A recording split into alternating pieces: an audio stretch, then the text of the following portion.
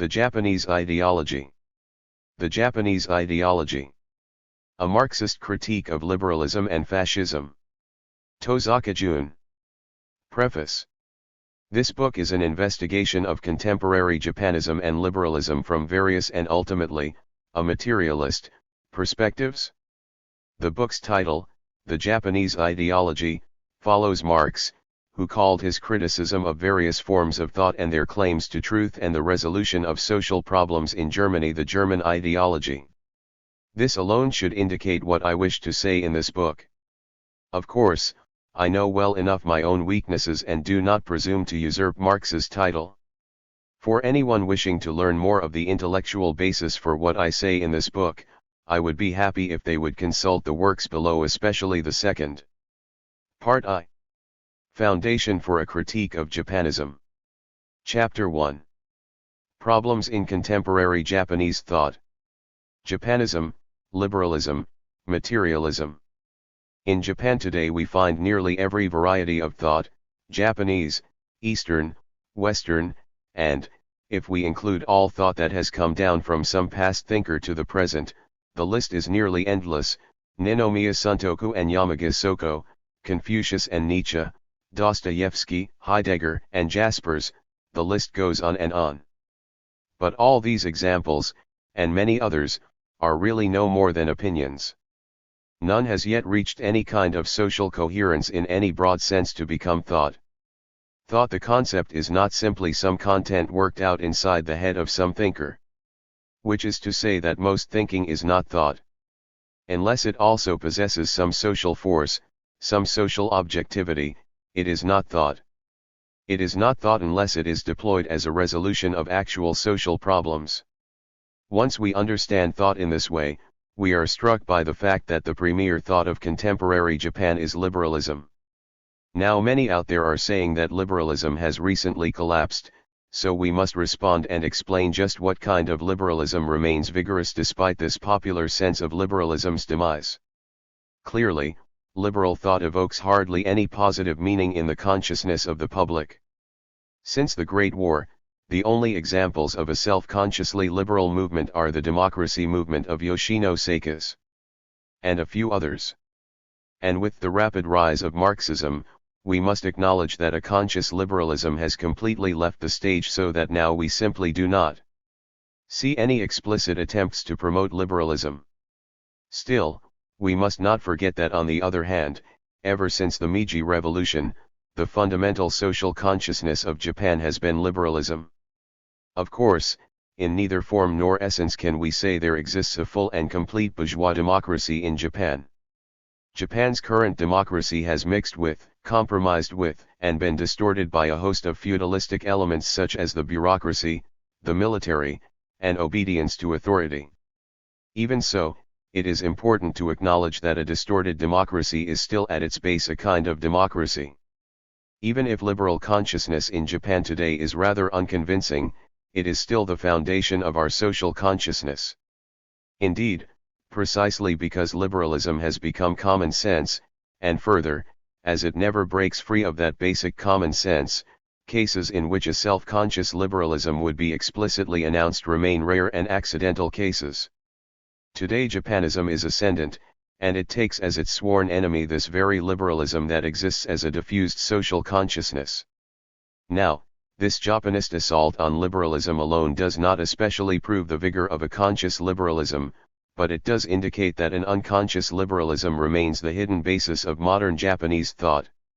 Now, notwithstanding liberalism's origins within, as it were, an economic liberalism meaning liberalism and liberal consciousness, there is a direct connection between that origin and political democracy. But liberal thought is absolutely not reducible to the concept of democracy. Liberalism encompasses a much wider field. Liberal thought is able to gather unto itself all sorts of other contents. Point 1. Indeed, we should have fundamental doubts whether liberalism even exists as an independent and singular form of thought at all. It is quite unclear if liberalism possesses an internal mechanism of development, or if it contains the ability to clearly adjudicate antagonisms within itself in a consistent manner, or indeed whether it is even a living theoretical organization. On all these points we need to doubt if liberalism possesses an independence at all. But for the sake of argument, let's assume such a liberal philosophy has in fact been developed. Even so, any resulting philosophy of liberalism would not be confined to absolute fidelity to the totality of liberal thought. That is because all sorts of idealist contents have entered into it, and if such idealist contents were in fact to be organized into a philosophical system, there is no assurance that such a system would be compatible with the original liberalism. Which is to say, liberalism's thought is quite liberal with the chaos of its idealist contents. Surely we can say that one of the contents of liberal thought is freedom from, a liberation from, social and political ideas. Point 2. And with liberation from social and political ideas, cultural liberation becomes the only issue. We can detect many understandings of the concept of freedom and liberation within today's liberals, but to take one example, the concept of cultural freedom becomes a religious consciousness, where it is further developed. Point 3. Mediated by, let's say, Christian, especially Protestant, theology, or Buddhist philosophy, liberal philosophy becomes religious consciousness, as the reader will surely agree. Many of today's Bildung intelligentsia have set out on the path toward religious idealism. This sort of religious consciousness normally stops here. This move toward religious consciousness is one product of liberalist consciousness. It is clear that religious freedom means to be free from political freedom. It means an escape from reality. As everyone knows, this is the fundamental premise and indeed the point of religion. So, as we clearly see in the current situation, such a move to religious consciousness becomes a way out, but not the only one, of liberalism's inability to resolve current contradictions. Instead of resolving contradictions in practice, those contradictions are resolved only in thought. Alternatively, these contradictions may be simply ignored or erased by the form of thought itself. Point 4. Today we are witness to the intelligentsia's attempt to give philosophical and logical systematization to both the national and socially acknowledged established religions and the more derivative and heretical popular doctrines among the less educated masses.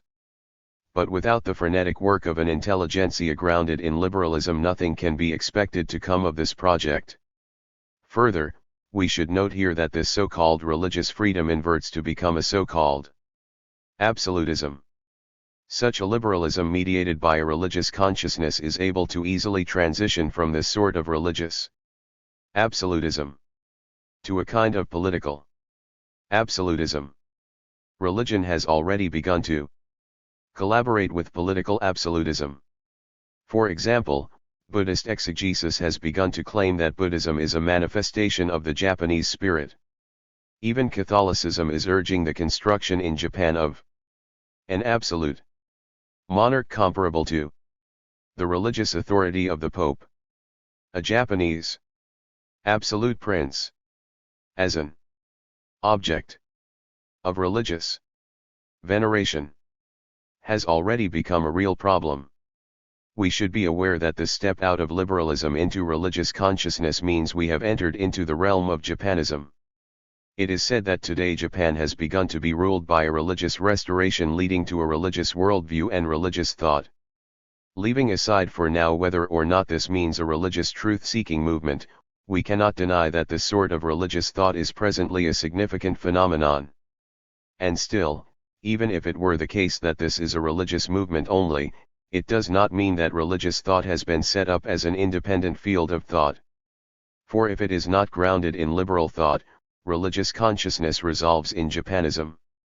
It is through a particular relation to political activities that members of a society develop the capabilities of what we earlier called thought. If we are talking about a purely religious religion, then we are not talking about thought, but rather nothing more than a purely personal and private thing.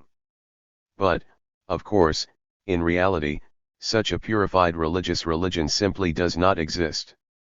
When it is organized into a philosophical system by means of a particular logic, and this is speaking of liberal philosophy in a broad sense, we understand, of course, that this nomenclature does not satisfy many. When such a system is organized, one of its fundamental characteristics is that the method of liberal thought simply becomes a refinement, merely a hermeneutic philosophy of interpretation. In place of explaining the order of things in their actuality, it speaks only of a corresponding order of meaning. This is clearly the particular modus operandi of this shared philosophical method.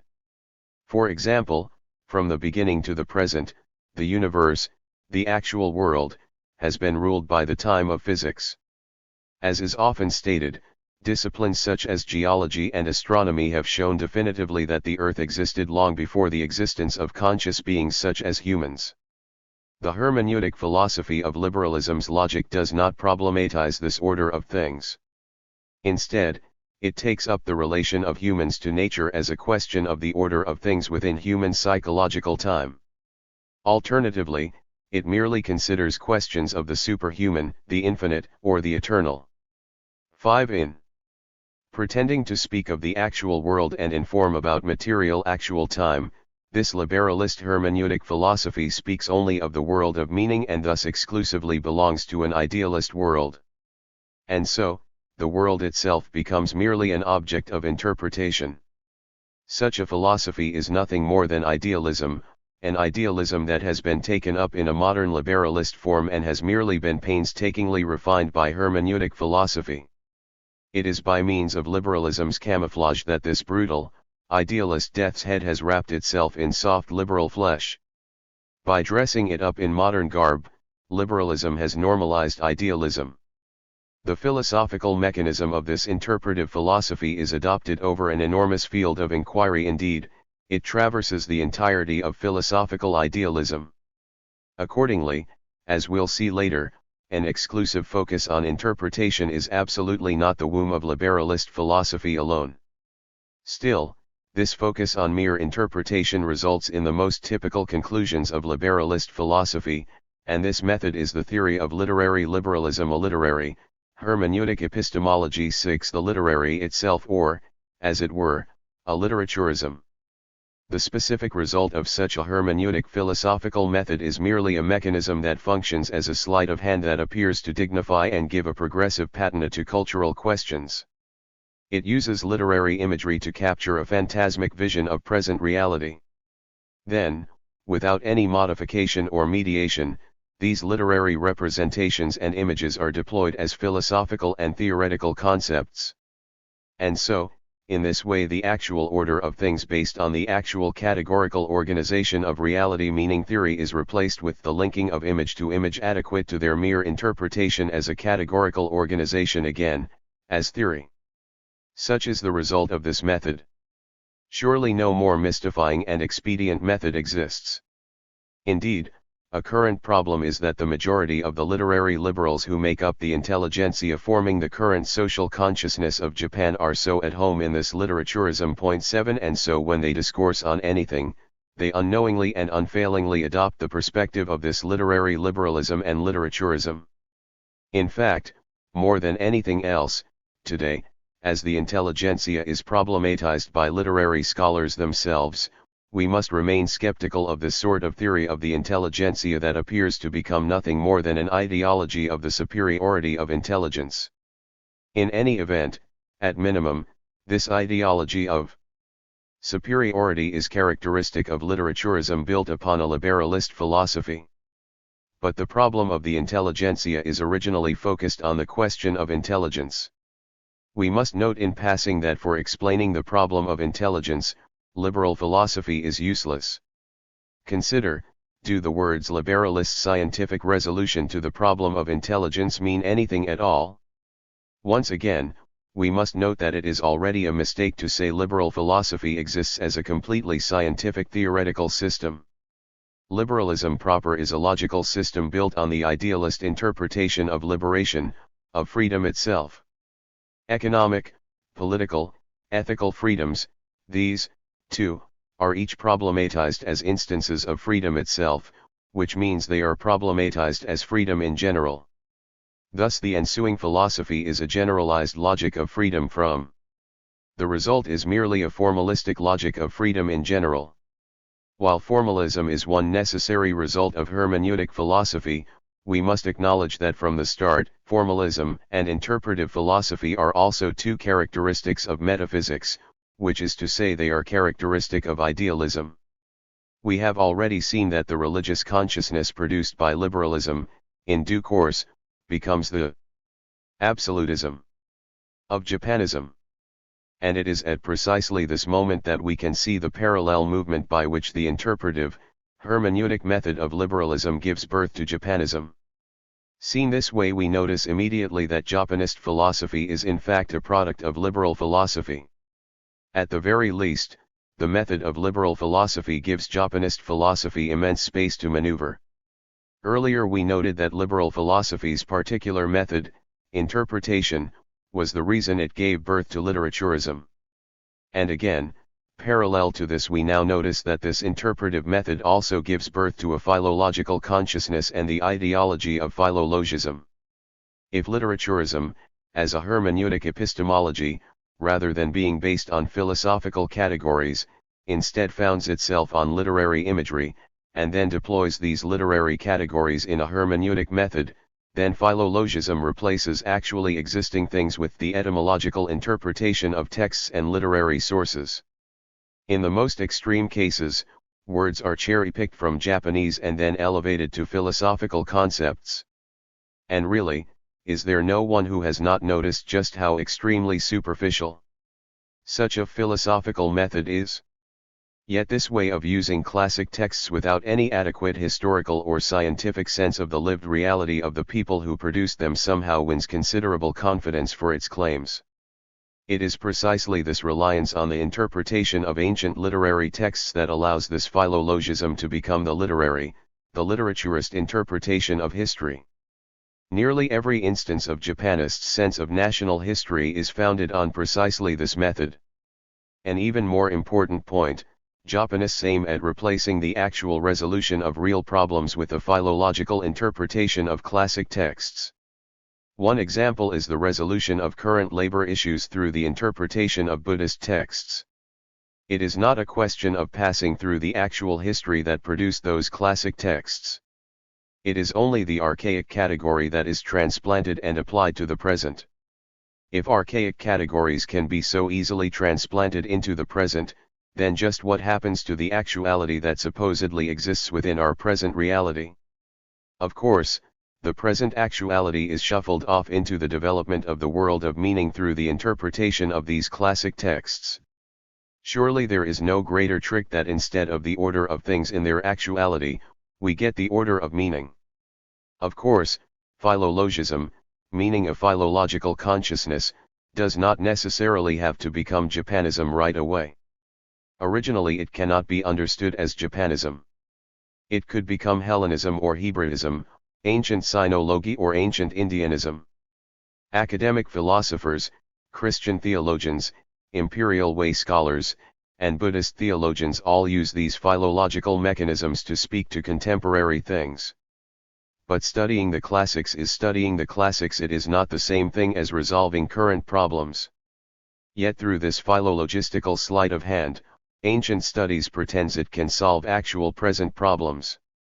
And this union makes up the various forms of reactionary thought across the globe inevitably produced from within contemporary capitalism. From the above we immediately see how philologism easily becomes an ideology of restoration, a restorationism. Though present reality faces the future, with a conceptual inversion, restorationism invariably employs idealist concepts from the past to interpret the present situation. With its use of archaic categories, we can see how this method distorts the image of the present through this kind of interpretation. But we must not forget, it is somehow commonplace to accept the results of such an interpretation as a faithful representation of social development. Philology finally becomes completely the tool of Japanism the moment it is applied to history. Though we initially called it a vague Japanism, it comes in many varieties. In general, there is Mussolini's kind of fascism, the fascism of the Nazis, as well as social fascism, and Japanism is thought to have the same interests as these other movements. Even so, all the generalized restorationisms, or spiritualisms, or mysticisms, all these run-of-the-mill reactionary ideologies, have taken on the hue of Japanism. Pan-Asianism and the imperial way are really species of Japanism. but a more precise meaning of Japanism is thought based on a Japanist sense of national history. 8. Japanese spiritualism, Japanese agrarian fundamentalism, or again, Japanese Asianism, even these have a national historical Japanist content. 9. And so, all of them are without a doubt completely unified and must resolve in absolutism, which is in fact exactly what we are seeing today. As for the emperor himself, there is no end to debate, but for absolutism, we are talking about nothing less than the philologistic interpretive philosophical method applied to national history. This absolutism is the final endpoint of an active, positive idealism in Japan. In contrast, liberalism is merely the stability of a passive, negative idealism. Though some may dispute it, Japanism is the Japanese form of fascism. If Japanism is not seen as fascist, it is impossible to get a full understanding of this ideology as a link in a global chain. 10. It also becomes impossible to explain just how and why so much European fascist philosophy is used by Japanism.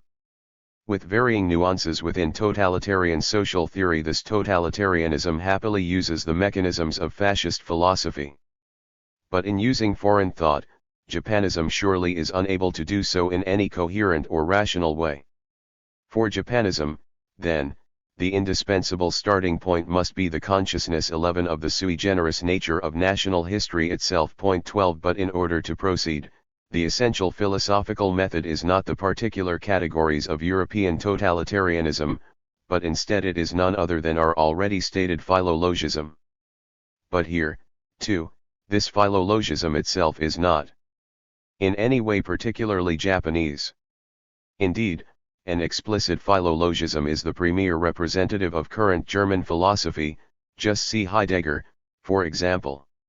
So what remains Japanese within Japanism is merely a Japanist national history. The result of our examination reveals that there's no philosophy left here at all.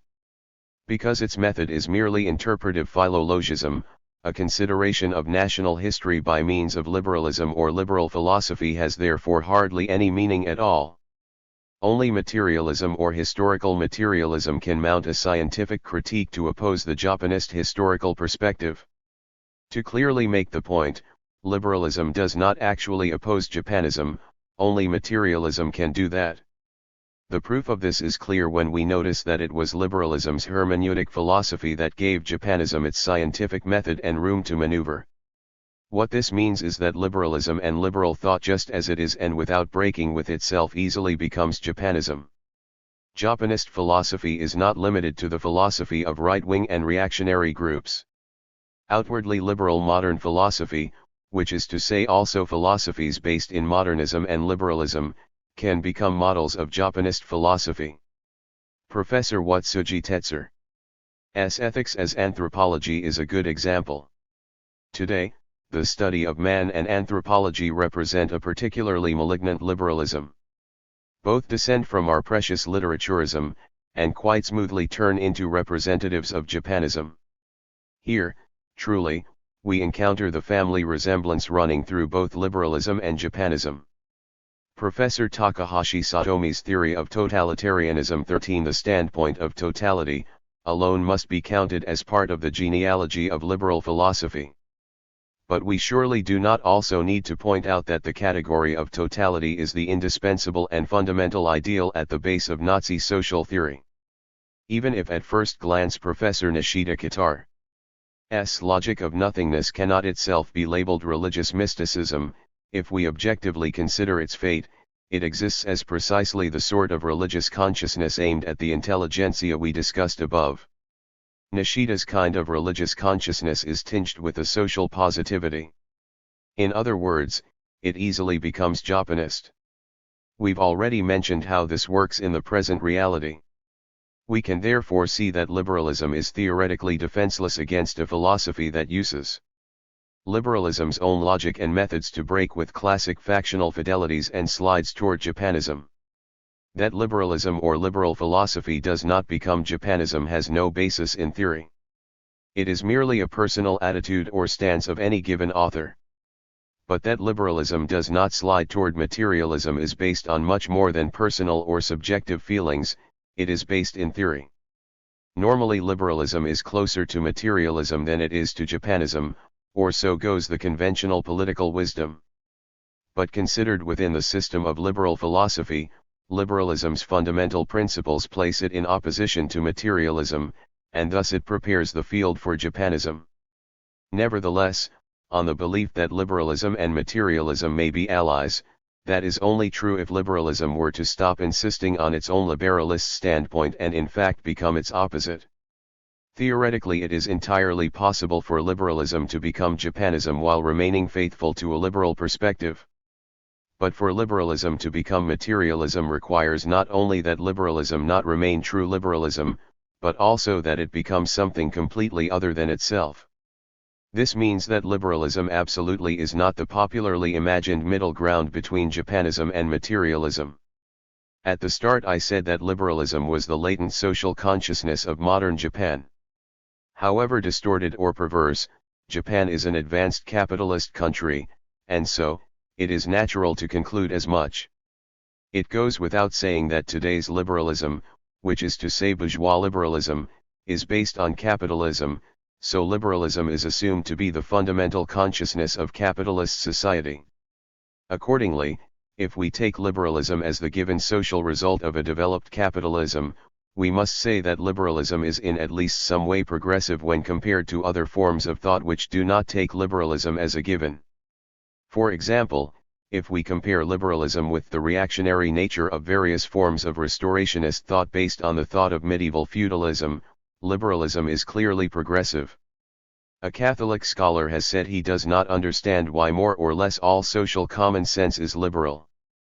But it is surely not necessary to demonstrate that, especially when compared with medieval Catholicism, liberal and Protestant common sense are in agreement with bourgeois social common sense. Further, in order to illuminate this liberalist bourgeois social common sense, Japanism possesses remarkable uncommonsensical characteristics.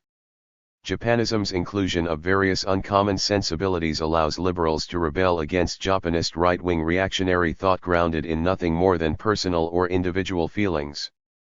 But that said, in reality, this also means liberals can do nothing to counter this uncommon sensibility of the trending Japanist thought when it seizes the less well-educated masses.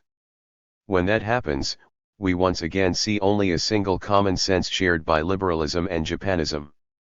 We thus run head-on into the problem of where the masses and public opinion are located. And if we cannot solve the difficult problem of locating common sense, 14, any criticism of contemporary Japanism we might offer will lack all power. In fact, Japanism has not only already become aware of its own particular common sensibility, we also see that it finally has adopted a policy of trumpeting it. Japanism is incessantly announcing it must enlighten the masses. Incidentally, enlightening the masses is not a job any high-end liberal would take any pride in. These hermeneutic philosophers and philologists are all too busy constructing a metaphysics of meaning or polishing their individual consciousness and can't be bothered taking the time to consider society or the masses during a tea break.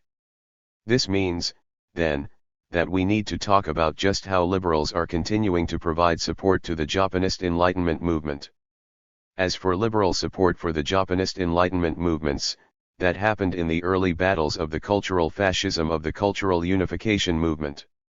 Japanists extend a hand of gratitude to the huge majority of today's liberals who raised hardly a peep of fundamental resistance to today's various cultural unification movements, making the relationship of liberals and Japanists one of support and thanks. The third form of thought opposed to both Japanism and liberalism is, of course, materialism. Neither Japanism nor liberalism, but only materialism, is capable of a scientific critique of either Japanism or liberalism, either separately or in their relation with each other. And this is worth noting, materialism's critical ability is indirect proof of its superiority as a form of thought. The fact of the matter is that materialism, in seeking to resolve actually existing problems in practical terms, develops a consistent theory with an extensive and inclusive conceptual mechanism. What I have tried to do above is offer some critique of Japanism and liberalism as well as identify the foundation of that criticism itself. In my view, this is a major part of materialism's task today. Chapter 2. Foundation for a Critique of Japanism. A Critique of Philological Philosophy. 1. The development of philological philosophy. 2. Toward a critique of the philological consciousness. First, we must explain the meaning of the problem. One of the tasks of materialism today is the scientific critique of the antagonism between the actual world and spirit.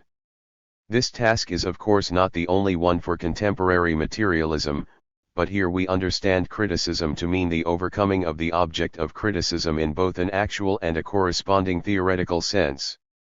Now it is clear that overcoming something only theoretically is not the same as actually overcoming that object in reality. But it is also true that without overcoming something in theory we cannot say that something has been adequately overcome in actual practice. In popular usage, criticism is often set in opposition to actual proof, a view that sees criticism as a merely passive kind of intellectual labor, and this view of criticism in turn gives rise to the simplistic wisdom of positivism. Indeed, this common sort of armchair criticism of the mere observer, the fetish of such a so-called criticism, has absolutely no relation to the kind of fundamental criticism we mean here. Our intended sort of criticism, meaning a scientific critique, means a form of criticism that employs unified and broad scientific categories to analyze an object.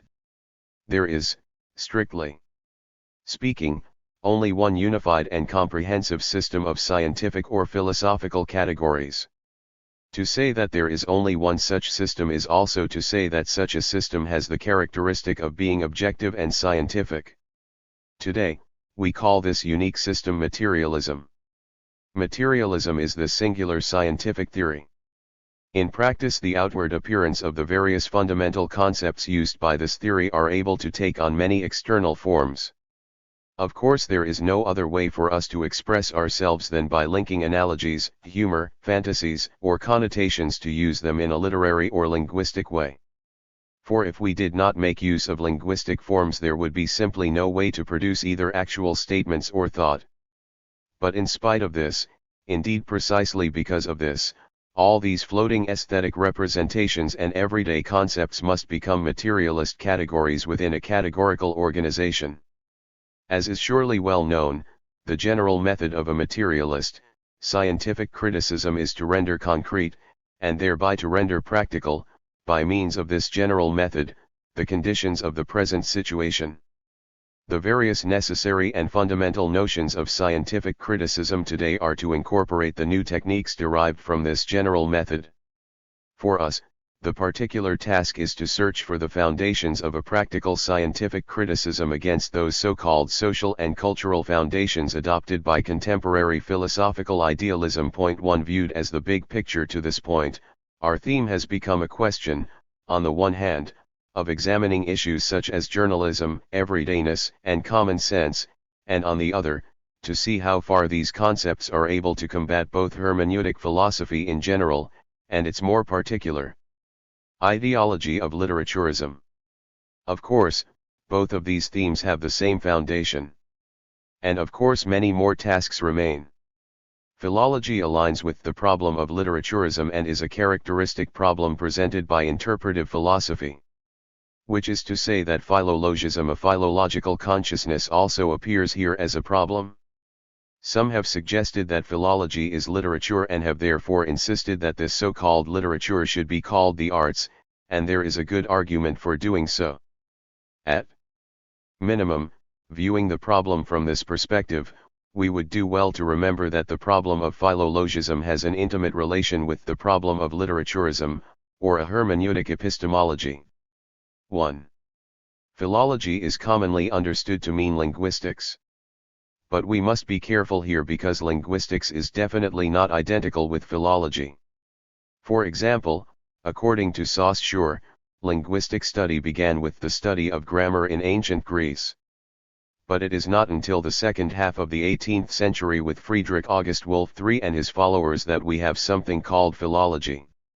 The explanation goes that this philology concerned itself only with ancient words and their interpretation, and because it was not concerned with living languages, linguistics penetrated this Wolffian philology for and was then developed as comparative grammar before eventually becoming scientific linguistics.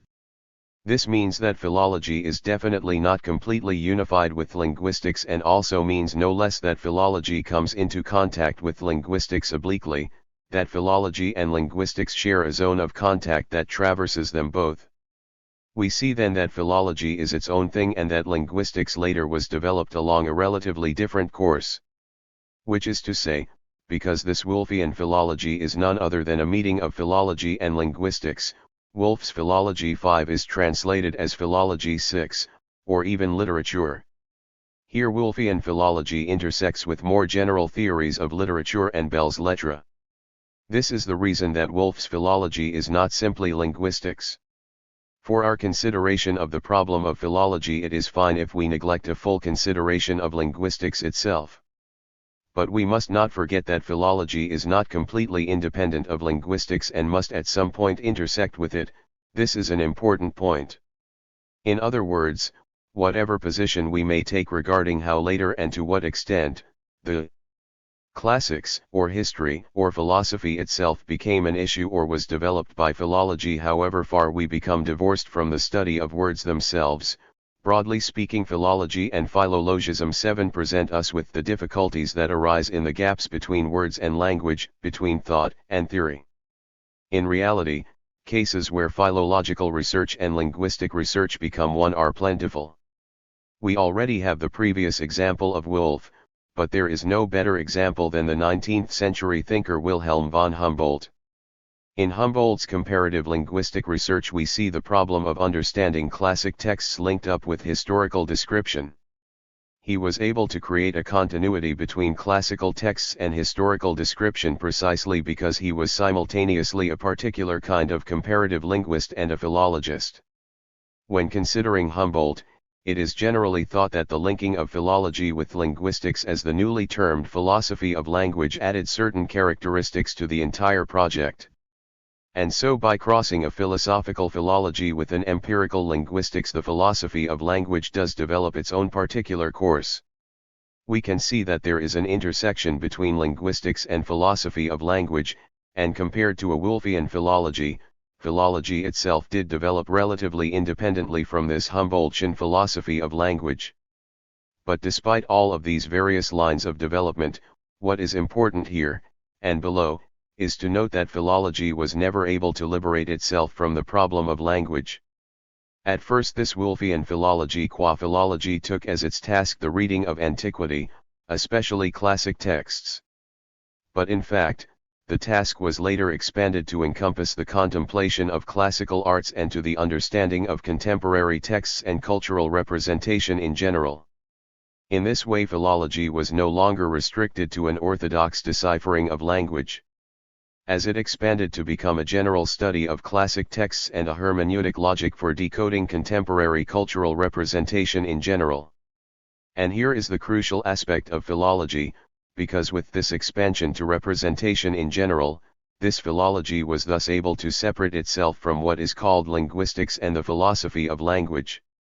Thus, in a flash philology was liberated from the restrictions within the problem of language and came to be thought of some sort of independent philosophical method, a method possessing a universality with practical applicability to the present. The process of expansion by which philology turned away from linguistic philology and turned its attention to the outside is what we now need to consider. Reading a text is not merely understanding the words and sentences. It is understanding the thereby indicated thought and concepts. Incidentally, because understanding is not possible in this empty way, the conceptual tools that produce understanding, while they are in fact themselves made of words and sentences, exist as alien to the classic texts as they are founded on rather specialized technical terms. To understand the usage of these tools themselves requires understanding the very tools of understanding. These tools of understanding and their attendant techniques are what is meant by interpretation. Understanding thus always passes through interpretation. In a narrow sense, the discipline that develops the techniques by which the thought conveyed by words and phrases is called hermeneutics. This hermeneutics is the philosophical core of Wolffian philology. Why is this so in a narrow sense? It is because hermeneutics does not separate from its direct and explicit goal of explaining the meaning of words. Such a philology in the narrow sense, which remains tied to the direct explanation of words and phrases, is the standpoint of hermeneutics. A representative example of this is Boek. But placing hermeneutics at the philosophical core of philology, that is, building up understanding as an independent function of human consciousness, means that the object of understanding and the appropriate field of inquiry of hermeneutics is already not limited to texts. Even less so is it limited to classic texts. And so, making philology the philosophical core eventually means that philology will not remain confined to the world of language. It will become a generalized hermeneutic theory, and from there it is then understood as a general theory of understanding. If we accept this radical conclusion, eventually such a philology will be unified with philosophical science itself. Further, and this is the same thing, the philosophical method itself will have become completely philologized. Such is the result of this kind of thinking. The premier example of just such a trend toward a philosophical philology is Schleiermacher. Of course, Schleiermacher was Boek's predecessor, so speaking chronologically Schleiermacher's philosophical hermeneutics could be said to have once again regressed to the interpretation of language by Boek's hand. But now speaking from the standpoint of the development of the science of hermeneutics, Schleiermacher stands at the summit. He is the summit and the standard. Now in fact both hermeneutics and philology existed in ancient Greece. It is said that alongside Aristotle's philosophes there were also philologos. And in Alexandria there was already a philological school that went by that name. Turning to the Middle Ages, the interpretation of the Bible and ancient great texts was well known. But the key characteristic of early modern hermeneutics was its organization and scientific character, and accordingly by not confining itself to the Bible and the Greek classics its universality.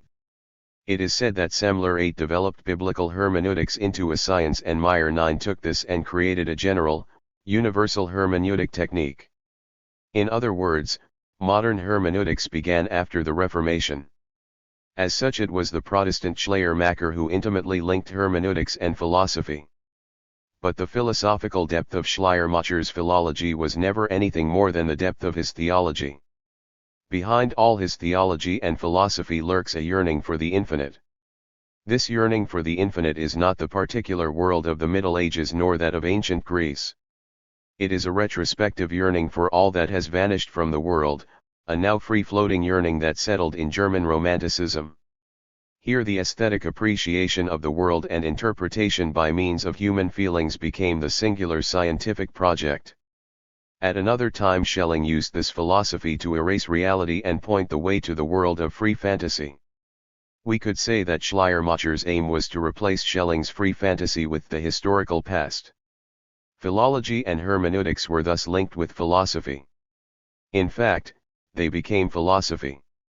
We should be careful to note here that all such philosophies, be they romantic, aesthetic, nostalgic, or contemplative, were but various forms of hermeneutic philosophy.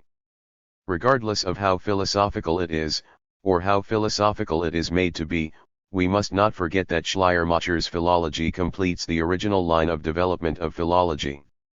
Indeed, through Schleiermacher, philology and hermeneutics were able to become a general method. Moreover, they were expanded to become an unfathomable worldview. But to the very last, elsewhere, philology and hermeneutics developed along its proper and original line, the grammatical interpretation of words and phrases, meaning that when confined to an orthodox philological and hermeneutical method, philology and hermeneutics were not expanded to reach beyond themselves to grasp objects above or outside their proper field of literary studies. As for the question of history, and we have already seen in the case of Humboldt, for philology to become philosophical, or and this is to say the same thing for philosophy to be made philological, it must break free, be liberated from, and eventually become independent of the course set out by philology proper. Philology's elevation to philosophy prepared the ground for literature to make a definitive leap and turn its attention to questions of historical description and a philosophy of history. And so here, now, For the first time, the theory of understanding within orthodox philology and the classics became independent, emerging as understanding in general, eventually declaring itself as the essence of all human consciousness. The preparation for this leap can be found in Droysen 10. According to Droysen, understanding was the essence of the historical method. In fact, for G. Simmels Die Problematische 11, understanding was historical consciousness itself, and this was already not limited to a historical method but eventually developed into a general philosophical system. It goes without saying that Dilthey developed these trends on a large scale when, on the one hand he incorporated the method of hermeneutic explication into his spiritual science, and on the other, made that description of spiritual science the axis of his so-called life philosophy. Our lives are objectified and find expression in history, and this expression is a true spirit. And it is only by first grasping this spirit that we can come to know ourselves. It is thus precisely by the interpretation of expression that we come to understand life. Dilthey stressed that philosophy was interpreting life as it was expressed in history, that this was in fact life interpreting itself and thus was a self-understanding. Philology and hermeneutics thus used the understanding of history as a stepping stone on the way to being elevated first to a philosophy of history, and then finally to the philosophical method itself. Whatever origin or lineage we may debate, for our purposes it is not necessary to explain the support given by philology and hermeneutics to history and Laban's philosophy. Dilthey has so far tentatively served as the representative of a philosophy in which philology was liberated from the problem of language and thus made interpretation theory itself. But if we look at it from the essence of Dilthey's philological philosophy, it was quite clearly a rich, historical description of spirit. Further, if we look at it from the perspective of historical description, it is the case that whatever else may be said about it, it clearly proceeded from a philological interpretation of texts. Seen this way, the philological and hermeneutic essence of Dilthey's philosophy does in fact have some authority for actuality. And if we consider this philosophy as the foundation of a kind of historical description, that this philosophy was philological through and through, appears in no way strange. In fact, far from thinking it is a weak point of this philosophy to be considered merely philological, it is perfectly right and natural that it be so. In the end, Dilthey's philosophy arrived at hermeneutic philosophy. It is not the case that if we remove the philology and hermeneutics, Dilthey's philosophy is in fact pragmatically sound. On the contrary, any soundness is precisely thanks to the philological method itself. But when it separates from a particular system of historical description, philological and hermeneutical philosophy loses its grounding, and with just a bit of effort reaches its apotheosis. Heidegger's philological phenomenology is precisely this moment. Heidegger was a successor to Husserl's phenomenology. Initially it was not simply that phenomenology had no relation to philology, in truth they were opposites. It is well known that Husserl countered Dilthey's Laban's philosophy with philosophy as a rigorous science. The concept of phenomena in phenomenology Husserl took from Franz Brentano's psychology from an empirical standpoint. This, too, had absolutely nothing to do with philology. In fact, it was simply a way to denigrate Auguste Comte's positivism, which had completely removed phenomena from consideration. Modern philology was largely a Protestant project. It arose in opposition to a consideration of the totality of human feeling or respect for the organism, the humanism of Catholic phenomenology, with which it thus had little in common. Heidegger took this opposition and synthesized Dilthey's hermeneutics and Husserl's phenomenology. To be sure, late-period Dilthey mobilized Husserl's phenomenological analysis, and Brentano himself was a formidable philologist of Aristotle. Still, these moves were not merely a case of an abrupt change in circumstances ex nihilo. No, the problem lurks at a much more fundamental level.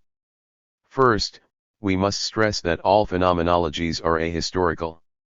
Hegel's phenomenology of spirit, or his description of the stages of development of consciousness, is not a history of consciousness, much less a history of the world. Such is clear once we arrive at contemporary phenomenology. Phenomenology's phenomenon, the appearance of its phenomena, always takes place on some particular hidden stage. Various names are given to this stage: consciousness, being, among others. And so, we can already see that with the synthesis of hermeneutics and philology, because the phenomena appear on some ahistorical stage, any inquiry into the historicity of hermeneutics or philology themselves must be a nonsensical question from the start. Indeed, the meaning of a phenomenon is always only considered as a question of the phenomenon's surface.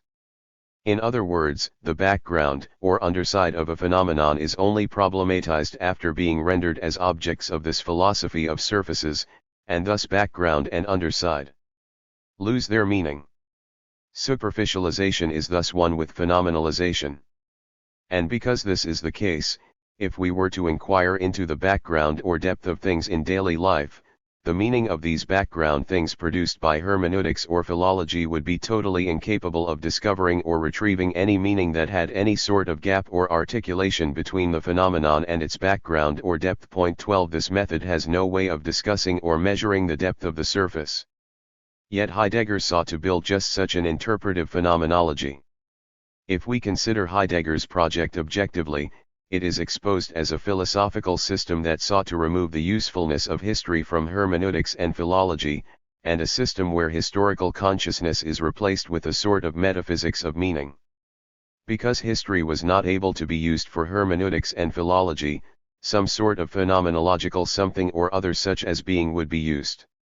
It is no coincidence that this ahistorical philosophy broke through at precisely the moment when the worldview of German idealism had reached a historical impasse. Indeed, it is also precisely this philosophical system by which the Nazis' general plan was able to charm the petite bourgeoisie and at the same time fascinate the German so-called cultured intelligentsia. Point 13. Thus, hermeneutics or philology is liberated from its historical path and elevated to become perfectly philosophical. With Heidegger, philology and hermeneutics escape their disciplinary linguistic and historical fetters to become the essence of philosophy itself.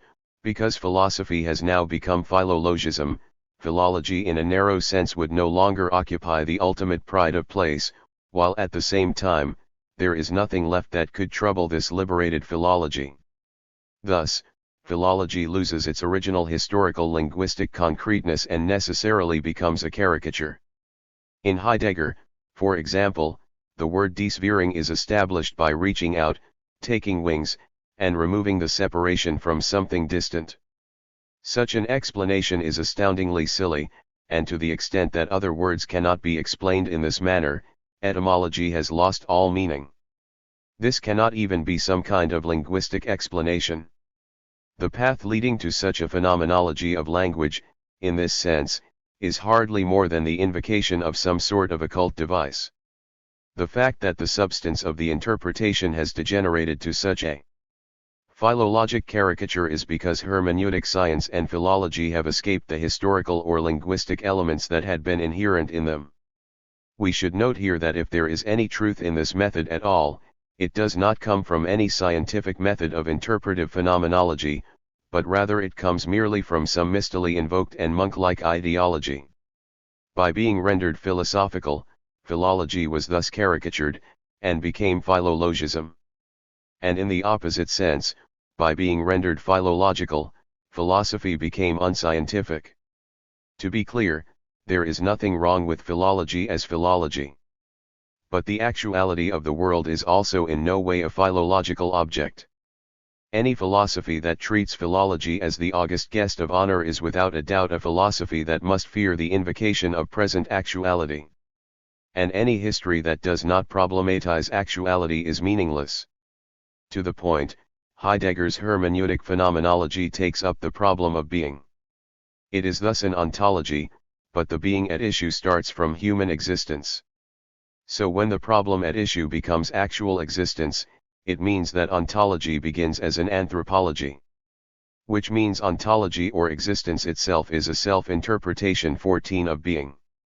The history of anthropology is extremely diverse, even the term has many definitions. It ranges far and wide, from the origins of human thought to theories of humanity, to anthropology as various branches of humanity, all the way to philosophical anthropology. But what we mean here is a particular anthropology distinguished from that more general discussion. The distinguishing factor is, it goes without saying, the presence or not of a basis in interpretation. So what we mean by anthropology here is none other than a hermeneutic anthropology. But given this, we must at minimum say that this sort of anthropology is not of the same kind as, say, Feuerbach's anthropological criticism of religious consciousness.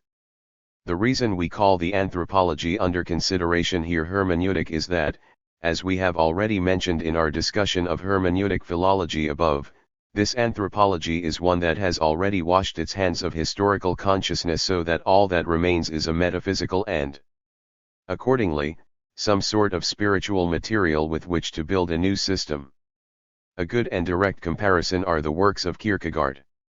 We need to parse these various forms of anthropology because in Japan all anthropology has been linked to Feuerbach, and so all anthropology is imagined to have some kind of relationship to Marxist philosophy.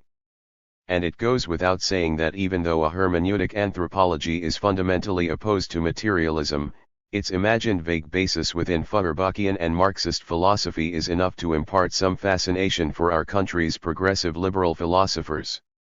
Such an assumed progressive anthropology is the imagined basis of all contemporary literary and other aesthetic humanisms. Indeed, anthropology has become a sort of shibboleth among the less sophisticated members of the intelligentsia. There is hardly anything that this term anthropology cannot attach itself to, and by doing so appear to impart some sort of vague progressive sensibility to anything it touches. Buddhism as anthropology and above all ethics treated as an anthropology is thus imagined to impart some kind of modern progressivism. The most exemplary instance of applying philology to anthropology is Watsuji's ethics as anthropology. In fact, what Watsuji is doing here is not simply applying philology, he is deducing anthropology from philology. He is dropping a corpuscle of being into a philological solution and watching as anthropology precipitates out. By doing so, the application of philology is total. And in an even more totalizing manner, this anthropological method, derived from Heidegger's anthropology, completely removes the last dregs of the original phenomenology, resulting in a purified hermeneutics. In other words, the result is nothing less than a pure and purified Heidegger. Thus, it is enough if we, too, merely purify what we have already said of Heidegger's philologism. 2. The foregoing was based on philology developed as a science, and continued by showing how hermeneutic interpretation was modified to become a universal organizational method of philosophy itself. But now, rather than continuing to develop philology as an organized method, my goal is rather to consider a more fragmentary or, in a sense, a commonsensical way that philology is relied on when thinking about social phenomena.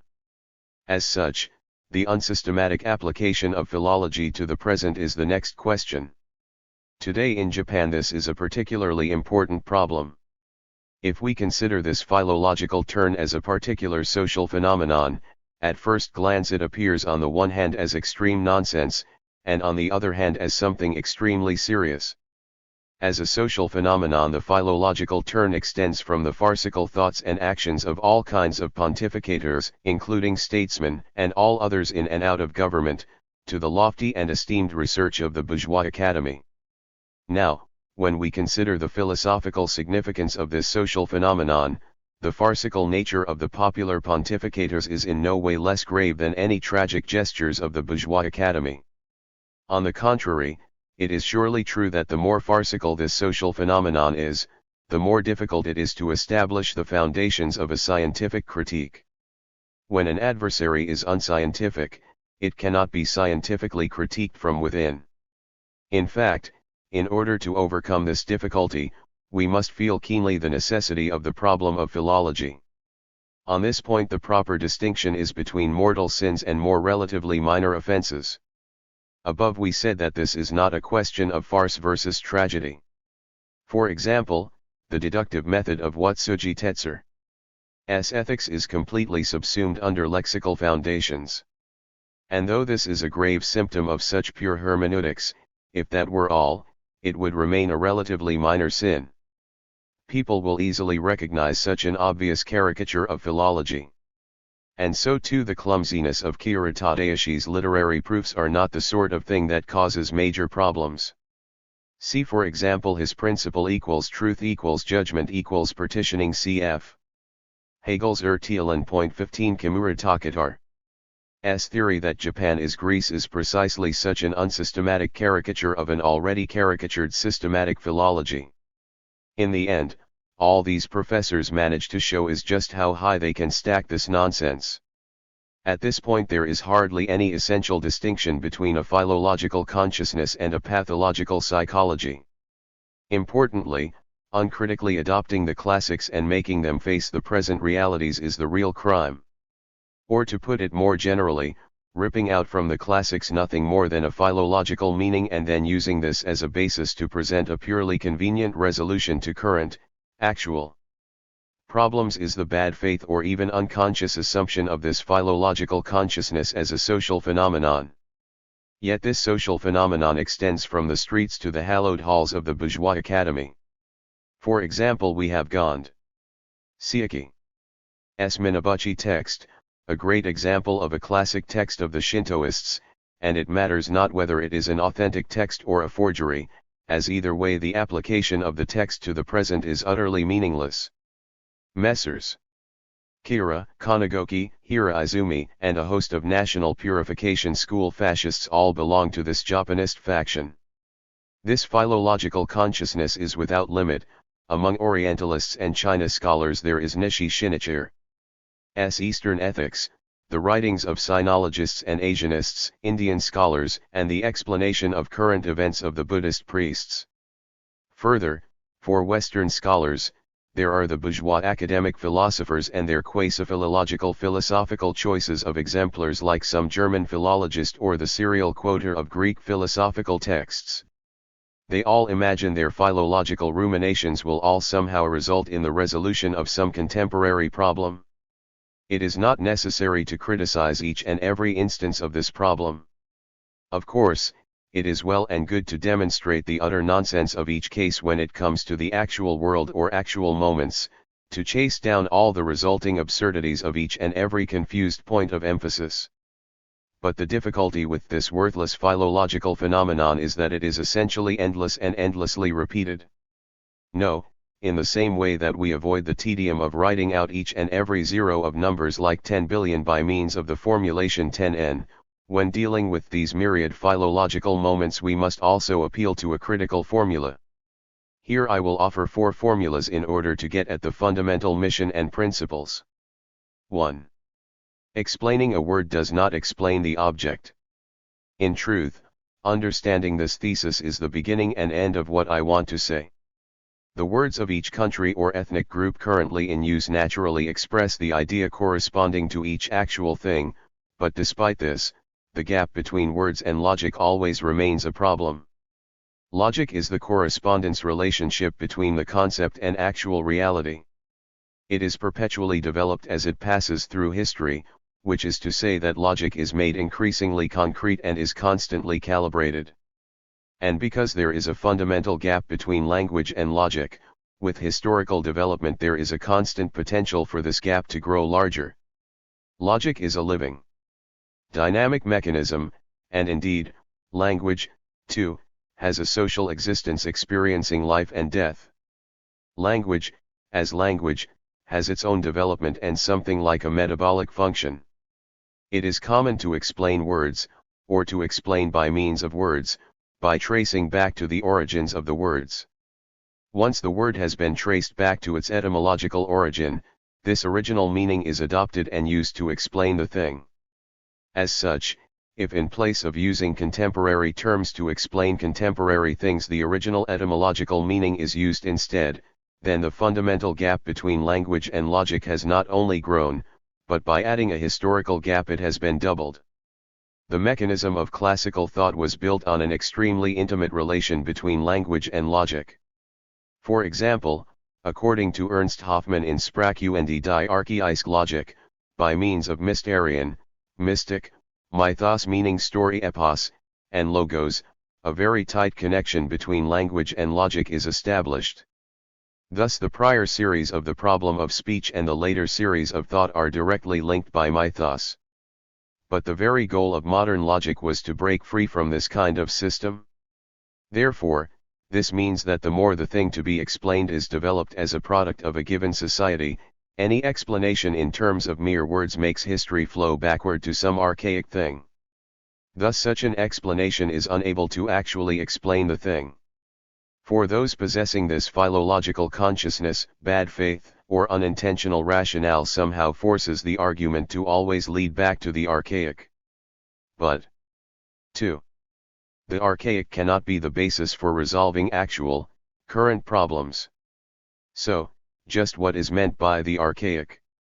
We must, of course, rethink the natural science that appears in the classics, but for literature, philosophy, and social science there seems to be at least 3 different meanings and scientific uses of the archaic.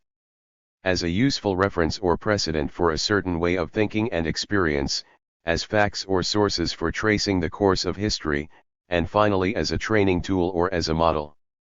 If we are talking of the first point, whether the classic text is now useful as a precedent or reference cannot be determined by the classic text itself. That is determined by the present circumstances. Merely quoting a precedent from the classics is not a proof of one's own argument, as any reference soon becomes obsolete.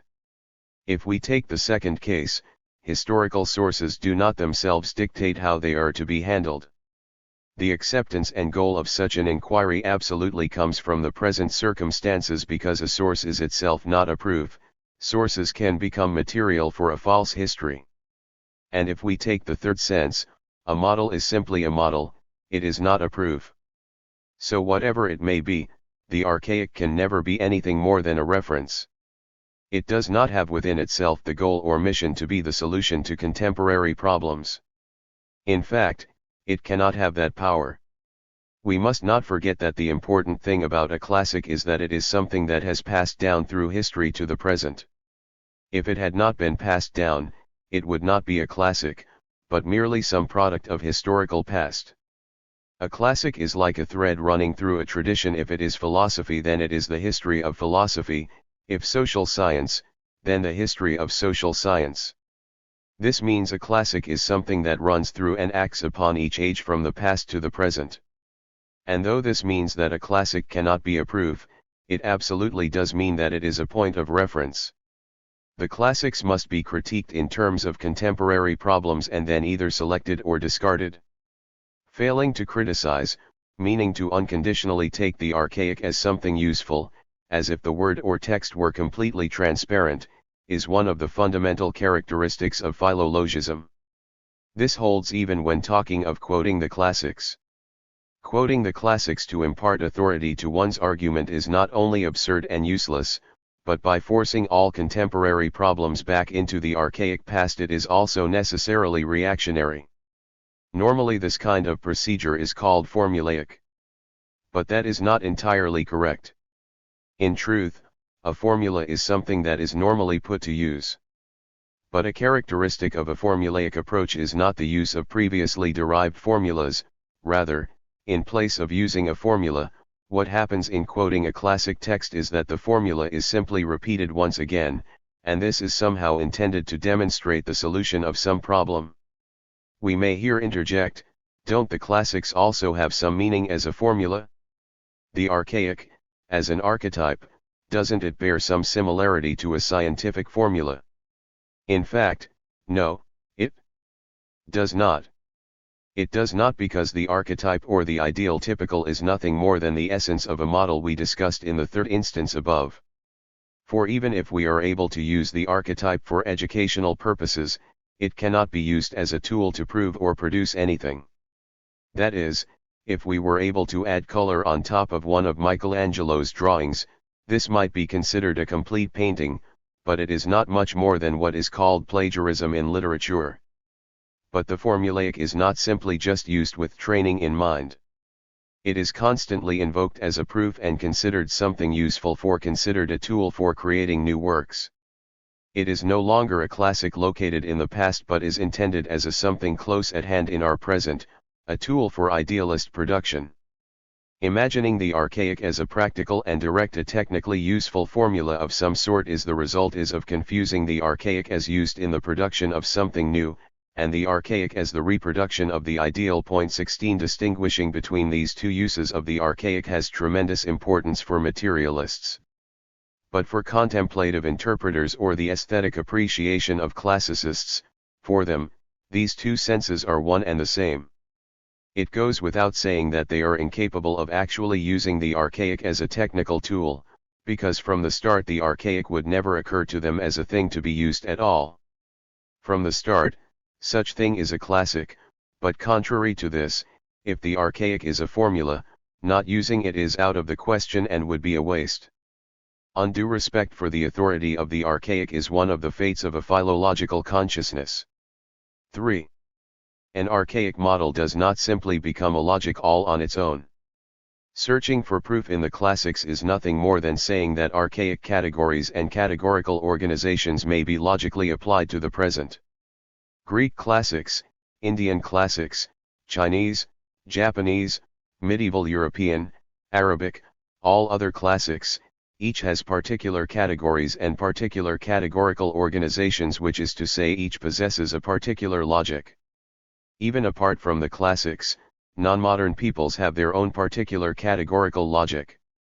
And incidentally, these logics are not the same as the shared international logic among contemporary developed countries. To take an extreme example, C.L. E. V. Y. Brull 17 and his followers' research. Their research shows a definitive gap between the mechanism of thought of ancient Indians and today's international logic. A good example of this likely continues in the Buddhist logical tradition of Hitovidya, the determination of right and wrong, a science of causes. But if a categorical organization is theory, and all of the developed forms of thought are grounded in the application of that thought to the actual world, in each of the various historical societies and ages, it is obvious that if that actual world develops, the thought grounded in that world must also develop. In order to develop a foothold, the categories making up the material that are the basis of the categorical organization must also be rebuilt. Because these are archaic categories, they must not be allowed to be casually imported into the present to deal with contemporary problems. Each age has its own historically specific categorical organization and logic. But the practitioners of a philological consciousness do not know that the categorical organization of a historical period is a logic, or they vehemently refuse to acknowledge its logical nature. For them, the archaic category may be understood, but it cannot be used. 4. Archaic categories must be translated. But translation always terminates in translation. In a narrow sense, translation is rendering sentences in one language into sentences in another language. But in a wider sense, translation means introducing a culture. The philological work is the same in both cases. Both meanings are present in Schelling's translations of Shakespeare or Carlyle's introduction of Goethe. Of course, this is the mission of philology. This is the sole contribution of philology to contemporary issues. But a translation is always just that, a translation. It is not the original. Non-modern, ancient, classical texts and words, and even foreign languages of contemporary periods with the same level of cultural development, must be in some way translatable in language. But, because in the wider meaning translation is the introduction of a culture, the problem cannot be limited to this kind of literary translation. The more important issue is the translation of categories and categorical organizations. Translating logic across today's contemporary nations is not much of a problem. This is because as a result of the development of the world's forces of production, the techniques and mechanisms have largely become a shared global aspect.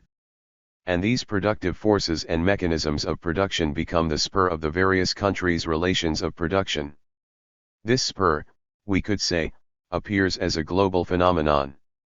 The logical mechanisms of the various countries are spurred on by the spear tip of production. This spear tip is everywhere because it is necessary to develop the institutions of international trade, and as a result, the international nature of this logic daily and increasingly becomes a lived reality. Translating the same thing into the same thing is not in fact translation. It is merely exchange or reception. Those who say that Japan has not fully digested European civilization or that foreigners are unable to understand the Japanese spirit are demagogues who do not understand the meaning of translating logics, yet these same people have no problem applying ancient Indian or classical Chinese logic to contemporary Japan. This we must not forget. In fact, the real problem lies in translating ancient or classical logic into contemporary logic. For example, it is not sufficient to translate the linguistic content of primitive Indian Buddhist texts into contemporary Japanese so that it may be read by today's readers. If we do not interpret the cultural content of primitive Buddhism according to our current categories and categorical organization, such an effort would end without establishing any connection between that culture and our own. Even if this is enough to make the effort of interest to classicists, it is not enough to give the Buddhist text any current cultural interest. Now if for example we were to interpret it as Professor Kimura Taken does, through the lens of Kantian philosophy, only then, through this sort of rediscovery, can we say that the ancient text is now reborn with some meaning as contemporary cultural material. Or alternatively, if we reinterpret the text from a phenomenological standpoint like what Tsuji Tetsu does, then it can become something that we can read theoretically. But translation, meaning translating a categorical organization, moves object A to object B. It is nothing less than a fraud to make the active, living associations of A also the active, living associations of B. Because there is an active logic within A, it must absolutely not be allowed through an act of translation to make A's particular logic now also active in B. In a sense, the logic that has been transplanted into B dies. Which means it is no longer a true logic. This A has an ancient, a classical logic, and this B has a present, practical logic. Point 19 Therefore translation is always translation. It is never the original. In other words, the philologist as a philologist is not one who uses a living logic, which is to say that a philologist is not a philosopher.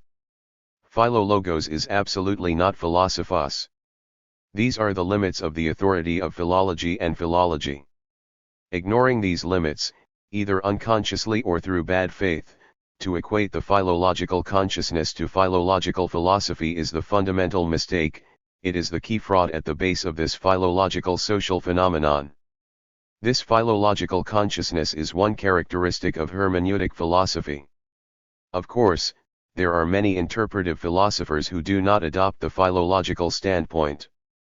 But we must also note that this interpretive philosophy is not confined to highbrow hermeneutic philosophers. In fact, taking note of just how widespread both organized and fragmentary philological or hermeneutic philosophy is in Japan today is extremely important for a criticism of the many sorts of Japanism. Chapter 3. An analysis of common sense. Toward a resolution of two contradictions in social common sense. The literary world has recently taken up the problem of everydayness. According to some scholars, before addressing the issue of whether the anxiety of social life is an economic, political, or even theoretical one, the concept of anxiety so esteemed by writers today is one that above all must attack and cast doubt on the consciousness of everyday life. This use of anxiety is characteristic of the intelligentsia and in fact resides in their own explicit self-awareness. As taken up by these literary scholars, the everyday is contrasted with their own elevated, particular anti-everyday sense of anxiety. Seen from the intellectual's high literary and rhetorical perch, the everyday is the vulgar. Thus, everydayness is only considered to combat vulgarism, to defeat it anew. Now this way of thinking does have some sort of common sense about it. But when we ask these literary types what kind of thing everydayness is, we see in the end it means a vulgarism or philistinism unenlightened to the intelligentsia's concept of anxiety.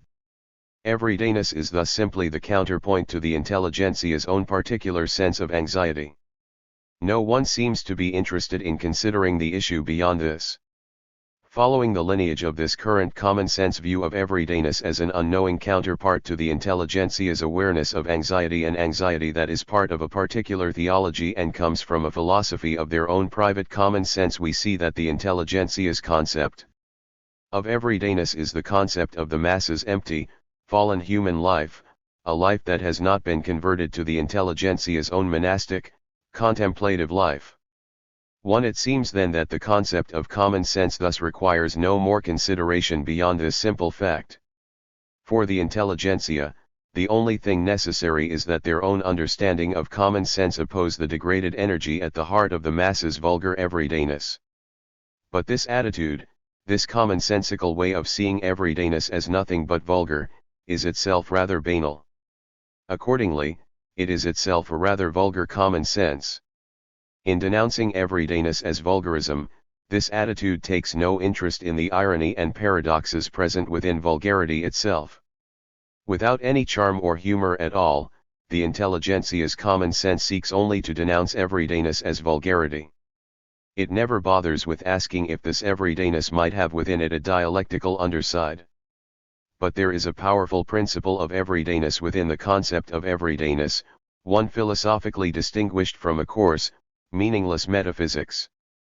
I have explored this principle elsewhere. Point 2. But as the intelligentsia's theory of common sense wants, and needs, to label all everydayness as vulgarism, it is laughably unaware of the significance of everydayness. Immediately then, if we see that in truth the common sense view of everydayness and vulgarism is in fact uncommonsensical, we realize that in general, common sense is not something that can be made to follow a straight path. In fact, in the case of everydayness and vulgarism, the irony of this common sense view is not limited to literature. Irony runs through a whole host of concepts. The series everydayness, vulgarism, common sense is a sort of Mephistophelian, even satanic, one. All these issues are concentrated in the problem of common sense. In fact, as Satan and Mephistopheles tempt and seduce, common sense has within it the capacity to test and critique science, scholarship, truth, genius, creativity, and so on. Common sense, like everydayness, has been taken up by the literary world. If one says, in the end, commonsensical literary criticism never exceeds common sense, such a position could be countered by asking if that position is itself not uncommonsensical. Clearly a particular internal contradiction runs through the entirety of this relationship, but it seems no one has paid any attention to it. In other words, conventional wisdom holds that common sense absolutely can only be grasped commonsensically. And so common sense is seen as merely a commonsensical concept. And this is not a problem limited to the literary world, today it exists unchanged throughout the theoretical and philosophical worlds. So we need an analysis of common sense that is scientific, and thus no longer commonsensical. 1. Seen from the intelligentsia's commonsensical perspective, common sense contains the following contradictions within it. On the one hand, it means a negative kind of knowledge, un or anti-scientific, un or anti-philosophical, un or anti-literary, and so on. But on the other hand, it also means a fully realized normal, popular social usage, or an actually existing kind of knowledge. The former meaning of common sense is an embarrassment, whereas the latter meaning is thought to be a source of pride. These two contradictory meanings of common sense coexist within the concept of common sense, and just whether there is some sort of contact or compromise between them is totally ignored by common sense itself. Common sense itself is satisfied with a simple opposition between these two contradictory meanings. And stopping at this stage of analysis is simply the ordinary understanding of common sense. But it is characteristic of this ordinary attitude toward common sense to ignore these two contradictory theses and simply align them parallel to each other. Common sense thus appears to be in opposition with itself. Philosophy, which in one sense is a literary science, always begins from the common sense given by its time. So when considering common sense itself, it is perfectly ordinary and normal for philosophical reflection to also begin from the historical stage of common sense of its age. Daza in ancient Greece is a perfect example of this first step toward a philosophical concept of common sense. Seen from the perspective of true knowledge, meaning academic knowledge, Daza appears as the opposite of truth. But as philosophy focused on the anarchistic essence in this view of common sense qua Daza, the concept was already no different than the ordinary, anti-vulgarism sense we saw above. And so, again several contradictory theses were present and ran parallel within this understanding of the essence of Daza. It was thus thought that a scientific understanding of Daza began with the tidying up of these contradictory theses within it. Even though Aristotle acknowledged a dialectic within his understanding of common sense, he nonetheless remained at the stage of conceptualization. Here, too, even if common sense was the first step on the path to true knowledge, Daza remained opposed to full truth. Such a view was most likely a combination of seeing common sense as the more or less accidental intellectual fables or opinions of the natural scientists and, alternately, as the spontaneously generated popular wisdom of the democratic multitude. It is thus obvious that this understanding of common sense was grounded in the aristocratic knowledge of ancient Greece. Yet it is well known that the word proposed by Aristotle, common sense, belongs to a completely different tradition. 5 In De Anima, Aristotle argued that for each kind of perception there was a corresponding sensory organ that perceived it. Eyes sensed color, light, and shape, ears perceived sound. But human beings also have the knowledge that the perception of color, light, shape given by the eye is different from the perception of sound perceived by the ear. It is not simply that we may know red is not the same as blue, but we also know that red or blue is part of a fundamentally different series of perceptions than high and low pitch. Furthermore, the differences between these series are themselves also perceived. They are not known through some extra or suprasensical mental ability. That would require an external sensory organ outside the five senses that could compare and harmonize the perceptions of the five senses. Thus it was necessary to posit a sixth sensory organon beyond eyes, ears, tongue, nose, and skin. This shared, sixth sensory organon was the etymological root of what was later translated as common sense. But of course this problem does not end with the question of etymology. This sixth sense concept of common sense cannot be one of the five senses, nor may it be a sensory organ outside the individual. Aristotle posited an organ likely located in the brain. Today we have entrusted this issue to the disciplines of sensory physiology or anatomy. Further, it is common for philosophical terminology to abstract this anatomical sensory organ to a psychological function. If we abstract this sensory organ out from biological anatomy, we are no longer presented with the problem of its location within the body, and now may talk about an organically perceived inner sense and an outer sense. Of course, this language of inner sense and outer sense as a philosophical concept has its limitations, namely, that while an outer sense clearly has no basis in the body, it is much less clear that an inner sense cannot be easily ascribed to some physical organ in the body. Thus the very notion of an inner sense must be considered to already be a philosophical abstraction. Which is to say that this inner sensory organ does not actually mean organ in the ordinary sense. And so we have come to think it better to call this an inner sense. We can now understand the reason why sensation eventually came to mean sense. As the sensory organs were originally that which received sensations, even though a sensory organ and a sensation are not really the same thing, we can see from the above how both sense and sensation came to express the same concept. To wit, with the change from a shared sensation to a shared common sense, we can see how the meaning has completely inverted. This inversion is clear in foreign languages, English, sense, German, Sinn, and French, sense. This further shows that we are not only dealing with the definition of sensations, but this sense is also at the base of the word's meaning and core themselves. We should pay attention to this. Thus, Aristotle's common sensation came to mean common sense. At this point the term inner sense not only first becomes clear, but this development is also the reason that inner sense also came to be the concept of an inner knowledge.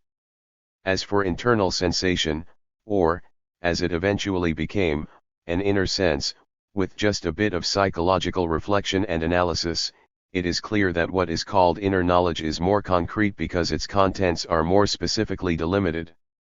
There can be some doubt as to whether this ancient tradition of common sense as limited to inner sense or inner knowledge was exhausted by early modern psychology, but it is inevitable that there will be various methods of delimiting the concept of inner sensations or inner knowledge. But important here is the more general point that this understanding of a common sense is considered an internal form of sense. If we had not done this investigation, it would be impossible for us to understand how this concept of a common sense as shared sensation 6 was the precursor to our current understanding of common sense as inner knowledge. It is no coincidence that the two terms share the same word. That is not the issue. For in fact, from its beginning in Aristotle's common sensation, a common sense as an internal thing was directly tied to the concept of common sense developed by the common sense school of early modern philosophy. The ancient concept of a common sensation and the early modern concept of common sense is mediated by the work of the scholastics on a general sensory organ. But our story is simplified with a single leap to the case of the common sense school of early modern philosophy. 2. The common sense school means the Scottish school of English philosophy, but for our problem here we will look to Thomas Reid. Reid is usually considered as opposing empiricism. Locke considered the blank slate of the human mind to be an enigma, and as a result English philosophy adopted the standpoint of skepticism toward psychology, associative psychology, epistemology, and all various subjectivisms. Reid appears to have taken as his task to oppose skepticism's premise and conclusions. Without a doubt he took up the call not to doubt the authority of intuition developed in Lord Shaftesbury 7 and Francis Hutcheson S 8 Aesthetic Ethics, and so to oppose empiricism by making the question of the human heart the fundamental question of philosophy. But Reid absolutely was not an anti-empiricist in the manner in which continental rationalism was intuitionist. Rather, Reid's intuitionism was arrived at as being a necessary consequence of English empiricism. He merely swapped empiricism's external experience for internal experience, so we must take note that Reid's system was simply an internal empiricism. Once again, the key point is this: Reid's empiricist truth was only considered truth because it was internal. For Reid, external experience could not give any objective or shared epistemological standard. And so, like Hume, Reid even doubted that external experience could provide any objective cause and effect in the actual world. And here, it was better to use the term internal knowledge because it limited the contents of that knowledge and thus allowed the problem to be specified. In this approach to common sense, and in order to protect the authority of experience, epistemology was necessarily sought in internal experience, in inner knowledge, in intuition. And so, for the first time, the human heart became something that must not be doubted. Thus, by definition, this truth located within the human heart had no need to appeal to anything such as reason above it. This truth was self-grounding. Indeed, being self-grounded was the very reason it was called truth. When Descartes' representation was true, it was a simple and clear rational basis, even if the only direct foundation of this idea was in intuition. For Reid, in place of this rational foundation, the truth of inner experience spoke for itself. For this intuition based not in rationalism but in empiricism, this direct inner truth, thus has an empirical givenness unique to and specific to the truth. Which is to say, the myriad contents of this intuitional content, under the name of truth, and without being based in rationalism, link simple personal experience to factual truth. As such, this intuition was by no means a single intuition. It was a specific process of dividing up concrete elements and, in that sense, possessed an articulation of theses and propositions. Further, because these propositions were arranged under the authority of truth, it became impossible to rationally deconstruct them, and the contents of these propositions, through the power of coagulation, necessarily became absolute. In other words, much like the concept of a priori in rationalism, these propositions became fixed and immovable to the point of becoming axiomatic. Put another way, These propositions became the ultimate elements and units of judgment for human life, used as is at all times, making them impervious to deconstruction or irreducible to something outside themselves. Nonetheless, these basic units, while in fact quite complex, came under the aegis of, and attained the status of, axioms. Of course, axioms are self-explanatory. That is, they are intuitively self-evident. Thus Reid held that the sole basis of human wisdom, as the power of understanding used by judgment, were these intuitively self-evident axioms, and human understanding was the instinctual acceptance of them. And, according to Reid, the instinctual acceptance of these axioms as intuited truth was the proper role of common sense. Further, the content of these axioms was the content of this direct human intuition and thus also the content of common sense. Common sense, then, as built from these particular and fixed aesthetic, ethical, religious, and theoretical theses, had now become axiomatic, which is to say acceptance and awareness of these axioms as universally employed objects was the starting point of consciousness, and in turn was the disposition and content of this consciousness. The authority of common sense was born not of external experience, but rather from internal experience. Here the point of contact between Aristotle's common sensation and Reid's common intuition come. Common sense is seen in much more than mere shared terminology. Of course, in Aristotle what is shared in common sense exists in between the perceptions of the five senses and the knowledge that exists above this. Opposed to this, Reid's shared sense as common sense exists in between individuals within a society. Here, though we must index it to an individual, in truth, in a way we really must appeal to an average individual. Yet Reid's elimination of the problem of the external for human sense organs in his inquiry into the human mind on the principles of common sense deserves some attention. While it is true that human consciousness begins by means of a common sense shared among the five senses, if there is no unified human or individual sense, there cannot be built a shared common sense between individuals within a society. And so, in the opposite way, we cannot overlook the fact that common sense comes first from that which brings about a unity of varied individuals' consciousnesses. That which brings about the unity of an individual's consciousness is on the one hand, if seen as an individual psychology, this koine, or aesthesis, while that same relationship, if the individual is seen as social psychological, the category is common sense. Seen from the unity of an individual consciousness, meaning Aristotle's concept of a sense shared by the five senses, and Reid's concept of common sense, we clearly see the essential connection between the two. We have already seen how Reid's concept of common sense used English empiricism as a stepping stone on the way to transforming empiricism into intuitionism. It goes without saying that Lord Shaftesbury and Hutcheson, in the style of Cambridge Platonists, ranged from Plato to Plotinus. Speaking from their motivations, they appear on the surface to be anti-empiricists. But with Reid, their simple aesthetic, ethical, and religious issues were expanded and universalized to become arbiters of all knowledge before finally arriving at an empirical and everyday concept of common sense itself. Clearly opposed to continental rationalism, there is little room to doubt the empiricist essence of Reid's common sense. The function of this common sense is none other than to authorize all humans as average individuals within a society to form judgments based on their everyday experiences of beauty and ugliness, good and bad, true and false, and to do so without logic, that is, to form these judgments unconditionally and intuitively. It may be common sense that everyone experientially believes in the existence of the objective world. But with Reid, the foundation of this everyday experience is sought in nothing more than a prior internal intuition of the human heart. 3. Yet as everyone would imagine, Reid's conception of common sense contains many weaknesses. First, a dogma in the form of a particular thesis as an explanation of the axiomatic content of common sense is clearly impossible.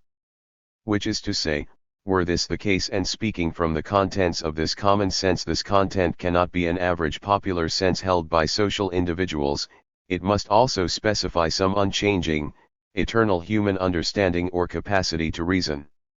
Though in rationalism human understanding and human reason is assumed to be unchanging and eternal, what is assumed to be unchanging is only the active attitude of understanding and reason. Rationalism did not claim that the content produced by that active understanding and reason is fixed and invariable. On the contrary, the content of this understanding and reason itself is refined and advanced by means of the judgment underwritten by understanding and reason. But for Reid's common sense, because in his common sense there is absolutely no advancement or progress, it is necessarily an invariable and conservative thing. Reid's concept of common sense, then, is merely the universalization of a historically specific English common sense, indeed, the universalization of a particular social stratum's common sense. England at the time was in the midst of a politically reactionary period, faced on the one hand with Protestant revival movements in Ireland and elsewhere, and on the other hand, it was also directly confronted with the activity of the Jacobins in the French Revolution. The representative conservative thinker and leader of the Whig Party, Edmund Burke, famously opposed the rising tide of the French bourgeoisie with an anti-Enlightenment and reactionary attitude. But Reid was more than just a contemporary of Burke. Burke was also one of the soldiers of the Scottish school who built on the Shaftesbury School's aesthetics, itself founded on an invariant, aesthetic, emotional sensibility. While adopting the approach of English empiricism, both the Scottish school and the common sense school grounded itself in a respect for tradition that in many ways conflicted with empiricism itself. Thus both the Scottish school and the common sense school were based on a particular aristocratic ideology upon which the rise of the English bourgeoisie was built. Burke is to be counted among the theorists of the social contract. But while we could say that Hobbes's social contract in being based in individualism and thus, in a sense, contained a kind of democratic principle, Burke, as a realist who emphasized historical tradition, held that in any form of government the people were the rulers, and so he can be seen as some sort of democrat. His vehement antipathy for the French Revolution is actually not a political but an ethical rebellion stemming from his liberalism. But he also unconditionally followed the erstwhile Whig Party's opposition to equality. Thus we can say that he was an extremely aristocratic, conservative sort of democrat. And Burke's aristocratic, conservative ideology is also amply reflected in Reid's concept of common sense. With Reid, the original democratic idea of common sense was immediately rendered a particularly English and aristocratic fixed sensibility and thus came to mean a past and unchanging set of conservative and eternal rules. Socially, Reid's common sense opposed revolutionary activity, and theoretically it opposed the radically, either progressive or reactionary, of Hume's skepticism. In other words, common sense was tasked with defending and preserving current roles against practical and ideological radical movements. Because common sense is not in general a problem, but using common sense in this way is, it must be said that the issue with Reid's common sense is not merely that it reflected contemporary English empiricism and English democratic style, but that it was granted authority by a particularly conservative and aristocratic common sense that lay within it. It is no accident that Reid's Scottish school descended from the Cambridge Platonists. 9 The average individual posited by this understanding of common sense came to be the general masses necessarily modelled on the aristocracy. Reid's common sense then was merely a common sense already restricted by these several layers of conditions. Because Reid's concept of common sense was occasioned by a historically specific and particular English aristocratic ideology, it was focused on the active aristocratic aspects and unsurprisingly ignored the negative common sense of the common people. 10 For these aristocratic ideologues, when it came to a question of the common sense of the common people, their common sense always culminates in simplistic common sense and never becomes anything more. Further, it is never considered that common sense may be contradictory. It is assumed that aristocratic common sense may be fundamentally and holistically resolved in its highest form. Which is why this philosophical concept of common sense is simplistic and monotonous, so debased that it doesn't even reach the ordinary, commonsensical level of today's concept of common sense. This is its third weakness. We started with the dialectical nature of common sense. But here at the end, by means of an empiricist and phenomenological English approach, the dialectical nature has been completely dropped. But today, even speaking in an ordinary sense, common sense harbors a few more contradictions. 4. The German world citizen Kant is rightly famous as an excellent philosopher of common sense, especially his historically momentous philosophy of pure, bourgeois common sense. It is true that Kant was close to Thomas Reid's explanation of common sense, but naturally, we must pay attention to the ways these two conceptions of common sense contend with each other. But more important than this, Kant's human reason and human understanding were a Germanic conception of the faculty of human common sense in an age of Enlightenment bourgeois ideology. We can thus read Kant's critique of pure reason as a critique of bourgeois common sense. This is because Kant's problem was, to what extent is human understanding complete or healthy, and from where do we uncover unhealthy contradictions? In the former case, healthy understanding is common sense. In the latter unhealthy case, it is dialectical. Proceeding this way, as to the a priori intuition of perception, the a priori categories of reason, and the consideration of their combination as an a priori fundamental problem, for example, on the understanding of cause and effect, we will likely notice that these are all some sort of phenomenological analysis of Reid's intuition-backed common sense. From this perspective, Kant's so-called formalism destroyed the fetters of aristocratic content in Reid's concept, making possible the generalization and harmonization of formalism with bourgeois common sense. In opposition to Hume's skepticism, Kant replaced the common sense school's arbitrary common sense with the critique of common sense. We must say that Kant's critique of bourgeois common sense as a critique of reason itself was done according to a particular bourgeois common sense. But a critique of bourgeois common sense by means of a bourgeois common sense, thus a self-critique, ultimately remains within the extremely narrow limits of bourgeois common sense itself. In other words, what Kant himself calls the dialectic, is none other than that which logically expresses the conflict of common sense with itself. What this shows, for better or worse, is the acknowledgement of a dialectical non-harmony possessed by bourgeois common sense. With Hegel, the dialectic appears positively as a method of academic thought, meaning that bourgeois common sense as an unscientific mode of thought opposed to academic thinking has already left the stage, and only the dialectic that opposed it remains. But it does not follow that all problems of common sense have therefore been eliminated. In fact, dialectical thinking for us today is a particular form of common sense that is no longer bourgeois, and further, it must not be bourgeois. 11. The antinomies and dialectical nature of common sense do not end with the simple opposition of these two contradictory propositions within common sense. That was the limit of what Kant saw. But in fact, opposed to this, common sense itself is something that is true because it is common sense, and at the same time is not true because it is common sense. This very antinomy is the fundamentally dialectical nature of common sense. Something extremely complicated lies hidden in this point.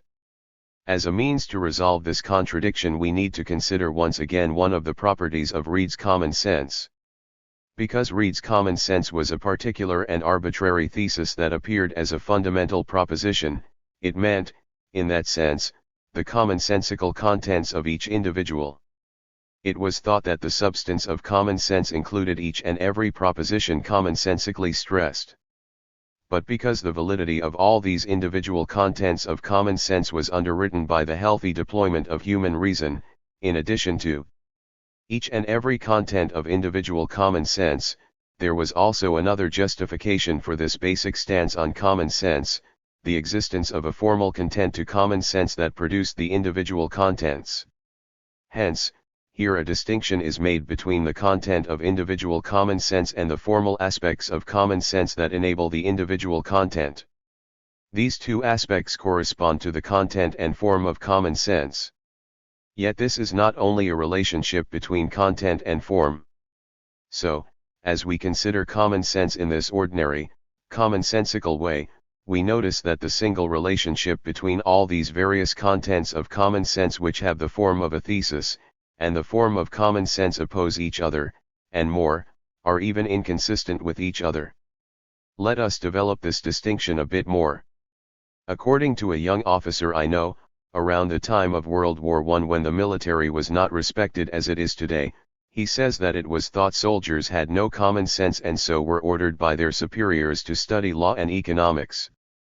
Further, because of the form and content of common sense, regardless of whether lacking this kind of knowledge means that soldiers lack common sense, a lack of common sense is just a lack of common sense, so that no matter what sort of knowledge is gained, knowledge acquisition will not on its own remedy a basic lack of common sense, or so he thought. Indeed, if lacking knowledge of law, economics, and politics means no one can be considered to possess common sense, and although gaining such knowledge is one condition for elevating one's common sense, in an important way, gaining such knowledge does not automatically elevate common sense. If common sense is thought of as the synthesis of various knowledges, then it would follow that knowledge acquisition would by itself increase the quantity of the contents of common sense, but it would not necessarily mean that the level of human opinions would also be raised. Qualitatively increasing and approaching a higher level of common sense is independent of the quantitative increase in knowledge of its contents. As everyone knows, knowledge does not simply and directly become judgment. The sum of knowledge is not opinion. It is true that as knowledge becomes richer, that alone may raise the level of opinion. Thus, if we think about it this way, it seems to be the case, especially when we are talking about social scientific knowledge, a kind of knowledge that is itself grounded in a particular kind of view, or better, a kind of knowledge that is itself a particular view. Nonetheless, a view is not mere knowledge or the sum total of information. If we think about this for a moment, the sum total of knowledge in the sense of an average or mean can be seen as human opinion, but this average is no simple thing. The relation between common sense as content and common sense as a level or standard, does resemble the relation between an individual case and its statistical or collective average. But despite the substantial contact between the two meanings of common sense, for the time being they both still maintain an independence from each other. What may be said of one case cannot be transplanted as is into the other. The simple fact that one may average all the individual cases already means common sense as a standard or level is independent of each standpoint of each individual case, meaning that average and that standard are independent of each other. Thus, in the same way, we must distinguish between the common sense as the content of the individual cases and common sense as a level or standard. Common sense as a standard, or the level of common sense, does not emerge from within common sense, thus indicating the independence of common sense.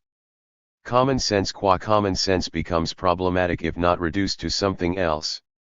Therefore it is not a question of mere common sense as content, but rather a question of common sense as the standard level, because common sense considered as content is not true common sense, which is to say that common sense as content is merely the sum total of individual knowledge. Thus, in truth, averaging various individual common sense does not give birth to common sense. Therefore, this average is not common sense but is merely the average level of knowledge. Such an intellectual level will develop to the academic level with regard to group or disciplinary knowledge, and more general knowledge will develop toward cultural standards. But neither of these will become what we are calling the standard level of common sense. In general, then, if common sense is measured according to these academic, technical, and cultural standards, meaning if common sense is not measured on its own terms, but measured against a scale based in knowledge, technical expertise, cultural and other standards, we would ignore common sense's independence and the distinction between common sense and all these other various intellectual, technical, cultural and other things. Which is to say that we would reject the existence of the very category of common sense. The necessary result that follows from this way of thinking of common sense would make common sense reducible to an intellectual, technical, cultural, or some other thing, and so common sense becomes merely an incomplete or degraded version of these other standards. Because if common sense is imagined as not having its own principle, it would indicate some standard below expertise. In other words, it is imagined that nothing is below common sense. The result of considering common sense as a question of content is an intellectual and expert-centric one. It is a category of academicians. For contemporary Japanese academicians, common sense is viewed in this negative sense and thought of, for example, as the vulgarization and popularization of science and the arts. But if common sense is considered as centered on a standard or level, the concept needs to be completely rethought. This rethinking would reveal that common sense has its own internal standards of measurement, meaning that it is itself a particular standard. Here common sense means a norm. Incidentally, as a norm, all other elements are made to accord with this norm, putting common sense in a league of its own. Thus, common sense represents the pinnacle where nothing is above it. Because common sense is considered to be untrue and at the same time it is considered true, then contradiction, antinomy, or paralogism is the very content of the concept of common sense. In other words, if we acknowledge the independence of common sense and its own particular principle, we verify its dialectical nature. 5. Common sense is derided for lacking creativity, meaning it terminates in a banal average. So in this case, a particular knowledge possesses a certain level given by a social average. Anything below that average is not considered, and nothing escapes above social average. Thus common sense is condemned to its negative fate. Accordingly, as a norm, this means nearly everything may be considered to be below, above, or at the level of this socially average. Common sense. In this view, knowledge that achieves a level above common sense is creative. But it goes without saying that all knowledge is creative. This in turn means that the knowledge of this socially average common sense is always an incomplete or immature kind of knowledge. But regardless of whether knowledge is creative, independent of this issue the question remains, is the level of common sense, is common sense itself, creative or not? We cannot ignore the fact that even this level of common sense finds its initial essence in the average of the opinions of individuals in a society. In these terms, it appears that the level of common sense as the average mean of knowledge and the standard of common sense as a norm are not two different things.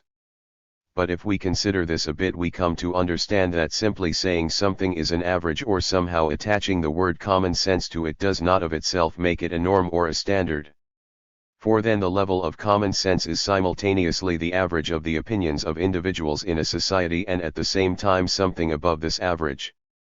And thus we have discovered yet another contradiction within common sense. In order to resolve this contradiction, we must solve the puzzle of this social mean. Which is to say, we cannot solve the puzzle of the social mean with a straightforward and simple quantitative generalization of opinions of each individual in a society. Precisely because it is a social mean it must be both a standard and an ideal. 12. Reid's concept of common sense expressed this issue of the mean as healthy, as something that is both a standard and an ideal. Obviously, healthy is not an average between sick and well, but rather healthy is both a standard for each individual and also an ideal. Regardless, healthy is thought to be a person's normal state. Further, this language also conveys the sense of health as something to be maintained. In other words, improving one's health and developing one's health are thought to be the human mean, the corresponding norm, and the normal state of human beings. Thus, common sense, too, as the opinion of social individuals, now appears as something that develops and maintains itself, and the maintenance of this standard level of common sense becomes the normal state. The total, mean average of social individuals strives to raise itself up to its own normal level. So now for the first time, here the social average becomes normal, it becomes a norm, a standard. Thus this social average is in truth not merely a social average. Considered as a social average of the standard of common sense, this average itself is one that is constantly solicited to work to raise itself. Therefore, the level of common sense does not mean the average of the opinions of members of a society at any given time. Instead, this average indicates a standard or an ideal to be striven for. We cannot locate this ideal line on a sheet of graph paper. Neither can we make its location a problem of inquiry. But wherever we encounter an average value, this ideal is at play nearby, acting like a force field traversing the whole of the social space. True common sense is a living thing that is thus constantly declining, disappearing, and dissipating, and this term standard of common sense then is something that is constantly encouraging common sense to develop and maintain itself. Just as with truth, as something that maintains and raises itself, common sense, too, is something that maintains and raises itself. Because true common sense as the standard of common sense is not some simple average of the opinions of members of a society, and because it is also not some golden mean, it is thus something quite distant from what is called public opinion. The two concepts align only so long as public opinion is regarded as the average political opinion of the masses, and then only if those masses in fact share the same opinions. In general, public opinion is understood according to the principle of majority rule. But as for the principle of the majority, there is a basis for affirming and denying the rights of the majority. To the extent that we honestly honor the principle of the majority, in order to draw out the rights of those in the majority, in theory we must appeal to the actions and violence that exist above and beyond the simple act of existing as a majority. At one time in the Greek assembly, the majority meant those with the loudest and strongest voices. In order to save the early modern bourgeoisie's concept of public opinion from these philosophical difficulties, it was necessary to reconsider the issue of public opinion within majority rule according to the standard of common sense. But in truth we must be aware that the level of common sense itself has a political quality. We have already called the level of common sense opinion, distinguishing its meaning from mere knowledge. But the opinions of social individuals does not only mean the unification of individuals' intellectual wills. It also means the unification of intellectual will of each individual within a society that comes from having entered a mutual social relationship. It is precisely this level of common sense that develops the social, political, and average value at work within this unification of political wills. Thus the level of common sense always possesses a fundamental politicality. Public opinion is this political common sense itself, especially in the narrow sense of political.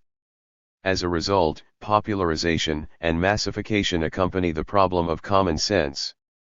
But unlike what is thought of as ordinary social rules, it cannot be solved by means of average social values or majority rule. Massification is not then bringing the state of things closer to the given state of average social values. Popularization by means of the standard of common sense is a means to bring those that should be the majority to the state of things. Thus people must be organized to become the masses, to become the majority. 13 Consequently, popularization's true meaning cannot be the organization of the masses. Here popularization corresponds to the power to develop and maintain common sense as a level or standard in the organization of the masses. So, popularization is a method that has no proper idealist content beyond the sense of massification. If it were to have another content, this would merely be from its mixing with bad common sense. To review what we have found so far, though common sense does initially have a relationship to the average value of the majority of people in a society, and though as a factual phenomenon, at first glance it appears to be merely the banal average of the opinion of that majority, both that majority and that average demanded investigation.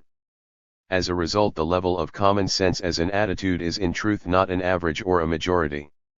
Rather it is a kind of idealist line of force that disciplines and develops the average and the majority. Thus common sense, in the end, is not the majority nor is it the average, but rather is a minority who have approached an objective norm.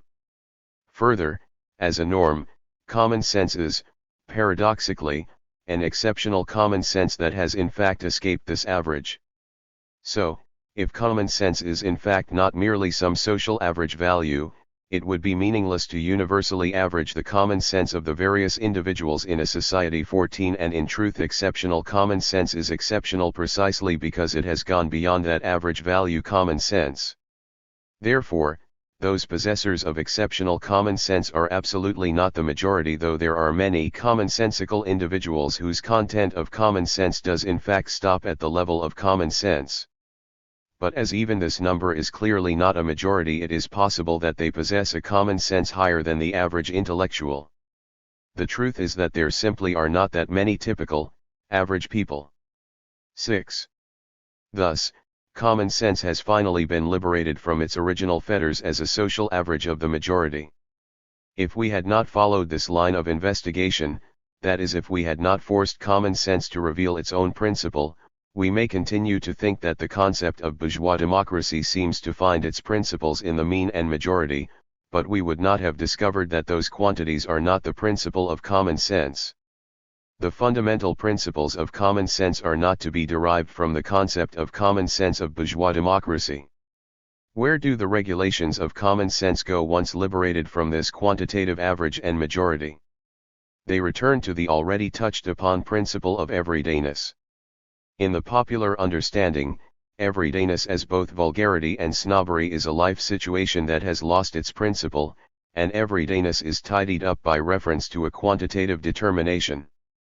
But that view itself is merely the result of a vulgar commonsensical wisdom. The principle of everydayness is independent of this, its principle is the principle of actuality. An analysis of the principle of everydayness is tedious, but I have elsewhere had occasion to work it out as best I can. Point 15. A simple way to think about the principle of actuality is to reflect on the example of the everyday function of newspapers. Who would search for the function of the newspaper within the research labs of the academics? Further, no one would think that a mere academic or devoted scholar is qualified to write a newspaper or edit a magazine. Precisely this journalistic function that opposes the academic function is proof that it comes closer to the principle of everydayness. Journalism, as the word itself suggests, is grounded in the worldview of the actual circumstances of daily life, and thus it is founded on the principle of everydayness. Thus this principle of everydayness is one that is likely not even imagined by the vulgarity of the representative academic fool. Finally, criticism founded in the principle of everydayness is one function of this journalism.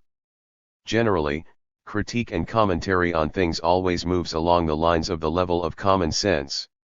Yet what we want to say here is that common sense is not merely the shared sense of the society but is a social shared everyday sense. As a historical and social human instinct, common sense is a particular shape of intelligence of human daily life.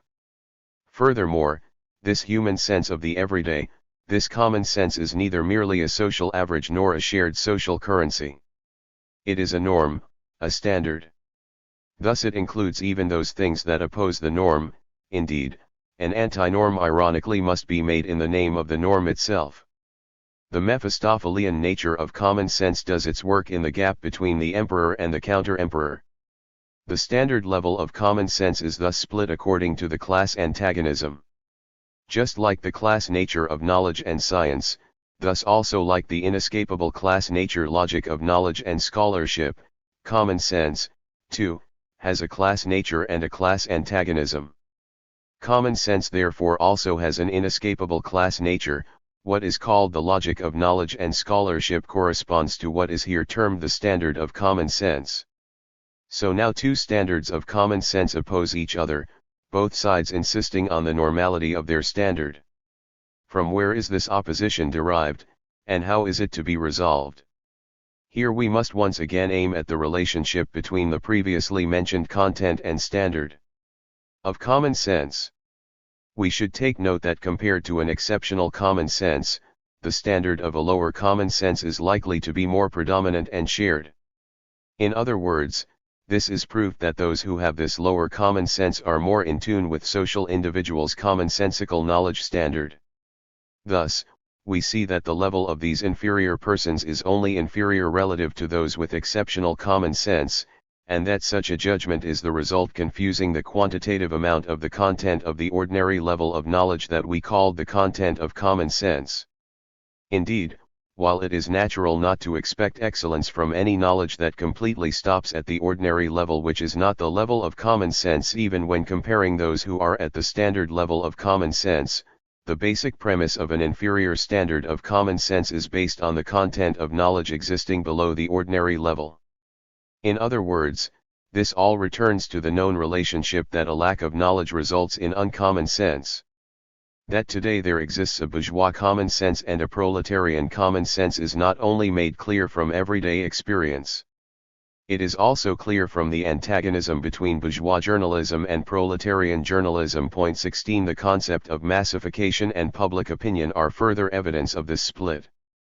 But, for example, the bourgeois understanding of massification is only spoken of as something like vulgarization or popularization. Massification as a bourgeois concept makes any further analysis impossible, and accordingly the original concept of massification leads to the posited conclusion of vulgarization and popularization, making any resolution too difficult to even attempt. It is thus common knowledge today that only the proletarian analysis of the idea of massification, as a concept, can be analyzed in a way that may result in a resolution. We must say that public opinion also believes this concept of bourgeois democracy has completely reached an impasse. Public opinion today is in fact a private language that sputters from a corner of society that would be better called a bourgeois publicum, or it rains down from the stone steps of some Gleichschaltung reformist bureaucracy. Common sense has disappeared completely from the world. Common sense is pushed into the cellar where it appears to have been suffocated. Yet this view of the lack of common sense is precisely the common sense of the Japanists. Thus, the results of our investigation, common sense as a level is determined by the standard of common sense. By clearly rendering these determinations explicit, the problems lurking within common sense, its contradictions, antinomies, and its dialectical nature may be resolved. Within common sense generally live two contradictory theses, the affirmation and the negation of common sense, averageness and excellence, the class antagonism of common sense as a norm, and so on and on. Yet we are sure several readers will pointedly ask, what relationship to actual problems does this analysis have? It is this: common sense itself, the unique principles of common sense, forms one of the cornerstones of materialism today. Why? Because it is within common sense that the principles of everydayness and actuality themselves appear. And these are none other than the principles that may defend mass thought from hermeneutic philosophy, and in that sense from metaphysics, and finally from idealism. Chapter 4. On Enlightenment. The meaning and necessity of enlightenment today. 1. Today the concept of enlightenment is split in two. There is cultural history's so-called enlightenment of the Age of Enlightenment, and there is also the more general, popular sense of enlightenment expressed in everyday speech. Of course, there is a fundamental relationship between the two uses, but as for the historical understanding of enlightenment, there is on the one hand an eternal and universal sense, and at the same time a sense in which the concept is confined and determined by its own particular historical conditions. Accordingly, today there is no single concept of enlightenment. Our goal is to historically, and thus theoretically, analyze the gap between these two meanings. The precise details of the concept of enlightenment notwithstanding, the majority of people today likely already have some understanding of the term. But because most people, unlike academics, find the inessential details hard to easily intuit, they are unlikely to go on to produce fruitless, complex, and ultimately showy analyses. Thus, it is clearly possible for people to quickly get an intuitive sense of the essentials of the concept. Yet if today there are those who are unable to understand the everyday usage of the term, they likely do not feel the need for a concept of enlightenment under the present circumstances.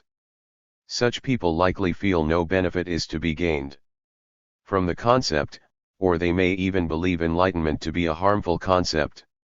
They would surely say that it was only during the Meiji period when the more historical Age of Enlightenment version of the concept was essential, while those who feel that enlightenment remains an essential concept are likely then thinking of enlightenment in the everyday sense of the term. So, for us, we will ground our analysis in this everyday concept and our results will return to the everyday usage. This then becomes our goal. The concept of enlightenment in Japan today is likely a translation of the German word Aufklärung and also possibly the English word enlightenment or civilization. So, those who are to be enlightened must be those thought to be currently shrouded in darkness or fog. Historically, this darkness referred to the irrational concepts or ideology that spontaneously developed from within the remnants of feudalism, that is, the irrational as seen from the perspective of the Enlightenment itself. Of course, more than the development of economic and technical mechanisms, Aufklärung as civilization mainly meant a cultural development. When compared with England, and especially with France, Germany significantly lagged in both civilization and enlightenment. Kant, as the representative thinker of this kind of enlightenment, aimed his critique at the rule of Frederick the Great, meaning not that Prussia was enlightened but that it was in an age of enlightening. When compared with England and France, Germany lagged in both productive capacity and cultural consciousness, so if we closely consider Frederick the Great's Prussia as an age in the process of enlightenment, it is clear that this expression referred to the darkness and fog naturally and spontaneously produced from the remnants of feudal mechanisms. As the Meiji Constitution is said to have been written in accordance with the Prussian Constitution, it can further be thought, and this is common sense among authoritative legal scholars and historians today, that Aufklärung opposed the remnant concepts that developed in Japan's extremely long-lived feudal system. 1. This is more or less the historical line of descent of this so-called Enlightenment. But the current essential aspects of Enlightenment, and accordingly the current meaning of Enlightenment, completely differs from these historical conditions in a fundamental way. This is something we must pay close attention to.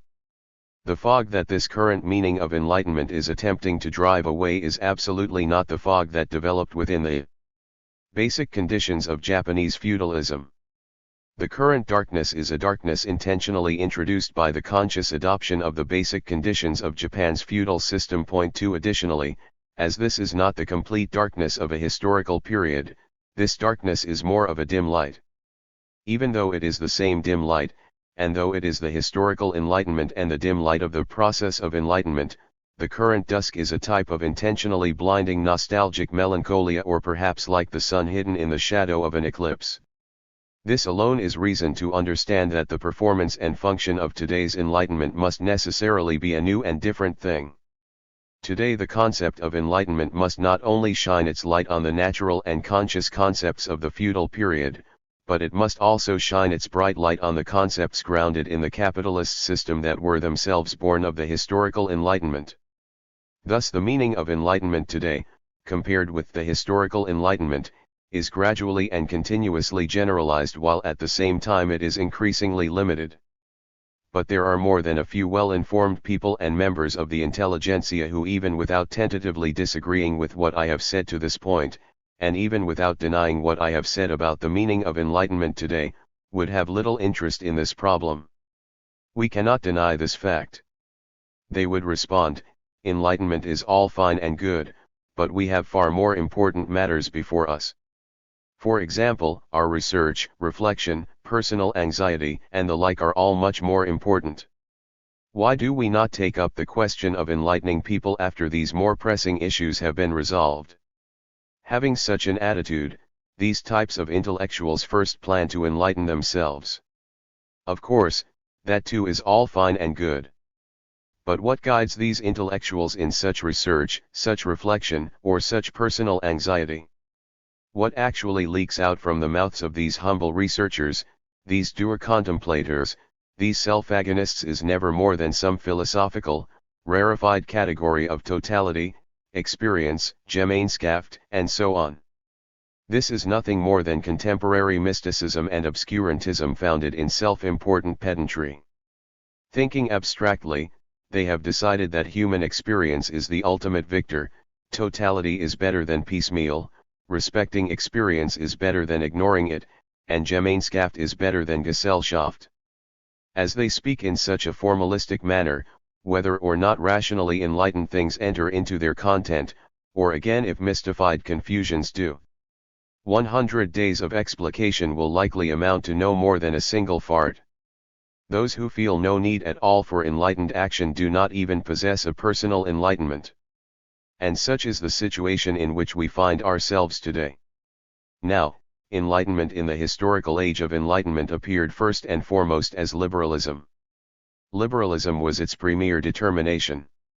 Indeed, historically, the Enlightenment, that is, as a period of cultural history and as the ultimate category, cannot be thought of as a political category, nor is it an economic category.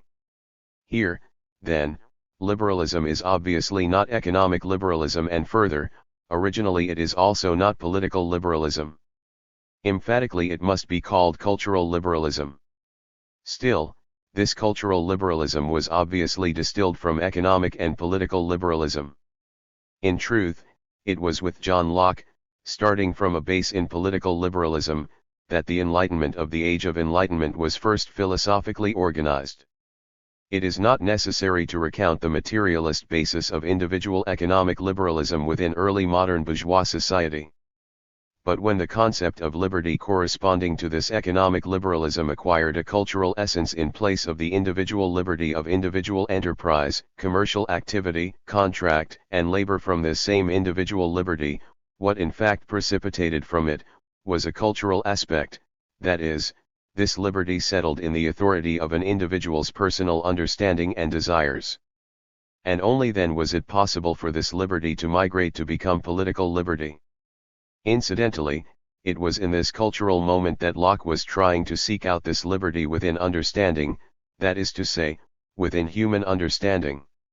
So today individual economic, political, and also cultural liberty are now all concentrated in one place under the name of the authority of human understanding. There is then nothing prior to human understanding. Without this human understanding, there is no authority at all. The church, the aristocracy, the king, and so on, none of these things come before living, individual understanding.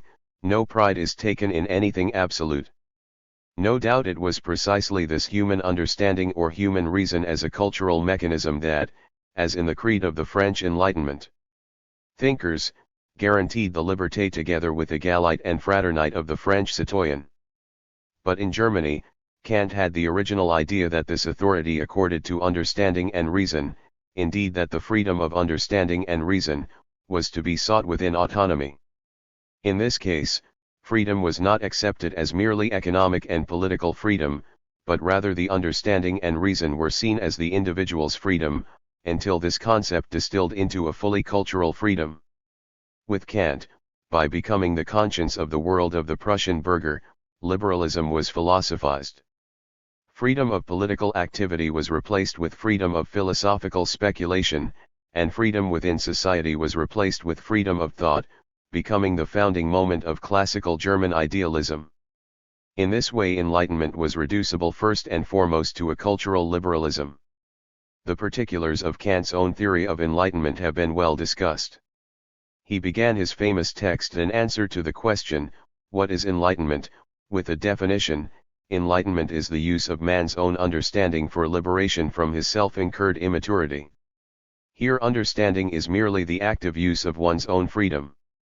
It has the sole responsibility for ending the age of immaturity. It never meant that the use of understanding by responsible individuals would develop the relatively backward state of German capitalism. According to Kant, in a Germany in the process of being enlightened under the cultural reign of Frederick II, it also never meant the development of German capitalism through German unification or, as a result, the necessary progressive policies of Frederick the Great's struggle against the great princes. We need to take notice that Kant's enlightenment, by means of the free activity of the understanding, was limited to cultural activities between solely cultural individuals.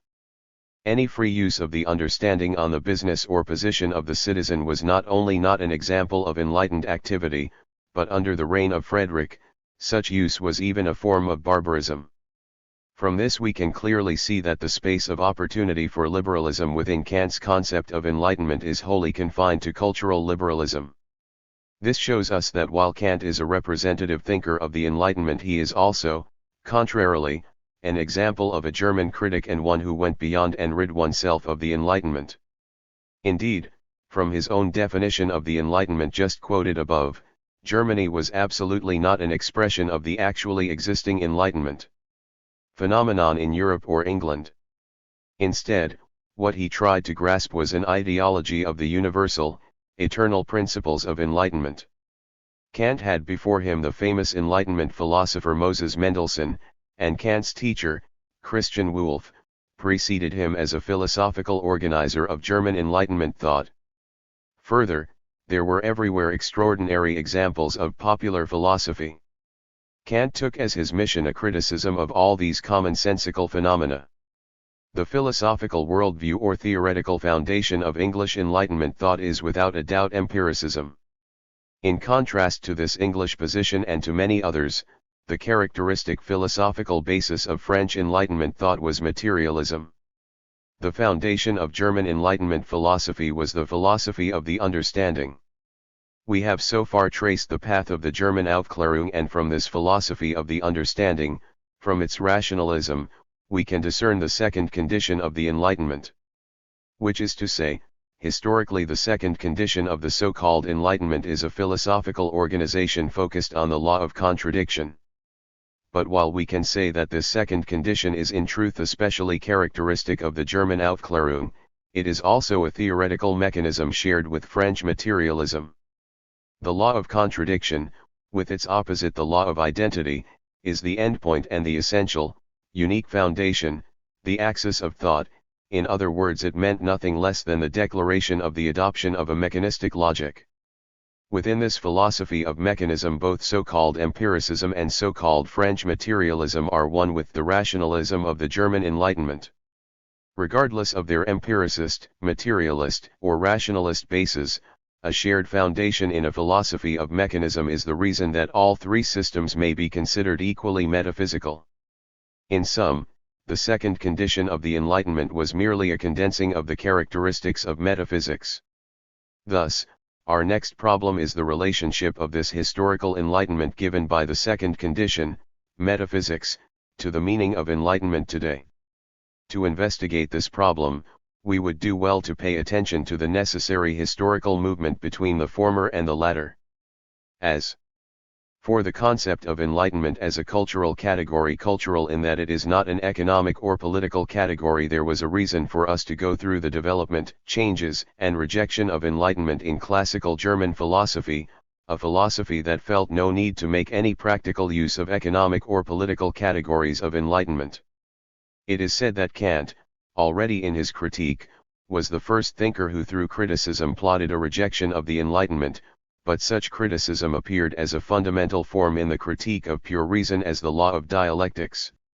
Kant's dialectic only plays an external, negative, and ultimately rejected role in his philosophical system. It was with Fichte and Schelling, and later Hegel, that theory itself attributed a fundamental and positive essence to, and then developed, the dialectic. It is not necessary to again recap that history here. The only important point here is that Hegel first rendered clear Kant's vague distinction and opposition between human understanding and reason. Hegel viewed Kant's reason as still stuck at the stage of understanding and as representative of metaphysics and mechanistic philosophy, and therefore saw Kant's system as opposed to a truly dialectical reason. Moreover, Hegel definitively criticized Kant's own critique of and flight from the stronger versions of Enlightenment philosophies, rationalism and the law of contradiction.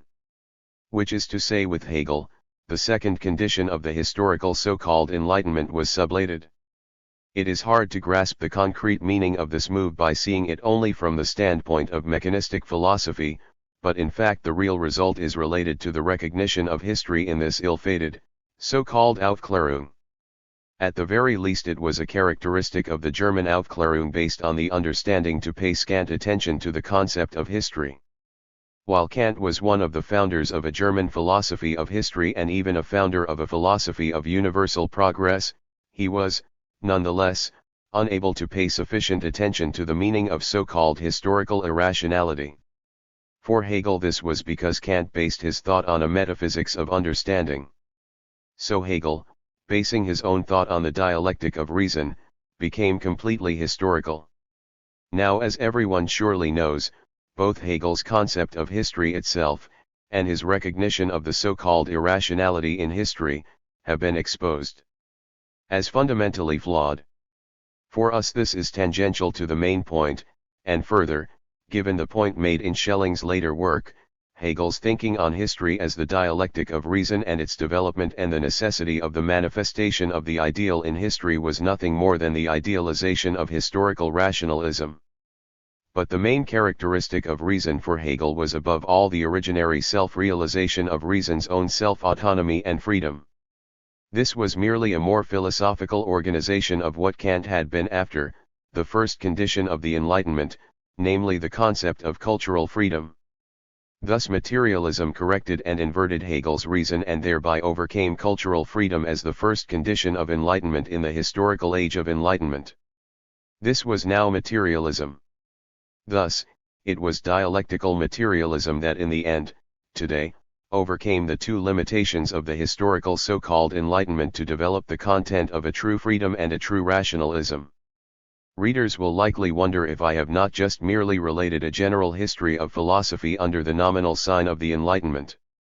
But this is not the case, because only by following the course I did are we finally now able to historically derive the rational and general true appearance of the concept of enlightenment essential for today. So just what kind of enlightenment is necessary today? If we were to express it rather quickly and haphazardly, liberalism would likely come to mind. But the question of function is something else. At the least, speaking from within the content of the mechanism of enlightenment and the concept of enlightenment, the conditions of liberalism's enlightenment are already untimely. This is the point of my explanation. Kant's method of explaining the entirety of the Enlightenment, the free use of reason, is wholly inadequate for our enlightenment today. This is the historical age we have arrived at. Indeed, today there is nothing so confused as reason and nothing so unfree as freedom. To recognize the history of some ethnic group, it seems necessary for another ethnic group to have an awareness that understands absolutely nothing of the other. To extend the defense of the freedom of a nation's people, it seems that those people themselves need to be completely deprived of freedom. Perhaps it was possible to exercise the free use of reason in a Prussia under a progressive Frederick II, but in today's age of reaction, free use of reason is impossible. The above has been an investigation of the organized content of enlightenment and the concept of enlightenment. But as to its active function, in other words, when we ask, what sort of active form should enlightenment take today, we enter into a new problem.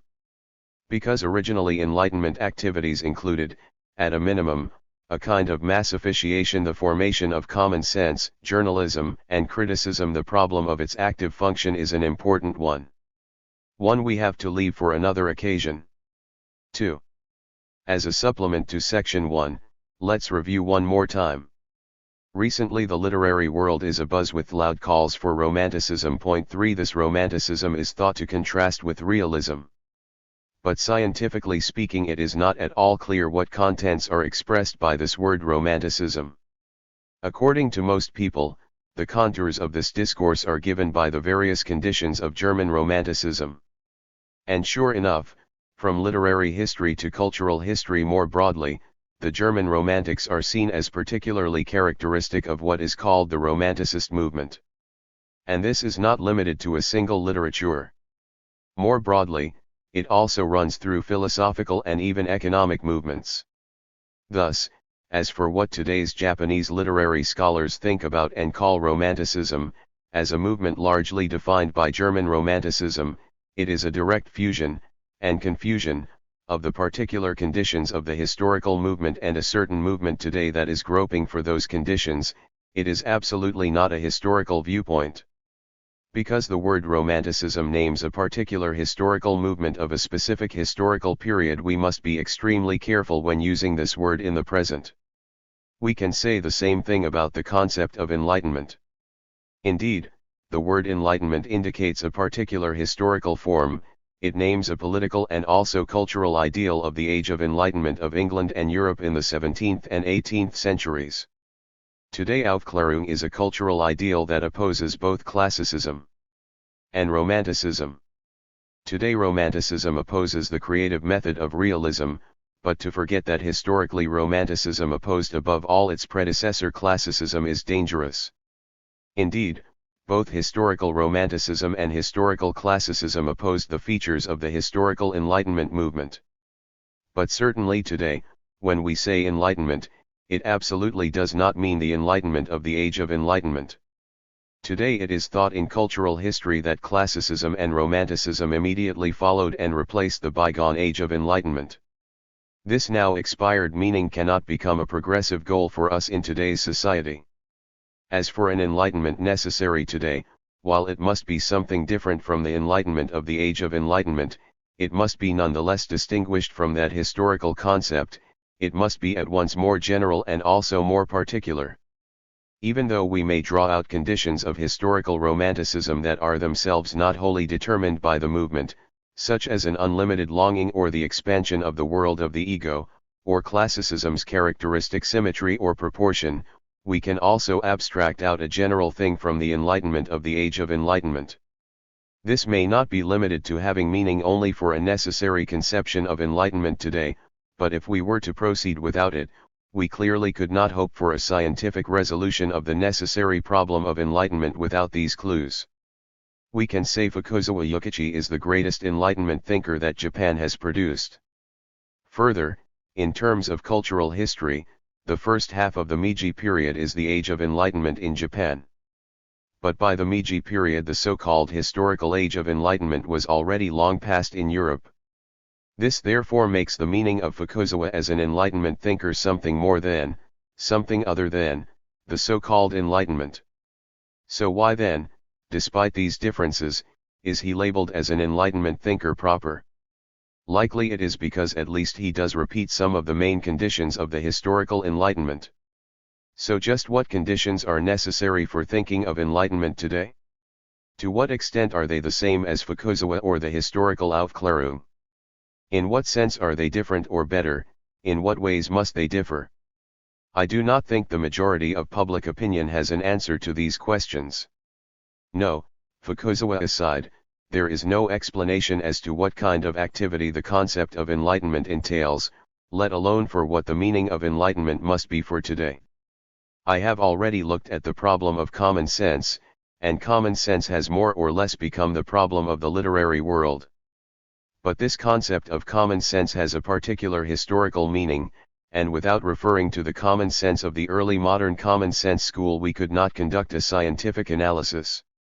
But expressed in a broader sense of cultural history, these thinkers of the common sense school themselves are none other than a particular philosophical school of the so-called Enlightenment. So, in tracing this relationship when we problematize common sense, we also must therefore problematize enlightenment. I think that this is what the behaviorist French literary scholars have done. Moreover, in a more concrete and clear sense, that is, by passing through materialism we necessarily arrive at today's thesis. French materialism is already one representative form of Enlightenment activity.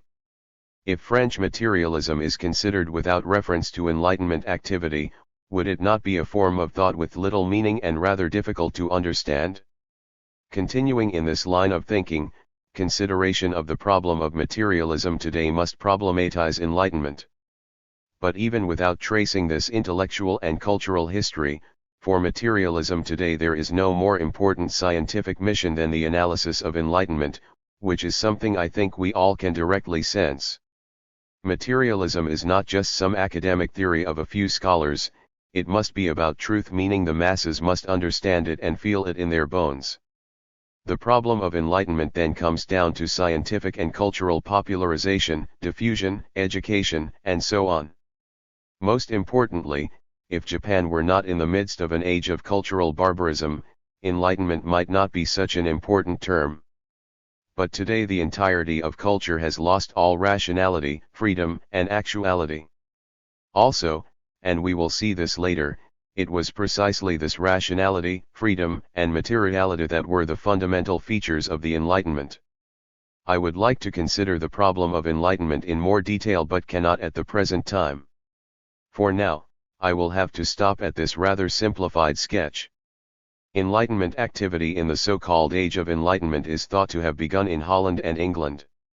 Now there was some precedent running through the Renaissance and the Reformation, but the essential period of the Enlightenment was the 17th century, especially with John Locke in England. Locke's political liberalism, to borrow Harold Laski's expression, was based in economic liberalism, and this liberalism was concentrated in the free actions of the individual. It is also well known that it was Locke who first stressed individual freedom in free economic, political, and moral activity. At the time, this was a representative political ideology of the early modern bourgeoisie that sought the collapse of the contemporary feudal remnants, absolute monarchy and the authority of the Catholic Church. But of this ideology today it is necessary to note that Locke grounded freedom in the individual's freedom of thought, reason, and understanding. It was not only that Locke's essay concerning human understanding stressed a conception of human experience born of empiricism. It was also that this understanding itself was posited as the fundamental core of the human, of the individual. With Locke, the basis of an individual's political freedom emerged from within understanding, that is, within reason. This was because the individual's understanding itself was necessarily free. It was thought there was no other fundamental authority beyond freedom of understanding. It was then in Locke that the first condition of the Enlightenment was precisely this linking of the understanding to individual freedom. Following this condition, it was taken up in English religious philosophy and deism. It was from here that a kind of materialism, such as that of John Toland, emerged, eventually becoming the humanism of David Hume. Further, the Scottish school of common sense sought the recognition of the objectivity of the healthy nature of understanding here, too. This thoroughgoing human understanding was further famously developed by English moral science. In France, Voltaire, too, is counted among those who grounded recognition within a healthy understanding. But with Voltaire, contrarily, individual freedom was something to be denied by healthy human reason. In German Enlightenment philosophy, this relationship between understanding and freedom directly promoted a particular form. Kant, as the most representative example, on the one hand, and for the first time, systematized both categories by providing a distinction between understanding and reason, further holding that both understanding and reason had an external limit and, at the same time, an internal freedom. Enlightenment for Kant was none other than the autonomy of reason. It was for this reason that in his text, An Answer to the Question, What is Enlightenment?, that Kant famously defined enlightenment as the use of man's own understanding for liberation from his self-incurred immaturity. Such a definition is only meaningful if one first assumes that self-incurred implies that humans have an internal duty, in other words only if one imagines that human understanding is free. For Kant, the Aufklärung was human beings' determination and courage to freely utilize their own understanding in public speech and writing. But understanding or reason, and the freedom of autonomy of both, is inadequate for a full understanding of the conditions of the Aufklärung. On the one hand, reason becomes merely the spirit to interpret the world, while on the other hand, we must notice that this freedom, as a contrast between the freedom of the will and humanity's God, becomes a sort of religious freedom. The understanding and reason of the Aufklärung, to the end, was necessarily a kind of rationalism, but the freedom of the Aufklärung must also retain its political freedoms. From here the two conditions of the Aufklärung were derived, one was its rationalism, the other its ideal of political reform. Enlightenment rationalism is a characteristic of the German Aufklärung. Christian Wolff is the representative example. Wolff thoroughly stressed the rationalism in the thought of Leibniz and rationalized it. Which means that in rationalizing this aspect of Leibniz's philosophy, Wolff nearly completely ignored Leibniz's problem of factual truth, something that can be rather helpful for the principle of the problem of history, and thus centered philosophy on the question of eternal truth. But at the same time, Wolff organized this philosophy of eternal truth that culminated in a decidedly academic way.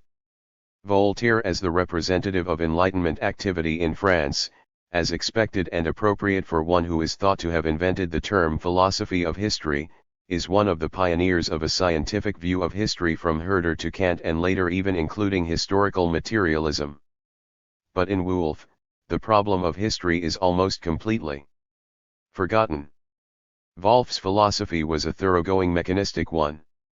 His philosophy made a formal logic of the law of contradiction, the singular organon. The thoroughgoing mechanism is absolutely not exclusive of Wolff and the German Aufklärung.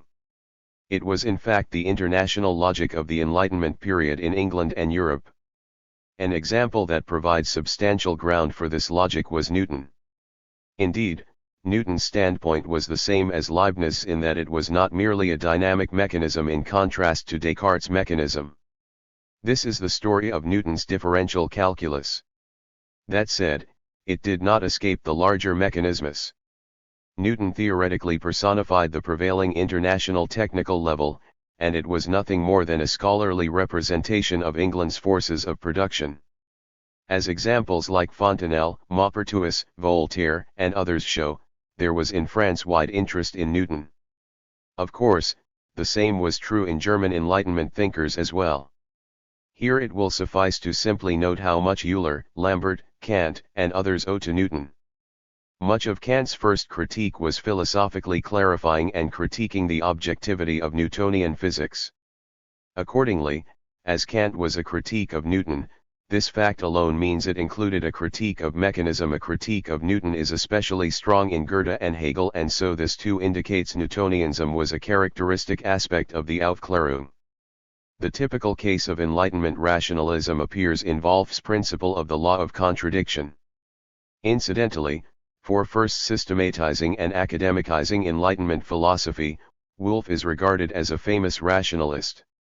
Through Wolff, or at least through the Wolff school, many of the terms of German academic philosophy have been popularized, and it is clear that Kant directly received suggestions for his own thought from the terms and problems of Wolff's philosophy. But as for this academic refinement of Enlightenment philosophy, although it may appear there is something substantive here, in fact, Wolff's school is really the only example of a scientifically rigorous Aufklärung philosophy. Yet that said, though the Wolff school may have been rigorously and scientifically systematic, the resulting academicism, one divorced from the actual practice of political freedom and reason, was likely the result of Germany's late developing productive mechanisms, and so Wolff's rigorous academicism did not escape from an eclectic philosophy. As a result, German philosophy was poorly popularized, giving birth to a so-called popular philosophy. It must be said that this exposes one side of the coarseness of German Enlightenment ideology. But in the case of French Enlightenment ideology, even though it had a solidarity with this international movement, at the same time we must not forget that the Enlightenment's role was fulfilled with the free use of official and popular language. Many of the French Enlightenment thinkers were not merely philosophical writers. They were also literary and dramatic authors and critics. Despite not being properly called eclectics, they were encyclopedists. This was the age of critical journals, study, and the salons in France, an age when there were many imitations and revisions of the so-called French encyclopedia. So, finally, we are left with the question of social reform coming from the condition of freedom in Enlightenment ideology. Obviously, this question was prominently expressed as the focus of the Enlightenment movement in France. No, even more, together with Egalite and Fraternite, French revolutionary ideology was nothing more than the incorporation of the French Enlightenment's concept of liberté. It must be said that French Enlightenment ideology possessed a political essence. In contrast, the German Aufklärung in general was a tutelary ideal based on human reason, and thus fell into a merely cultural ideal of literary types. German Enlightenment ideology only has absolute meaning as a specific moment of cultural history. That is, it is nothing more than the cultural moment that preceded classicism and romanticism. Kant clearly expressed this point. Enlightenment here was the public, not private, use of understanding. Private use here meant, for example, the civic and secular actions carried out by officials in observance of their official capacities. Enlightenment was opposed to this private use, directing itself to the public or the readership, and through the meaning in these shared texts, to conduct oneself as a scholar. Because it was thought that only here was found human progress, revolution was rejected in favor of a gradual reform. Kant thus linked the age of enlightenment, or rather not an enlightened age but an enlightening age, with the reign of Frederick II. France and Germany are the two great instances of enlightenment, and the above nuances are the only difference between them. Thus we can conclude that both shared the philosophy of mechanism. Clearly this is the characteristic of the Enlightenment as a particular historical period. For the political and cultural development of the world that came after, we can say that it somehow cast off the mechanism of the Age of Enlightenment, but it is already proven today, both historically and theoretically, that it has not been able to cast off the resulting dialectic. Thus, the Enlightenment necessary today is a dialectic Enlightenment. Clearly, the goal today is a scientific cultural synthesis by means of the dialectic that does not lapse into eclectic or vulgar philosophy. Without such a cultural synthesis, choosing any concept of enlightenment or massification, or even political activity, is impossible. Here, for the first time, the meaning of being an encyclopedist of this new age will find its content. The unitary relationship of the encyclopedist and the materialist in the French Age of Enlightenment has not changed one bit today. It is only that for enlightenment today, materialism has cast off its mechanism in favor of today's theoretical requirements. Only then can true rationality and freedom become a practical issue. Chapter 5. A scientific critique of culture. An outline for a critique of national purification. It is evident that all concrete things have their own particular and independent existence. When compared with other nations, ethnicities, and cultures globally, the Japanese nation, ethnicity, genus, has its own particular economic, political, cultural, and global characteristics and independence. For the sake of convenience, let's call these particulars the Japanese reality. Of course, as soon as we say this, we immediately call to mind a possible similar Asian reality or Eastern reality. We will leave the Japanese reality's relationship to these others for another time. For example, in May 1934 the journal She's published a special issue on the Japanese spirit. This special issue referred largely to what we have just called the Japanese reality. But why must the Japanese reality be a question of the Japanese spirit? It would not really be a problem if what is meant by spirit is an essence or nature. When the question is asked this way, spirit is what sets things in motion and gives life to things. Regardless of all other things, spirit here is that which breathes life into things, and so we talk of the spirit of Christianity or the spirit of Greece or the spirit of capitalism. But here we already have a difficulty, for doesn't habitually anointing spirit the essence or nature of things unknowingly confuse the issue with a full-on spiritualism? But if that first use of the word spirit as a literary embellishment is taken seriously so that it becomes a logic, it has already become a spiritual logic. The essence of things becomes the sort of spirit due to its status as a concept of philosophical idealism. Because Christianity, as a full Christianity, is from the beginning a spiritual thing, saying that Christianity's essence is a spirit is probably not a problem. But as soon as we say something like the Greek spirit, there is a whiff of a rather large and particular philosophical assumption.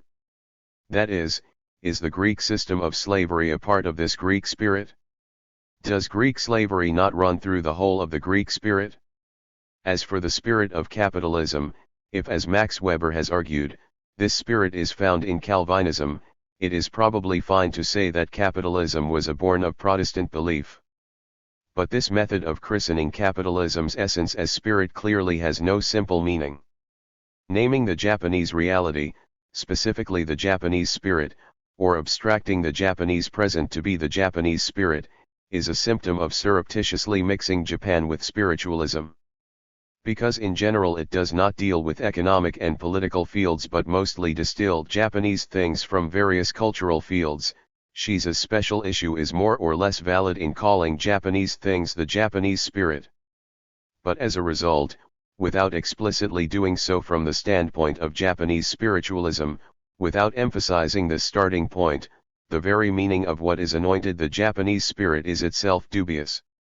So even though the special issue contains many articles that participate in trying to deduce Japanese things or the Japanese spirit and discuss the particular circumstances of Japan, for critiquing Japanese spiritualism and the spiritualisms that lead to the various Japanisms, we must say that only Hirano Yoshitaro's contribution, The Appearance and Social Meaning of Japanese Nationalism in Mid-Meiji, even attempts this. This text is powerfully symptomatic of the very manner in which Japanese spiritualism's ideologues problematize Japanese things and the Japanese spirit without problematizing that manner itself. Therefore, the appearance of Hirano's text in Japan's premier intellectual journal is itself deeply meaningful. Deducing Japanese-style things, or stressing the particular nature of Japanese conditions, can be problematized from two contradictory motives and interests. Showing the particularity of Japanese things alone is not conservative or reactionary. Such a project could in fact rather be a concrete, progressive one. But that said, placing particular emphasis on Japanese things without identifying one's motive and simply imagining that one is proceeding in a purely faithful and practical manner of research, and is thus neither conservative nor reactionary, is simply not the case.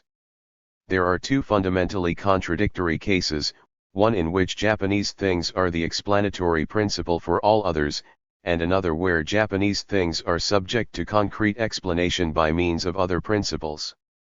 Beginning with the various proponents of Asian particularism and socialism in one country, up to and including those opposed to the forced adoption of the metric system, this Japanese thing is not something to be concretely explained. Instead, it is thought that Japanese things themselves, now appearing as an abstract principle, become the principle of explanation. Japanese things here are not concrete links in a global chain. Point 1. Instead, Japanese is a prior, abstract thing that opposes the global. We can determine if stressing Japanese things is conservative or reactionary, and whether doing so is concretely progressive, by examining the relationship between Japanese things and global things. This is an important point. Taking as a given that the Japanese current situation is isolated from and independent of the current global situation abstracts and subsumes the global question under the single principle of the Japanese situation. This is the logical trick of today's most representative social fascists and those who have renounced socialism for fascism, in that they share with the national fascists a method that abstracts the actual current situation of the Japanese present to become the Japanese spirit. Thus, first and foremost, National Fascist philosophy returns to Japanese spiritualism. This is why I take notice of the associations between the content and title of Shiza's special issue and the social and national fascists. The principle and name given to Japan's so-called fascism, namely the Japanese situation or the Japanese spirit, has not yet been systematically critiqued. But such a criticism is the urgent task of theorists today. Given the time, I would like to attempt a full critique of each, but here, as a part of that larger problem, I would like to simply present the main points on how to criticize such an ideological phenomenon in general. Of course, so-called intrinsic or internal critique is not criticism. For example, when it comes to literary works, if criticism is limited to the author's subjective idea, subjective in this case is often unhelpfully mashed up with the word subjectively, even including sympathy, antipathy, understanding, or structure. None of this constitutes actual criticism. Here, explaining the techniques by which the idea is expressed is now a question of the author lurking behind the text, and it is not a substitute for a criticism to be presented before a general audience. In this meaning, then, for criticism to be objective and scientific, it must fundamentally be thought of as an external critique. In fact, people think of such external, objective, and scientific criticism as social criticism. Today everyone accepts that a theoretical criticism of context is insufficient, but many still have faith in a social criticism. As an example, Fritzsche's 2 aesthetic sociology and Calverton's 3 sociological criticism are still widely taught today. As society here means historical society, unless society has somehow been abstracted out from history, we can say that social criticism includes historical and historiographical criticism. An example of this particular historical perspective is the critical method of Dilthey's hermeneutic philosophy. But as for sociological criticism or hermeneutic criticism, no matter how close it may come to a properly scientific ideological theory, in the end it is not an ideological or social scientific cultural theory. Therefore, we begin from the concept of ideological theory, that is, we criticize culture from the standpoint of a social scientific theory that requires a new confrontation between the previous internal critique and an external critique. First, to the extent that the adjective internal has any essential meaning, it is evident that criticism must be an internal criticism. Accordingly, by somehow necessarily unifying external criticism with this internal criticism, we finally have something we can rightly call criticism. So, we should say that the function of a social scientific criticism is properly a unified internal and external criticism. But concretely analyzing the relationship between the internal and external is no simple thing. Social science is the historical and social analysis of the contents of ideology. Which is to say, such an analysis must first ask how an actually existing ideological phenomenon is constrained by, and how it corresponds to, the relations of production.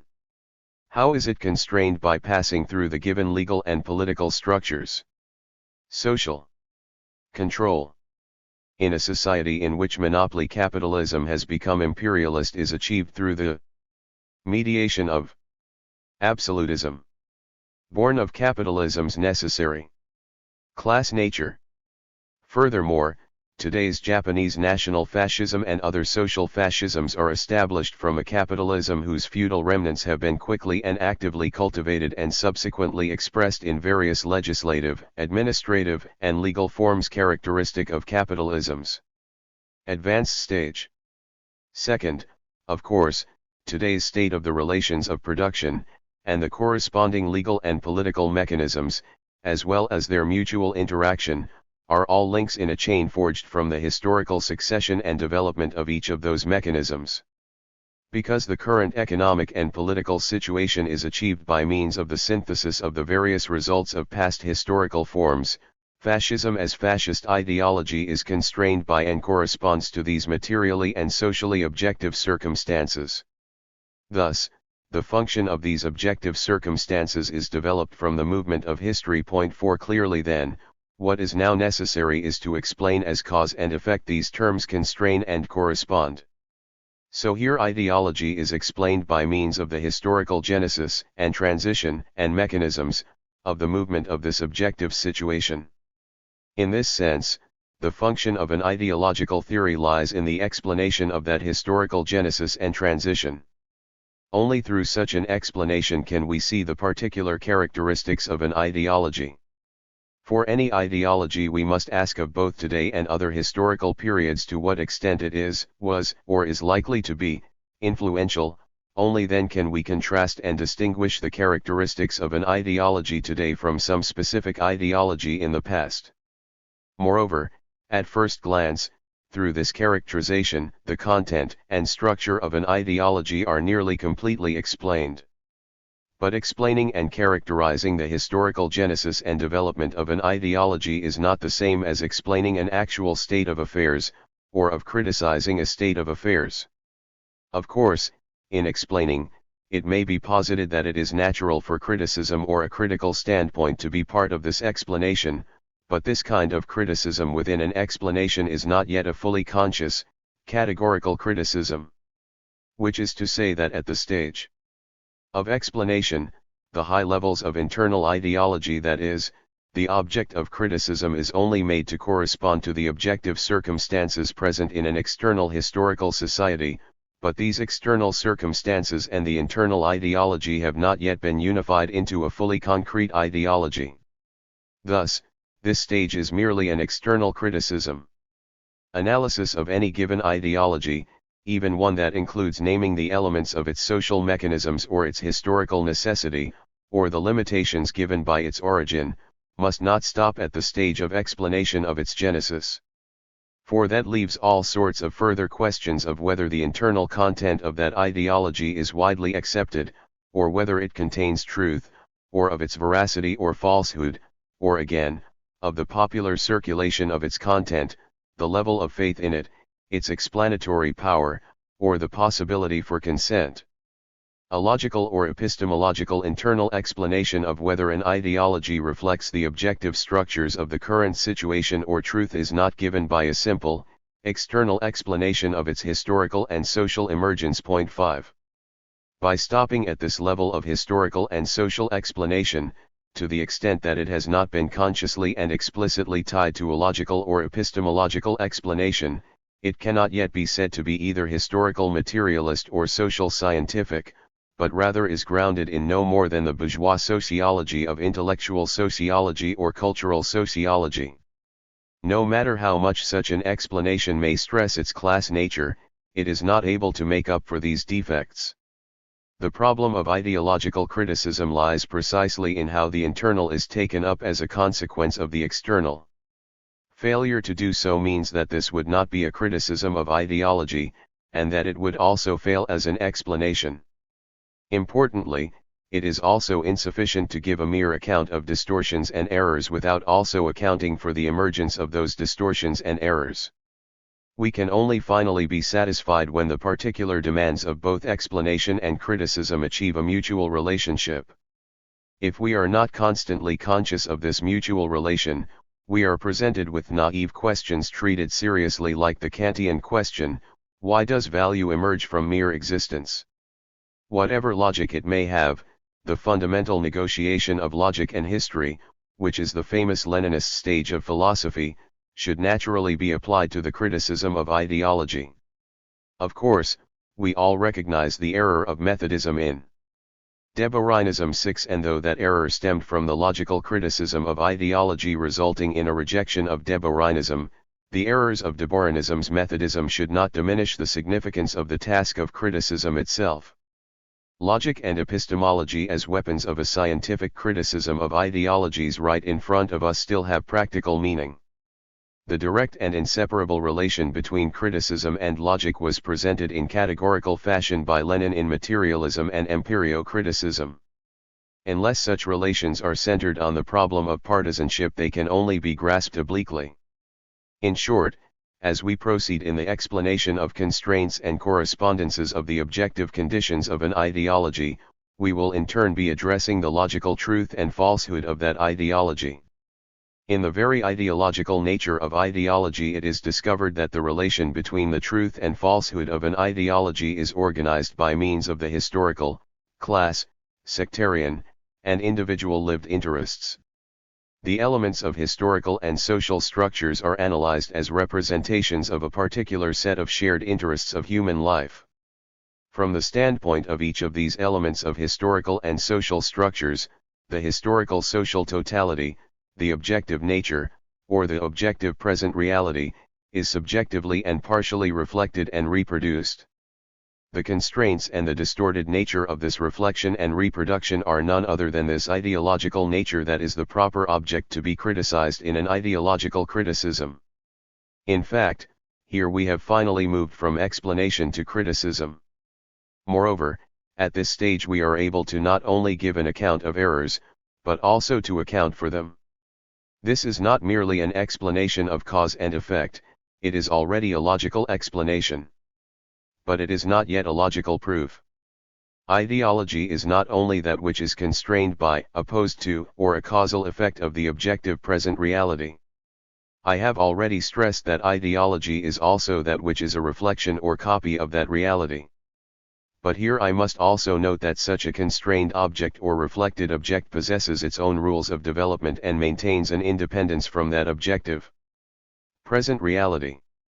By means of these unique rules of development, an ideological phenomenon and its logical function become a part of the contents of the objective present reality and participate in the objective law of motion of objective reality itself, coming closer to a refraction than a direct reflection. 7 The problem now is the logical historical necessity that expresses this ideology as an ideology.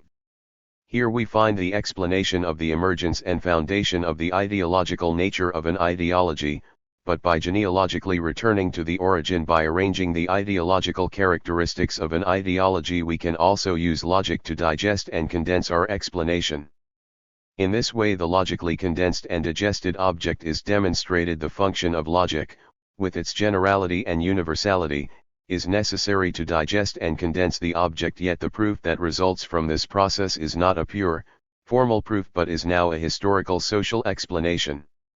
The truth or error of contemporary ideologies thus returns to the classical origins of truth and falsehood. By means of this genealogy the truth and falsehood of its truths and errors, its ideological nature, is thus demonstrated. The classical has just this role in the problem of ideology. For example, quotations from Marx, Engels, Lenin, and others are only permissible in the sense of ideology. Arriving at the internal criticism from an external starting point involves the demonstration of the content of an ideology. This external/internal form of criticism can present proof or refutation of a given ideology. Here we must distinguish the particular characteristics of each of the three stages of ideological criticism offered so far. In other words, first, the antagonism between the truth of the present reality and the truths emphasized by an ideology. Second, criticism of the ideological system by comparison of the objective reality and an ideology's logical system. Third, criticism of the use of categories. In this way, the ideological nature of a given ideology, its truths and falsehoods, is given a logical persuasiveness against third parties and opponents. This is an internal criticism as proof. But as stated above, despite calling a simple demonstration a proof, such an internal criticism can never possess enough logical proof or persuasive power. What is necessary before a logical and persuasive proof can appear is a full accounting between this internal criticism and an external criticism. Yet even in indicating the truth and errors, even while explaining the reason for the error, such a criticism would still lack explanatory and persuasive power. Such an unsympathetic criticism can never have any teeth. In this sense, the most concrete criticism, and the criticism that finally has a practical effect, should be first and foremost the object of criticism. The task of criticism is always to ask why something riddled with errors becomes so widespread. To dispel this contradiction in the specific ground, simple explanation or simple criticism are equally useless. If explanation is not developed to become criticism, and also if criticism is not traced back to explanation, it is neither explanation nor criticism. We must not overlook that taking on the task of this social scientific criticism requires the majority of human knowledge and psychology. From its origin, social scientific criticism requires any and all of the humor and irony that may be derived from objective reality. This is because humor, irony, and the like grasp the dialectic in a literary way. 8 Marx's own particular techniques of expression hold great meaning even for the question of criticism. Further, surely many ironic phenomena, that is, logically nonsensical things that cannot be submitted to an internal criticism, may in fact be important objects of external criticism. It is not only because something has meaning that it is the object of criticism. Because something is nonsensical also makes it the object of criticism. The latter case is rather more plentiful as well. Finally, we must note one more thing, especially when it comes to the criticism of nationalist ideology. We have already named the use of categories as the final stage of ideological criticism, but with Japanist ideology the stage possesses enormous usefulness and meaning. This is because, categorically speaking, there is no system as weak as Japanist ideology. The first weakness is that the preferred categories of Japanism at first glance seem to be directly connected to the everyday lives of the masses. But, in fact, these categories have absolutely no connection to their actually lived everyday lives. 9 Agricultural products or sericulture or animal husbandry themselves simply cannot exist if we remove the agricultural techniques and technologies of artificial selection. Furthermore, today there is no way to live a village life completely separated from industrial technology. Surely everyone would agree that it is impossible to live a life of production separated from productive technologies. Yet every one of the Japanese-style agrarian fundamentalists is an agrarian, anti-technology ideologue. The apostles of Japanese spiritualism and Pan-Asianism alike are all in complete agreement when it comes to an anti-technology stance. Speaking from the connection to actual practice, and certainly at least speaking from the standpoint of ideology, anti-technology marches under the flag of anti-materialism and appears as a shared movement of fascist reaction globally.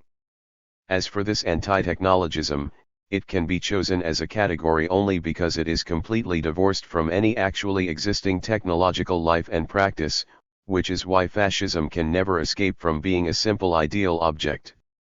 This is also the reason that Japanist ideology terminates in mere literary phraseology.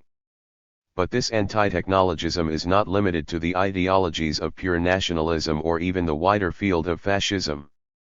It is also the final trump card of more or less fascistic capitalist and half-feudalist bourgeois philosophy.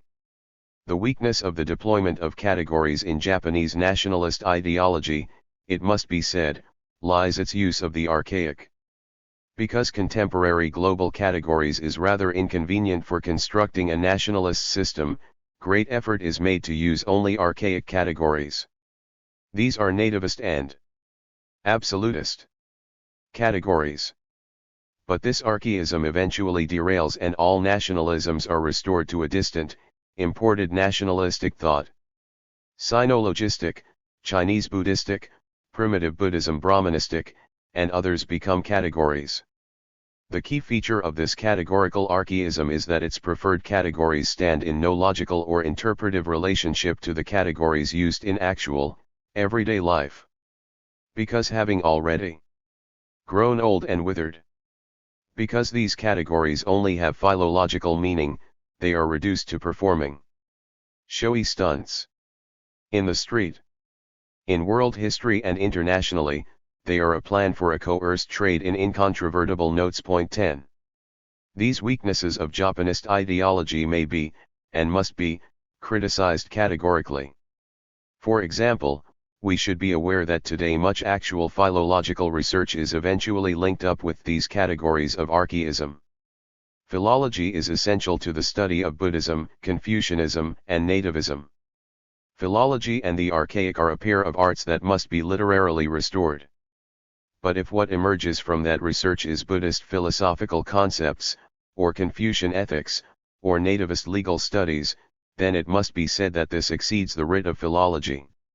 And thus, by means of this so-called hermeneutics, the logical distinction between the philological and actually existing categories will be prettily interpreted away. A scientific criticism of culture should more or less follow the above plan. But because such an organized criticism is thought to be extremely hard to do in practice, even performing one piece of it must not be considered futile. Even one part, if it becomes scientific, and later even if common sense is incomplete, it may well still be possible that things more or less work out. On this point as well, our plan is decidedly practical. Chapter 6. Japanist Ideology. Japanese Spiritualism, Japanese Agrarian Fundamentalism, Japanese Pan-Asianism. 1. It appears as though some sprawling sentiment variously labeled Japanism, Orientalism, and Asianism governs contemporary Japanese life. We can see countless examples of social activities backed by this emotion everywhere. Furthermore, such social expressions are reported in detail as if they have some extremely important meaning. Our problem here is, to what extent is this sentiment grounded?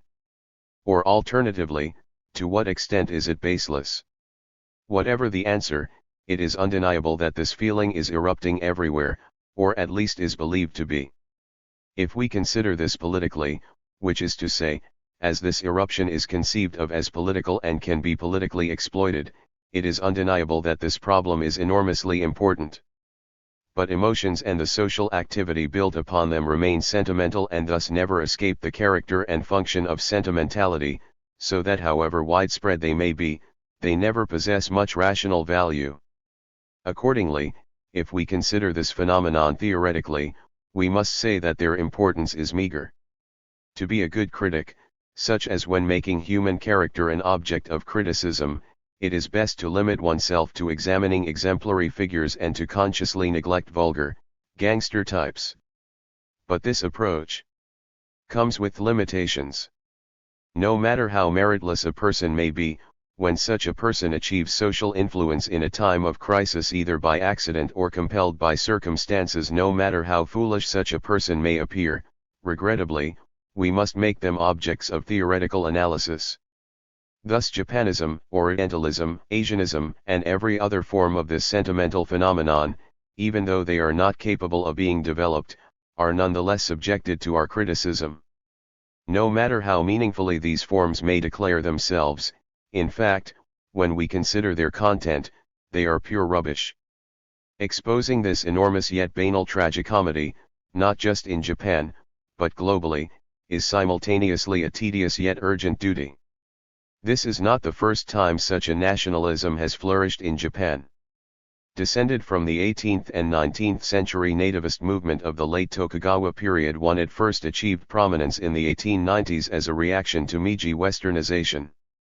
Next, using the Sino and Russo-Japanese wars as a pretext, this reactionary ideology expanded as it fought against the first instances of the proletarian movement, and later became more entrenched and insidious in reaction against the democracy movement surrounding World War I.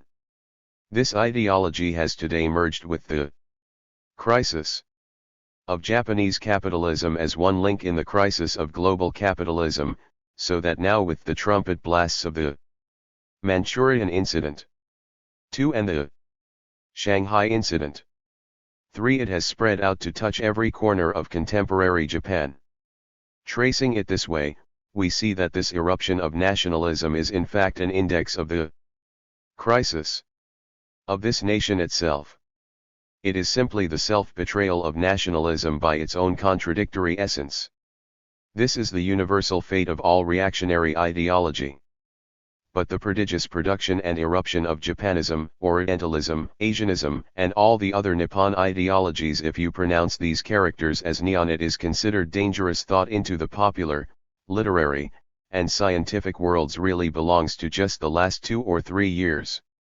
It has developed alongside the establishment of Hitler's dictatorship in Germany, the nationalist movement in Austria, Mussolini's anti-Austrian actions, Roosevelt's unprecedented control of national production in the United States, the establishment of Manchukuo and the imposition of the emperor, and the endless and myriad muscular nationalist movements in our beloved Japanese empire. It was only under these general global conditions that this recent and sensationalistic nationalism was able to achieve such dominance in Japan. Of course, aligning our August national movement alongside these international examples will upset some Japanese nationalists, those sorts who declare Japanism is different, it is not Western fascism, but the truth is not made for the comfort of a few people. 2. It is widely believed that Japan is at an impasse. While business leaders and some liberals may disagree, it appears that this impasse is also giving rise to various nationalist movements. Yet even if there is in fact no impasse, the emergence of these nationalist movements themselves creates an impasse. So, what is the cause of all this? These days the word emergency has lost its magical effects, but even if it had not, it would still be an inadequate word to explain the impasse. For if we inquire into the nature of such an emergency, we find that its cause is the constant clamor of declaring an emergency itself. For our Japanists, it hardly matters what objective or theoretical analyses might be given to explain the emergency. Their only concern is that any explanation be easily grasped by the masses. For example, they claim that the impasse comes from the masses not grasping the essence of the Japanese spirit. This may seem a plausible explanation, as the Prime Minister and the Diet are also saying the same thing, but then the Prime Minister himself was called upon to explain the Japanese spirit in the House of Peers. But in any event, it is said that Japan's crisis is rooted in the Japanese people not grasping the essence of the Japanese spirit.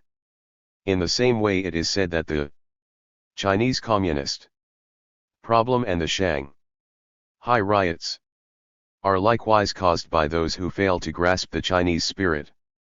So, what is the essence of the Japanese spirit? According to Takasu Hojur, the elements of the Japanese spirit are that it is life creationistic, centered and unwavering, excels in cohesion and harmony, that it optimistically progresses and expands, and stresses the practice and actualization of the way. It is imagined to encompass everything that is good. But as fine as these components may be, is this not also rather bizarre? It is impossible to know what is meant by life creationistic. To take an example from philosophy, clearly Bergson's metaphysics would qualify, centered and unwavering would describe English political consciousness, German scholarship is a model of a spirit of cohesion and harmony, and U.S. naval design or the Yankee Girl 4 are wonderful examples of optimistic progress and expansion. Further, is not a focus on the practice and actualization of the way the very spirit of Soviet Russia? It would be intolerable if the Japanese spirit was composed of all these foreign spirits. So here Takasu delivers a coup de grace to these foreign anxieties by stating the Japanese spirit is a consciousness of the Japanese national essence. It is unfortunate he didn't just say so from the start. For consciousness of the national essence or indeed of anything is not something one should be forced to accept or be duped into by some con artist. Achieving consciousness of the Japanese national essence is none other than a scientific knowledge of the actual history of Japan. Do Takasu and his ilk have some special Japanistic historical method? If so, they have a duty to the public and the world to make it clear. Furthermore, it is unclear to me what motivation it Sh. Shin, the believer of selfless love, had in penning his essay The Essence of the Japanese Spirit in Yuben. When we examine its version, the Japanese spirit corresponds to a self called Japan, and that somehow selfless love and Japan's self-love become the Japanese spirit, which is a spirit that truly loves the nation of Japan, and by unifying nationalism and internationalism in a single way, it both individually and nationally strives to develop Japan as a truly good nation in the world. As it himself says, this is not a way only for the Japanese, it is a universal way, open to Americans as Americans or Russians as Russians. Of course, this is exactly what one must say from the standpoint of selfless love. But just what is there in the standpoint of selfless love that requires taking up the Japanese spirit as a theme at all? 5. This is the part we don't understand. Could it be that once Japan has subjugated the entire world it will be revealed that the occult origin of selfless love was the Japanese spirit all along? Yet, for these people, it does not appear that Japan is subjugating the world. In fact, according to Gakush in Professor Kira Masami, the Japanese spirit flows forth from the spirit of union and harmony with others.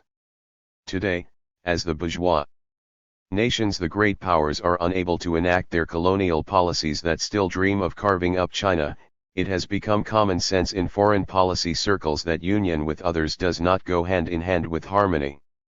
So obviously Kira's words absolutely cannot mean Japan's subjugation of the world, for Kira also states in his book that Japanese are a peace-loving people, in contrast to the Western system of plunder Japan practices exchange.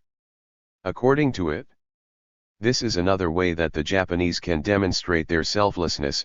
Clearly there can be no doubt that the Japanese people love their neighbors, love their neighboring countries. Indeed, just look at their friendship with China and Manchukuo. What is it that governs the professor's Japanese spirit then? Of course, it has already been stated.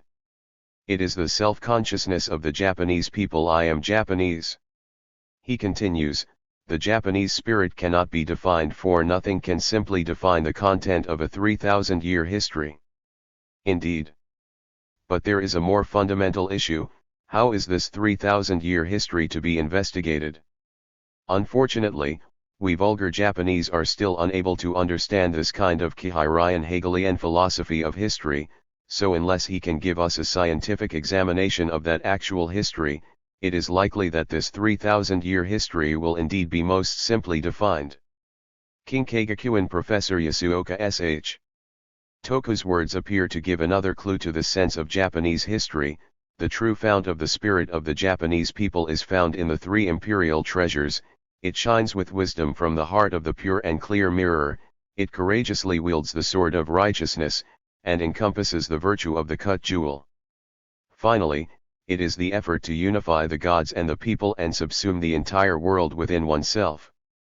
It is easy to understand why such a poetic and therefore abstract psychological depiction of Japanism is so easily amenable to the fascist new bureaucrats. But to put it bluntly, this is not history. This is nothing more than moral didacticism and flowery prose. Worse, even as moral didacticism and flowery prose, it is rather primitive. In truth, because this infantile literature is in no way separate from moral laws, it is in fact myth. According to Yasuoka, the three imperial treasures mirror, sword, and jewel represent wisdom, morality, and courage.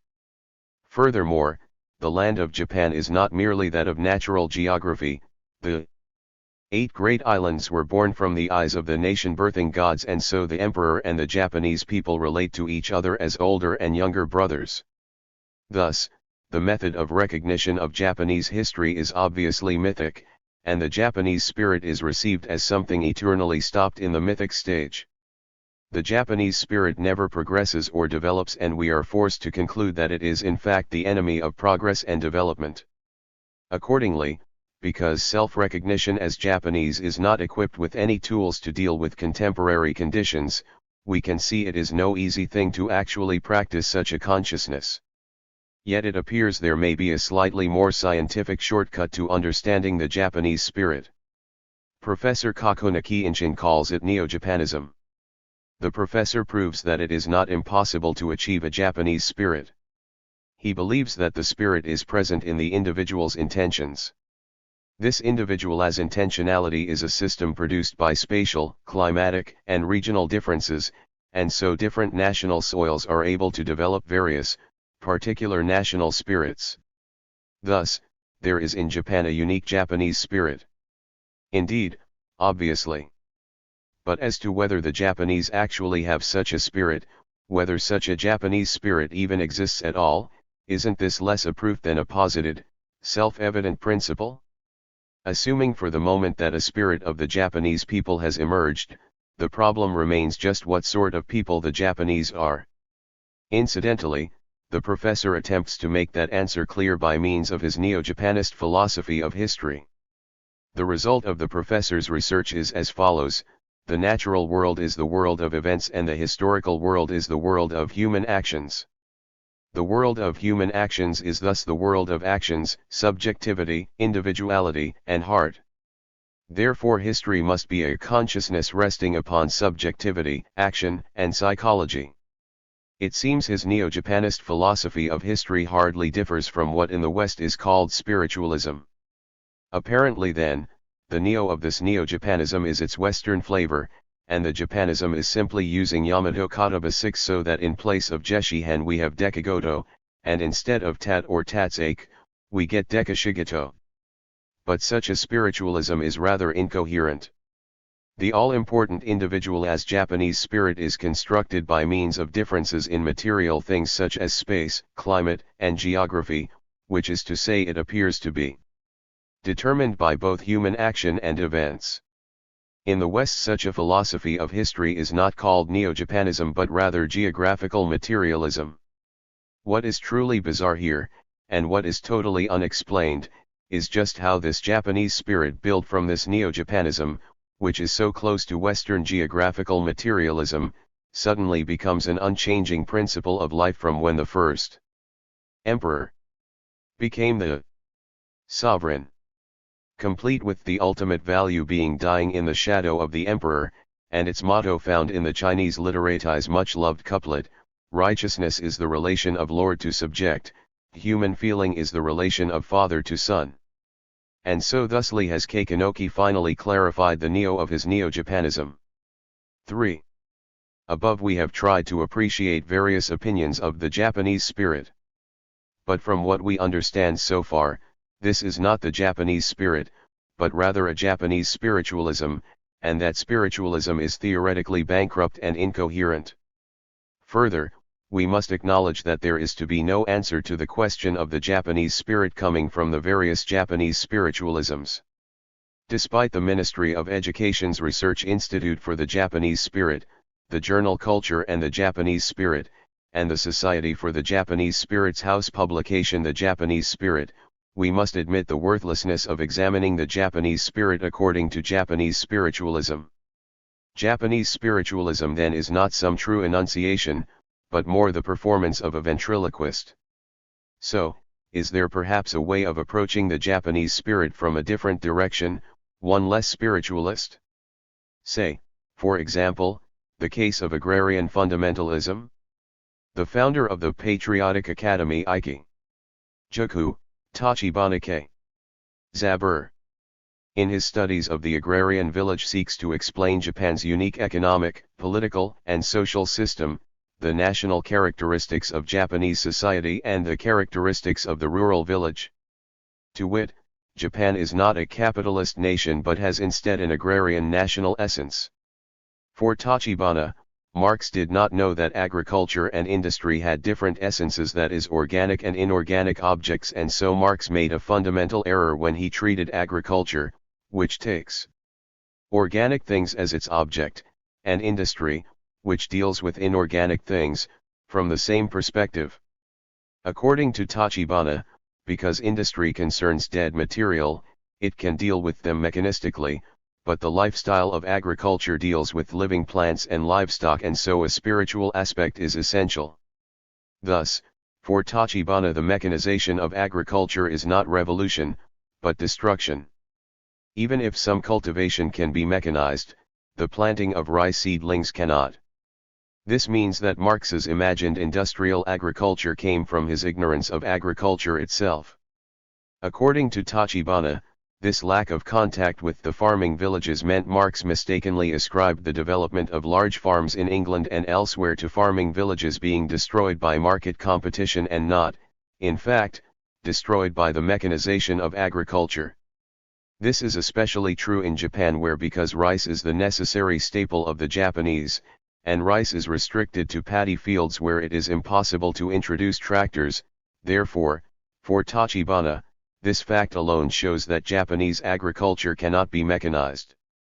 Thus, there will never be an industrial management of agriculture in Japan, and the actual reality will be the strength of the small farms. From here Tachibana continues to say that it is not industry that is subjected to the definitive, destructive, and crushing blows of capitalist pathologies, nor is it wage labor, it is the farmers of the agricultural villages. Therefore, if we wish to liberate our entire nation's socio-economic structure from capital is destruction, we must first, more than anything, save agrarian society. Here we have Tachibana's fundamental thesis. Tachibana continues to say that urban society is an intellectual assemblage, but the agrarian village is a spiritual one, an assemblage in which the emotions of veneration of ancestors, nature worship, and reverence for everyday things are essential aspects. For Tachibana, a welfarist society built upon a philosophy of the soil that respects the land and nature must be the ideal toward which contemporary Japan must strive. Here again we see that Tachibana's agrarian studies and agrarianism, which somehow and at great pains takes off from the actual reality of contemporary Japanese economics and politics, is nothing but one more example of the above spiritualist Japanese spiritualism. If we ask why agriculture is so great that it can become the singular principle capable of giving birth to Japanese agrarian fundamentalism, the answer is simply that agriculture and the rural village is originally Japanese in contrast to the un-Japanese quality of industry and cities, that agriculture is exquisitely spiritual in its essence. The rest of the explanation of agriculture and the rural village is merely an excuse and an apology for this original essence. In contrast to Tachibana's agrarianism, which is literally a farming village studies, when we turn to Gond Seiki, we get a system studies. For Gond in Jichimenpan, the particularity of Japan is first that it is a nation of the communion of shrines and grains. 7 Which is to say, the shrine indicates the gods of the land, and grains means rice ears, so the worship of the shrine and grains is the worship of the soil, and this is the first characteristic of Japan. Therefore agriculture is the great foundation of the universe.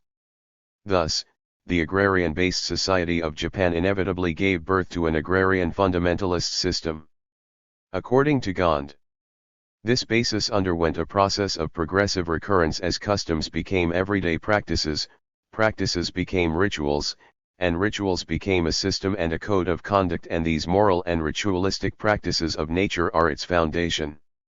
The condition whereby hunger and thirst are the persistent lot of men and women, life, death, poverty, and pain are constant hardships, is from the beginning, the sign of the workings of nature, a sign that without exhortation or punishment one may be relieved of this lot and these hardships, for the universe is governed by natural, self-governance. As Japan's form has been from the beginning built from this naturalistic code of conduct, the ideology of autonomy becomes the final characteristic of Japan. So, because agriculture is the great foundation of the universe, communal autonomy traces back to the farm village. In the words of the recent cabinet, the farm village is self-sufficient and self-renewing. But we must pay attention to another point here. This agrarian fundamentalist autonomy in Gandhi's system studies differs from other factions of Japanism in that it is definitively not an absolutist ideology. Emperor Uda 9 is reported to have said to Fujiwara Motosune, "You are the subject of gods and the grains, you are not my subject." This is precisely the true form of autonomy. Compare this with the view that statism is inevitable given the inescapable conflict between public and private interests. According to Gandhi, for the common Japanists in Japan today, such as those Japanist bureaucrats who wish to reform the Peace Preservation Law 10 into a punitive system, it is precisely that kind of bureaucratic, political Japanism that most harms Japan's original, communal autonomy. Gandhi believes that the current impasse in Japan traces back to and is the fault of the bureaucratism growing out of the Meiji Ishin. If this is the case, Gandhi's Jichi Minpan represents a slight departure from today's fascist context. Gandhi apparently was prepared for his thought to be suppressed, which only shows he clearly understood the implications of his position. Gandhi's thought is clearly not dangerous or evil. His political slogans are a return to the model of the gods and the grains, make the communal organization of the household the standard. But when it comes to socialism or communism, or when he is calling for some political policy, he states that any given people can only follow their own customs and national emotions. That is why an indicted right-wing defendant criticized Gandhi, claiming he couldn't stand him. Gandhi's thought is neither dangerous nor evil, indeed, it is rather quite healthy and good. Which is to say, he believes that today, rather than reforming the legal system, the more pressing problem lies in the renewal of people's hearts, because if people's hearts become responsive, any bad law or system can be developed along better paths. If, for example, landlords and tenants both reflected on this, they would have to reject practices based on coercion for Gandhi. A recurrence of the communal practices is what is important. The above recounts Gandhi's agrarianism as a system study, the character of Japan, and therefore the character of the Japanese spirit. Be that as it may, we must note that it is not another example of the Japanese spiritualism we have looked at so far. Even his idealist call for a recurrence of a communal code of conduct through the reform of people's hearts is not another instance of our previous practitioners of Japanese spiritualism. Yet, seen from a broader perspective, this is in no way a good sign. Indeed, Gandhi may be a scholar of systems, but he thinks exclusively in nationalist categories, so that should there appear on the scene a nationalist scholar of ethics or a nationalist historian who was to pursue nearly the same goals, one who has embraced philosophical categories, Gandhi's problem would once again become an ideology of the Japanese spirit. The only reason Gandhi does not foreground characteristics of Japanese spiritualism is because he has not yet embraced the concept of absolute spirit so useful in Japan today. 4. It would appear from the perspective of either Japanese spiritualist philosophy or Japanese agrarianism, when compared with other nations and other peoples, that the defining trait of the Japanese spirit is its superiority over all others. Tentatively, all Japanisms may be reduced to a Japanese spiritualism. But what this Japanese spirit, meaning the essence of Japan, actually is, has not been theoretically or scientifically explained. This is as expected, for according to the Japanists, from the first the Japanese spirit, or Japan itself, is not an object to be explained. Rather it is nothing more than a method or a principle arbitrarily deployed so that all other objects are explained in terms of it. Yet considered with even the tiniest bit of common sense, elevating the concrete geographical, historical, and social thing called Japan to a philosophical principle is bizarre. Indeed, if there were a philosophy of Venusism or daffodilism, no one would take it seriously right from the start.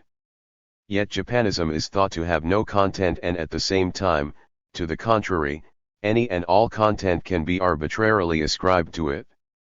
Those like Minota Munki 11 have recently in fact adequately demonstrated this point. The Way of the Gods is a teaching that encompasses the teachings of past and present, East and West.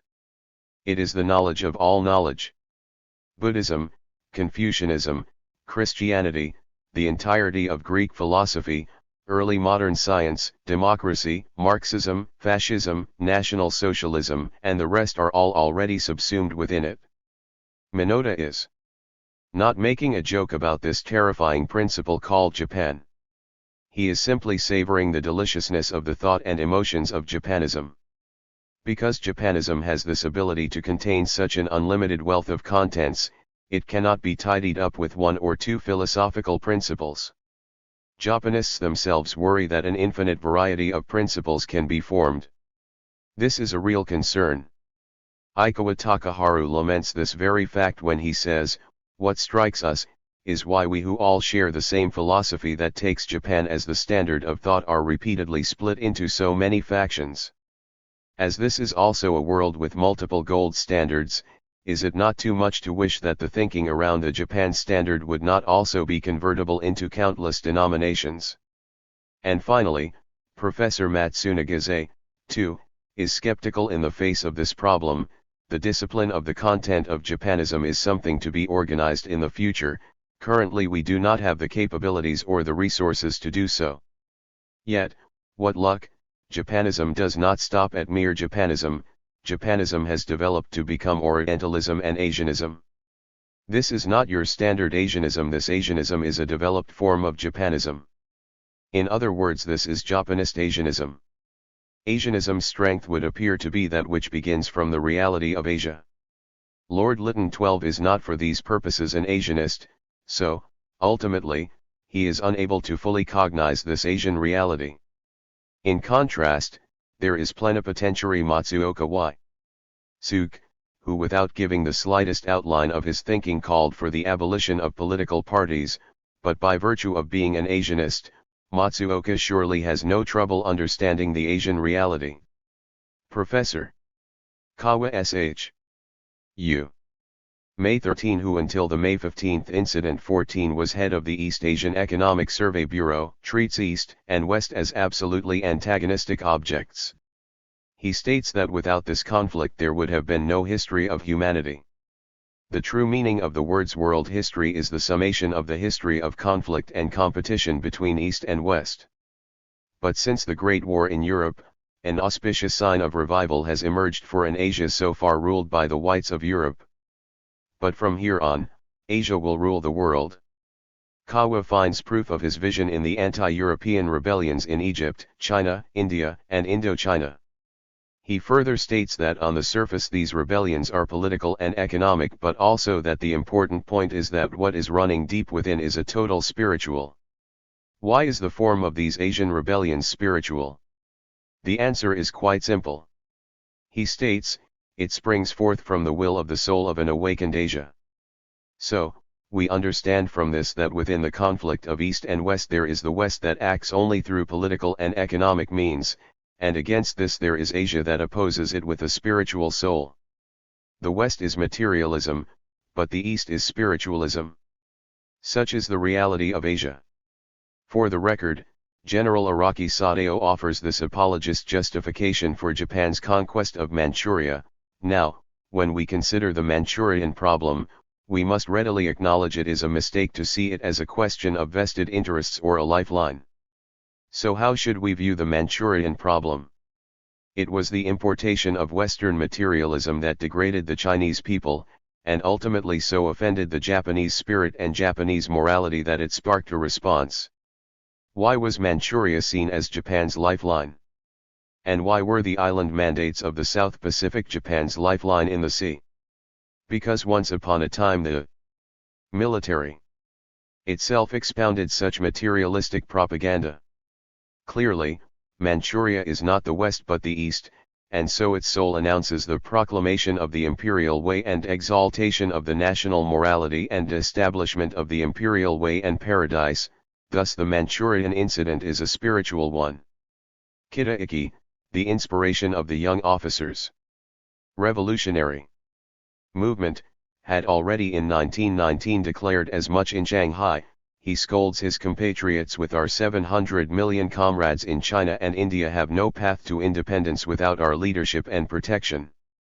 For those saddened by the deplorable state of our neighboring countries with their certain ill futures, how can they be satisfied with a basic socialism that clings to pacifism? 16. Kita's boisterous Asianism, which sutures chivalrous morality to a missionary zeal, is to its core Asianist, Orientalist, that is, spiritualist. He continues, by unfurling the flag of our Asian Union and seizing control of the inevitable world organization, we will proclaim the imperial way to all the children of Buddha across the four seas, becoming the model of leadership for East and West. 17. And so the crux of it all, as Asia is spiritual and thus Asianism is spiritualism, a true Asianism is nothing but the expansion of Japanese spiritualism. This is the true essence of Japanese Asianism. But obviously Japan is not the whole of Asia, so how is this Japanese spiritualism to be expanded to Japanese Asianism? Again, the answer is extremely simple: Japan itself is to be expanded so that it becomes the East itself. Japan is to become the leader of an Asian League and through this embark on the subjugation of the world. This is the strategy and philosophy of our greater Asianism. Asianism is based on spirit, and once we have come this far, it doesn't matter what material energy this form may take. According to the economics professor Shigetsugu, there is a Turanian race that includes the Tungus, Mongols, Turkish Tartars, Ugric, and Samoids, as well as the Proto-Turanian Northern Chinese and Bulgans. The Turanian genealogy's homeland is Asia, the Middle East, Scandinavia, and so on, nearly the entirety of Eurasia. Thus, against the whites who oppress our Turanianism, Pan-Turanianism aims to unify them and recover the ancestral homeland. Fornas, the Sino and Russo-Japanese wars and the Manchurian incident are no less than Turanianism's declaration of war against the Slavs. Watsuji Tetsuer had previously said that the Sino and Russo-Japanese wars were an exaltation of the Japanese spirit, but compared to NAS, it must be said Watsuji is on a much smaller, less ambitious scale. Asian spiritualism is thus to be understood as the aggressive expansion of Japanese spiritualism. But what is its relation to Japanese agrarian fundamentalism?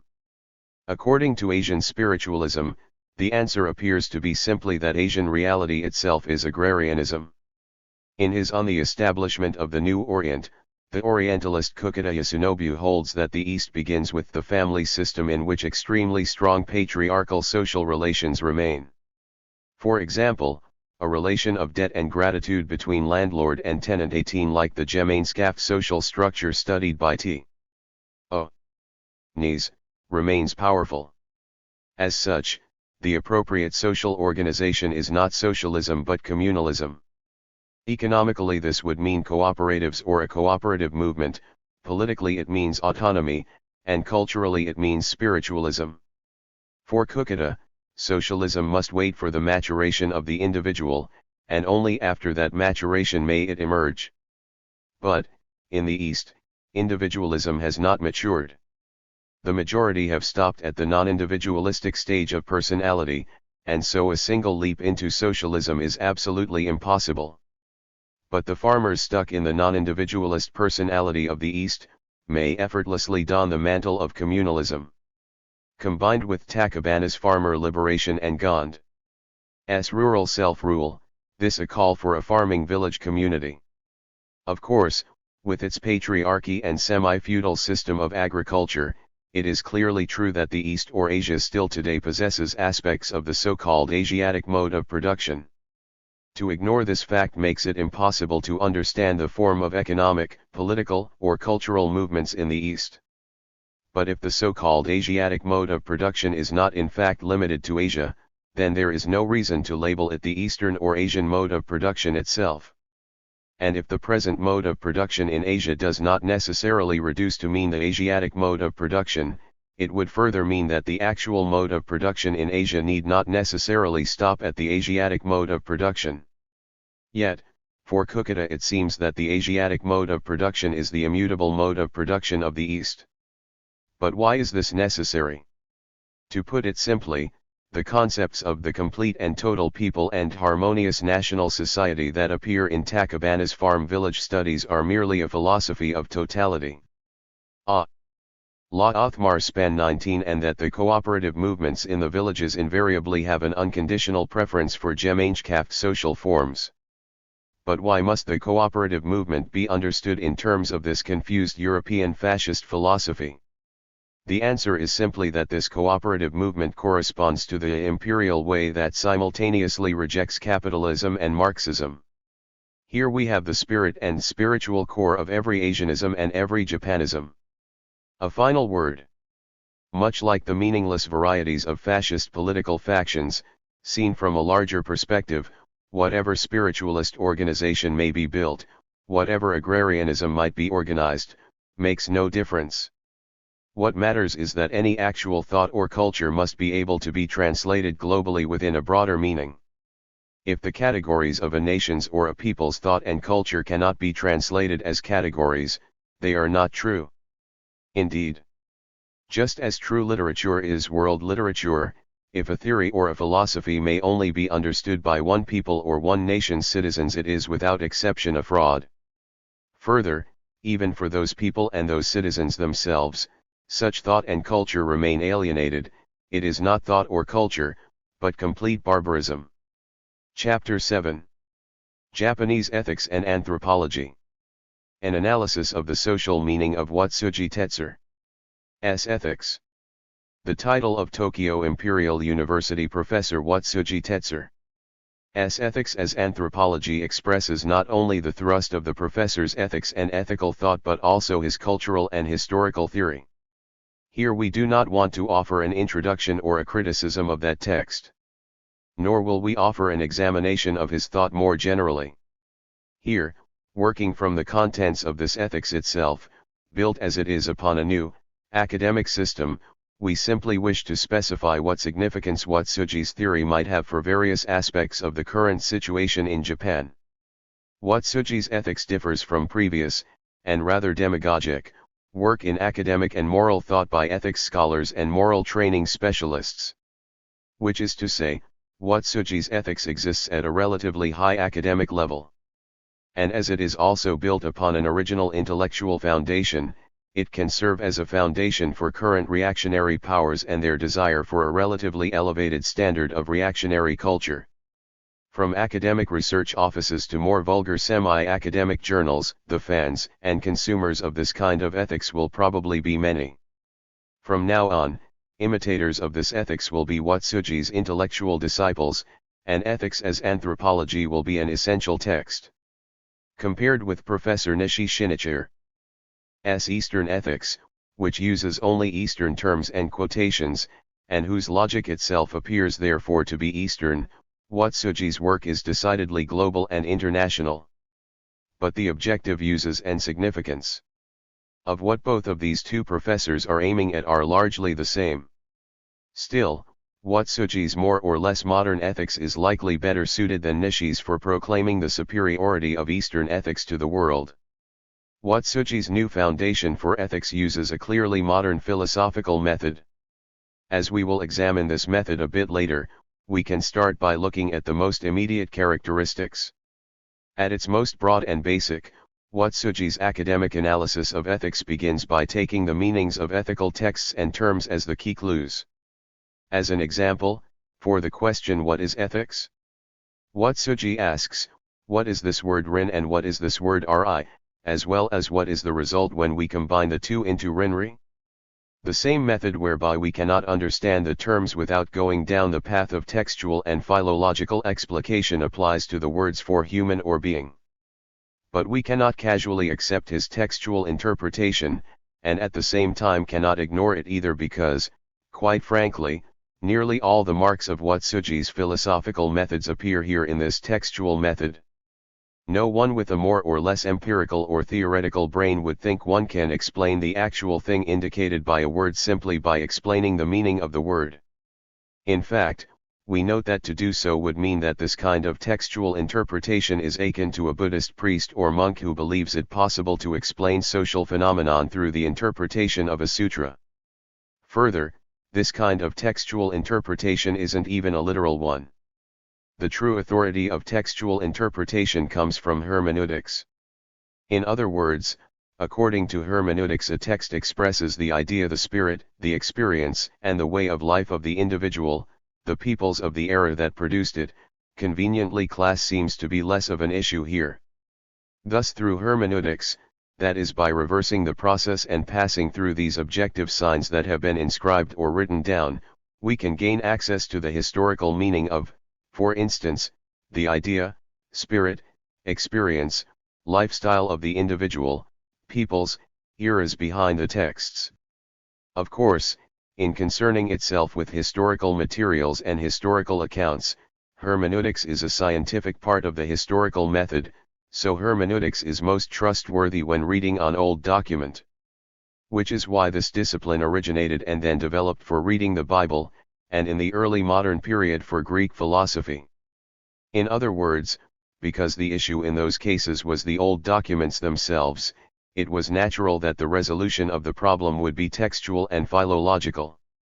The problem comes when hermeneutics doesn't stop with one scientific element of the historical method, the textual interpretation of old texts, but instead comes to govern the whole of the historical method, when the authority and jurisdiction of hermeneutic interpretation is expanded, becoming independent of the general challenges of historical accounts, until, in an instant, the hermeneutic method becomes philosophy itself.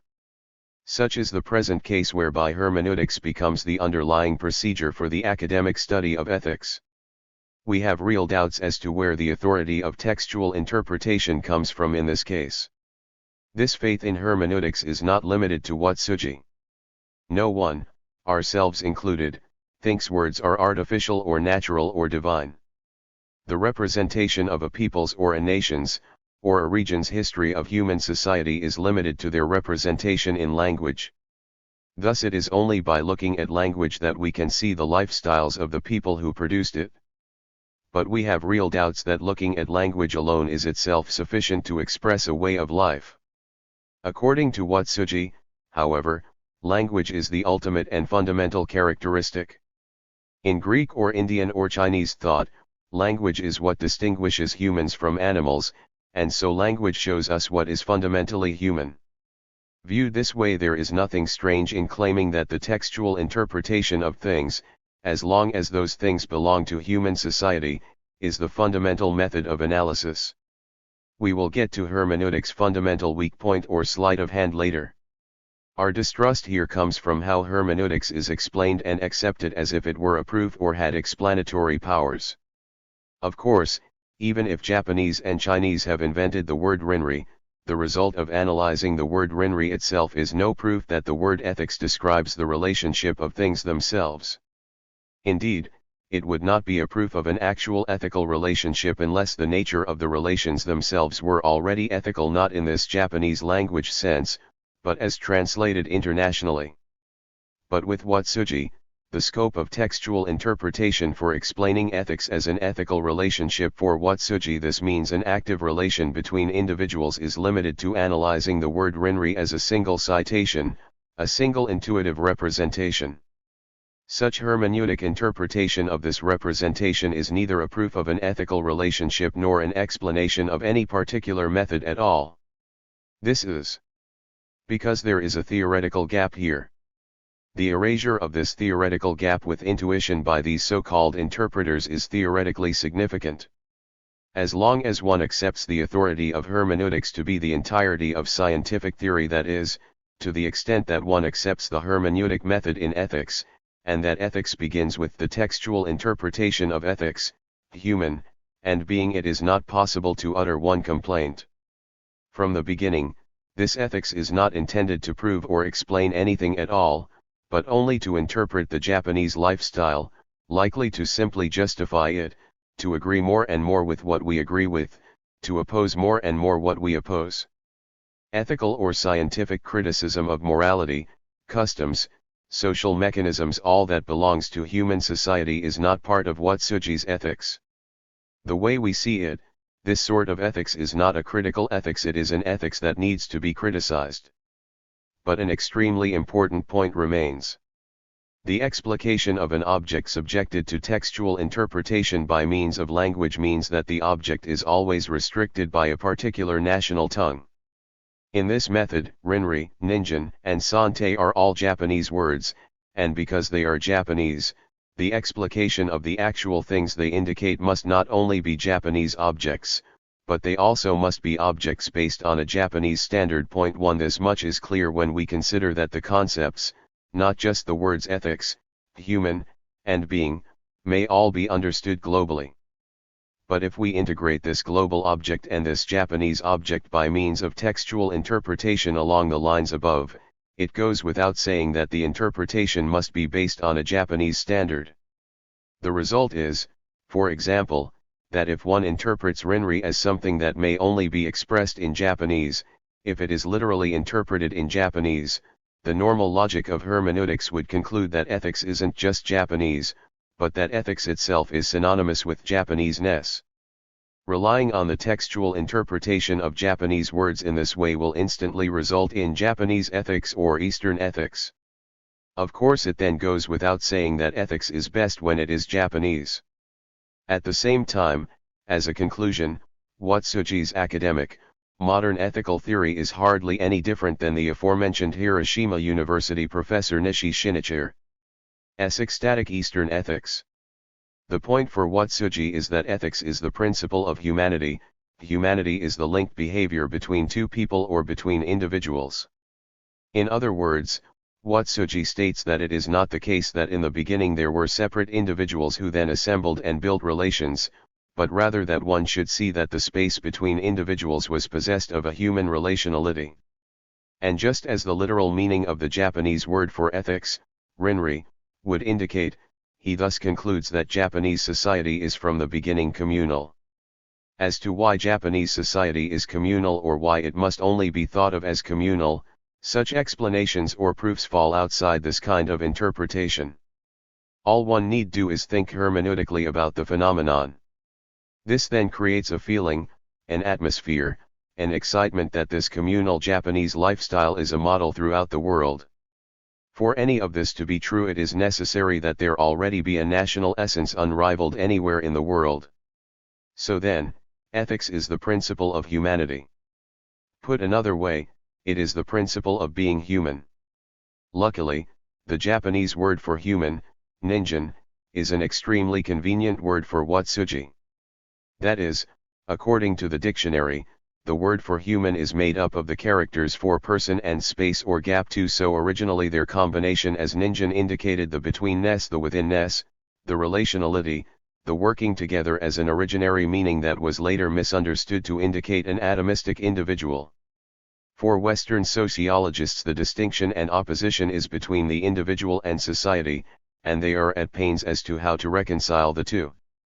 But for we Japanese, our word for human, ninjin, established a social relation between individuals that was not only later mistakenly inverted to be synonymous with the individual, but ninjin also replaced the meaning of an atomistic individual with a human within a set of social relations. In other words, individual itself became a relation. On the one hand, the human itself was now a social relationship, and on the other, at the same time, the Japanese word ninjin is the perfect word, a word that expresses within itself the high philosophical synthesis of the dialectical unity of individual and social being. Of course, in Watsuji's theory there is no such perfect word in the West, and so there is also no such lifestyle there either. But why is there no such lifestyle in the West? Why is the West governed by individualism? Alas, those questions fall outside of this ethics, and this humanity and hermeneutics has nothing to do with the answer. Watsuji further concludes that the Japanese words for world Sikan and yo no naka are extremely good for expressing this relationality of the human. But here, too, these words are to be interpreted literally. Both terms for the world show the descent from Watsuji's pure truth to a looser popular usage while still indicating the world of existence of Buddhist scripture.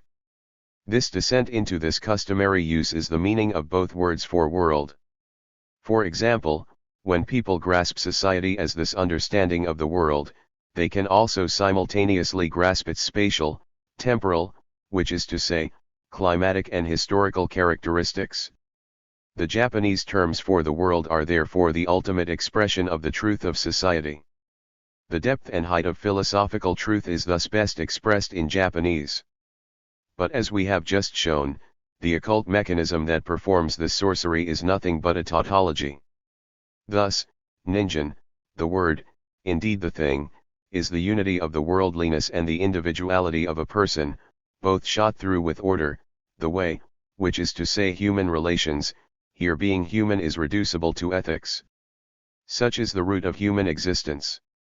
But just what is existence?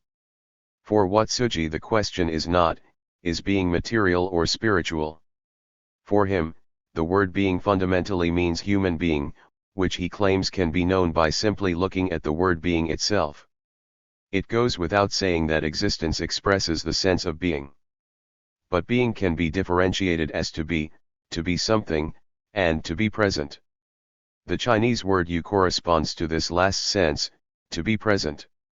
Of course, in this case, the Chinese to be present comes closer to Watsuji's fundamental sense of being than the second sense, to be defined as something, and so this third meaning becomes grounds for rendering ontology as urine.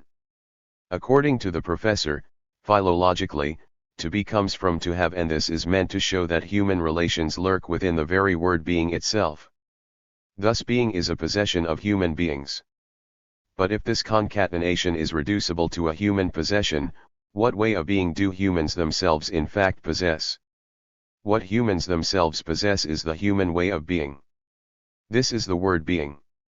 Incidentally, let us consider the Japanese word for being, sante, with the first character, sun, the human subject is grasped in terms of temporal relations, continuing, duration, moment of life and death, and so on.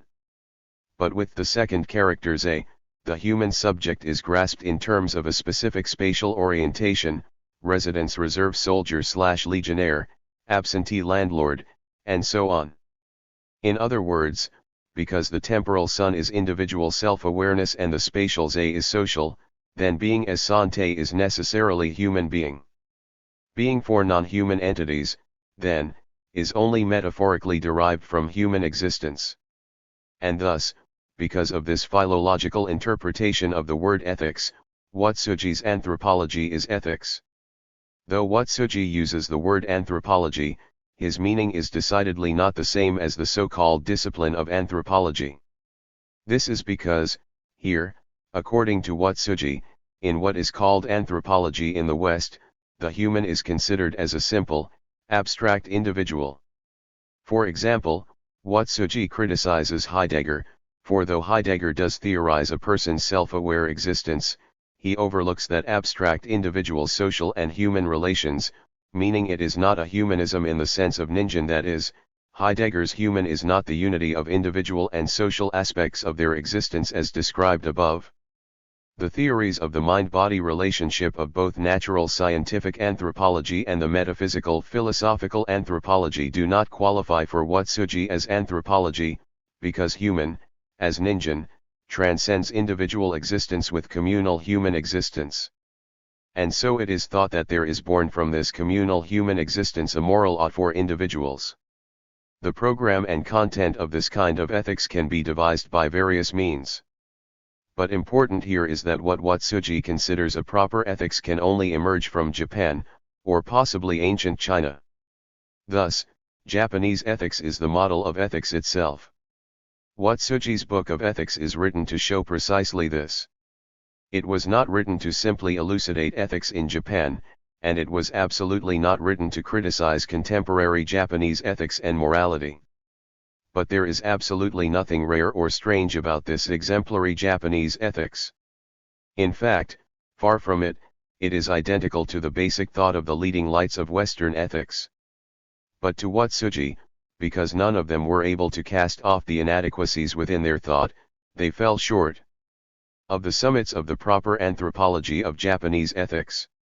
By confronting and connecting with Western ethics, Japanese humanism is shown to be the ultimate exemplar of anthropology, that is, it is the ethical example for all the peoples of the world.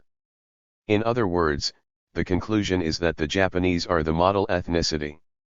Aristotle's Politics, Kant's Anthropology, Cohen's Ethics of Pure Intention, Hegel's Sittlichkeit, Feuerbach's Anthropology, and Marx's Species Being, are all understood to be inadequate precursors of Japanese ethics. It is a current social phenomenon not limited to Japanese ethics or to Professor Watsuji's mode of thought whereby, paraphrasing Marx, something originally Marxist is made to run in a straight line to become something purely Japanese. Again, what we just saw of Watsuji's ethics equally applies to the rest of his output, his historical climatology, his histories of the Japanese spirit, or primitive Buddhism, or national history, for example. While the aim of all of these is to stress the ethnic particularity, especially the Japanese and Eastern particularity, his method of investigation and his mode of thought is always governed by and based in Western philosophy. In his The Practical Philosophy of Primitive Buddhism, against the majority of contemporary Buddhologists who employed European methods but stopped at the stage of high Kantian critique, Watsuji approached the issue from the perspective of phenomenology to arrive rather successfully at a relatively independent philosophical and cultural interpretation of Buddhism unattained by contemporary journeyman monks and professors. The aim of this ethics is once again, from the beginning, Japanese ethics, or rather Japanist ethics. Still, the method, which at first glance appears modern, is based in European phenomenology, and so compared with other educators and Confucian scholars it possesses a significant, modern, cultural essence. But at the same time we must remain vigilant because there's a trap here. Indeed, Watsuji's general method appears at first glance to be sparkling with genius, but we easily notice just how ideologically convenient it all is. While this philosophical method appears unique, because it is largely constructed of miscellaneous scraps, there is in fact nothing particularly special or of any pure essence here at all. Watsuji's hermeneutic ethics adopts and applies Nishida's philosophy. Point 4. But be that as it may, because it neither deepens nor concretizes Nishida's philosophy, people will see Nishida being merely parroted by Watsuji. And though Watsuji himself isn't clear on this, there is more than a little direct impetus from Miki Kiyoshi's anthropology in the method of Watsuji's ethics. Further, it goes without saying that Heidegger was more original on these points. Watsuji has clearly and often stated that he is following Heidegger's hermeneutic phenomenology. It is immediately clear that the way he takes up the analysis of language and his approach to the problem seen above with human, world, and being/existence is Heideggerian through and through. It is nothing more than expansion by analogy. Watsuji merely expands what Heidegger did with German, Greek, and Latin to Japanese, Chinese, and Pali.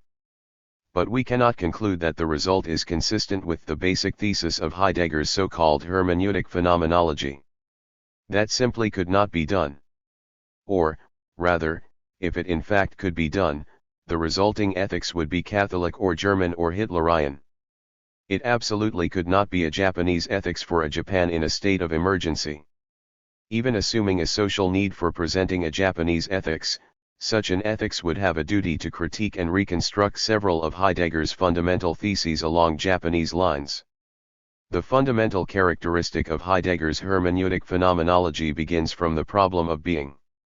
Which is to say that for Heidegger, the path to grasping being must begin with being as a problem first, as self-conscious human being, or in his terms, Dasein.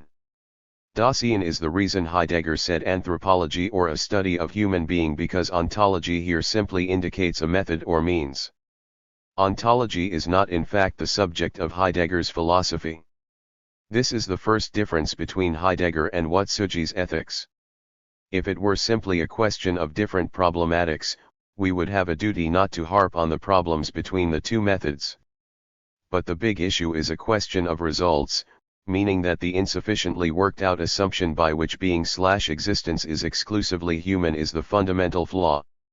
According to Watsuji, the Japanese word being means the active relations of human beings. This in turn must make this Japanese understanding of being itself the most exalted concept in the world. But if this is true, even supposing a path from the problem of being to the problem of the human, neither this concept of being nor the human is Heideggerian. Human being, for Heidegger, who did not sufficiently link being and human, did not mean, as Watsuji does, a social, historical, human community. Instead, human being was taken up as a question of a person or individual. Thus the temporality that emerges within his single human being, person, is not in fact the historicity of humans, nor can such a human have any social nature. Both Heidegger's being in the world and indeed others are related in terms of an individual's being, meaning that they are not subject to the strictures of actual human existence. This is the first flaw. Treating human existence as individual being is the result of Heidegger's hermeneutic phenomenology, which makes consciousness the ground of his academic analysis. Indeed, it is only when consciousness is taken as the path that Heidegger's phenomenology is worthy of the name. Ever since the Wolff school, from Kant to Hegel to Husserl, phenomenology has taken place on the plane of individual consciousness. But Heidegger's is no pure phenomenology. Heidegger introduced hermeneutics, or rather modified phenomenology with hermeneutics. Dilthey chose to use the interpretation of representations as the method for interpreting history. For Dilthey, expression meant life, experience, and in that sense a particular consciousness. Here Dilthey did not cast off the significant psychological constraints. The method of a Lebensphilosophy that links Dilthey's interpretation with the scientific rigor of Husserl's phenomenology, which is to say Heidegger's hermeneutic phenomenology, makes the phenomenological, or conscious, or in another sense, psychological, characteristics decisive. According to Watsuji's critique, suturing hermeneutics and phenomenology in this way is largely impossible. While hermeneutics must pass through representation to pursue and re-experience the individuals, the peoples, the eras that lurk behind representation, unifying what lies behind these representations and the phenomena of phenomenology is an impossible demand. This is because the phenomenon as it exists in phenomenology is not one of true form or essence. Phenomenology scientifically rejects such essences behind the appearance of the phenomenon. An object's true form is analyzed only as a phenomenon as it appears on the scene, thus the true form itself is that which has manifested. So strictly speaking, the word representation in phenomenology is nonsense, as there is nothing to be expressed that is not already manifested in the appearance of the phenomenon. Thus according to Watsuji's method in ethics as anthropology, we must liquidate the Heideggerian phenomenological elements and move to pure hermeneutics. We must say that we absolutely do not agree with Watsuji here. While it is true that the word phenomenon of phenomenology comes directly from Franz Brentano's psychology from an empirical standpoint, Brentano's philosophical perspective was a form of positivism. He adopted Auguste Comte's phenomenon for psychology. So, phenomenology itself is a phenomenalism and an empiricism, or, as it were, a Catholic form of realism into which has crept the superficial aspects of a phenomenon. It is clear and obvious that one cannot grasp ethics or human or being the truth or significance of all things in this phenomenology. It can be stated that interpreting things by means of this smuggled-in phenomenal surface is too much to ask of this endeavor. The above does not get to the problem of Heidegger's method, but that is not the issue here. But, when compared to phenomenology or a hermeneutic phenomenology, just where are we supposed to find the fundamental superiority of Watsuji's hermeneutics? The hermeneutic method itself is a particular, better a complicated, better still, an internally incoherent, phenomenalism and anti-essentialism. As already stated, words such as ethics, human, and being are particular representations. Moreover, they are representations that fundamentally distinguish humans from the animal kingdom. This means that it is through this fundamental representation, as the path of the logos, that the analysis of things may begin, as seen by Watsuji's ethics. But we have doubts as to the theoretical value of representation. Representation is the expression of living. But the question is, how does that living pass through the actual and material process that finally produces representations? Explanation of the cause and effect of representation as it touches the historical and material foundation of society is not considered at all.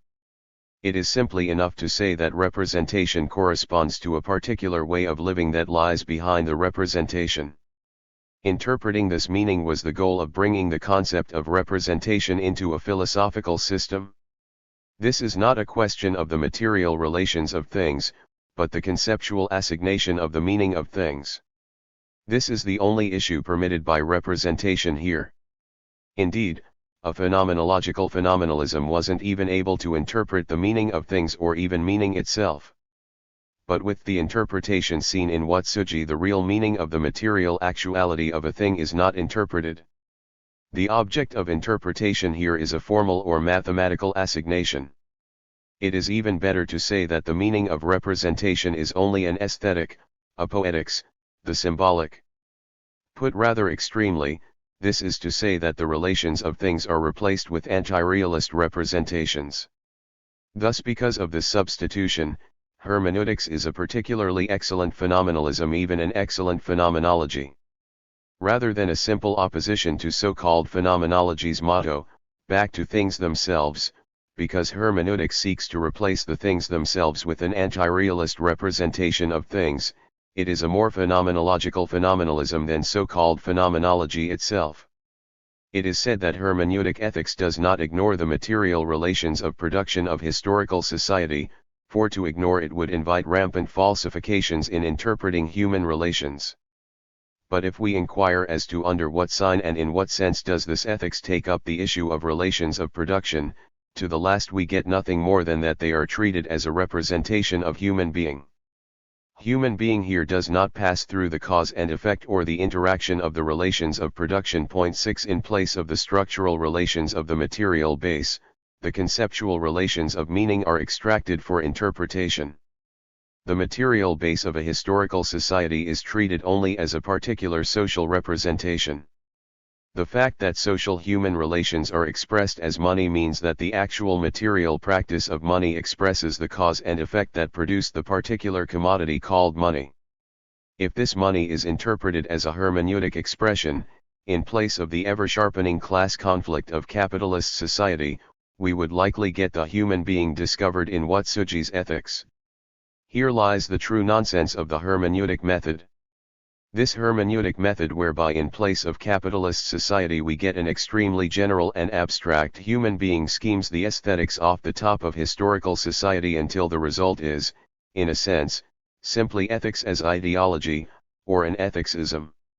In other words, all historical and social phenomena such as the base and superstructure become uniformly flattened, superficial phenomena.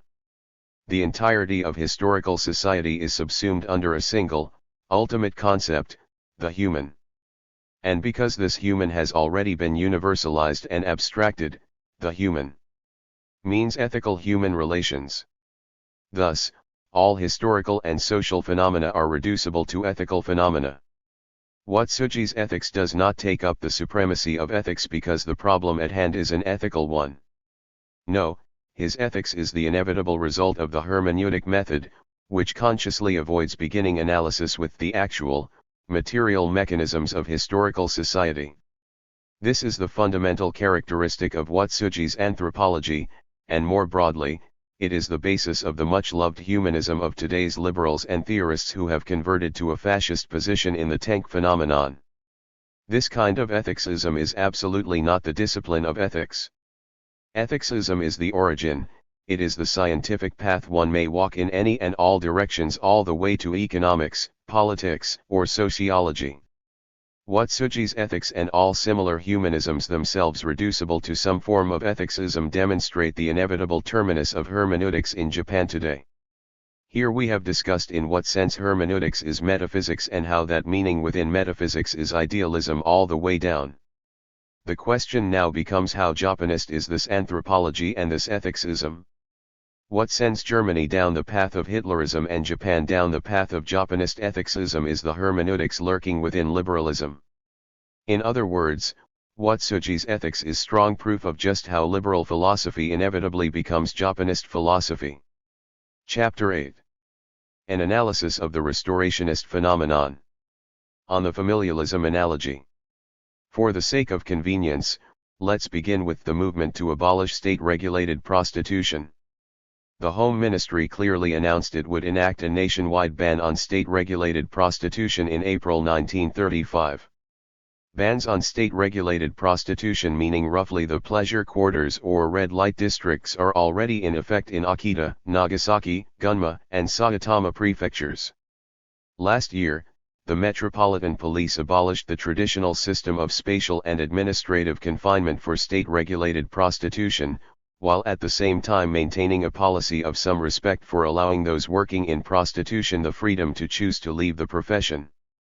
Yet as a harbinger of the Home Ministry's current policy, it cannot be denied that these earlier statements appear to have somehow resulted in a great number of people assuming the inevitability of a total ban on state-regulated prostitution.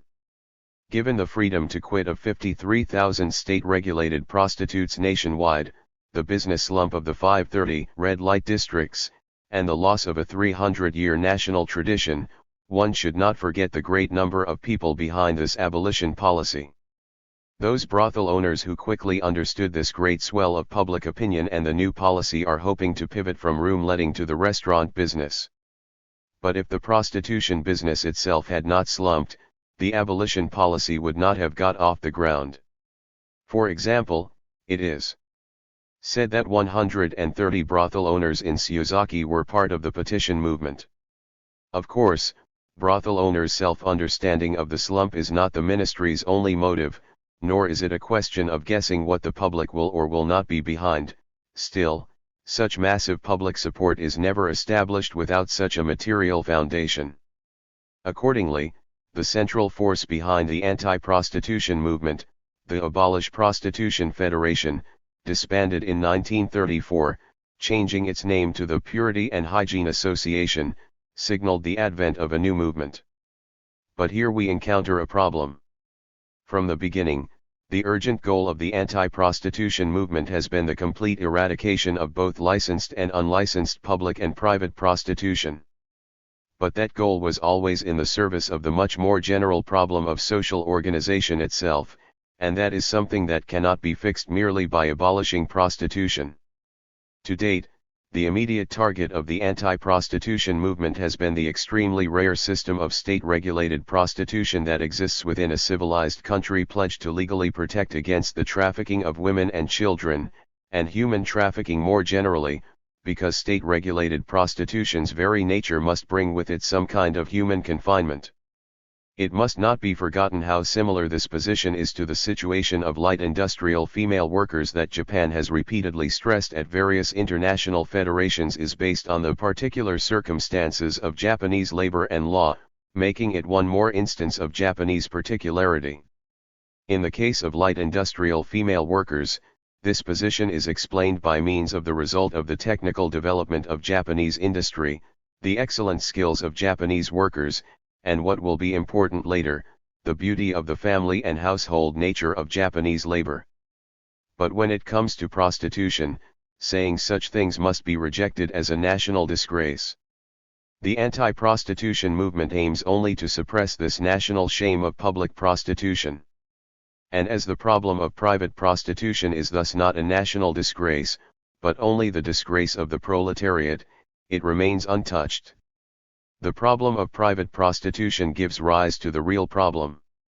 That is, near the end of the 67th Diet session a bill was submitted to the House of Representatives for the regulation of prostitution. The bill is worth noting because it was against abolition and in fact strengthened the system of state-regulated prostitution, and it gained a majority with the signature of 270 Diet members. As this was a House of Representatives that had never once seriously considered an anti-prostitution bill despite several proposals, there was no doubt that there were overwhelming numbers in favor of continuing prostitution in this pro-prostitution committee. If the anti-prostitution faction claims that abolition is the will of the public, the huge numbers of the pro-prostitution faction shout back, is not the majority of Diet members in favor of the bill strengthening the system of state-regulated prostitution in fact public opinion? This example is a lesson in just how well the House of Representatives represents public opinion. But the main basis of the argument for the pro-prostitution members was that the abolition of state-regulated prostitution would result in rampant private prostitution, resulting in damage to public morals and hygiene. I cannot get into a theory of private prostitution here. We must take note, however, that earlier some 2,000 landlords from across Japan had arrived at the same conclusions as the pro-prostitution faction in the Diet. But the landlord's statement is more important still. Statesmen enamored with Western civilization have recklessly ignored the nation's laws in encouraging private prostitution. We are absolutely opposed to the oppression of the brothel landlords and their long history of respect for national law based in the family system and allowing the evil of private prostitution to linger within the beautiful manners and customs of our national social life. This was no mere boastful rhetoric of the brothel owners. It was roar of their very livelihoods.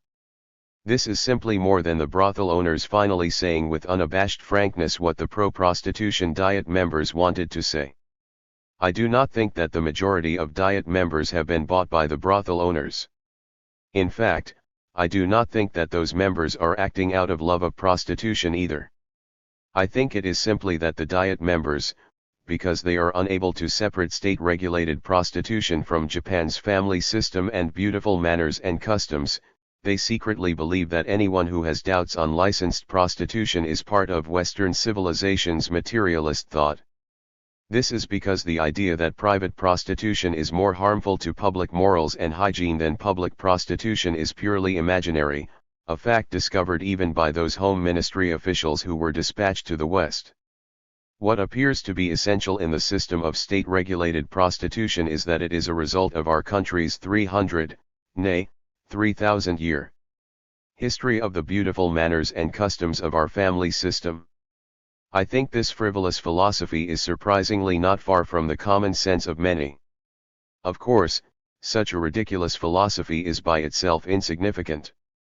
But it is important that the corresponding actions of that ridiculousness, surprisingly, tells a certain secret about the national ethnic spirit. In essence, the problem of state-regulated prostitution is mainly the problem of the fetters of proletarian farmers. Today it is claimed that a harsh family system is one of the essential elements of the life of the Japanese folk. That is why the brothel landlords instinctively grasp for slivers of this unimpeachable ethnic social theory. Either for or against, the pro-prostitution campaign is simply one of the characteristic expressions of the concept of restoration in Japan today. Indeed, there is no more expedient ideological framework for the interpretation of actually existing society than this invocation of the Japanese family system. This ideology's support for state-regulated prostitution has hardly been ineffective so far. And it is not only a matter of ideological support for low wages and containing the power of labor. More broadly, the family system exists to appear to alleviate the difficulties of the unemployment problem itself. Countless of the tens of percent of the actually unemployed in Japan are absorbed and treated as employed within the household, so the household reduces the nominal and bureaucratically visible number of the unemployed. And in this sense, the truth of the ideology whereby the family system is the essence of Japanese society is now understood. So how are things going with this crucial Japanese family system? According to the results of a survey by the Tokyo Statistics Division of 20,000 sixth graders in 80 elementary schools, 90% of the households consisted of only parents and children. Families that also included grandparents under the same roof made up only 10% of the total. That is, on the one hand, the survey shows that through marriage, independence, and other factors the number of family members who live separately is on the rise. In other words, the ancient Japanese family system has collapsed and in fact is moving toward individualism. At the same time, it also showed that the majority of households in Tokyo were immigrants come to work from the provinces. According to the 1935 household survey by the police, the population of Tokyo grew by some 185,000, but two-thirds of that number were people who had come to Tokyo for work. What we learn from these statistics is that the family system in Tokyo has collapsed and been given over to so-called individualism, and at the same time, too, the family system has collapsed in the farming villages and the regions. As a single-family household is built in Tokyo, those who remain generate a single-family household in the farming villages and the regions. Thus, even though the rate may vary, and here we need no fundamental distinction between urban and rural nationally, it is simply a statistical truth that the collapse of the Japanese family system has in fact become a great mass of people. But for the ideologues of the family, a particular form of Japanists today, those who use the family system to interpret this actually existing society, the collapse of the family system is not acknowledged, or if it is acknowledged as the result of an evil individualism. In both cases they persist in attaching Japan's, and their own, hopes and expectations to the family system. The difficulties of unemployment and poverty are idealistically mitigated by means of the ideal family system. In fact, the actual collapse of the family system allows members of the family to be expelled from the family into the ranks of the unemployed and those at risk of becoming unemployed. This is the truth of female employment, as women first gain independence by sacrificing a contented family life within the family system. In this case, does independence mean economically independent, or having an independent status not economically independent? Of the nearly 1.5 million people who commute daily to Tokyo for work or school, some 520,000 are women.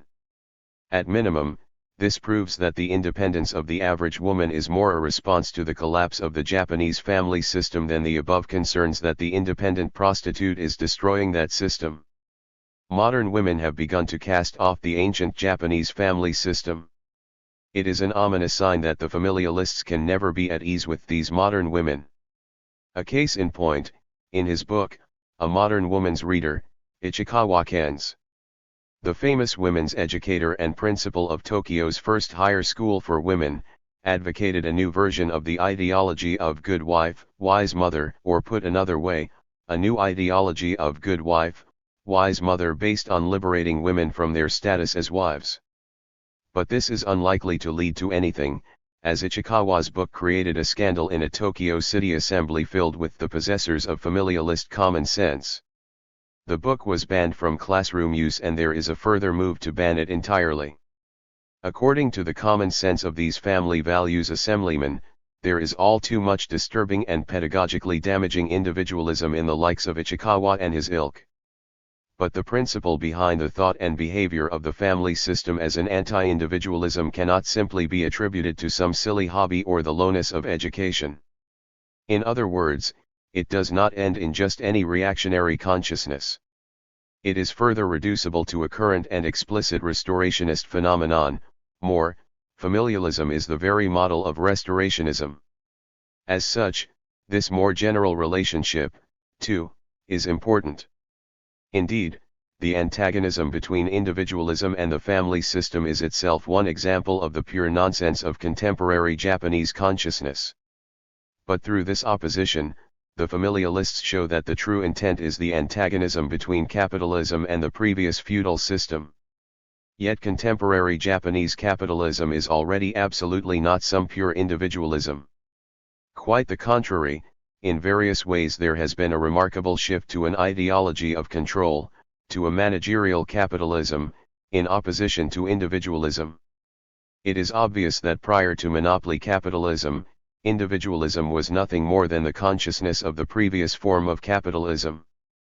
Thus the very act of bringing this former, but now defunct, capitalist individualism into conflict with the family system itself is already a retracing back to the prior form of liberal capitalism, and thus indicates the intention to actively restore Japan's long feudal era. By doing so it is easy to obscure the capitalist essence of today's developed monopoly capitalism and conversely give the illusion that monopoly capitalism is anti-capitalist. Yet, although the relevant term is restorationist phenomenon, it is always limited in the event to a reactionary phenomenon. Given the flow of history, there is no restoration that ever truly returns to the past.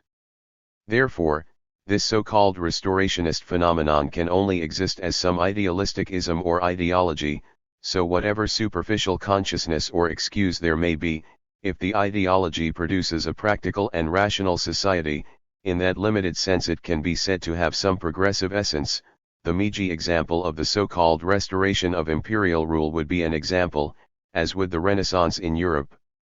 But today, with the daily collapse of the actual family system clear for all to see, and turning against the authority of rational social science, our family system ideology and its incoherent consciousness is a pretext for the continuation of a particular form of managerial capitalism.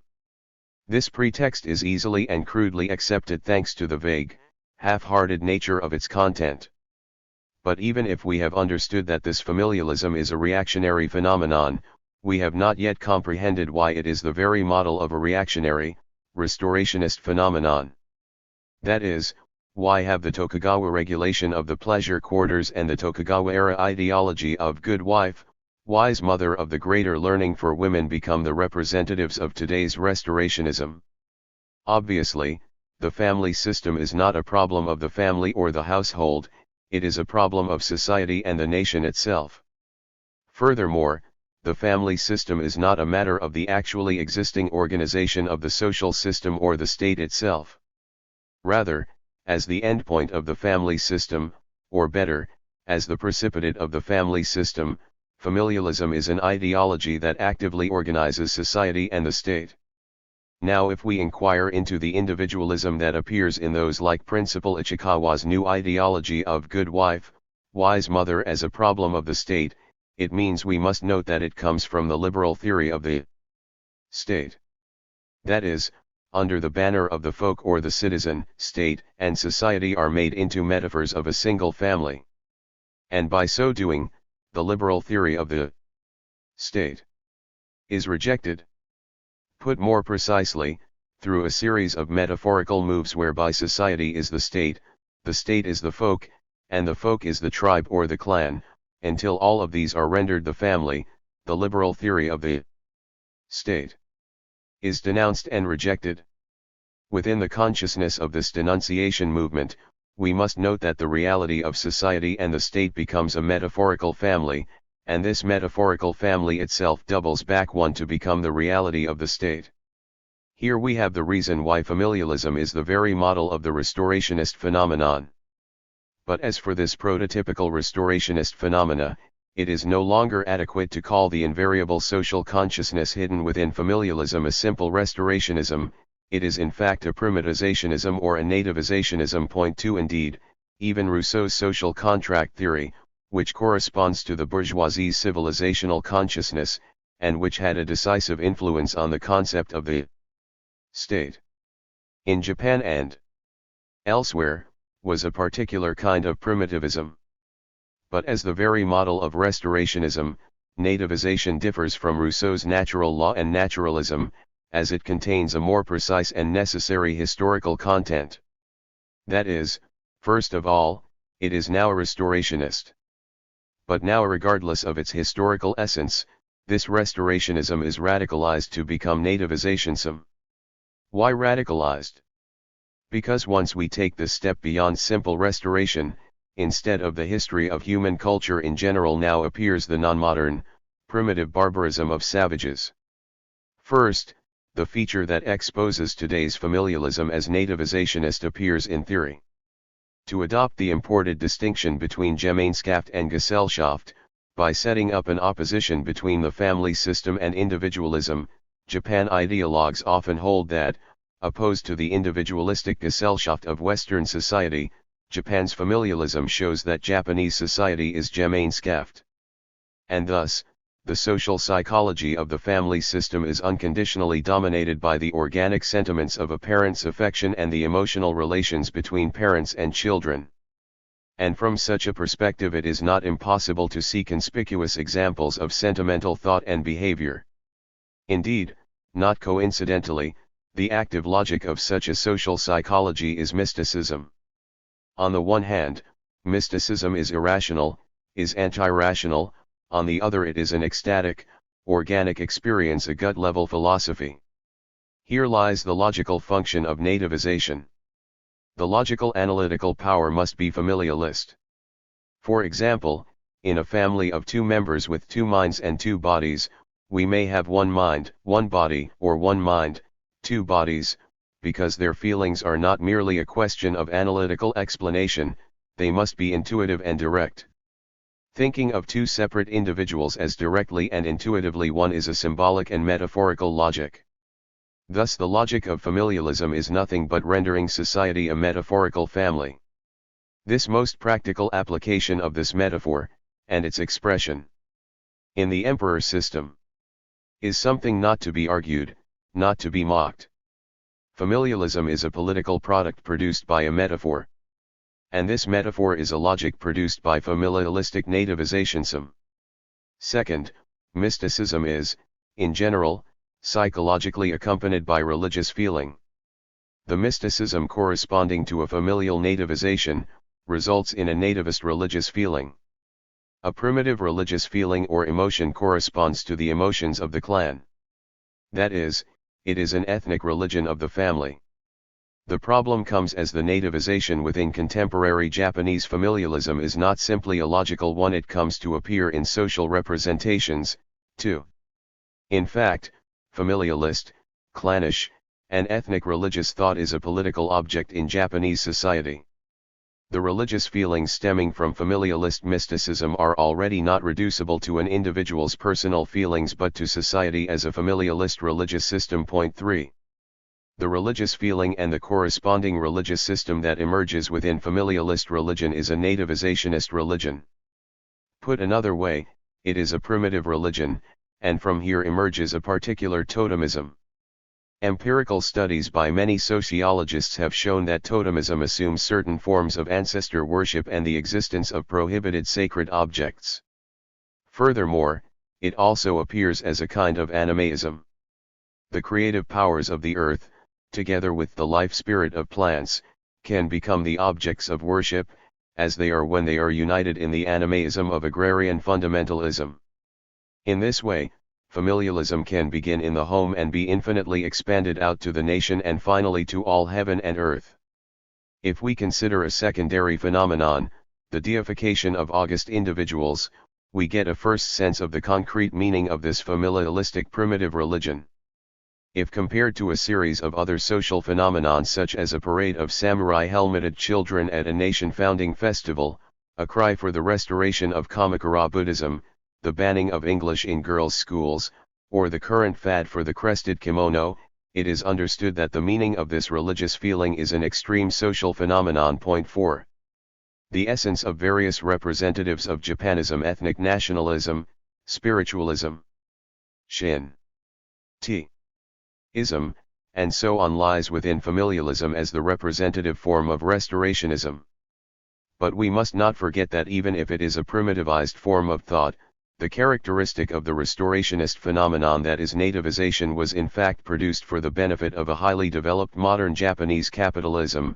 It is a particular form of modernization. Point 5. But in every case, the goal of further modernization does not appear in the form of historical reflection, retrospection, or recognition, but rather, ultimately, appears as a form of ahistorical and anti-historical nativization as a feature of a reactionary restorationist phenomenon. The contradiction of restorationism, whereby modernity is rendered primitive, manifests itself by appearing to express history while in fact ignoring it. Point 6. Traditionalism appears as the destruction of tradition itself. The cultural traditions of the people are one by one destroyed by being nationalized. Point 7. This is the inevitable contradiction of restorationist reaction. The root cause of the contradiction of restorationist reaction is as follows. Just as the historically specific stage of capitalism imagines itself as a trans-historical category, projecting itself into an infinite past, as a special case of the present stage, restorationism is called into service by oppressing political necessity to create the new, anti-historical category, the archaic. Though people will argue the details, this primitivizationist archaic, though produced in the present stage of Japanese capitalism, is arbitrarily retrojected back into a finite past. 8. The contradiction of restorationism arises from the conflict inherent in this theoretical move. For example, we must recall that due to the logic of restoration and the method of restoration, the classic texts of restorationism, the Kojiki and Nihonshoki, which the authorities of national history have placed in the 7th century, contain and are built upon this above contradictory, retrojective relation of restorationism in a broad sense. The establishment of the Meiji constitutional system and the current common sense of the national idea it is tied to were also products of this larger sense of restorationism. 9. Even noting the current reactionary form of restorationism, in this broader sense, the Meiji national idea was produced by the same historical logic and method. The secret of the reactionary nature of restorationism lies in the idealist primitivization of the modernization of actually existing society. Because of the conflict in its temporal structure, reactionary restorationism is always mere ideology. That is, it only appears as manifest in ideological, idealist interpretations of social objects, or deals only with the ideological aspects of social objects. The majority of today's restorationist reactionaries are phraseologues, they are ideological idealists. It is important to note that this does not stem from the immaturity of their movement or by mere accident. Nativizationism of thought in the service of maintaining and strengthening contemporary capitalism is the fundamental condition of today's restorationist reaction. Familialistic restorationism in philosophy, art, morality, law, and politics dominates present-day Japan.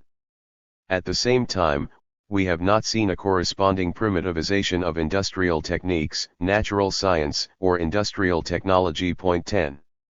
Anyone who looks will surely notice that the restorationist phenomena of contemporary Japan are linked to various forms of chauvinism. But the mechanism that invariably unites both the current, actual needs of imperialism and the demand for primitivization of thought in these restorationist phenomena is none other than the ideology of the family system. Chapter 9.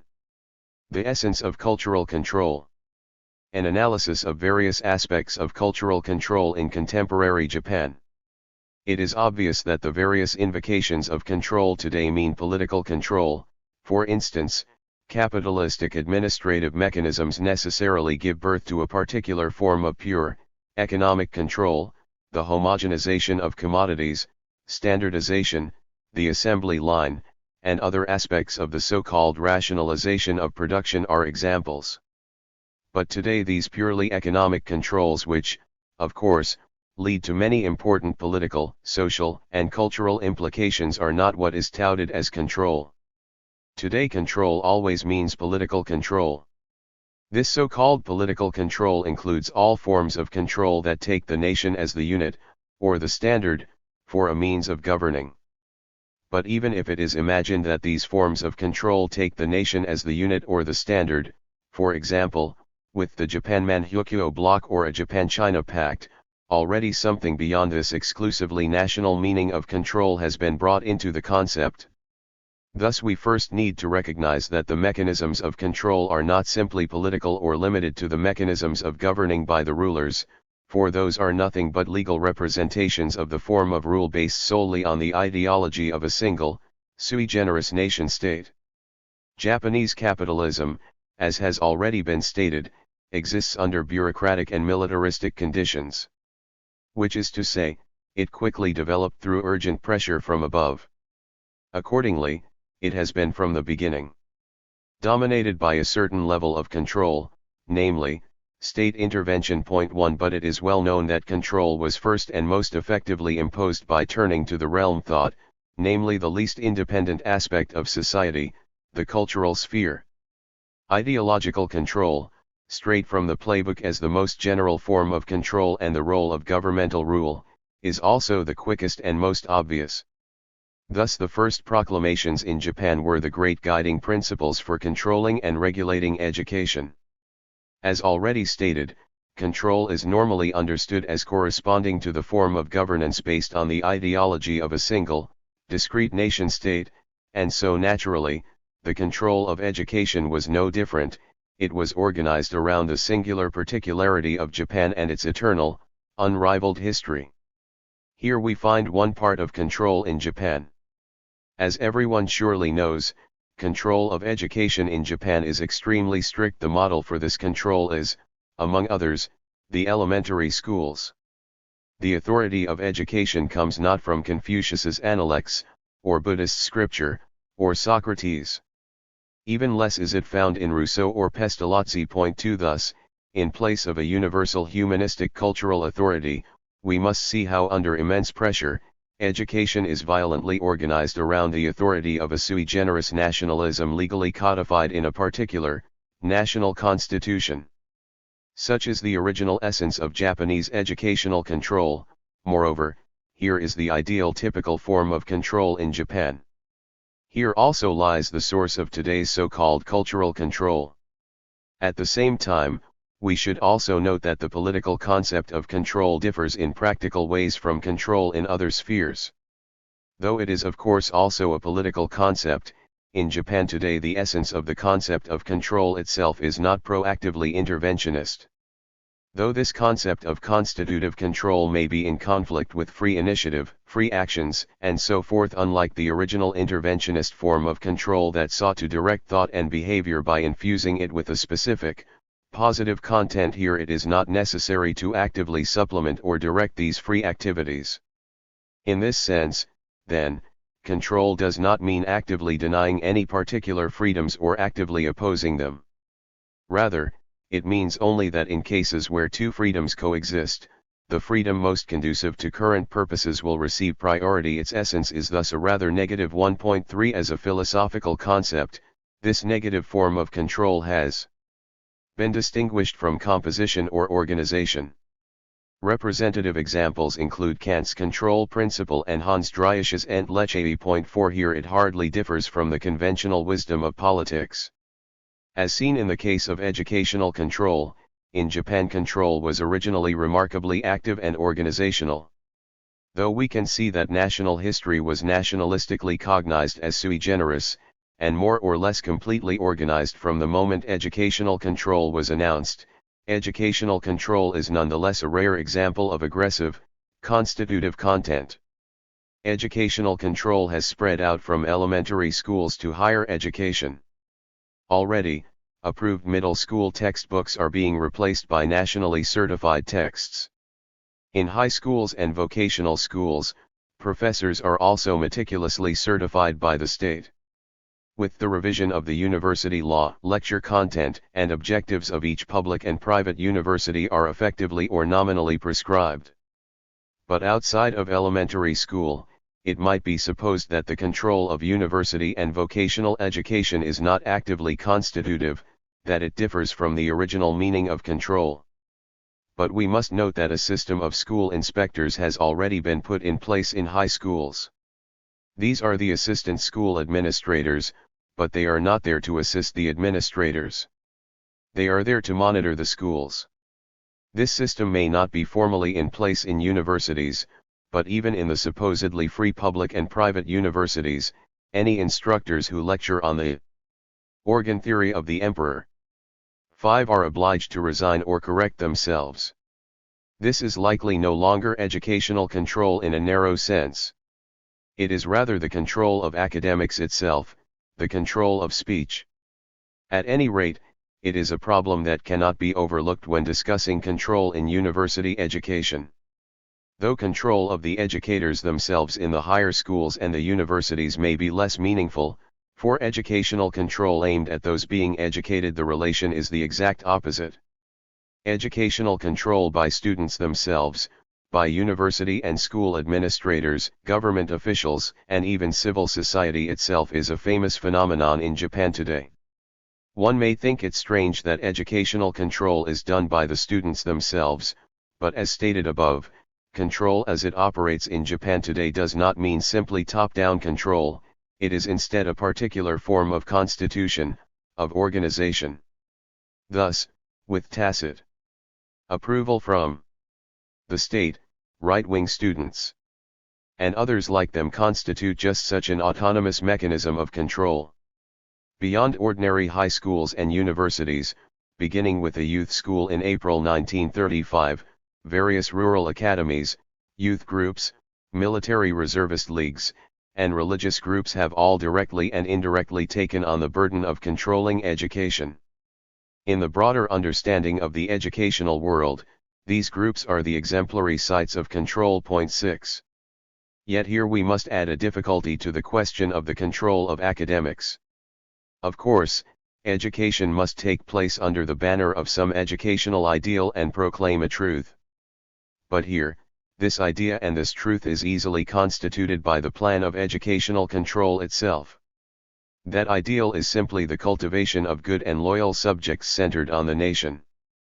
But in the academic world this plan is not easily done, for it is not easy to constitute an academic sphere, either on paper or practically, around some scheme of control. That said, control as negative countermeasures against the original sense of an active, positive freedom can be achieved anywhere. In academics, negative control can be done by encouraging research with grants to certain research institutes, subsidizing research facilities with state funds, and any other number of methods of unequal treatment and prioritizing. Yet these alone do not lead to active, constitutive educational control. No informed person believes that an academic truth can be actively constituted even if we were to interfere in the lives of scholars and technicians as the Nazis do. But so far, no such academic truth has been defined. It is not impossible to present some kind of constitutive control of academic truth along the lines of the plan mentioned above, but the main point is the distinction between the outward appearance and the internal essence, and as all believe that the core of academic truth does not dwell in its outer face, the original problem remains. At first glance it does seem that, today, just such a control of academics is becoming possible in Japan. Take the above example of the organ theory of the emperor. A large majority of contemporary constitutional scholars in Japan today accept this theory, and it is even the common sense of the majority of Japanese intellectuals. Outside academics, in government, the truth or falsehood of this theory is to be determined by the judgment of the Home Minister. Of course, the Home Minister has neither the qualifications nor the ability to make such a judgment on this theory, and his goal is not the determination of academic truth, rather, his is an administrative question. That said, because in both administrative and academic cases the content of the theory is the same, the government's judgment on the validity of the theory will also function as a mechanism for academic control. The governmental authorities claim they have no intention to offer an opposing theory to the organ theory of the emperor. But we cannot overlook the fact that rejecting the theory or declaring it an error immediately implies the constitution of an academic counter-theory. So here, too, academic control is extremely constitutive. There is no better example of this sort of constitutive control of academics than the research produced by the Japanese Cultural Spirit Research Institute. The research produced by the institute, however, is not seriously recognized as such by academics, the press, or the reading public. Here is proof as to how difficult it is to control the constitution of academic truth. Yet even with twists and turns, academic control, as constitutive control, is possible both nominally and in practice, especially in sociology, history, spiritual science, and philosophy. These disciplines are all characterized on the one hand as academic research, but they are also necessarily accompanied by questions of the nature of speech and representation themselves. Thus the control of critical and journalistic in the original sense academics emerges as the easiest shortcut to the control of speech. Initially the organ theory 7 was, as it was intended, a purely academic issue. The need to politicize the academy stemmed from the issue of controlling speech. Whether the content is academic or journalistic, speech obeys the form of journalism. Thus, because the control of speech is so tied to the control of journalistic speech, the old legal mechanisms of control of the press are used. Publication law, newspaper laws, taxation, and others thus form a system of review.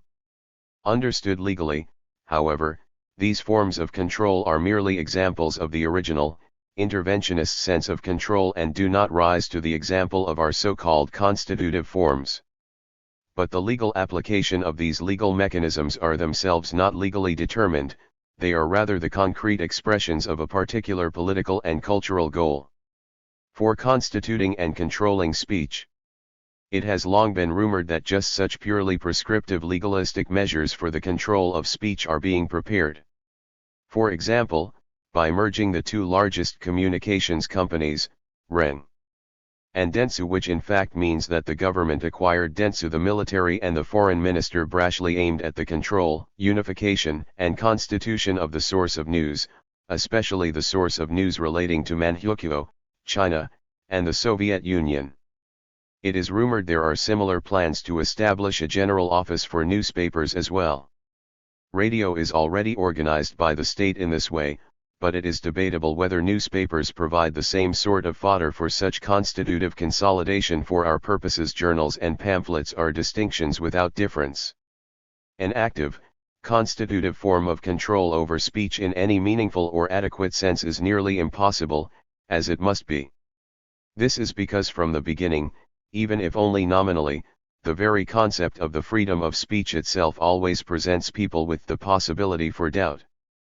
To the extent that speech cannot be controlled by active, constitutive means, the original and ultimate goal of complete control of speech is never reached, a truth which is in no way strange. So-called control is not the simple control of things, it means the constitution of things. And as a function of reconstituting an object before our eyes, it is always also the constitution of counter-objects and oppositions.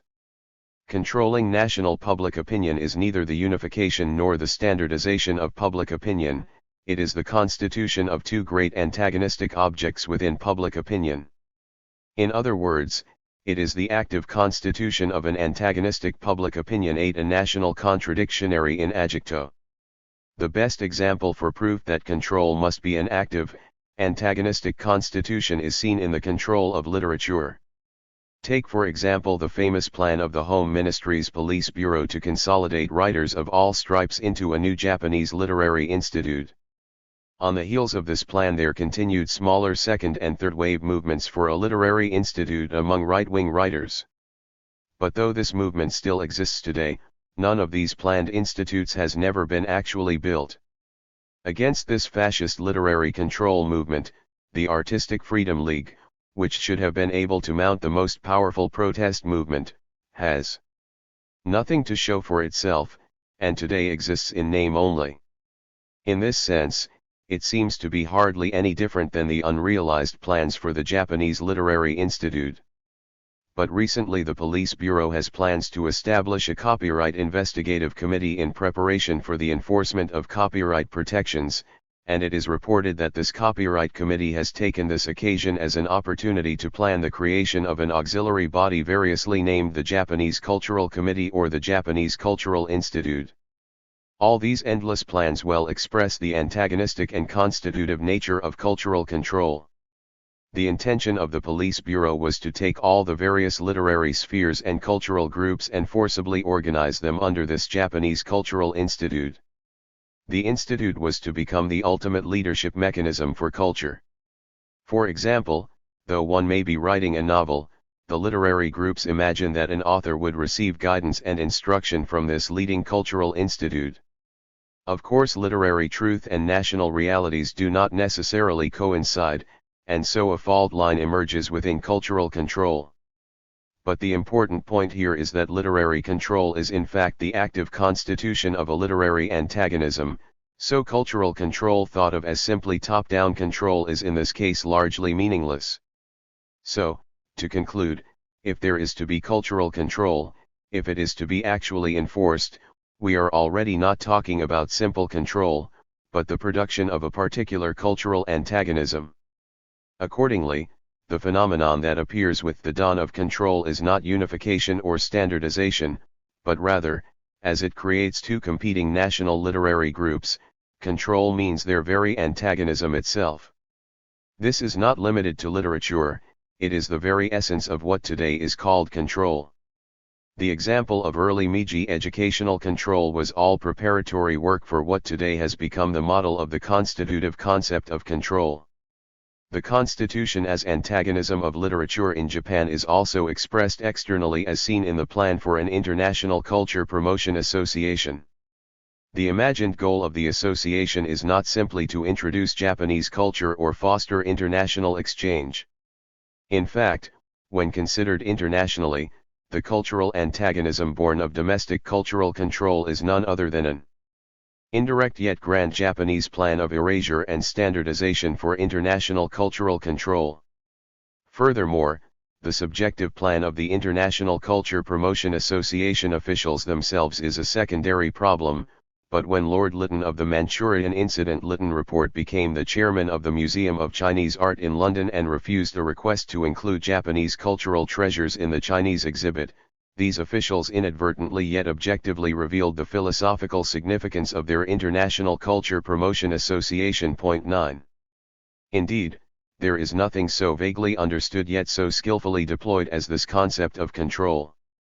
Which is to say that this control is not in fact control, but the exact opposite, it is constitution, and further, it is not unification, but the exact opposite, the production of an antagonism.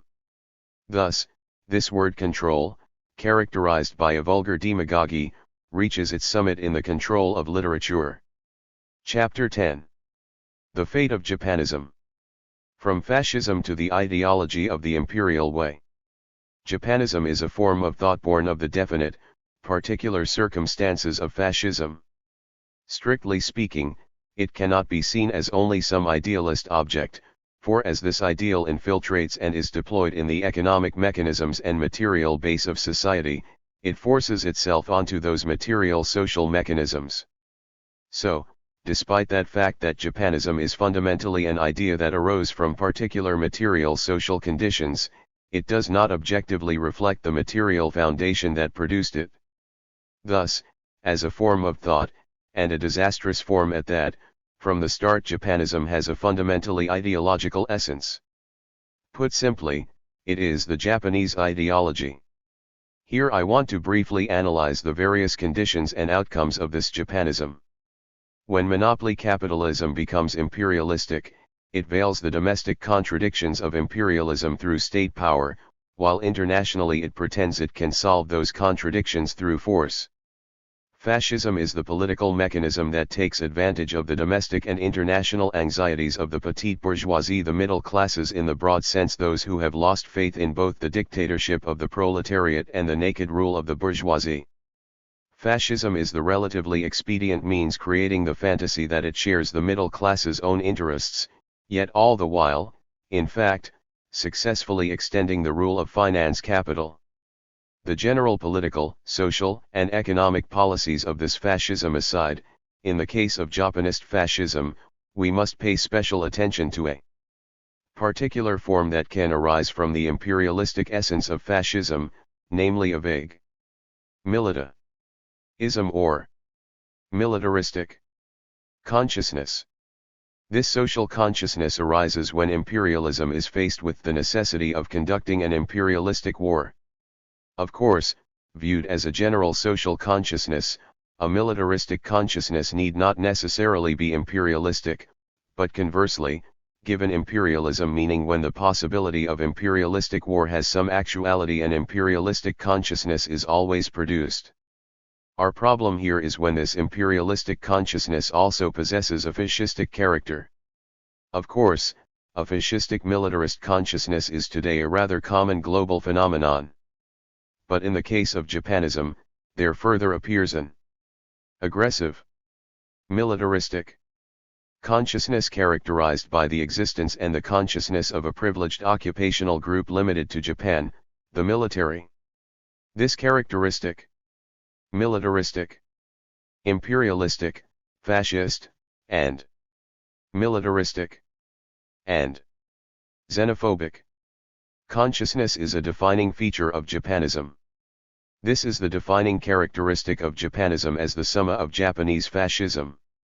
As people surely know, we must not forget that the military clique or the military authorities are not simply a social stratum or social group or an occupational organization, but in fact derive all their enormous power from the authority of the emperor as commander-in-chief. Here military authorities mean all professional military personnel, whose social status is guaranteed by an economic freedom.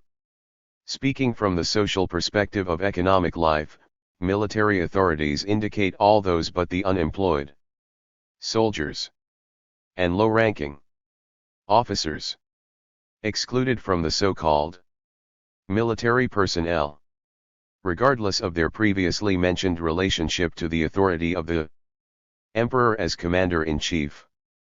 Considered as a stratum of civil society, this military, both formally and practically, indicates military bureaucrats with variously guaranteed social statuses, the majority of which are economically no higher than the upper middle class. If these bureaucrats are a kind of middle class, then the same must be said of the military as well. If fascism is generally supported by the consciousness of the middle class, then the fact that Japanism is supported by the virtually uniform consciousness nurtured by the military possesses an essential meaning. But of course, it is absolutely no coincidence this sort of military has become the subject that underwrites Japanism's militaristic consciousness today. The emergence of this military, or rather its establishment, was the unavoidable and necessary result of opposing the oppression of foreign capital during the Meiji Ishin. Thus, both the historical necessity and the militarist essence of Japanism must be acknowledged. Furthermore, the establishment of such a military, seen even from the development of the Japanese military system, was one of extreme necessity. Today's common sense holds that Japan as a nation of soldiers is believed to be rooted in the ancient Japanese military system that restored the imperial court. Here we see a long-run necessity for a military-led militarist consciousness that became one of the essences of Japanism. In treating the so-called military as a group of military bureaucrats, I have already provided a basis for distinguishing it from soldiers in general. Accordingly, saying the entire nation as soldiers is absolutely not the same as saying the entire nation as the military. From the perspective of the actual military system of universal conscription, all citizens are soldiers, but in terms of their professional social status, all citizens are not the military. Yet these two different understandings are conflated in the ideal of an entire nation of soldiers. Historically speaking, the gap between this organizational ideal and the realities of civil society too easily gives birth to the fantasy of a special link between today's military and the samurai class of the medieval and early modern eras. Put another way, today's military is thought of as a modern group of neo-samurais. Thus, it is imagined that this ancient Japanese Bushido way of the warrior, which peaked in the Tokugawa era, courses through the blood of today's exalted soldiers. The very fact that a distinct social force or group of soldiers called the military exists despite the reality of universal conscription, and that it evokes some kind of direct relation to the samurai class and Bushido, means that even at the ideal level, the military consciousness of this military must be a kind of feudal consciousness. This so-called Bushido has long been praised by foreigners for its uniquely Japanese character, and today forcefully stressed by the Japanese themselves, is clearly the ideal of the whole of the Japanese folk. But Bushido as the ideal of the entirety of the Japanese folk only stems from a military system in which all are considered to be soldiers. If any other social reality is mixed in, Bushido becomes a feudal ideology of a particular social stratum.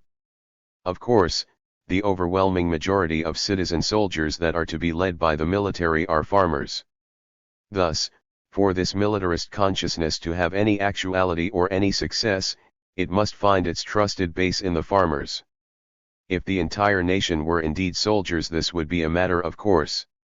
At the same time, because an entire nation of citizen soldiers as an ideal of the military system, and not the same thing as the social relations of economic distribution, When we say farming strata, we are not making an issue of the economic stratification within it, we instead mean those who live under the social order of the farming villages, in other words, farmers in general. Now the backbone of, and model subjects for, upholding the social order of the farming villages, and thus the people who most adequately represent the farming villages, are the various medium-scale farmers, or the rural middle class. The medium-scale farmers and this rural middle class are thus most representative of an entire nation of soldiers. They are the true social base upon which the military, as the subject of a Japanist militaristic consciousness, places its highest hopes. That the rural middle class and the medium-scale farmers are the social foundation upon which the military-led Japanist militaristic consciousness places its greatest hope of success is little more than a particular instance of the general case that fascism is the consciousness of the middle class. Now, because in general the rural middle class and the medium-scale farmers are a reliable part of the present mechanisms of agricultural production, so much so that we call them the backbone of the farming villages, their daily consciousness can be described as agriculturalism. But if this consciousness comes into conflict with others, and when it is linked to a national history, the result is the so-called agrarian fundamentalism. With this problem now linked to the history of the Japanese folk or people, this agrarianism inevitably slides toward a feudalist ideology that looks to agricultural production as the basis of the feudal mode of production. Thus the problem comes down to the difference between a historical feudal system and a feudalist ideology existing within actual, present-day civil society. As stated above, the Japanese militaristic consciousness arrived at an idealist, feudalist consciousness by passing through the military's conscious identification with the samurai class. Now we arrive again at a feudalist consciousness by passing through the realities of the farming villages. But the key determination of this feudalist consciousness lies in the concept of the unity of soldiers and farmers. Point 2. We say the feudal system, but even if we focus on the era in which a feudal system most clearly took shape, we see that the feudal era is extremely old and long and includes many political variations. So we must acknowledge that what is popularly called a feudalist consciousness in Japan today is in fact nothing but a vague restorationism. Depending on the era to be restored, restorationism carries somewhat different determinations and drastically different meanings.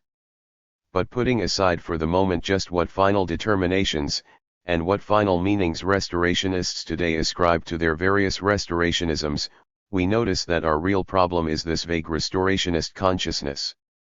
That is, this vague restorationism is clearly synonymous with a consciousness that tends toward the feudal. Of all the current varieties of restorationism, the most fundamental and characteristic example, though restorationists themselves may disagree, is the emphasis on familialism. The family system itself developed as the keystone of the social order during the Tokugawa period, when the feudal system is thought to have been most complete. Therefore, the promotion of familialism must first and foremost correspond to the family system that reached its height in the Tokugawa feudal system. For some reason it seems no one looks for the historical basis of familialism in the family structure of the Heian period. Here, too, it once again turns out that restorationism is synonymous with the promotion of a vague feudalistic consciousness. But Japanism's feudalist and restorationist intention of moving society toward a historical feudal system, one very different from the advanced era of monopoly capitalism in which it was born, means that it is a vague, haphazard restorationism, and therefore, this move toward a feudalist consciousness restorationism is none other than the primitivization of society. Of course, it is impossible to actually primitivize a society that has developed into advanced capitalism. But primitivizationism may be conveniently achieved in the realm of thought, of ideology, and directly related to this, the very word primitivization itself allows one to remain in the material world while subjectively and ideally wishing for a feudal restorationist return. For example, while actual productive technologies cannot be primitivized or detechnologized, it is quite possible to wish for such an ideology, at least in thought. Furthermore, in pure thought, it is easily possible to link the growing global anti-technological view of civilization with an anti-materialism, an ideology that seeks the destruction of materialism. While this all concerns the feudalization of consciousness in general, and a vague, haphazard restorationism or primitivism in general, as stated above, the key moment for Japanism's militaristic feudality occurred with the unity of farmers and soldiers, the merging of a nation of soldiers and agrarian fundamentalism. We must keep in mind that a military system lacking professionals and the domination of agriculture as the center of life are generally considered to be basic characteristics of primitive society. Even when we see this not as a historical feudal system, but as a feudality that has had its main points abstracted out, it is clearly possible to bypass restorationism and make a single, direct leap to primitivization. Thus, when yoked to national history, in the end, this feudality is reducible to a nativizationism. At first, it seemed that monopoly capitalism, imperialism, militarism, and the ideology of military rule all boiled down to feudality. But now we see they are all reducible to a merely slightly less vague nativist primitivizationism. But we have neglected an important point. Up to this point in our analysis, the restorationist phenomenon has been some vague restorationism. But this is not enough to serve as a fulcrum for today's more advanced Japanism. We will have to scrutinize primitivization a bit more. That is, what we have called the primitivization of society has simply meant an idealist movement that pushes for or desires the primitive nativizationism of society, but a more important point remains. As this nativizationist movement takes place in thought, it naturally follows that it also results in the primitivization of those thoughts themselves. Thus, this conceptual primitivization, or the dominance of primitive ideas, is characteristic of those social strata that are either naturally or intentionally strikingly behind in both their logic and social consciousness. Once again, the social strata in this case are the inhabitants of the farming villages and the military. For the farming villages this is surely the result of their lack of any wider intercourse, for the military it is undeniably the deliberate aim of their education. But more important here is that to become a form of social common sense, this primitive social consciousness must seize the minds of the class whose social consciousness is in turmoil, namely, this primitive social consciousness must seize hold of the middle classes. Primitivization of the petite bourgeoisie appears under the banner of anti-technology, anti-mechanization, anti-materialism, and anti-rationalism, delusional religious consciousness, mysticism, occult beliefs tied to healing and fortune-telling, and all other modern forms of primitive consciousness become an apparatus of capture for the turmoil within petit bourgeois, middle-class consciousness. Mysticism is the social consciousness of the middle class and the largely middle-class pacifist intelligentsia under Japanist fascism. 6. Normally people likely associate mysticism with the ideology of the military. But there is a very good reason why the military cannot go all in on a pure spiritualism. There cannot be a combat spirit that rejects mechanized infantry units. Primitivism is the natural common sense of today's middle-class citizens. But for this middle-class spiritualism to serve the interests of Japanism, it is linked to another common sense of the military. Here spiritualism cannot remain a simply voluntary spiritualism, it must become restorationist, that is, the general phenomenon of primivizationism becomes a nativizationism. This means that by passing through spiritualism as the universal, global model of civic common sense, restorationism ceases to be a vague or haphazard, and becomes a social common sense centered around a specific political concept. That political concept is the spirit of the imperial way centered on the imperial house. Political concepts can never be established without a basis in civic common sense. Thus the military's promotion of a restorationism based on the unity of soldiers and farmers, on its own, is not yet a political conception. And the spiritualism of the petit bourgeois middle class is inadequate to any hope for a powerful material domination. But together, by merging the spiritualisms of the military and the middle class, the restorationism that dwells within Japanism may become the expression of the will of a fascist political power. Because the spirit of the imperial way is precisely such a unification of the middle class and the military, it is the alpha and omega. of Japanism. This is the ultimate, comprehensive conclusion of all we have analyzed thus far. As space does not allow it, we leave undone the remaining task, to follow the reverse path and interrogate this essence of Japanist ideology 7, now named the ideology of the imperial way. How is it used as a current fascist political ideal? What are its political mechanisms? And furthermore, how does it serve the structure of the current, fascist form of capitalism? Part 2. Foundation for a Critique of Liberalism. Chapter 11. Modern Idealism in Disguise. Foundation for a Critique of Hermeneutic Philosophy. There is absolutely no love within contemporary civic culture for the word idealism. It is often easy to dismiss something with "that is idealism" or "that is idealist." And, indeed, there are particular, systematic connotations hidden within these accusations, so one of our jobs here will be to wash away those connotations. But for those attacked by labeling their thought idealist, the criticism does not always bite. They would likely respond, "My thought is absolutely not idealist." Isn't it in fact the very opposite of idealism? Your criticism that my work is some kind of idealism is nothing but proof that you know neither what idealism is nor what the main point of my thought might be.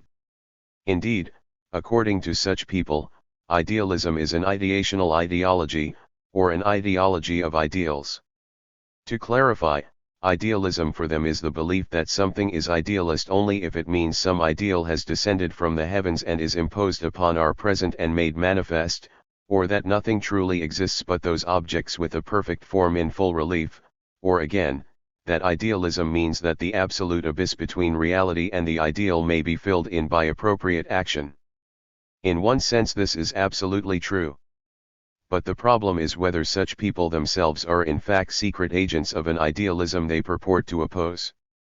In so speaking of idealism, we wonder if they are thinking of Socrates or Plato or descendants like Kant.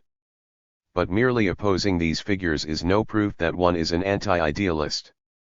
Would Nietzsche be an enemy of idealism for destroying all moral authority and collapsing all its values?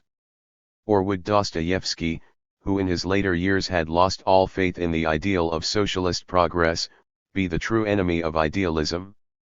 According to Lev Shestov, the recently introduced philosopher of anxiety, idealism are the enemy of the original philosophy of tragedy and nothingness. A new faction of contemporary theology believes it must protect theology from the romanticism of the Roman form of idealism. 1 Nishida philosophy, presented as the premier case of Japanese and Eastern illumination, is in fact no different from the global phenomenon of bourgeois philosophy's self-criticism. Put another way, for these groups of people, idealism is merely a philosophy of being, and thus because it is not a philosophy of nothingness, it is useless. At the same time, we can see just this intimation in not a small number of Nishida philosophy's practitioners. Idealism must be buried, together with materialism. It must be said, that in this time of capitalist crisis, the idea of condemning to death a particular instance of idealism as if it represented idealism in general is an extremely clever method of self-defense for bourgeois philosophy. Idealism is dead, but Nietzsche is part of the politician's skills, Dostoevsky part of the literary conscience, and Shestov is in the minds of philosophers. All of these are not only perpetuating but in fact restoring idealism. In these sorts of thinkers, idealism purges all the disadvantages and impediments of bourgeois philosophy through the sacrifice of pure forms. With the current situation of Japan corresponding to the decade after 1905 in Russia, this situation is not just a self-defense of bourgeois philosophy, more likely, it is life-saving surgery. But that decade of the 1900s was also when materialism and empirio-criticism had to be written. Codes are changed during the course of war. And depending on whether it is on offense or defense, idealism, too, changes its stripes. Now idealism has shed its old skin, and especially has stopped calling itself idealism. Those who are fooled by this ruse are not grasping the cicada, but merely the cicada's cast-off shell, but by then the cicada is already off singing in other trees. Modern idealism has a habit of disguising itself. So to match its adversary, materialism, too, is no longer your run-of-the-mill materialism. So just what is this idealism, this cicada, and its cast-off shell?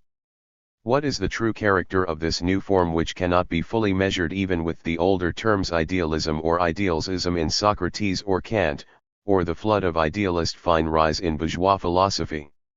It is commonly said that the fundamental feature of idealism is that it is not the substance but the idea which is alpha and omega.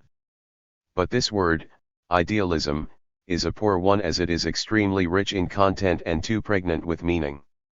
Whenever such a vague idealism is put into practice, it is likely totally meaningless. The word is useless unless it brings some particular type of idealism before our eyes.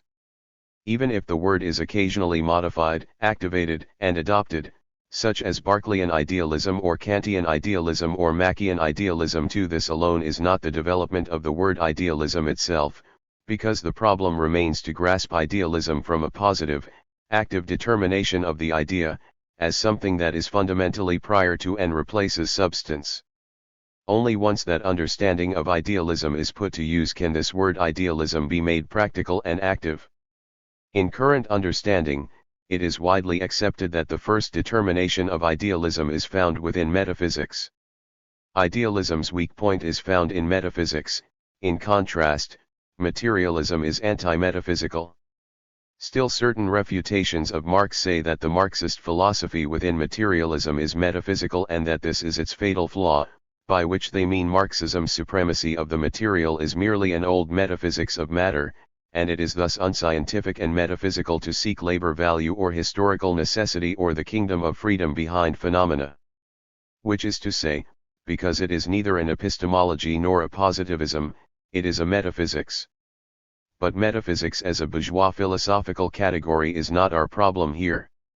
According to materialist categories, metaphysics is nothing but a mechanistic way of thinking. Which means that metaphysics does not know how to grasp a thing in its associated movement, but rather is a method of thought that fixes thought into reified, discrete individual units. But if we consider idealism from the various circumstances right before our eyes, we see that metaphysics as the sole determination of idealism is still not practical. As long as this determination is mainly what Hegel used to criticize Kant, and, of course, if it is thoroughly applied, Hegel's own idealism is itself metaphysical. In identifying idealism with metaphysics, the expression of this determination itself remains incomplete and will not necessarily land, because the same position from which contemporary bourgeois philosophy judges idealism poorly, also has no necessary love for metaphysics.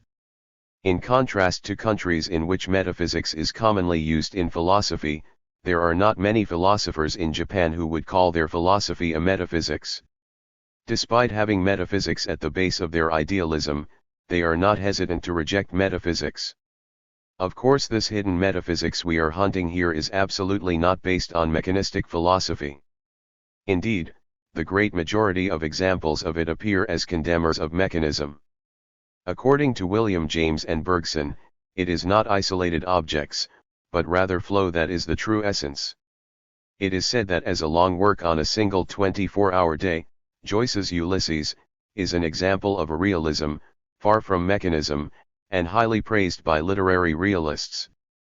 Furthermore, there are even those who think that they can progressively develop or ground this hidden metaphysics in the dialectic. Not only can we say that an idealist dialectic has not gone extinct from ancient times to today, but that today we have arrived at a true theological dialectic, a source of pride for today's certain type of veiled metaphysicians. So we must remember that at various points above I stated that metaphysics would require a slightly different determination. Thus, contemporary metaphysics, all of it, be it mechanistic or dialectic, is nothing but a hermeneutic philosophy, a philosophy of interpretation. By being a philosophy of interpretation, the whole of contemporary bourgeois philosophy, superior and inferior both, is metaphysical. It is by being metaphysical in the sense that it is thought that purely interpretive, hermeneutic philosophy, specifically and positively, deserves the name idealism.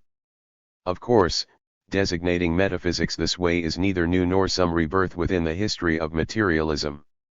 As people surely know, just such a designation was promised in a few short words by Marx in Capital. Thus we can here present hermeneutic philosophy as the second determination of idealism. If we do not so designate it, the fear is that we could not complete our investigation into whether bourgeois philosophy is actively idealist. Of course, interpretation is the interpretation of facts. If there is no fact, there is no interpretation in any sense of the term. It is also true that there is no fact without interpretation. Historical truth or falsehood will be decided by interpretation, as in the way we say that there is room for interpretation of the facts of an experiment. It is said that the place where one directly bumps up against truth is in interpretation. But if that is the case, as there is no such thing as a pure fact, such an individual interpretation is in all likelihood simply some isolated impression. In that sense, a fact is none other than something interpreted as such. Facts cannot be found where there is no interpretation. It is all the more so when the problem is made philosophical. No philosophy can deal with things without recourse to or passing through interpretation. In that sense it is not too much to say that every philosophy is a philosophy of interpretation. Originally, the interpretation of a fact was the interpretation of the meaning that fact possessed, and thus a fact became a fact by means of the meaning it had. For a philosophy to expose the unseen relations between the surface of facts, to grasp their hidden unity, to decide if a fact has any meaning, it is natural and necessary that this is found in the power of interpretation. But within this interpretation itself, within this interpretation of the meaning of a fact itself, lies a problem. To speak of facts, in order to make use of and develop them themselves, and thus accordingly the meaning of facts, refers to the development and evolutionary course 3 of the facts themselves. Here there is an important point: the various meanings of various facts are ultimately the burden of the facts themselves. Accordingly, facts can first get their stability as facts by passing through their meaning and returning again to themselves. Meaning must return to the fact itself, with the responsibility to face again the original fact. Thus the interpretation of a fact is always the practical handling of the fact. Practicality is the only way to realistically change anything, or at least practically changing something must be the goal. As for the practical treatment of actually existing objects, it is thus imagined that the superior interpretation is always one of the meaning possessed by these objects. But hermeneutic philosophy, the philosophy of interpretation, stumbles over this practical capacity of interpretation. Here the interpretation abandons its original role and forgets the original necessity and motivation for interpretation to practically deal with facts, and instead develops interpretation as interpretation for its own sake. Which is to say, the meaning of a fact is no longer the meaning of a fact, but is now detached, it has become ungrounded and free-floating meaning itself. Thus, meaning replaces facts, and the facts of reality are now produced by this meaning. Meaning has now become independent of the actual fact that was the original womb of the meaning, it is independent of the fact's evolution and developmental course 4, and we must note how it now becomes possible to rely exclusively on the mutual relations of meanings themselves, and thus construct a world of pure meaning. Despite the fact that the relations between one meaning and another meaning should have relied on the relations between facts born of various wombs, here the relations between meanings are radically, abstractly, ingeniously short-circuited. And so, in place of reality is born the world of meaning. The actual world is considered only after forcing it into the world of meaning, and from there it is interpreted according to the convenience of meaning itself. This is the so-called mechanism of interpretation of hermeneutic philosophy. That which seemed to be an ingenious imaginative power, a skill, a conception, or seemed to be an insight, is in fact, a frenzied, cheap juxtaposition of concepts. Moreover, it is merely simple, superficial, inferential thinking. In a vulgar sense, such a precious weakness is easily recognized by all. Suicides in Japan have drastically increased in recent years, yet this has received no real interpretation in the newspapers. See for example, the philosophical artfulness, of the old, tired, yet at the same time most innovative, sort of interpretation in which a daughter commits suicide because her father joined the Communist Party. Perhaps because for newspaper articles any old facts will do, these articles, as mere articles, have a free-floating independent meaning unto themselves. But if this same weakness also lurks within the armory of philosophy, then the result is a hermeneutic philosophy, and its defects are not easily done away with. There are solemn terms and a dignified tone. But if from time to time, and fragmentarily, there may be elements that come into contact with the ready-made wisdom of the reading and listening public, these sentimental clichés may be emotionally moving, coddling, and soothing for them. In place of deconstruction and argumentation, there is merely a series of emotional button pushing. This is one of the most characteristic features of hermeneutic philosophy, and through it, the practical treatment of actual things is warded off, sometimes through ecstasy, sometimes through tears. Idly standing by yet somehow still subduing the world by interpreting it in this way is surely a pleasant task. For these purposes, tearfully eating, or tossing and turning in angsty sleepless nights, is indeed a pleasant task. It will shock no one to note that much of what is called Lebensphilosophy is precisely the sort of hermeneutic philosophy. According to Lebensphilosophy, interpretation is merely the self-interpretation of life. Thanks to life interpreting itself, this means that one is drawn into the world of pure meaning, independent of the facts. There is no need here to discuss the inseparable relation between this philosophy of interpretation and the philosophy of history or hermeneutic phenomenology. It is enough to point out how both of these philosophies are based on, and have the flavor of, philology and its hermeneutic method. Point 5. The important point remains the same. The essence of hermeneutic philosophy both consciously and unconsciously tries to avoid the actual treatment of facts. A hermeneutic philosophy is that which, under the name of philosophy, avoids practical problems. Thus current affairs have no philosophical meaning, for what is required by such a philosophy of mere interpretation is that hermeneutic philosophy's own principal problem be independent of actual problems. As for actual problems, when this principal problem does occasionally engage with them, the engagement is predetermined, and thus useless. Take the example of society. The meaning of society can be developed as exclusively founded in the ethical, meaningful relations between I and thou, so that as society moves toward communism or fascism, we have an actual political problem, yet this hermeneutic philosophy of pure meaning completely fails to problematize it. Point 6. Hermeneutic interpretation is not abstract because it argues problems on a general scale or because it uses difficult terms. It is abstract because it abstracts meanings from facts and principles from actual problems, thus abolishing from its view the actuality of facts and their actual relations. So the very nature of abstraction from the real world is clearly characteristic of contemporary metaphysics.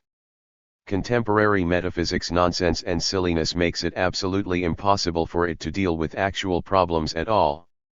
This nonsense is also what makes today's academic and pedantic philosophy appear, like a school teacher, so earnest and sincere. And thus, this unreal, abstract metaphysics is the most powerful and popular form of idealism today. It is thought wise that in order to intentionally avoid actual, practical problems, interpretive philosophy frequently severs itself from empirical and natural sciences, or at least ignores them.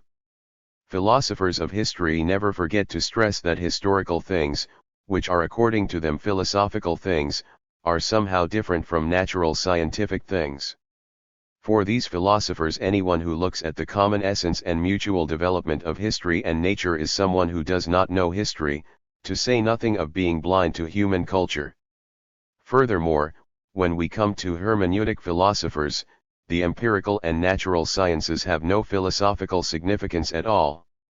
The scientific nature of philosophy, that is, its objectivity, is never problematized at all. Philosophy, they say, has its own, completely unrelated order. A certain faction of these Heideggerians insist that existence and wisdom given by the empirical practices of the world have nothing to do with an originary life of Heidegger's human being. Such monkeyish antiscientism tries to evade the actual problem, for those problems are the inevitable result of such a rarefied and purified hermeneutic philosophy that said, the coarse scientism of Le Dantec 7 is nothing to be respected. Without stating its true intentions, through Kant down to the neo-Kantians and in fact including Hegel as well, bourgeois society has recently begun imputing its own contradictions to problems within the natural sciences, so that for the first time the true nature of this philosophy has revealed itself. But if we consider just what aspect of science, especially natural science, this interpretation resists, it is not in fact science's rationalism, its a priori restrictions, nor is it its non-human simplicity.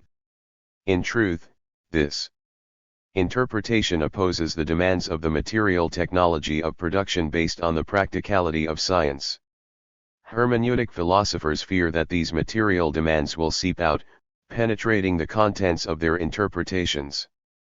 But material technologies of production must be put to use and adopted practically, they cannot be interpreted away. For those who wish only to interpret the world, they must therefore invoke some problematic substitute. Thus, an ideology of anti-technology is the true shape of the interpretive metaphysics antiscientism above. Recently, the bourgeoisie has imputed responsibility for the various contradictions of capitalism to an inherent impasse within technology itself. And so, our age of capitalist crisis is precisely the moment when the bourgeoisie must conjure a philosophy of interpretation. 8. Yet it should be noted that in order to become a full philosophy, interpretive philosophy must also organize itself into a particular categorical system. But, of course, the resulting system must be one of categories and a categorical organization conducive to the mere interpretation of the world. There is nothing more suited to this need than the most classic and archetypical logic of Judeo-Christian creationism. Creationism interprets the order of the world as a complete and holistic assemblage. If one may so easily explain the origin, course, and endpoint of the world, then one could not wish for a more wonderfully appropriate method than the mere interpretation of things. The world is created by the good will of God, its creation is part of a plan, and it develops according to that plan, so that when the final judgment day comes, God's plan is realized. The actual, material world with its practical flavor and an order born of the natural sciences is replaced with a world order put there by a magnanimous emperor's boundless grace. Upon the surface of this converted new order is distributed an entire zodiac of interpretations, metaphysical categories. I have called all of these types of categories theological categories. Because by its very nature a category based in another world order is of no use for supporting the actual, practical world, such a theological category can have no meaningful practicality, actuality, empiricality, or falsifiability. Such a theological category is necessarily a category that cannot be tested in a secular world ordered by material technologies of production. Thus, I also label all these theological categories anti-technological as well. 9. To summarize the argument so far, the philosophy of interpretation is founded on theological categories. So far, I have said nothing that I have not said repeatedly elsewhere. But recently, we must note that in Japan the metaphysics of interpretation has begun to take a unique form. It is thus now necessary to designate the third positive determination of idealism. It seems that by examining this third positive determination we will be able to clearly establish idealism's second determination as well as the first. Let's first focus on the phenomenon at hand. It is said that Marxist campaigns have been in retreat for the past year. Exactly why is unclear, but nonetheless, it is true that recently there has been a remarkable public curtailment of Marxist supporters and Marxist sympathizers. And it is of interest to point out that this phenomenon is especially pronounced, and much discussed, in the case of literature. Even if we understand that though Marxist cultural groups have largely disappeared, it does not necessarily follow that Marxist cultural movements are extinct, and everyone knows that recently there has been a remarkable wave of disbanded cultural groups in literature. left-wing literary movements have been dispersed into several editorial centers and so have no conscious affiliation or significance for a left-wing cultural movement. Some say that the urgent task is that, in the name of restoring the arts, literature itself must be developed, and thus these people stress that factional literary sympathies must be sacrificed to standardization and the constraints of current proletarian literature must be destroyed. Regardless of whether they do so under the banner of artistic revival, anti-Marxist authors or believers welcome this new development, either because they are good at it or out of some ironic revenge motive. For both Marxists and other authors this phenomenon means, in fact, an ideology touting the ultimate supremacy of pure literature, a literature for literature's sake, a cult of the literary, or even literature. Verals. I think Marxist authors are more careful on this point, though, like many others, even I am wrong for positing even for the sake of argument that such a wholly independent literary realm actually exists. As the current literary world is no exception to the fundamental tendency of anti-Marxism of the current situation in Japan, this anti-Marxist ideology of the literary will be the most prominent feature of this larger trend. This is because the majority of literary figures believe that the fundamental thesis of Marxist literary theory was the joining of literature and politics, and that it is this connection to politics that has since been almost completely removed. We must also notice that literary criticism has recently been radically philosophized. Of course, this is the result of two causes. The first occurred by means of the general restoration of the veiled bourgeois idealistic philosophy I've already mentioned. The second stemmed from those authors and thinkers uneasy with the problem of the relation of literature to politics, a group that included even some leftist writers grounded in a scientific literary criticism based on historical materialism.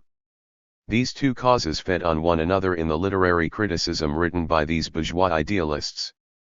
Thus, first from fetishization of the literary and second from the philosophization of literature, we get the third moment, the literaturization of philosophy itself. Although philosophy and literature should have an inseparable relationship, and thus it may be perfectly natural, not unusual, or necessarily a bad thing, for literature to become philosophical or for philosophy to become literary, in this current case, philosophy becoming literary here clearly means that philosophy must become merely the ultimate instance of literature for literature's sake. But while the cult of the literary may have some meaning within literature itself, and the relationship may be the same, the very words literature, verals is likely completely meaningless as far as philosophy is concerned. And it is not just meaningless. This term, the supremacy of the literary, exposes the essence of the literaturification of philosophy. In fact, it may be better to call this phenomenon philosophy for philosophy's sake. Here we used the example of literature for literature's sake in literary studies to explain in different words philosophy for philosophy's sake. Because philosophy is not literature, there is no fear that it could become this same ideology of literature for literature's sake. Instead, it is necessary to call the new form into which contemporary bourgeois idealism metaphysics, interpretive philosophy has fallen, a cult of the literary, a literaturism, within philosophy. We can say that this literaturism itself is the third, active determination of idealism. While we still need to explain the meaning of literaturism, no matter how literaturist a philosophy may be, beyond using a philosophical form, literaturism must make use of a categorical organization to explain things. But the categories of literaturist philosophy are literary categories. So then, just what does it mean to be a literary category? As long as literature is something dependent on the tools of language, literature is first established by being coupled with a concept. As for concepts, the tendency is to think of them as unself-conscious, abstract routines of an idea. Using this word concept in such a simple, even vulgar way is wholly inadequate, considering that the word is a theoretical term. But of these various concepts within literature, the ones that are comparatively essential, mobile, and robust with points of contact with other categories may be further designated as fundamental concepts, that is, they are categories. but just because a category may come from and be used within literature does not mean that it is immediately a literary category. With just a bit of thought it is clear that categories appearing within philosophy, science, and all other theories, that is, philosophical, scientific, and theoretical categories, are in the end no different from those categories within literature. Indeed, if the essence of any given category were in fact unique as a matter of principle, then just how could we even have any contact, communication, agreement, or correspondence between literature and philosophy at all? It is well known that if two things lack any relations, correspondence, agreement, commonality, and so on, we say that these two things are categorically different.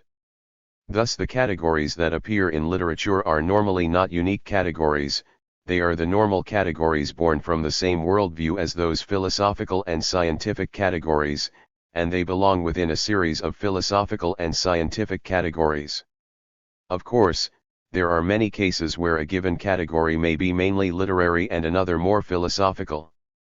Further, it is possible that the same word may indicate a category that has a different meaning in the philosophical or scientific worlds.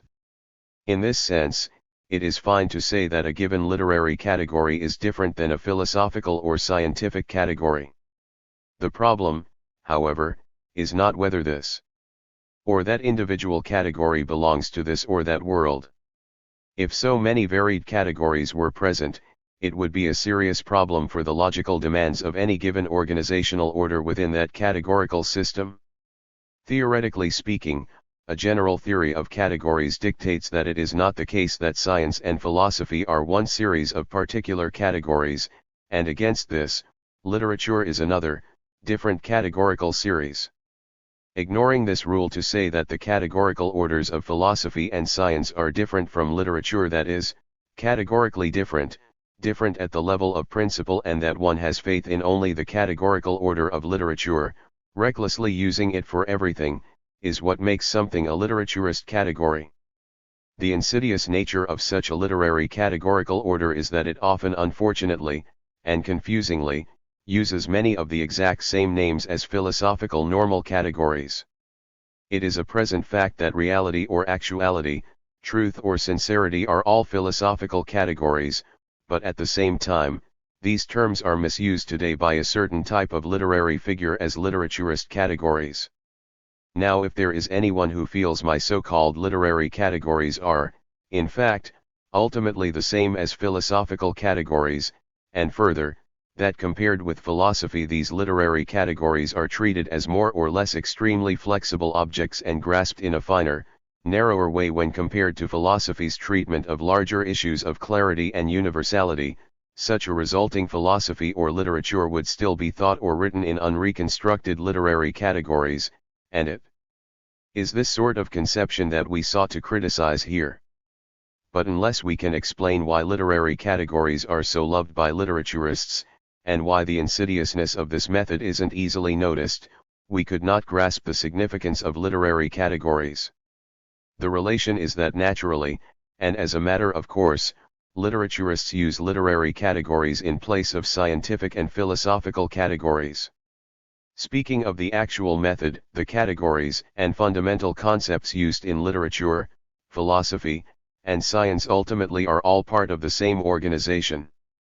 But at the stage when one gives intuitive form to these concepts, that is, when it is a question of method for giving intuitive form to representing a phenomenon conceptually, literary phenomena are already no longer scientific or philosophical phenomenon. In fact, they cannot be. Put another way, philosophy uses philosophical categories borrowed from philosophical phenomena, but in contrast, though literature may use the same philosophical category, it must borrow it from literary phenomena. Yet, speaking from the perspective of everyday common sense insufficiently trained in theory, it is not necessarily an unforgivable flaw if literary phenomena and concepts are treated as the same thing. In literature, there are various representations of an intuitive idea that are specific to literature. Authors can do fine work merely making full use of such intuitive representations. But when it comes to literary critique or literary criticism, literary scholars, indeed anyone, must search within literature for the invisible framework assembled through these representations and ideas. This is the time to seek out the concepts and categories within literature.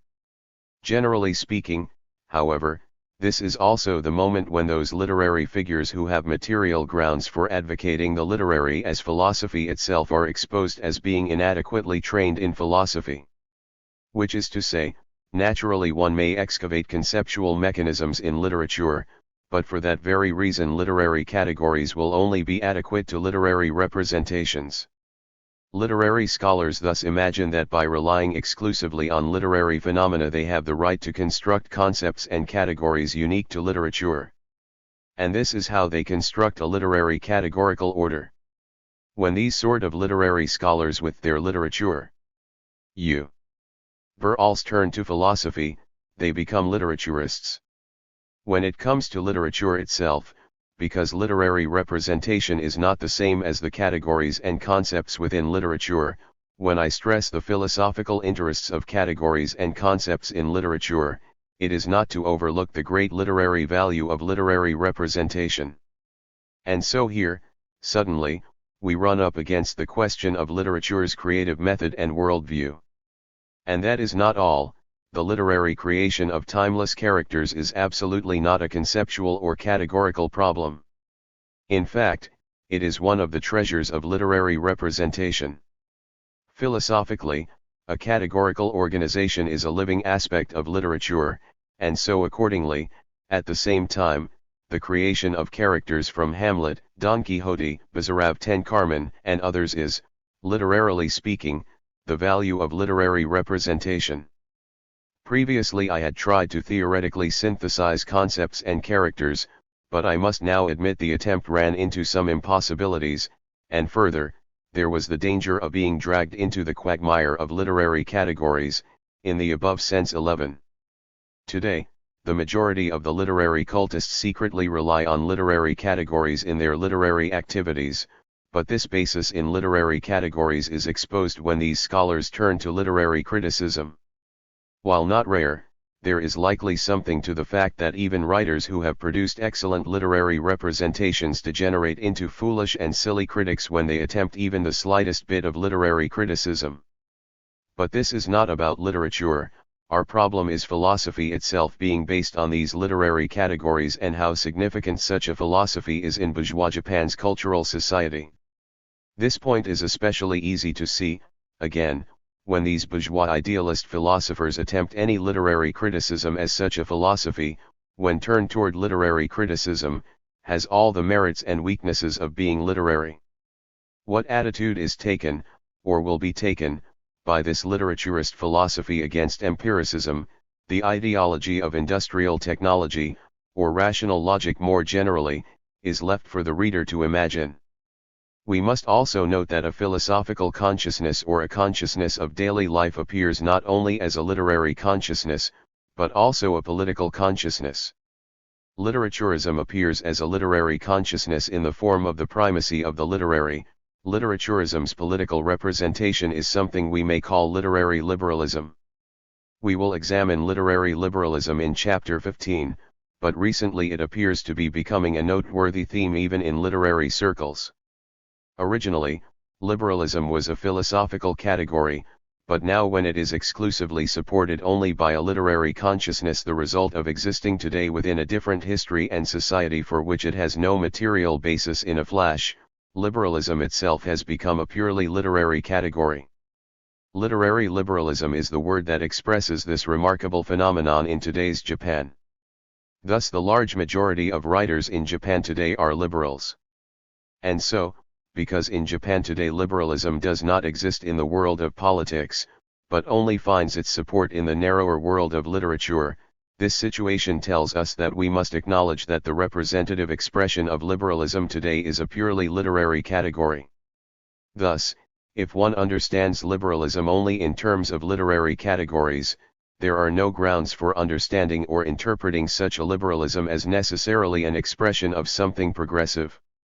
At first glance, it can be beautiful to speak of things using literary categories. But in the end, this results in a life rendered merely as a beautiful painting. Interpreting the world through literary categories makes the interpretation effortless and smooth. The cult of the literary is thus the perfect form of appearance of hermeneutic philosophy. It would have been impossible to achieve this type of humanistic charm simply using theological categories. So here hermeneutic philosophy turns its eyes from God to human beings, successfully developing itself until it reaches its apotheosis and becomes literaturism. By so doing, hermeneutic philosophy flees reality. Unfortunately, literaturists also love to use this word reality. It flees the concrete reality, the practical problems, the principles dealt with by philosophical categories. For example, the prognosis, plan, and necessity of freedom in the actual material world are reduced to humanistic passion, and real-world contradictions are replaced with human angst. We could likely say that there exists no more riveting metaphysics than this. But such a cynical and moral metaphysics is rare. Recently, many have called André Gide the model of a moral writer. It is said that this Gide the moralist's kind, literary heart was pained when confronted with the structure of capitalist slavery in French sub-Saharan Africa. But if Gide were to offer an account of his so-called moral conversion, he would likely have to confess that his moralism was unable to completely settle in a literary metaphysics, and so needed to call upon the practical morality of the real world. Thus, first with metaphysics, then hermeneutic philosophy, and finally literaturist philosophy all overlapping and supporting each other, we have before our eyes the model of an actively veiled modern idealism in Japan today. Chapter 12. The Logic of Nothingness, is it a logic? On Nishida's philosophical method. In my lectures on contemporary philosophy 1, I offered my views on Professor Tanabe Hajimi's philosophy.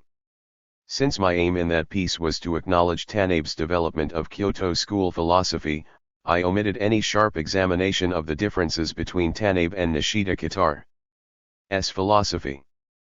But as Tanabe philosophy has been established, which is to say the very naming of it as Tanabe philosophy marks it as different from so-called Nishida philosophy, we must naturally make the differences between the two an issue.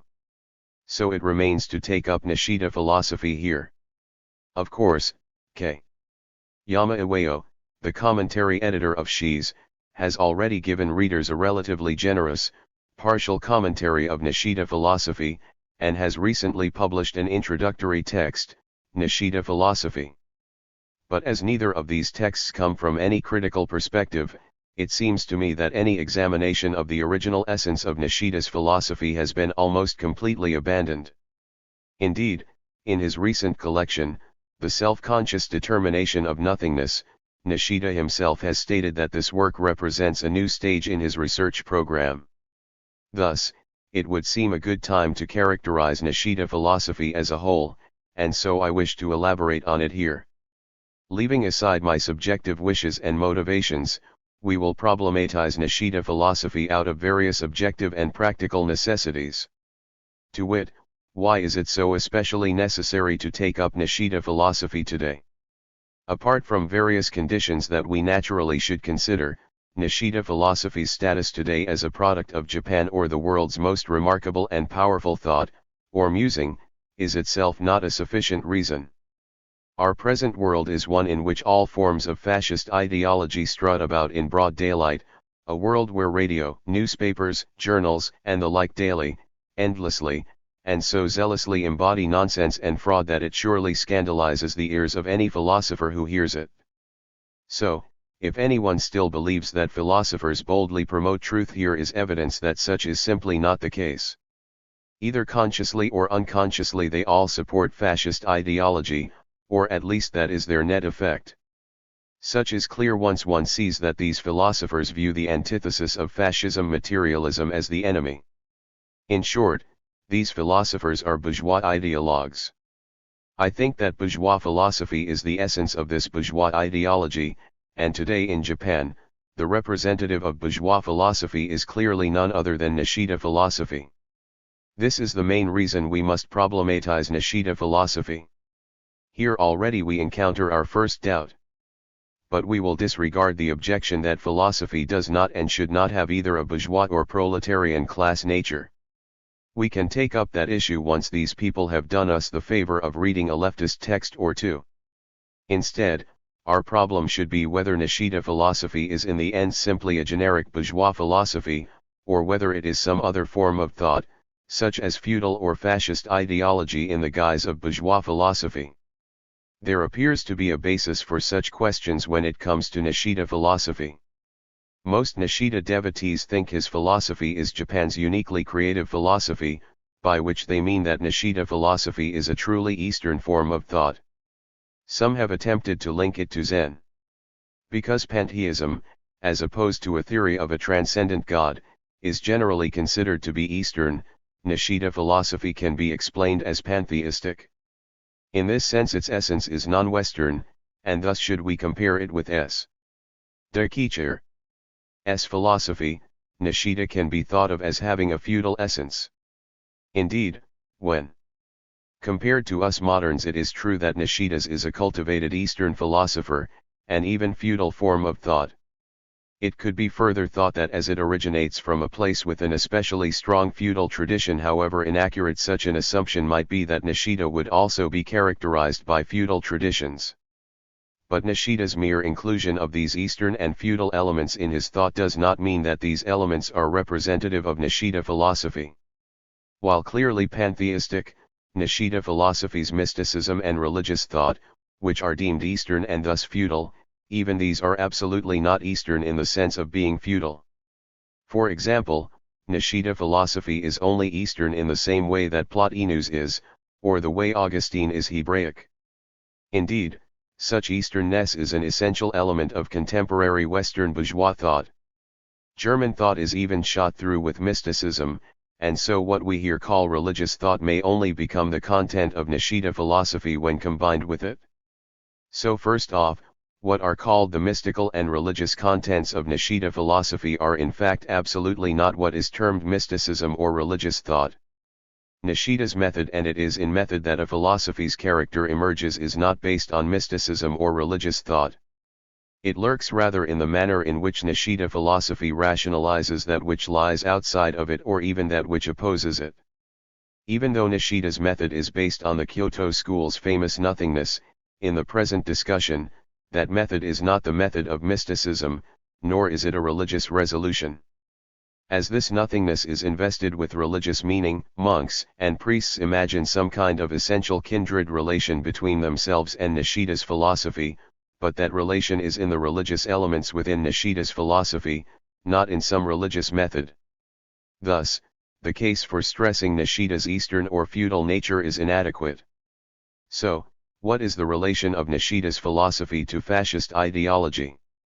Since Nishida recently has come to take up the question of the dialectical method, it is said that Nishida's philosophy is a theological dialectic.